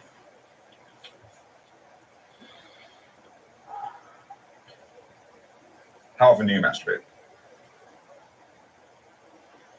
That's what the world wants to know. Well, no, I'm asking for your prostate health. I'm very concerned with it. I mean, they say, I think men need to ejaculate about 20 times a month, and it reduces your chance of prostate cancer by something like 60%. So I'd like to see you somewhere close to that number. I find the subject of masturbation kind of interesting. Yeah, Interesting in it's what weird way? because that guy wants Well, to but eat people. actually, That's why it's weird. there's a sort of an element of the so-called red That's pill. probably also why he community, didn't go community to the UK to men's be on this rights. podcast. Notice he's in a This sort different of building. revised Louis was like, I don't want to be an of order. masturbation. They sort of feel they're very anti-porn and anti-masturbation. Anti-porn, I understand. Porn is bad for our brains. It's terrible for us. But I think that porn and masturbating can be kept separately. There's an aspect of masturbating that's just about self-pleasuring that doesn't need to be an inundation of graphic images that desensitize us or pervert, if you will, our perception of women or our perception of sex. I think that those two things can be kept very separately. What do you feel is the damaging part of pornography? I think that people are learning how to have sex from pornography, when pornography specifically is not sex education, it's sex entertainment. If you learned how to be a man from only watching old Westerns, you'd probably grow up being a gunslinger where if someone looked at you wrong, you shot him. I think that pornography also desensitizes us and also makes us hypercritical of the partner we might be with. Well, that woman on porn had tits like this, or her ass was like this, or she did this and that. It's like we build this idea, and I think it perverts our perception of reality and makes reality less satisfying. And I think you get a lot of guys who sort of end up anhedonic about the whole thing because of pornography. Anhedonic, meaning sort of pleasureless from the Greek anhedonia, right? And without anhedonia. Yeah. Do you feel like you've been cancelled, to use the buzzword? And if so, what have you been cancelled from? Yeah, I would say that I got canceled. Literally, I was fired. All my representation canceled working with me. But I also think that canceled is a weird code word for this whole Hollywood system that instead of saying that I was canceled, I would say that I was forcefully removed from the system. And now I'm very grateful to have found my own life with my own meaning, independent of that system. Now, you know, it's me and producer Jerry sitting in my room doing this because we enjoy it, because we like to. We didn't need anyone to say yes to us. We didn't need anyone to give us permission. We just started doing it. And that's something that I never got when I was working in the Hollywood system. If Woody Allen offered you a role in his new movie, would you take it? Would I work with Woody Allen? I mean, at this point, I don't know that I buy into any of the cancel, we need to this and that. Like, I don't know. I mean, I know that this is like a trick question, and I know there's no right way to answer this question, but I think well, no, because like if I say no, I would never work with Woody Allen, then all I'm doing is saying I believe in this system that cancels people. I think what I would honestly do is I'd say I'd like to sit down with him first, and I'd like to talk to him. And if I walked away from that conversation going, you know what, I think that he's a good man. I don't know that I believe everything that people are saying about him. Then being someone who had the world say a bunch of stuff about me that I knew wasn't true, I'd go, oof, I get what that feels like. That sucks. All right, yeah, let's do it. But if I walked away from the conversation going, I didn't get a good vibe, maybe there is fire where there is smoke, then I wouldn't do it. I forgot to mention your co-star is Kevin Spacey, and it's produced by Harvey Weinstein. Oof. What are they paying?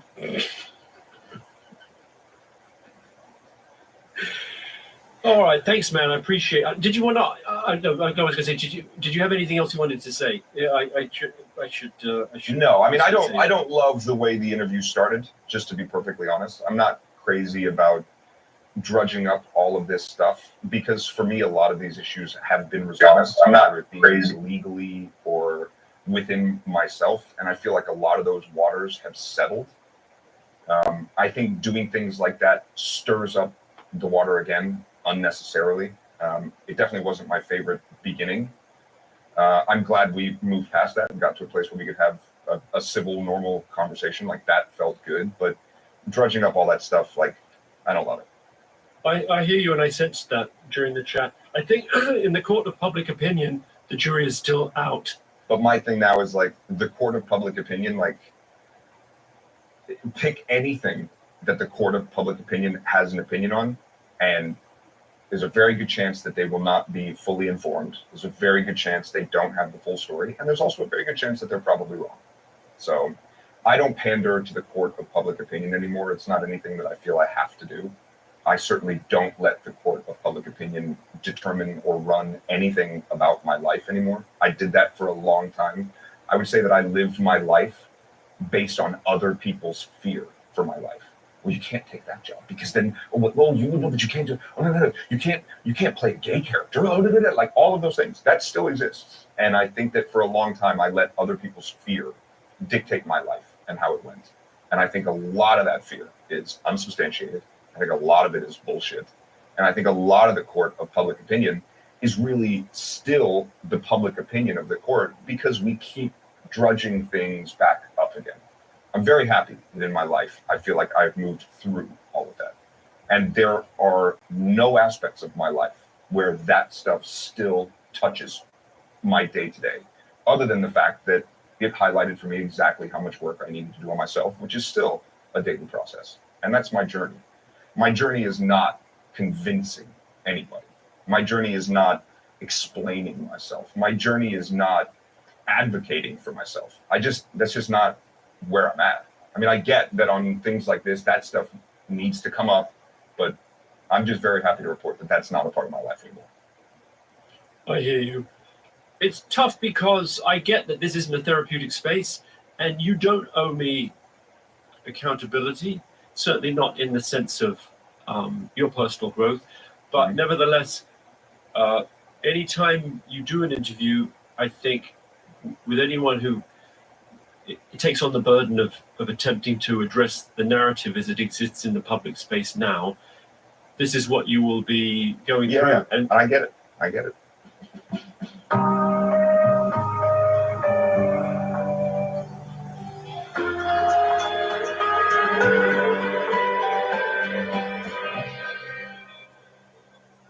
Okay, here I am back. Welcome back. I hope you enjoyed the episode. It's obviously a little different from some of the others we've done. I have an appetite for going into places that are difficult, morally complex, or even deeply controversial. And in a world where we are trying to be accepting of, people who think otherwise, or even just being, as it were, understanding about different lifestyles, like we don't want to stigmatize people who have tastes other than our own. The kink world has been through, historically a lot of our own stigmatization. And there's also, I think, a tension there. At what point does consensual abuse become something more complicated? And there's clearly a place where all of these things are hard to police in a way that feels fair. But nevertheless, that's what we have to do. He said, "Hell hath no fury like a woman scorned." Do you know the source? If you said Shakespeare, you'd be wrong. It was actually the 17th century dramatist William Congreve. I'd give you the exact quote, but I can't be bothered. If you're keeping a bingo card, inappropriate, here we are. You can mark off Woody Allen. And also the word woke, which I think should be on the bingo card. Don't you? What else do we say? I mentioned the text messages allegedly sent from Effie to Army concerning her working in a sex dungeon. Effie denies saying this. The quote is, "I have never worked in a dungeon, and I have never told Army I've ever worked in a dungeon," end quote. Army mentioned that the image of the bite mark he allegedly gave Courtney Vucekovich had been removed from the House of Hammer documentary on the basis that it was an image from Pinterest. It's worth noting that Courtney maintains that Army sent this photo to her. This is the quote from Courtney. "The bite mark shown was a photo sent by Army within our archived text thread. I believed it to have been a photo of me, given that I have dozens of photos depicting his abuse on my body." House of Hammer, I think I can say it's worth a watch. It's a well-made documentary series, I would say. Army also claimed that Effie told him she wanted his 9-year-old daughter to be raped, and cited her tweets as evidence of this. On her Twitter account, Effie has posted a screenshot of an alleged exchange with Army, saying,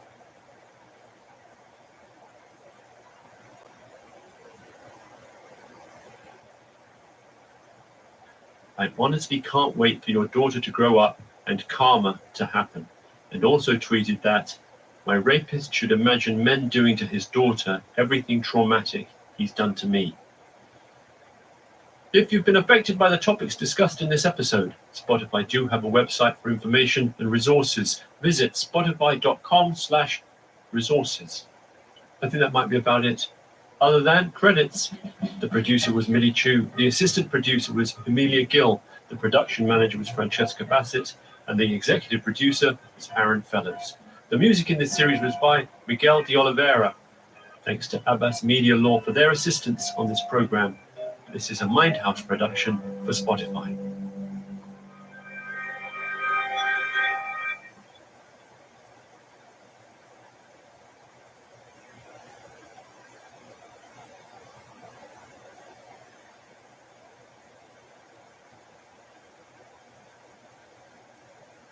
Let's listen to Bill Burr.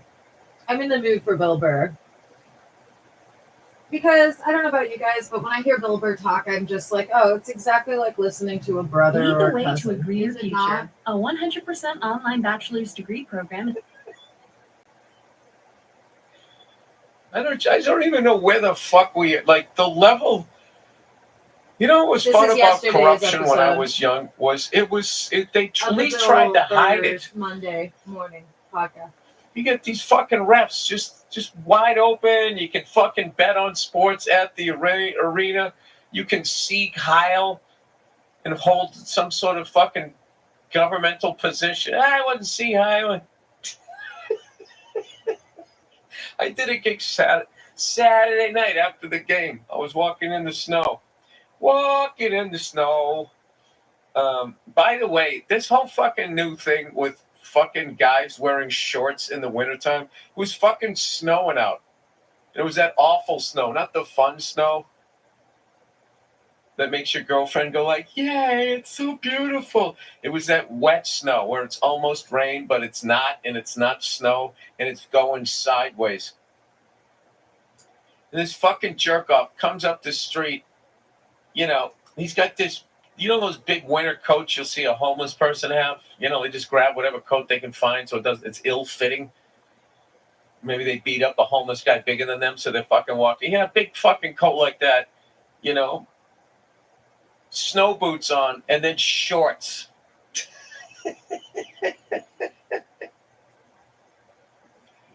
I can't, the fucking shorts thing. It's like, I get it. You don't get cold, you know? That's the male version of a chick with like fake titties, like wearing them out, you know, barely covered them.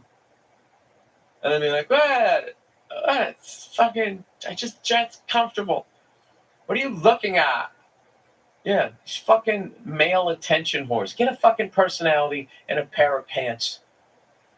Fucking walking around. I run hot. It's like fucking 31 degrees out. What the fuck are you talking about? Walking around in goddamn shorts. And here's the thing. I know some people run hot, but like this whole wearing shorts in the fucking wintertime or all year round, that is a new phenomenon the last like 20 years. Last 20 years. So, I don't know. Or maybe it isn't that. Maybe it isn't a fucking fashion. I don't know. I always look at shit like that just being like, all right, that person like doesn't know how to tell a story, doesn't know how to talk to women, so they got to do something to steal focus. You're wearing shorts? But they don't get, no, we got to fucking talk about your legs?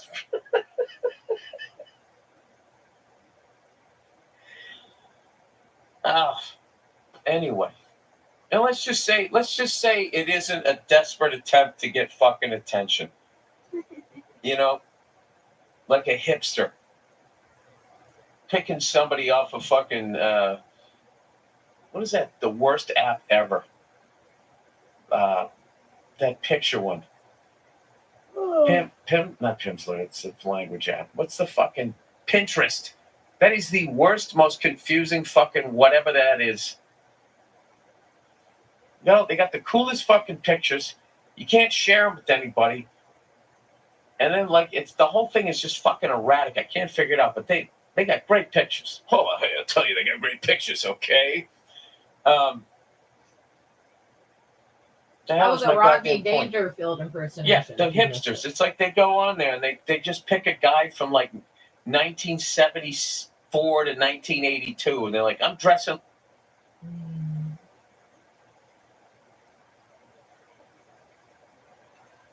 Rodney Dangerfield. I get no respect.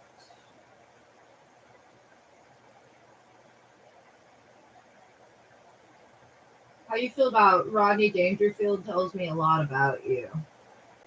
For those of you that don't know, Rodney Dangerfield was a handyman until he got real old, and then he got famous and became a comedian. Part of his psychiatrist, I told him, Doc, I keep thinking of a dog. He told me to get off his couch. Oh, last week was a rough week. My wife told me to go to hell. I told her, you're too late. I'm already there. I'll tell you, my wife and I, we don't think alike. I mean, she donates money to the homeless, and I donate money to the topless.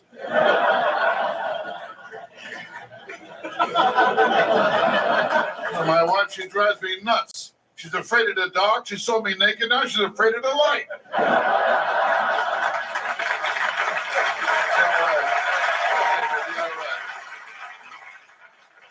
I'll tell you one thing, though, my wife keeps me in line, no matter how many guys are ahead of me. I mean, that's the story of my life. No respect. I don't get no respect at all. No respect at all. My When I was a kid, when my family went shopping, they always took me with them. That way they could park in a handicap section. What a childhood I had. When I took my first step, my old man tripped me. In the time the whole family played hide and seek, they found my mother in Pittsburgh.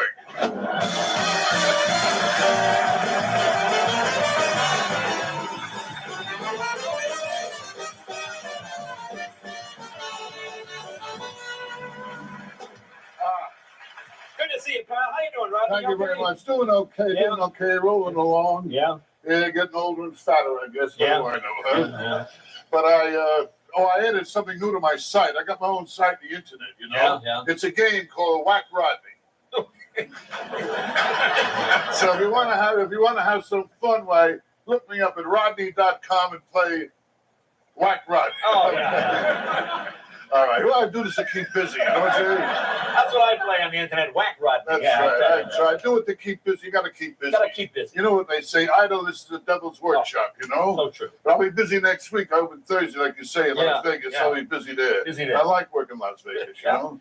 Yeah, they treat you right. You know, you work there. You know, it's very nice there, you know? And the only thing I got to be careful my drinking over there. That's Drinking, all. After the show, a friend drops over, hey, Rodney, a drink. Another friend, a drink. Friend, a drink. Before you know, an hour later, it's stupid time. In fact, I saw my doctor. He told me to watch my drinking. Now I drink in front of a mirror. Now, I drink too much, way too much. Yeah. But my doctor drew blood. He ran a tab.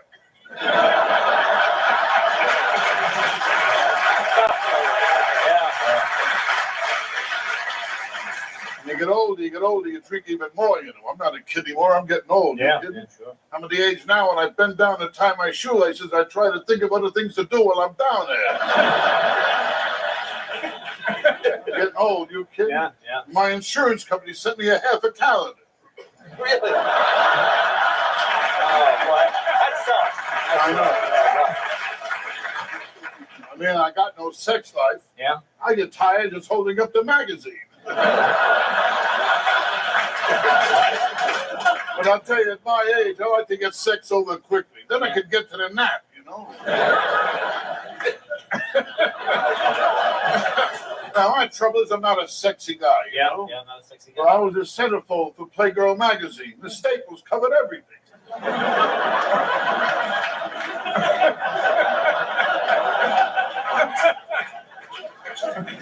I got arthritis, too. That's a beauty, arthritis. Yeah. You get stiff in every place except the place you need it.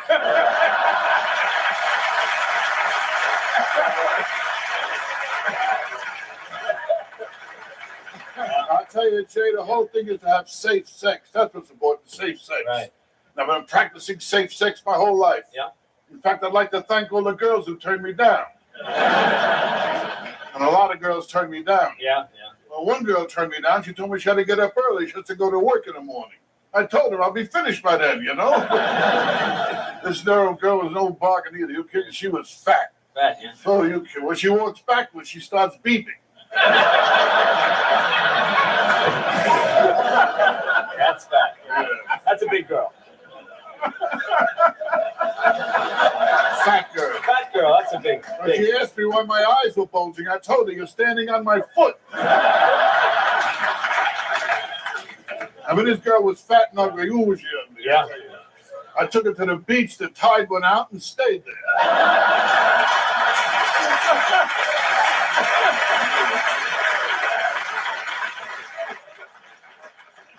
And I mean ugly. She went to a plastic surgeon. He added a tail.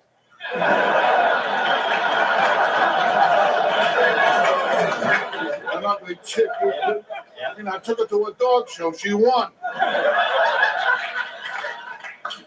But I'll tell you, Jay, I found out the best way to get girls. You know? Yeah, best way? I hang out at women's prisons and wait for parolees. But my favorite girls are the ones who wear eyeglasses. They're the best, the ones who wear eyeglasses. When you take them home, you breathe heavy, they don't know what the hell you're doing. But I had a bad experience a few weeks ago. Really? I went to a nude beach. Yeah. They kicked me out. They told me it's impolite to point.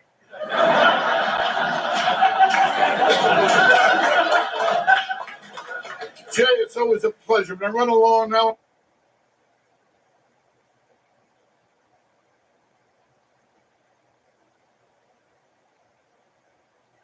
Listen like that guy. At least they do in Los Angeles. I don't know if they maybe in Brooklyn too. Listen like that guy. I don't know. Let's just go. Let's not be a cunt. Let's just say maybe they run hot. I run hot. Well, then how come you wear a jacket? Go. Let's not be a cunt. Let's just say maybe if you run hot, wouldn't you just walk down the street like it was springtime? And if you do run hot, like what is happening to your junk in July?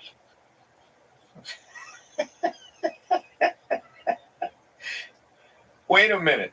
You run so hot that like you and your woman, you're trying to have a baby and you literally cannot do it in the summertime because your balls and your junk are just so fucking just heated up.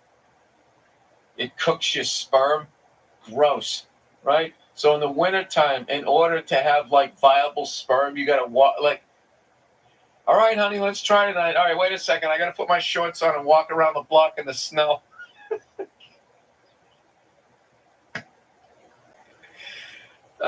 Cool down my jizz. Here we go. Anyway, so I went over to Gotham Comedy Club. Had a fucking shitty set. I just wasn't like, I mean, the crowd was good and everything, and the show went okay, but like, I just wasn't flowing. Anyway, dude, I saw a fucking amazing movie. One, arguably, the greatest movie. If you grew up in the 70s and you just want to go back to it and see, like, the greatest documentation of how dirty this country was in the early 70s, how brown everything looked, and all of these fucking wannabe Cadillac four-door fucking sleds that you just like, all of these cars the cars that you forgot you remembered, if that makes any sense. Like, oh my God, I remember seeing them. Who makes that fucking car? And I was missing on all of them. Is that a Buick? No, it's a Pontiac. Pontiac what? What the fuck is that? So anyway, they have this,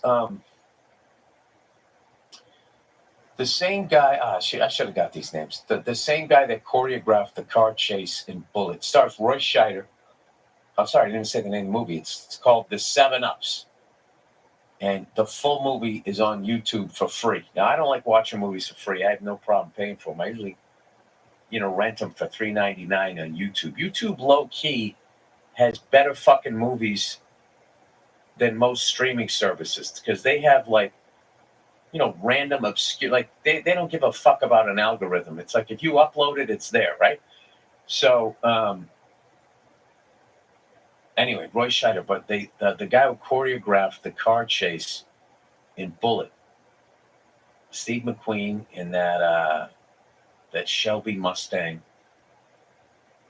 and then the bad guys were in like that. I don't know what the fuck it was. I'm so bad. Someday I'm gonna sit down and learn the Hemi shit, some sort of Chrysler Dodge. I don't know what the fuck it was, but badass car, right? And so he does this one, and this one, I'll be honest with you, I can't even name it. It was I want to say that the car was like a four-door fucking Pontiac. It was a sled. And then the other one was some ripoff of a Mustang or some Hemi shit. I don't even know who made it. Roy Scheider's in that one. And they have this car chase, and it's just like Bullet, where Steve McQueen was driving by himself, Roy Scheider's driving by himself. And then there's the two bad guys. So the two bad guys, there's a guy in the passenger seat named Richard Lynch, who was also in Scarecrow with Pacino and Gene Hackman. And he's a fucking unbelievable actor. Unfucking believable actor. And he's the other bad guy. He's in the passenger seat. And what's amazing is he plays scared. Like that's his choice. Like he's fucking concerned. And it really makes the scene like come alive, because the way the first one, both bad guys were like stoic, you know, like that worked in a way, but having somebody at least address what the fuck they're doing. And by the way, they're racing all along the Upper West Side. They go over the George Washington Bridge, and they sort of fudge it because they go over the George Washington Bridge like they're going into New Jersey, and then they somehow end up on like the Merritt Parkway, like you're going up to Westchester. It is a fucking amazing car chase, and there's a nod to Jane Mansfield in the car chase, if you guys know that fucking story. Anyway, absolutely, I out of 5 stars, I give it, for cars, I give it 6 stars. Absolutely incredible. And I've been trying to think, now that I sold my Jaguar, and I don't have a daily driver. I'm gonna get one of those fucking cars, one of those big fucking living room cars. Just gotta figure out like which one.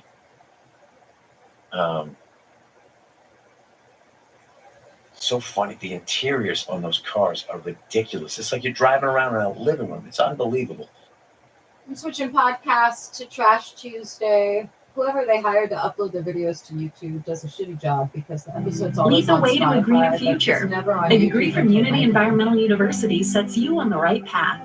Our 100% online programs in animal science, marine biology, environmental issues and solutions. Welcome back, Kathy Griffin. I'm so excited to be back with you ladies. Fan favorite, host favorite. There's nothing we can't talk about. That's what's so Be back beautiful. with you ladies. Fan favorite My host. life on the PTSD list tour, which went from 40 cities to 75. Oh my gosh. Last weekend I played Boston Symphony Hall, like I'm the symphony or something. Look at her. She's the whole symphony in a 5'3" symphony. body. That's right. Now, I also should tell you that I'm not saying I'm overweight. I'm not one of those, but I have not stopped eating since election night. And I had to buy these insanely expensive Victoria Beckham jeans in 3 different sizes. Wait, how much were those? I need Are to you know. ready? I've never spent this much on a pair of jeans in my life. $524 for one pair of jeans. They're But they do so give you a cool. hand job. Directly from Victoria. Or David. You get him, he goes, he's not. I watched that documentary. I had to have the pants after watching. That's how shallow I am. I watched the documentary and So then I was like, good. I want those jeans. Do you realize how much that woman has had to endure Yep. throughout his career? Just by the way, Right. aside from the fact that she's a freaking pop star, Spice Girl. the fact that she had to go through what she went through with from It soccer always fans, took the fall. Always took the fall. fall. And she was like the kooky one and he was the same one. And he's no walk in the park. He's gorgeous, but he's no walk in the park. And I love her. I didn't know she had jeans, and I want to rip them off your body. Yeah. For my own. So I got them in 3 sizes. I tried to put on the Fun fact about me: I saw the Spice Girls in concert in 7th grade. What's up, dude? I love Ginger Spice. smallest That's the size, redhead. and my pussy wasn't having it. And my pussy was like, meow, ow, ow, Wait, does your pussy change sizes throughout the week? throughout the day. It's either plump, medium plump, or deflated. It's like a football. It's like a Super Bowl, like Deflategate. Is with this Tom another Brady. thing they don't tell you about getting older? Oh, the pussy stuff is unreal. Now here, so I was floating a topic with the ladies, which I feel that it's my duty as your aunt to tell you the stuff that nobody would tell you about getting older. Okay. So one of them is I was very nervous to come here today without my toupee, because I actually have a toupee. You do? I have a fake bangs. I have extensions that clip in. I have a toupee, which you're supposed to call a topper, but who are we shitting? It's a toupee. And then of course I have full wigs, so I call those Big Kathy, and then the toupee is Little Kathy, because I started I have plenty of hair. This is all my hair, but like bald spots here and here. So I had to spray. Here, touch my hair. I feel the Crusty. hairspray. It's crusty. And I use some old school drag queen hairspray because otherwise I have like one section of bangs and then there's like 2 blank spaces here. Boy, have I got the gift for you. What? Thankfully for you, I have a hair care brand. What? I want it for you. Seriously. Now, is it going to help me with my bald spots? Honestly, try it. Is the best detangler like I've ever used. All right, I'm going to take And it's good for your leave toupee. it on display for the Use it on your wigs, use it on your toupee, use it on Okay. anything. And On my your bangs, pubes. my pubes. Yeah. Okay, what's left of them? You know what I mean? What's left of them? I can count them at this point. Me too. And Wait, can I stopped show you? wax- Wait, no, I don't. Yeah. Anytime. I stopped waxing because I got so sensitive that I was convinced that it was going to start to actually take my pussy off. Wait, Like I thought there's going to be a missing pussy, and then am I going to feel silly because I paid some chick to wax it right off wait, my I body? can relate to this. I literally have 3 hairs on my pussy. Yeah, because I cannot relate to any of this. Waxing I hurts. I cannot think all relate men to should that, have to get their balls waxed once in a lifetime. And I mean that hard rip where they just boom, rip it off. Or they don't rip sideways, they rip up. Ow, ow. Also, nobody Tell wants us to hear where about else Kathy they don't Griffin's Okay, Yes. so vagina, the nose guys. running is intense Why is this because podcast starting out with now Kathy it's Griffin's not vagina? snot, it's like water that just drips. And I get it when I'm nervous. Sometimes I get it from makeup if I have like too much powder on, but that's more of that kind of makes sense. What's bad is I get it just before I go on stage. So it makes me look like I'm nervous even though I'm not nervous. But I refuse to dab myself while doing my act because then it would just look like I was doing cocaine. And I'm not. Imagine if that was just like cerebral spinal fluid just leaking from getting older. That's the least of it. I mean, who knows where those fluids are coming from? Because, like I said, it's like a water faucet someone turned on. And by the way, wait till you start to lose your vision. Last night I was driving in the rain, and I'm telling you, it's a miracle I'm here. I'm an atheist, and I prayed the whole way home. The whole way home, I found God. I mean, the glares happen at night. Yeah. The Get glare. ready. I hear about the glare. Yep. Do you Why have to are wear wearing those? sunglasses? Are you on heroin? What's happening? If you think you're having it pretty rough, Oh boy. I have Bell's palsy, so half of my face got paralyzed from my stress. God. Of course it did. Of course it did. What did you think was going to happen with this life? I can't believe you're sitting upright. I know, me neither. And functioning. I Are don't. you kind of swimming underwater? I am. You know what the great thing about being on survival mode Yeah. is that you are not attached to your feelings. Your feelings are all the way over here, and you're using your just reptilian lizard brain to get through each You know what day. you do? Yeah, you're Yeah. just white knuckling the whole Okay. thing, and then the tears will come maybe 3 months from now. Okay.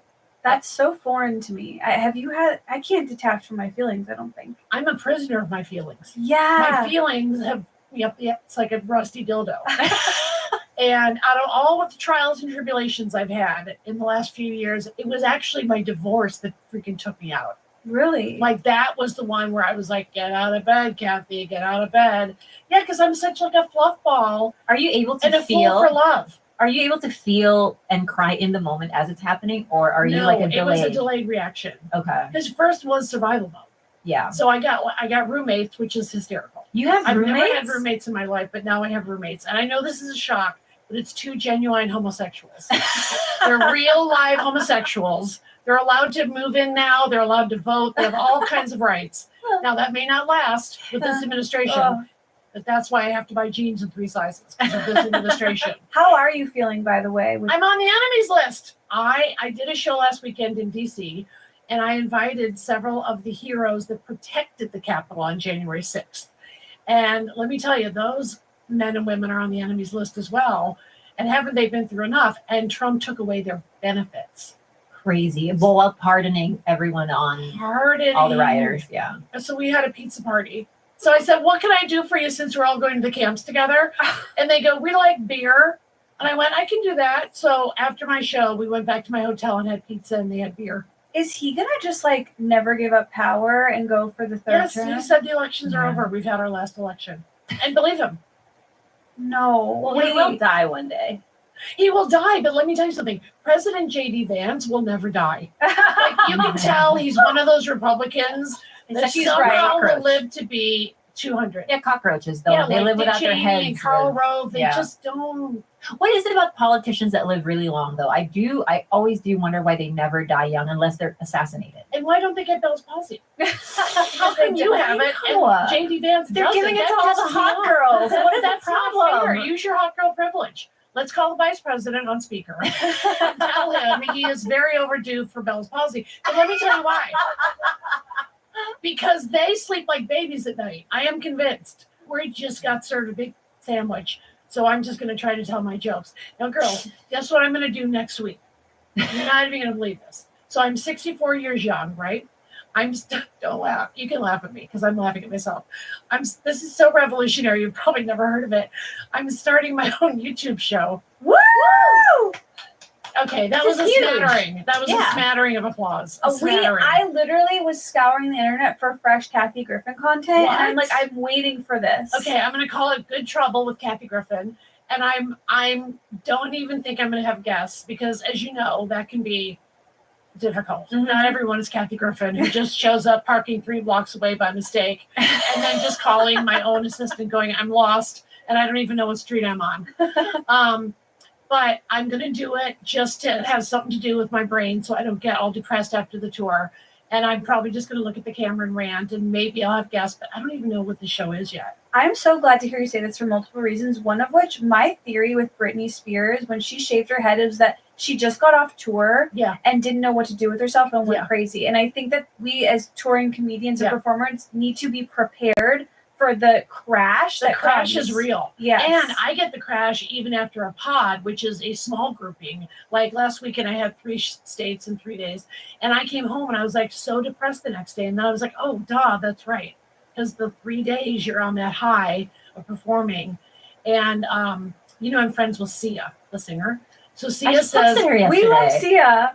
Yeah, love. Absolutely She's love. the best. She's the best. And so she describes it as like you're whitewater rafting and you're going along, and then you just go off a cliff and down you go. So she was like, you got to remember that cliff is coming. Like, enjoy the rafting and it's exciting, but the cliff is coming. And it's also such a mind fuck because, like, in my mind, I always think, oh, when I'm done with work, life is going to be like perfect, relaxing, and free and you can do all the stuff you need to do. Yeah, and then it's what is torture? What is that pathology and sickness that you both have? Because You I tell have the me. opposite. I have a stand-up disorder. That is, I have see a stand-up lot. comedy disorder. Bobby has it. All of you guys have it, but I I'm don't wondering have it. because I think as a normie and an outsider here, when work is done, I am so happy and so relaxed. I do not want to go back. But then look at us. We both want to. Like, does that not like? Okay, you but can't we have relate? to run the show in our heads all night. Put So that- first I go home and have a tuna melt, but I'm rerunning the show. In my I head do all love night. a good tuna melt. Who doesn't? But like, wait, but if you were just to have nothing to do for like a month, I think you would freak out. It's just that I'm like, I seriously am like, I need to bed rot for an extended period of time. I'm all for that. I think it's underrated. I think bed rotting is good. And I mean, I have- unless you get actual bed sores.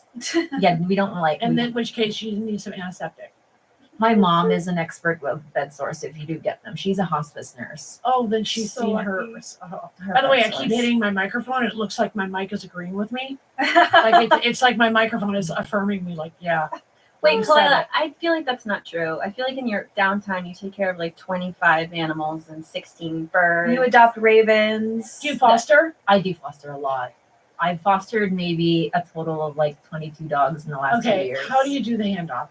I know. okay. I couldn't. I would be the foster fail. I fostered one night. I still think about that dog. Of course. I I'm like- would have 100 and I would live somewhere in Montana. The sweetest text messages I get, and I got one 2 days ago, of the most beautiful grown shepherd, and it was one of the puppies that I fostered just a couple months ago. Oh. And that's the big payoff, I think. Is seeing them let me so ask happy. this, and I'm just going to be bold enough to ask this. Mhm. What is it with hot chicks and rescues?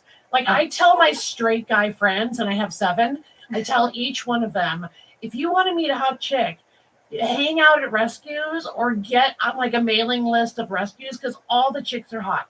I have a controversial take on just the rescue community as a Go ahead. whole. And this is like no slight to anyone who's doing an amazing job rescuing dogs. Or lesbians of all kinds. Go Right, ahead. correct. Is I really think that we are a certain variety of broken that can only be healed through service innocent of puppy. animals, Yeah. not humans. Right. Like a dog is just so unconditional, and there's such a like a true exchange of love there. Yeah. That and I've been in rescue for a long time. I cannot say that we are of the same Right. variety. So you could watch We're a broken. human being just bleed out. You don't give a shit. But if it's a kitten, that kitten's going home with you. Correct. Okay. I also think Correct. that animals don't have ulterior motives with hot girls. Like they're not trying to fuck them. Agree. They don't. They think we're all hot. That's why we love them. Do dogs really think we're all? I don't think so. I think dogs discriminate. Interesting. Yeah, I've seen dogs. Like I had one You're right, they particular can be foster, discriminatory. dude, just could tell if it was like a know. meth head, Right. and was like, no, thank you, Right. not into that, Yeah. and would like be totally aggressive. Yeah. I need advice. So. Okay, a couple things. First, when you take a break from stand up, Yeah. and let's say, Well, I took a 6.5 year break, but that Okay. was for a different reason. right? That was for a very crazy reason. Okay, so you take a break, and let's say you burned off your last set and the special. Well, how do you start from scratch? Do you get back on stage with nothing and just ramble? Do you tell me? Because then where do you show do it? back after 6.5 years? The Mirage was kind enough to invite me back, and so I'm doing minimum 90, but I tend to do 2 hours. Oh my I don't have an god! opener. I write all my own stuff. I tried to write a bunch of stuff prior to the show, but I've been doing it in an improvisational way for so many years, decades, that something happened when my Doc Martens hit that stage, and I just was able to go. Now, I'm not saying it was all gold, trust me, but like, Chill. I felt like there was a real flow with the audience, and they were like, we get it. This is her first time back. She's trying all kinds of new stuff. And did you have a notebook? Yes. I'm so old school that I still have a notebook, and it usually has about 8 things written down, and that's 2 hours. If I'm good, 2 hours and 15 if I'm naughty.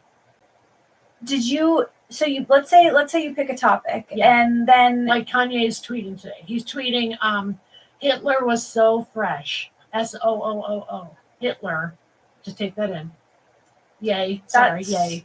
Was so fresh. So disappointing. And by the way, it was one of like 50 tweets. Sorry. Yay. He also said he's so channeling fresh. Andrew So Tate. disappointing. And thanks. I know. What's going? Oh, All is of our it? pussy's deflated. And just the mention of Andrew We can Tate. fit into the small jeans again. Seriously. Get me those size 25s. So you take one topic. Are you going in knowing kind of how you? I know my feel? take on it. Okay, But I don't know if the jokes are going to work. and you don't know the words. Right. You just know this is how I feel. Right. Okay, then that's how you do stand-up comedy, everyone. I I learned. mean, because remember, I come from an improv background. So I think it was all those years at the Groundlings, which is an improv group in Los Angeles, similar to Second City in Chicago and in Canada. And I think it was all those years of improvising. But that's the only way I know how to do it. Like, Who was I've in never your- been able to like write and act and then rehearse it and then do it. Same. People are always like, "What's your writing process?" I'm like, I just go on stage and talk.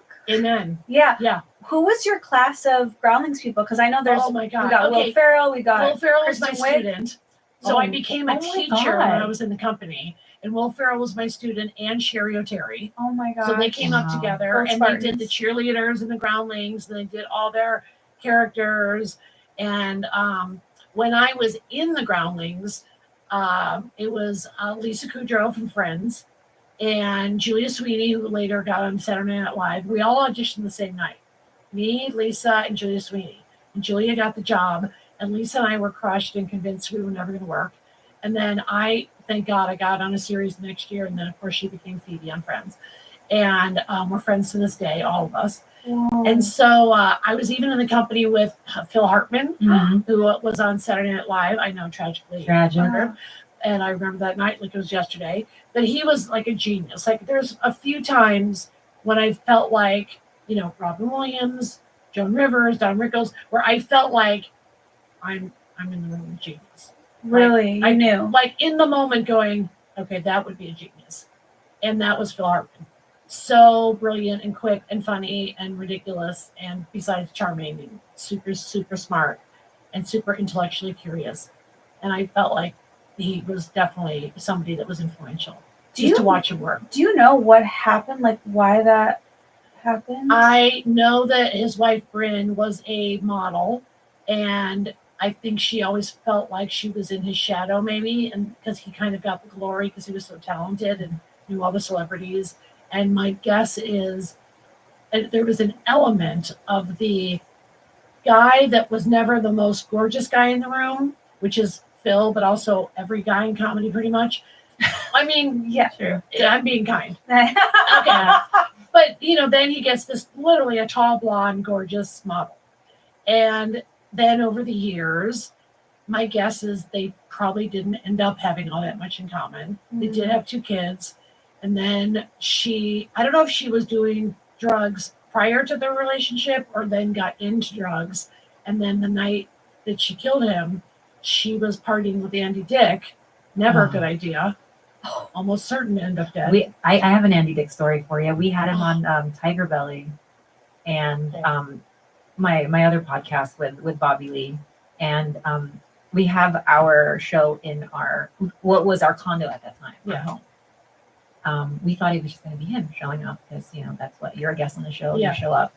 He brought an entourage of like 13 people. I think he had just met. Like Andy? Yeah. And were they underage? I don't even know who they were. I just saw this Say whole. yes. Take a leap. All allegedly. Except he went and to I had jail a full for it. blown panic attack. Like Elsinore. I had a panic attack. I was like, who the fuck are these people? And I didn't have it in me to be like, everyone get the fuck out. Hi, bitch. These are my friends. I just met them. I did a gig with Andy one time, and I said, let's go out to eat after, but no boys. I mean it, no boys. And then we get into the car, and this was in Jacksonville, Florida, by the way.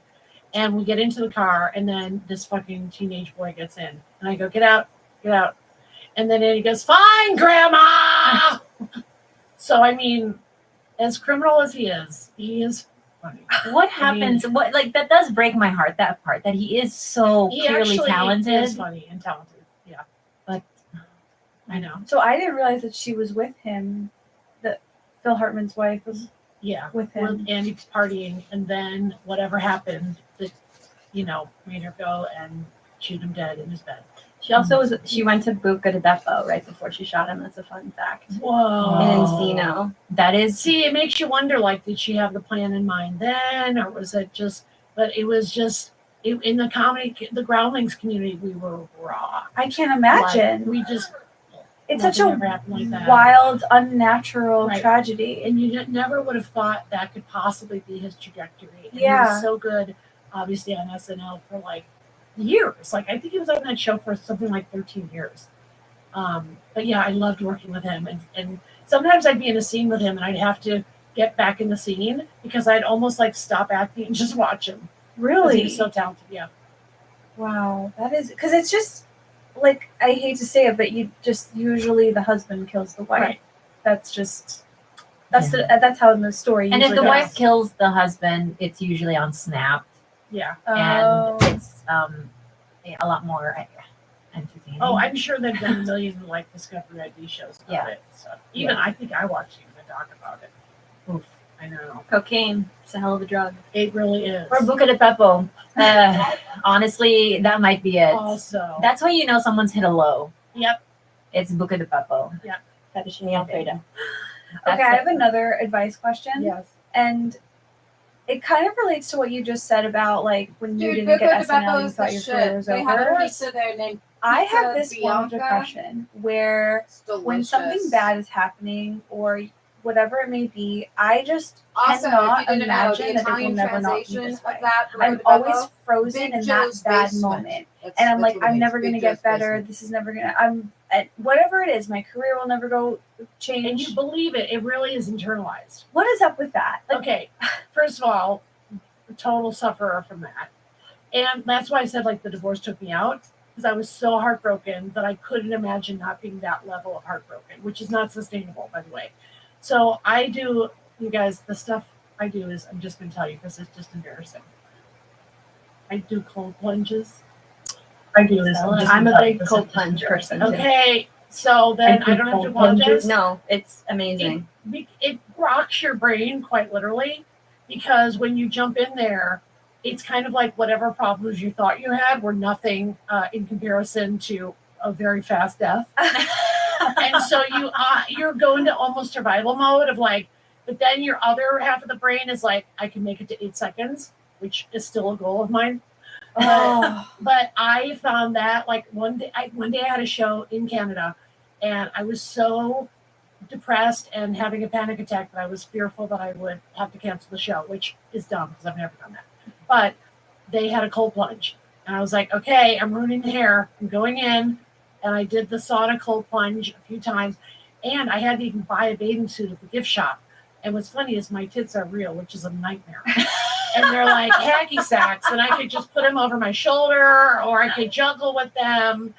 And so I buy one of those like low cut one pieces, and then I don't notice that one of my tits is just kind of fallen out of a corner. So like Tara Reid in that red carpet picture thing. I know. We always hear her name and go, oh, She needs to come she's back. very I think, frail. you know what? I think it's not too late. Rebrand. Well, okay, I Start watched a her Netflix on that series. Special Forces show. Oh, that's You know, right. they have Dr. Drew celebrities was that on don't- that. Yes. No, not Dr. Drew. It's like Special Forces guys that try to put people like Tara Reid into near-death experiences, by the way. And Jack Osborne was in it. Wow. It was definitely wild. And how was she on there? She was in a lot of pain and had to quit because she, weighs 80 pounds and is very sweet, not entirely lucid, but, I just watched her thinking, okay, honey, you got to quit because you're not going to win. And when they say she was 87 pounds wet, she actually was wet. I mean, they were throwing them into dark rivers at 2 a.m. They were like having them escape a car bomb. Like that show, I don't know why any celebrity does it because it is truly near-death experiences. And I say that as the winner of the Celebrity Mole. I don't know if you guys know that about me. So your titty fell out on the side. Yeah, and then the other one was just dangling. It was just like a broken foot. Like Conor McGregor when he broke his foot and it was just dangling like that. So I was like trying to get him in order, but I'm in like a public sauna and I'm taking the elbow, trying to be like, I love it here in Canada. I hear Justin Trudeau single. And so but I look at that bathing suit now and I just laugh. I do it naked, so. You can't do that at a hotel, you lunatic. This was a co-ed sauna. Hi, boys. Don't mind me. Naked. Wait, let's say 3 years left. Do you go to any of the Korean spas? It's fully nude. No, I should though, because those are good, and all the celebrities go. And I do remember going one time a million years ago and seeing Cindy Crawford naked and thinking, it's too bad I'm not a dude, because she was such like the hot model of the moment. Like I thought, oh, my guy friends are gonna be so Right, it pissed. was wasted on you. Wasted experience. Yeah. Do you? But I do that. I do like anything I can to like act like in AA they call it opposite action or acting as if, and just the opposite of whatever you're feeling. Like if you can shake maybe your physical self like the cold plunge does, then it might shake the inner demons. Hers is transforming women's healthcare by providing access to affordable weight loss treatment plans delivered straight to your door if prescribed. Hers offers a holistic weight loss program with personalized solutions, including compounded GLP-1 weekly injection. Need medium disturbance. You need some level of disturbance in your life, or else you actually don't propel forward. Oh. So you cannot. I love that you think I'm still trying to go forward in my life. Honey, I am treading water like you wouldn't believe. Wait, I'm with you there. I'm Okay, barely good. surviving. So we've been shipwrecked for a while. She doesn't know where she is. I don't I know know what's it. happening. She's barely here. I When I know. said underwater, I was half kidding. I honestly, I wore this in the last episode and the episode before, right? Oh my God, she stopped showering. You look bad. No, you're still the hot chick rescuer. Don't worry. Yeah, that's you. true. Thank you, You guys. can see it underneath. So what you do is you basically you put yourself through any type of like physical. Yeah, I'm also big, like, I really do go on a 2-hour walk every day, which is really crazy. I know That's a very like Gen Z of you. I know. Hot girl A walk. 2-hour walk. Are you I- listening to something? I on the listen to phone? either a Rachel Maddow podcast called Ultra, or I listen to up-tempo music, which has not evolved since the 2010s.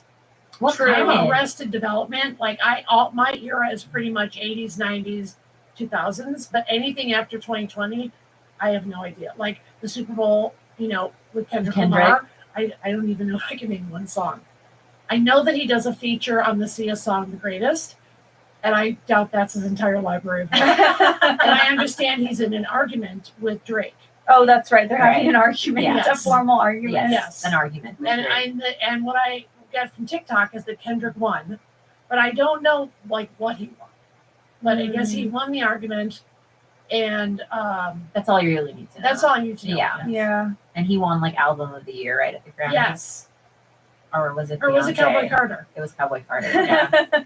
Wait, you mentioned Joan Rivers. Yes. What was your relationship with her? Oh, I loved her. We were good friends. She played my mom on a sitcom. What? Yes. I mean, I just was in love with her. And she was my mentor and my buddy, and I miss her every day. Do you feel like you're sort of stepping into the... It's the best compliment I get. Every so often if somebody makes that connection. Yeah. Like, do you feel she's kind of passed the baton to you? I wouldn't be presumptuous enough to say yes, but if I think about an incredibly high compliment, it would be the notion to even be put in the same category with Joan. And is that what you sort of, how you see yourself, like? When I was a kid, I think she was, yes, I saw Moms Mabley and Tony Fields and Phyllis Diller, but I think seeing Joan take over the Tonight Show from a middle-aged white guy Insane. Was so fucking powerful. And every time she guest hosted was an event. And I remember my whole family laughing, even my dad, and thinking, wait a minute, she even won over my dad, who's like a straight guy, also a white guy. And so I was thinking, let's go. And then I foolishly thought that late night would then be taken over by women. And We keep it has thinking not that. been since Joan that there has been a woman in the network daily late night spot. I think they keep trying, right? Like Lily Singh. They keep acting like it's gonna change, and it But just not at the Fallon hour. No. Mm-mm. And not at the, they give the girl like the 1:30 in the morning or cable. Yeah. And not since Joan has it been one of the like 4 big networks that they've committed, like, you know. I wonder if misogyny, like that's it. And also it's the same guys. You guys, I have meetings with these old dinosaurs that I met with 30 years ago. Like I walk into meetings nowadays and I go, oh, you're still alive? Like I can't believe these executives never go away and they're the same ones. And they have to be Me Too'd out of the business like Leslie Moon does. And then the wife found Jesus. Now, every time I watch Big Brother at the end when she goes, it's Jubilee Chen Moonves, like that. I'm like, okay, Jesus, get off the cross. But I would find Jesus too if I was with Leslie Moonves. I'd find him real fast and run into his loving arms. I could see Nikki Glazer like taking over for Kimmel or Fallon or something. I could see thought that. she did a great job on the Globes. I love that they signed her Amazing. up for next year. Just a word of warning, that can be a thankless job. So remember, like, I love that she did well. And by the way, I also love Tina Fey and Amy Poehler. So hello, considering how many guys bombed at that job, 3 women nailed it. Yeah. But it's a rough gig. Like people think, you know, hosting the Academy Awards or the Grammys, but you got a lot of pouty celebrities. And I just got to say, in one of the shows when they cut away to Selena Gomez and Taylor Swift, 2 of the wealthiest women in the world, and somebody made a joke about them, and they just cut away to them going, I just have to say as a comic, and a Swiftie, and a Gomez-inator, or whatever the hell they call it, scared of those armies. Anyway, I just don't care for that. I just feel like, I know we're getting more sensitive as a society, as we should, but if you're that big of a star, and you're gorgeous, and you're a billionaire, and you've got products, and just take the fucking joke. Like, that's why I like the Kardashians. They just take the joke on the chin. Yeah, and you're laugh right all the way about to the that. bank. They really do. They really don't give a shit. Like, because I have called them dirty whores for decades. And they're still nice, and they invite me, and Chloe texted me on the way here. Like, they're, Oh my God. they know how to do it, man. I'm We're telling you. sponsored by Skims, so we love them. Yes, and of course. Good American. And Good American. We love the Kardashian girls. I do a thing about wearing a Good American shirt in my act that goes up my butt. And then Chloe sent me a funny It's a text about it, bodysuit. and I read it in the show. Oh. I know. So I love any celeb, whether they're a reality star or, you know, Glenn Close. I love any one of them that has a good sense of humor. Yeah, someone that can And they're still hard to find. So I didn't like when the younger girls, Taylor and Selena, were doing the eye roll. I'm like, ladies, you won. You won the game of life. No need for the eye rolls. The comic knows if no one's laughing. Don't worry. So just take the joke on the chin. Are we making plantains? I'm just hanging on to them for emotional support. Okay. I brought my emotional support dog, and then he tried to attack another dog. Did he really? Yeah. Well, he barked in a That's okay. chihuahua way. Oh, yeah. We're not supposed to, but his job is to not. But he just forgot, and I got the jacket from Amazon and everything. I did it right. The certificates. I do. I have the certificate. I have a note from my shrink. Oh my God. And my shrink note is so funny. It's like, to whom it may concern, this woman, Kathy Griffin, who I've treated, really needs her support dog with her at all times. She has 4 of them. Whether she has 4 or 1, trust me. Let her pass Let through. the fucking dog in the restaurant. I don't want to hear about your rules and regulations and citations. This chick is crazy. Give her the fucking dog. Now I'm paraphrasing. Okay, now can you see my nose running? Oh, yeah, Can I see- can when you see ask. mine? No, don't tell me you're hot and you have a secret nose run. That's my dream. I'm Jewish. My nose runs all the time too. I'm scared that Wait, is it religious? No. Maybe I'm Jewish and I didn't know until today. I think you are. I could pass. Yeah. Who are we kidding? You got it all. Thanks. Wait, what happens? Oh, I need advice. What happens when your therapist is possibly also displaced from the fires and you've lost your therapist? Well, then you have to listen to their problems. You charge them the same thing they charge you. I don't move them know. in. Were you Malibu or Altadena? Altadena. I'm sorry. Yeah. I'm sorry. Yeah, it's okay. Where do you start? I Like, know. Lead day abatement? one? Lead abatement is where I'm at today. Okay. Yeah, they gotta clean a place of lead. High amounts of lead. Did I send you that text? Okay, did the rain make it worse? I'm not sure. Everyone's like 50-50 on it, right? Okay. They're supposed to wetting the ground is supposed to help, but I don't know. I don't know anything. Well, I then watched help these the like ocean. Caltech. Wait. Oh, I love the Caltech lesbian. Wait, is that? I don't know the Caltech lesbian. Oh, she's a legend in LA. She's got the gray hair and the cargo shorts. She's Oh, serious. her. Yes, you know her. Yeah, Living I legend. didn't realize she was a lesbian. I'm assuming. Sorry if I've made a leap in error. All right, put up a picture. Bring her back. There she. Come on. Yeah. I think that's her. Although she's dolled up in that picture, I'm not gonna lie, but that's her. Wait, Kalila. Yeah. Oh, The yes. earthquake lady. Wasn't she on like John Mulaney's show, I think? I'm sure she is a freaking legend. Kalila- You know she puts those boys in their place again. Oh, I love that. Oh, it does say lesbian right there. How Lesbian did I Kate. know? Yeah. How in a million years am I this intuitive? Kalila, so why are they doing lead abatement? Like, because then you could maybe get some of your stuff or no? No, I think it's for or I don't know. They just tested the What home remains of your and home. what remains, and they were like, "This is high on lead, and we'll see where we go from here." Okay, I have a controversial take. Okay. Okay, We love lead. No, but I love Mayor Bass. Hear me out. Beware the Rick Caruso. He is a MAGA Republican. Of course. He ran for mayor as a Democrat, but he changed his party affiliation a week before he ran. And he's trying to make a black woman take the ball.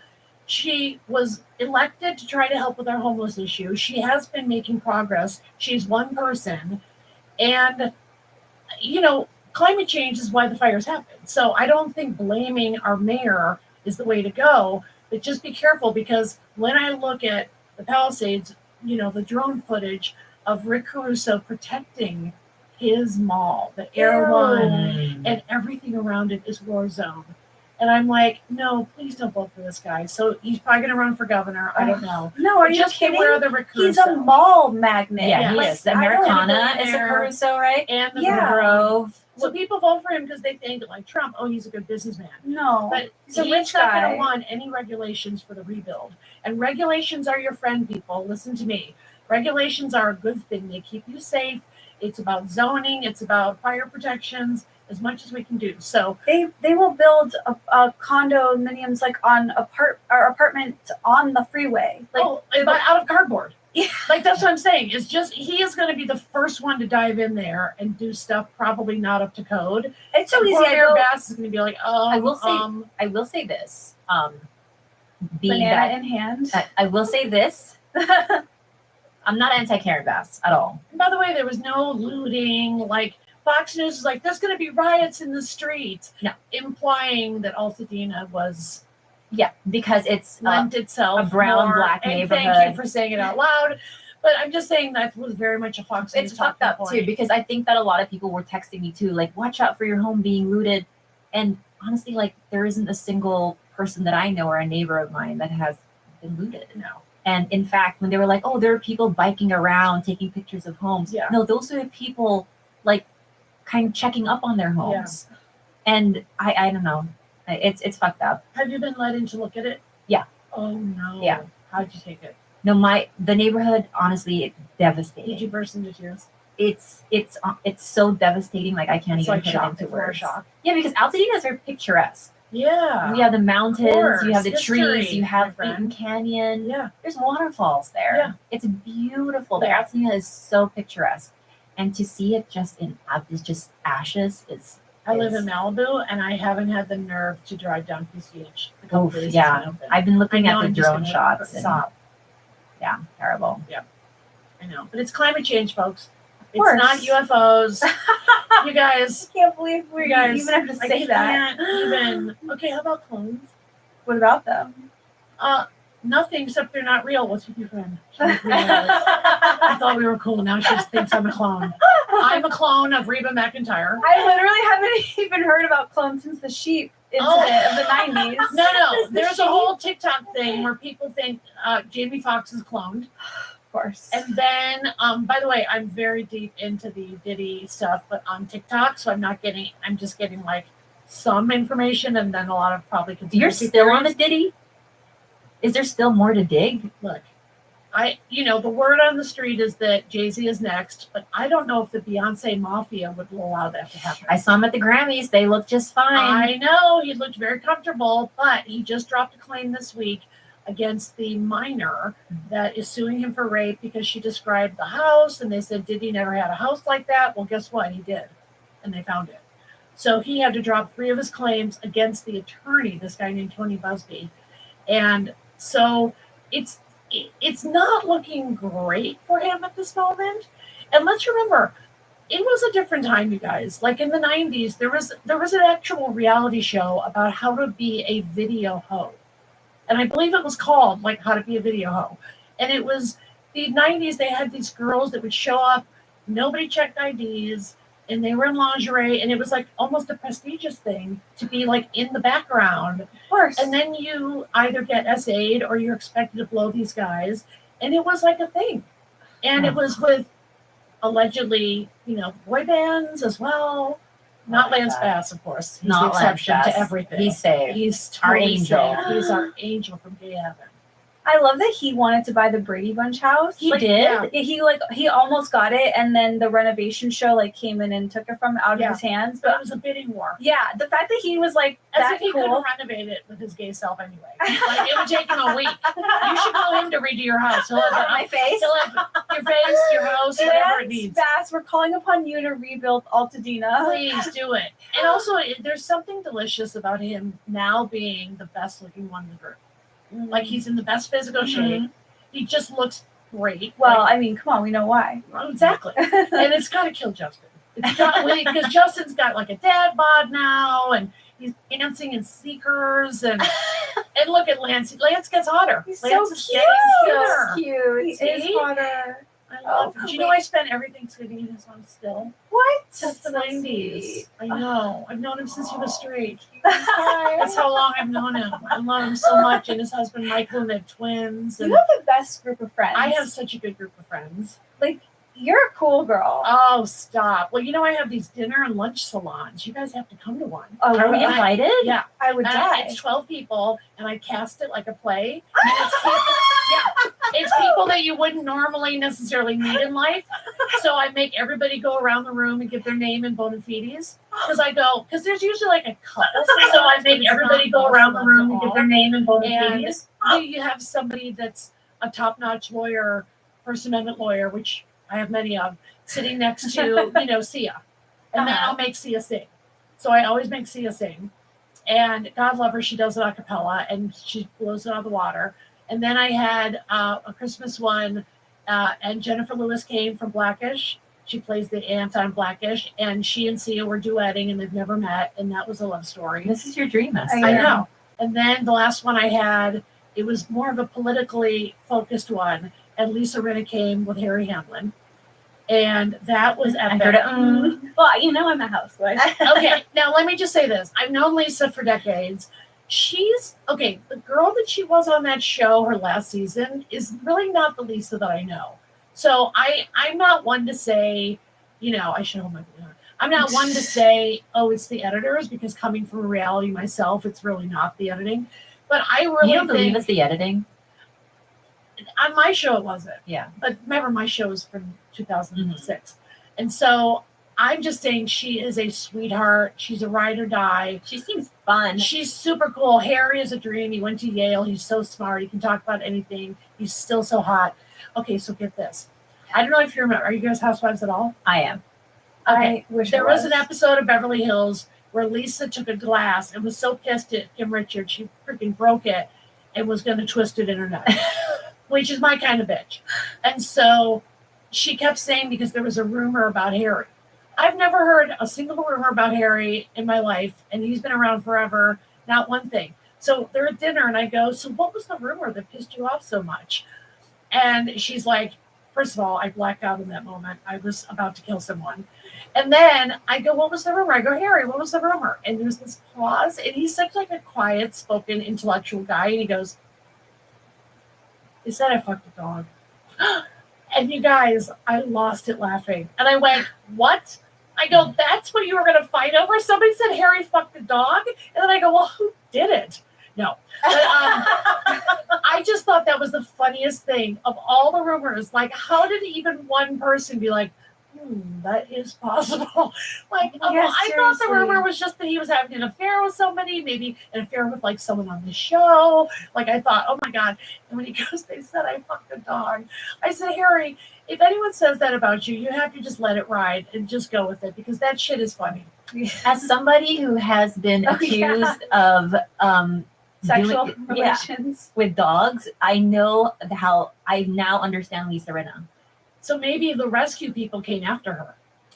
That's exactly the bane of my existence, Right? because I once told a story about how when I was a child, I was 5-6 years old, I had a much older cousin basically tell me that you should set puppies on fire. Because that's extreme, I think. So my dog was like humping one of us, and he was like, oh, but telling a 5-6-year-old this, to make him feel better, you should do this. And like basically touch the dog. And I was a child, and basically I told that story. You're not the inappropriate one in that Exactly. scenario. It's the freaking cousin. I feel like I was that dude's a effing. freak. That You dude's were. always been a freak from the day he was born, and that dude is still a freak. Yes, I feel like I was essayed. I told You this were. story, I and know. literally my comments are always like, you still fucking dogs? I mean, still. You still jerking off dogs? And I'm like, oh my God. Seriously. Oh my I God. mean- and imagine the rescue people seeing that in my comment section. They're like, we're not going to give her this foster. Of course not, because that rumor is so credible. But I just thought that Poor was Harry the funniest Hamlin. thing. Oh my God. Harry Hamlin is not a dog fucker. Stop it. I Everyone love stop that it. she went so hard. She went so hard, and she said it was like being in the Matrix, and that she realized she could kill someone. Like, she realized at that moment, like, I can take someone's life. And then she was like, but I'm going to go to prison forever and never see my husband and kids again. And I was like, that was a lot of thinking for just one glass break. And then, but so I thought that was just the funniest thing. Kathy, where are you at with your love life? Okay, you ready? Mm-hmm. Okay, I'm really going to come off like an asshole. Really like an asshole, so get ready. I can't imagine a man out there that would be good enough for me. Hear me out. Hear me out. Hear me out. Not an asshole either. I realize I've really been with gold diggers. Like, I really have. I'm so used to the one working hard, making the money, that I'm just used to broke guys. And I just thought, for once, like, what are the chances of me meeting a guy who does the shit I do? Owns their own house outright, has 4 dogs, flies private, works all the time, has a whole, career that is something they're proud of and have whatever recognition, and, has been through a lot of stuff and is an empath. And I just thought, have you seen 64-year-old straight guys? Not too good. They all have Bell's palsy. They just don't know it. And so, I have a banging body. I work out 2 hours a day. Come on. Yeah. And so, what are the chances that I'm gonna go on Raya? What am I gonna do? Fuck David Spade? I mean, when I saw his picture on Raya, I almost called him and I was like, David, you are hanging out with Kid Rock way too much. We love you, David. Yeah, I love David Spade. He's one of the funniest people I've ever hung out with. Like, if you're gonna go to dinner with someone fucking hilarious, go with David Spade. He is so fucking naturally funny.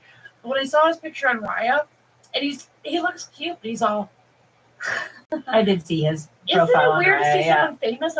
Because I don't know the apps, so I went on once, and of course one of my girlfriend's accounts.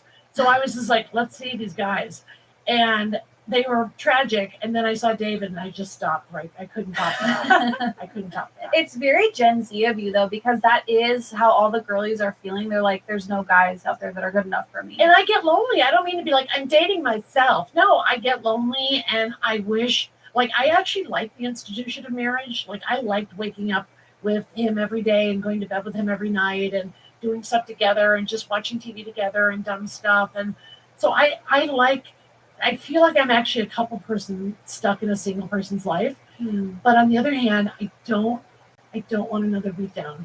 Yeah. I just can't handle another heartache. So I will say that there is hope, because I found me the sweetest, kindest, most delicious normie. Oh!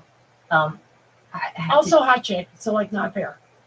Well, also in LA, thank God for Bell's palsy. That's all she has going for her. In LA, hot chick but 40 is, it's like 75 in Idaho. Right. So, and coming off of a bad breakup, I was like, oh, okay, I'll be fine on my own. And I met this just amazing, wonderful, kind human being. And so I don't think out of saying how she met out him. of LA. Oh, I met him diving. Did you ship him in? Yeah, in a box. from That's what I Hawaii, think I'd have to do. I think I would have to ship in a foreign body. I think so, yeah. And then train him, like my dogs, with the jacket on, serve as human. But I just can't pick up another tab.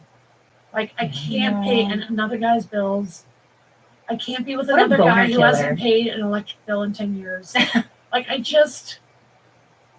do yours it. was extreme. There was thievery. The first one stole from me. Yeah, that's insane. I know. And so I just am trying. Okay, I also sleep in bed every night with all 4 dogs, which I know is a cock block. But I have no cocks to block at the moment. So if I have to start blocking out cocks, then I'll make them sleep on their dog beds. But for now, it is the most loving. It's my favorite part of the day. And I know that's depression talking. No, that's I our get dream. in bed and all 4 of the babies are in with me, the fur babies. That's the best. And they make their little doggy sounds. And they do little circles to try to make their Circles and beds get cozy. Yeah. And they have their little personality. And then sometimes I'll wake up and one's just looking at me like this. And then he'll just start to kiss me. Come on. We can cut this if we need to, Yeah. but there's something going on TikTok right now. What? And it's that Candace Owens is somehow becoming popular. Thank you. Because I was at a friend's house yesterday and she put her on YouTube and it was about the topic. Yeah. And then I go, that's Candace Owens. And she was like, oh yeah, we don't like her, but she'll get to the topic. And I don't even remember what the topic was. Well, she's been going deep dives into the Justin Baldoni, Blake Lively drama. Yeah, why would I? She's supposedly a political pundit. Why would I care about her opinion? Yeah, Why She's cosplaying as I'm a stay-at-home mom researching. She's this. a MAGA psycho. Yeah. And she's stupid. And she wore, White Lives Matter t-shirt with Kanye. But and they're besties. But she went to war with Ben Shapiro, and I think that's sort of the beginning of when, because Ben Shapiro's so hated. But that's the Ann Coulter game.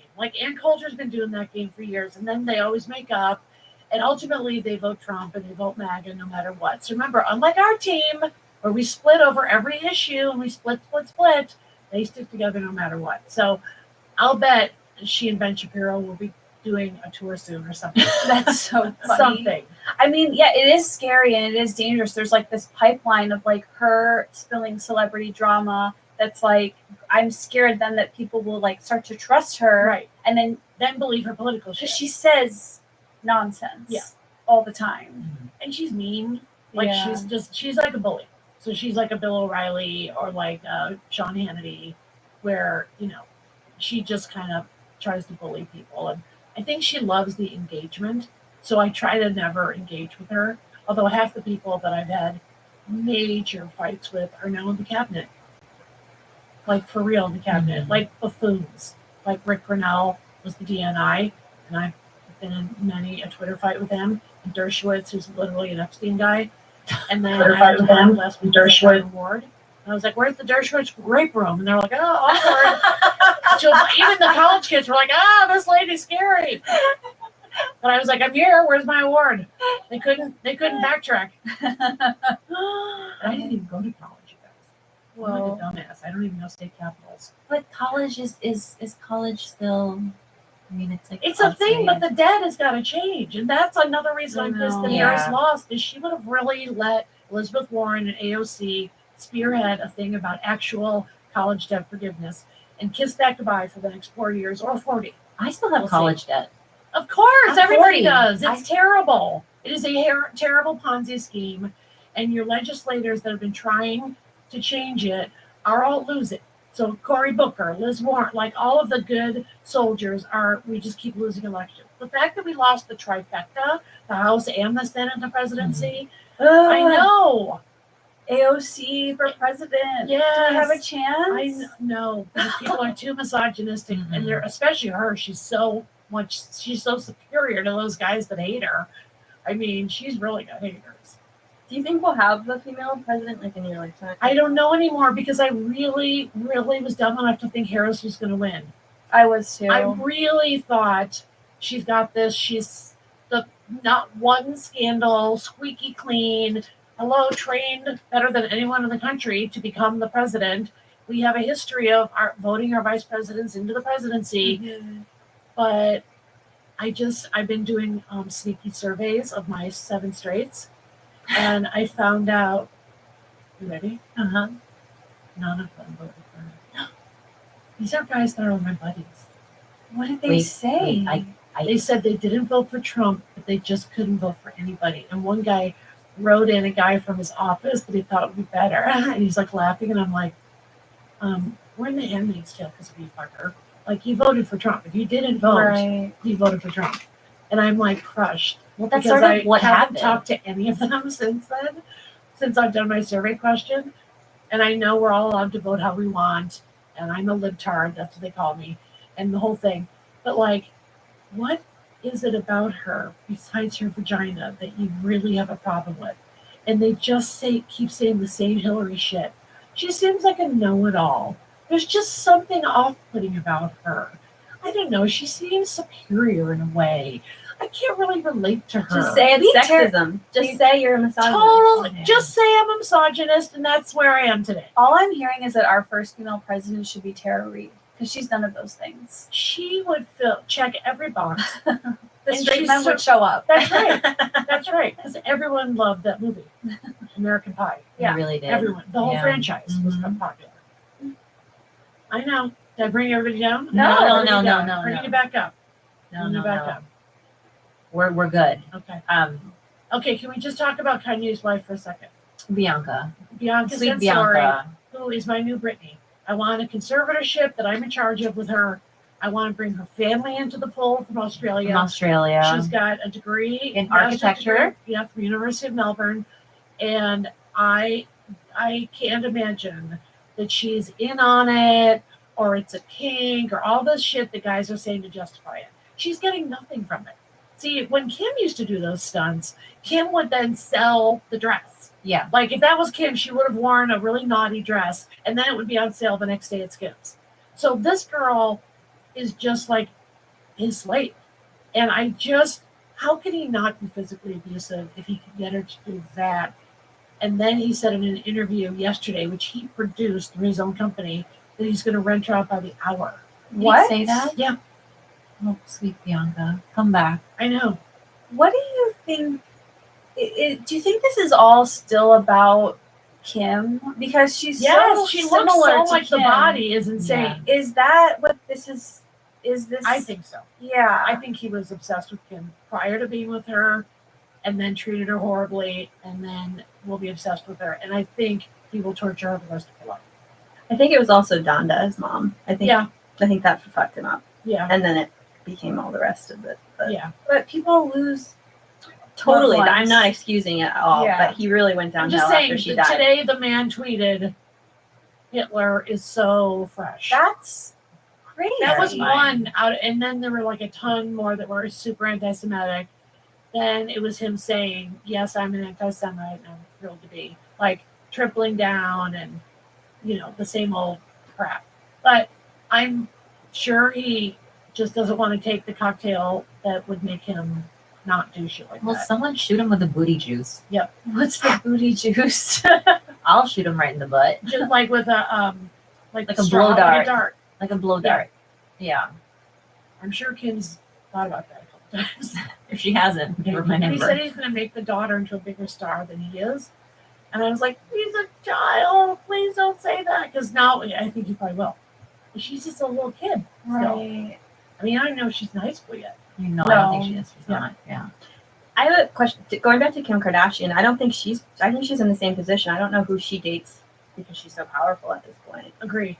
And she's got 4 kids Yeah. by Kanye West.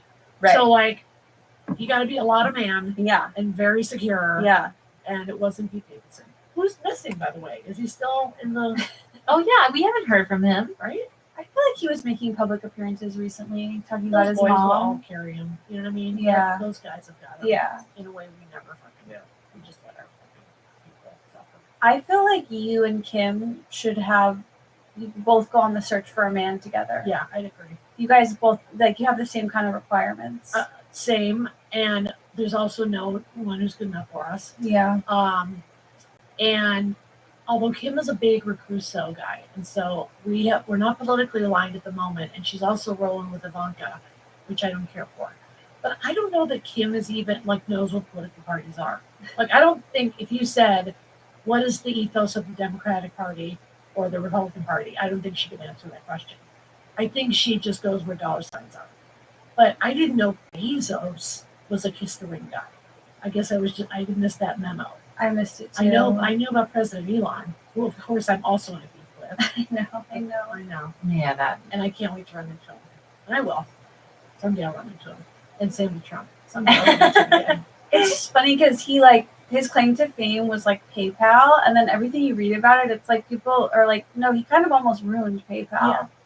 He really is. I don't know. He's not a genius. I'm not buying he's a genius thing. He doesn't have a skill set. He bought a company. He did well. He's in with the other bros. Those trucks are so embarrassing. It's like a used refrigerator. It looks like a refrigerator on its side with wheels. And the light bar is embarrassing because it's like a bad Jedi light bar. And every time I see one, it's just a douche reveal. And I can't, okay, what if you guys are suggesting maybe I date or be open to dating? What happens when he rolls up in a Cybertruck? Oh, yeah, that's dead and gone. We can't, you guys, we can't. But those Can we guys, make a pact, please? To never get in with. Do you notice that they all kind of have Cybertruck bodies? Like someone on a TikTok said Elon Musk has an autopsy body. They all kind of have that puffy upper torso. But weird, they're trying to make gains, but the HGH or the T or something it's that not they're the right taking, concoction. the concoction is not working. They all look like thumbs. More ketamine, Elon.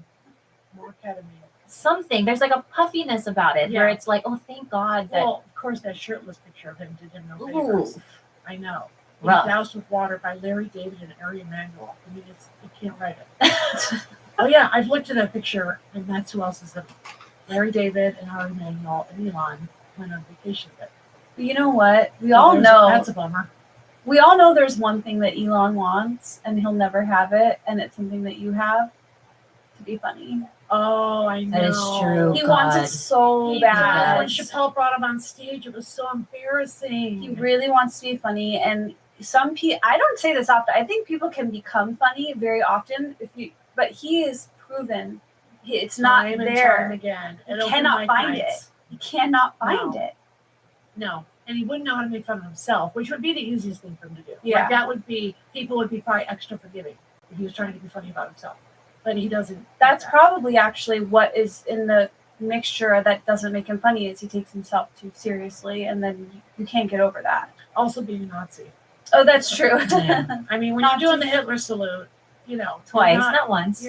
They don't teach that at the groundlings. No, they don't. Not at any level. Oh my gosh, Kathy, this is as always. It's like we're just friends getting together. I know. This Okay, is so please fun. invite us to your 12 Do I have person your dinner. personal info? No, I don't think they're so. changing it now. And everyone has to go see you on your tour. Go to kathygriffin.com. Follow me on all the social media platforms except X. I also just found out that My Life on the D List is on Peacock. It's on Peacock. I'm so glad people are rediscovering my I mom know. and dad, who are legends. Were legends. I am going to be doing a rewatch this week. I just found that out. Kathy, thank you so much for doing that. We love you. And Well, I don't know how to add contact. I'll do I'm it. way too famous to know how to do that, but you will. I will, yeah. Sluggies, we'll see you next week with a brand new episode. Thank you, ladies. I love you, ladies.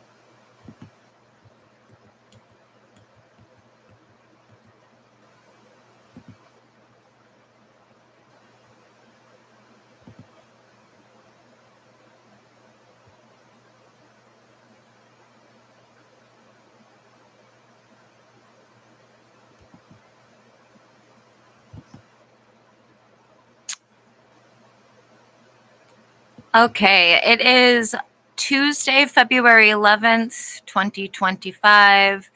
The time is 7:59 a.m. Pacific Standard Time.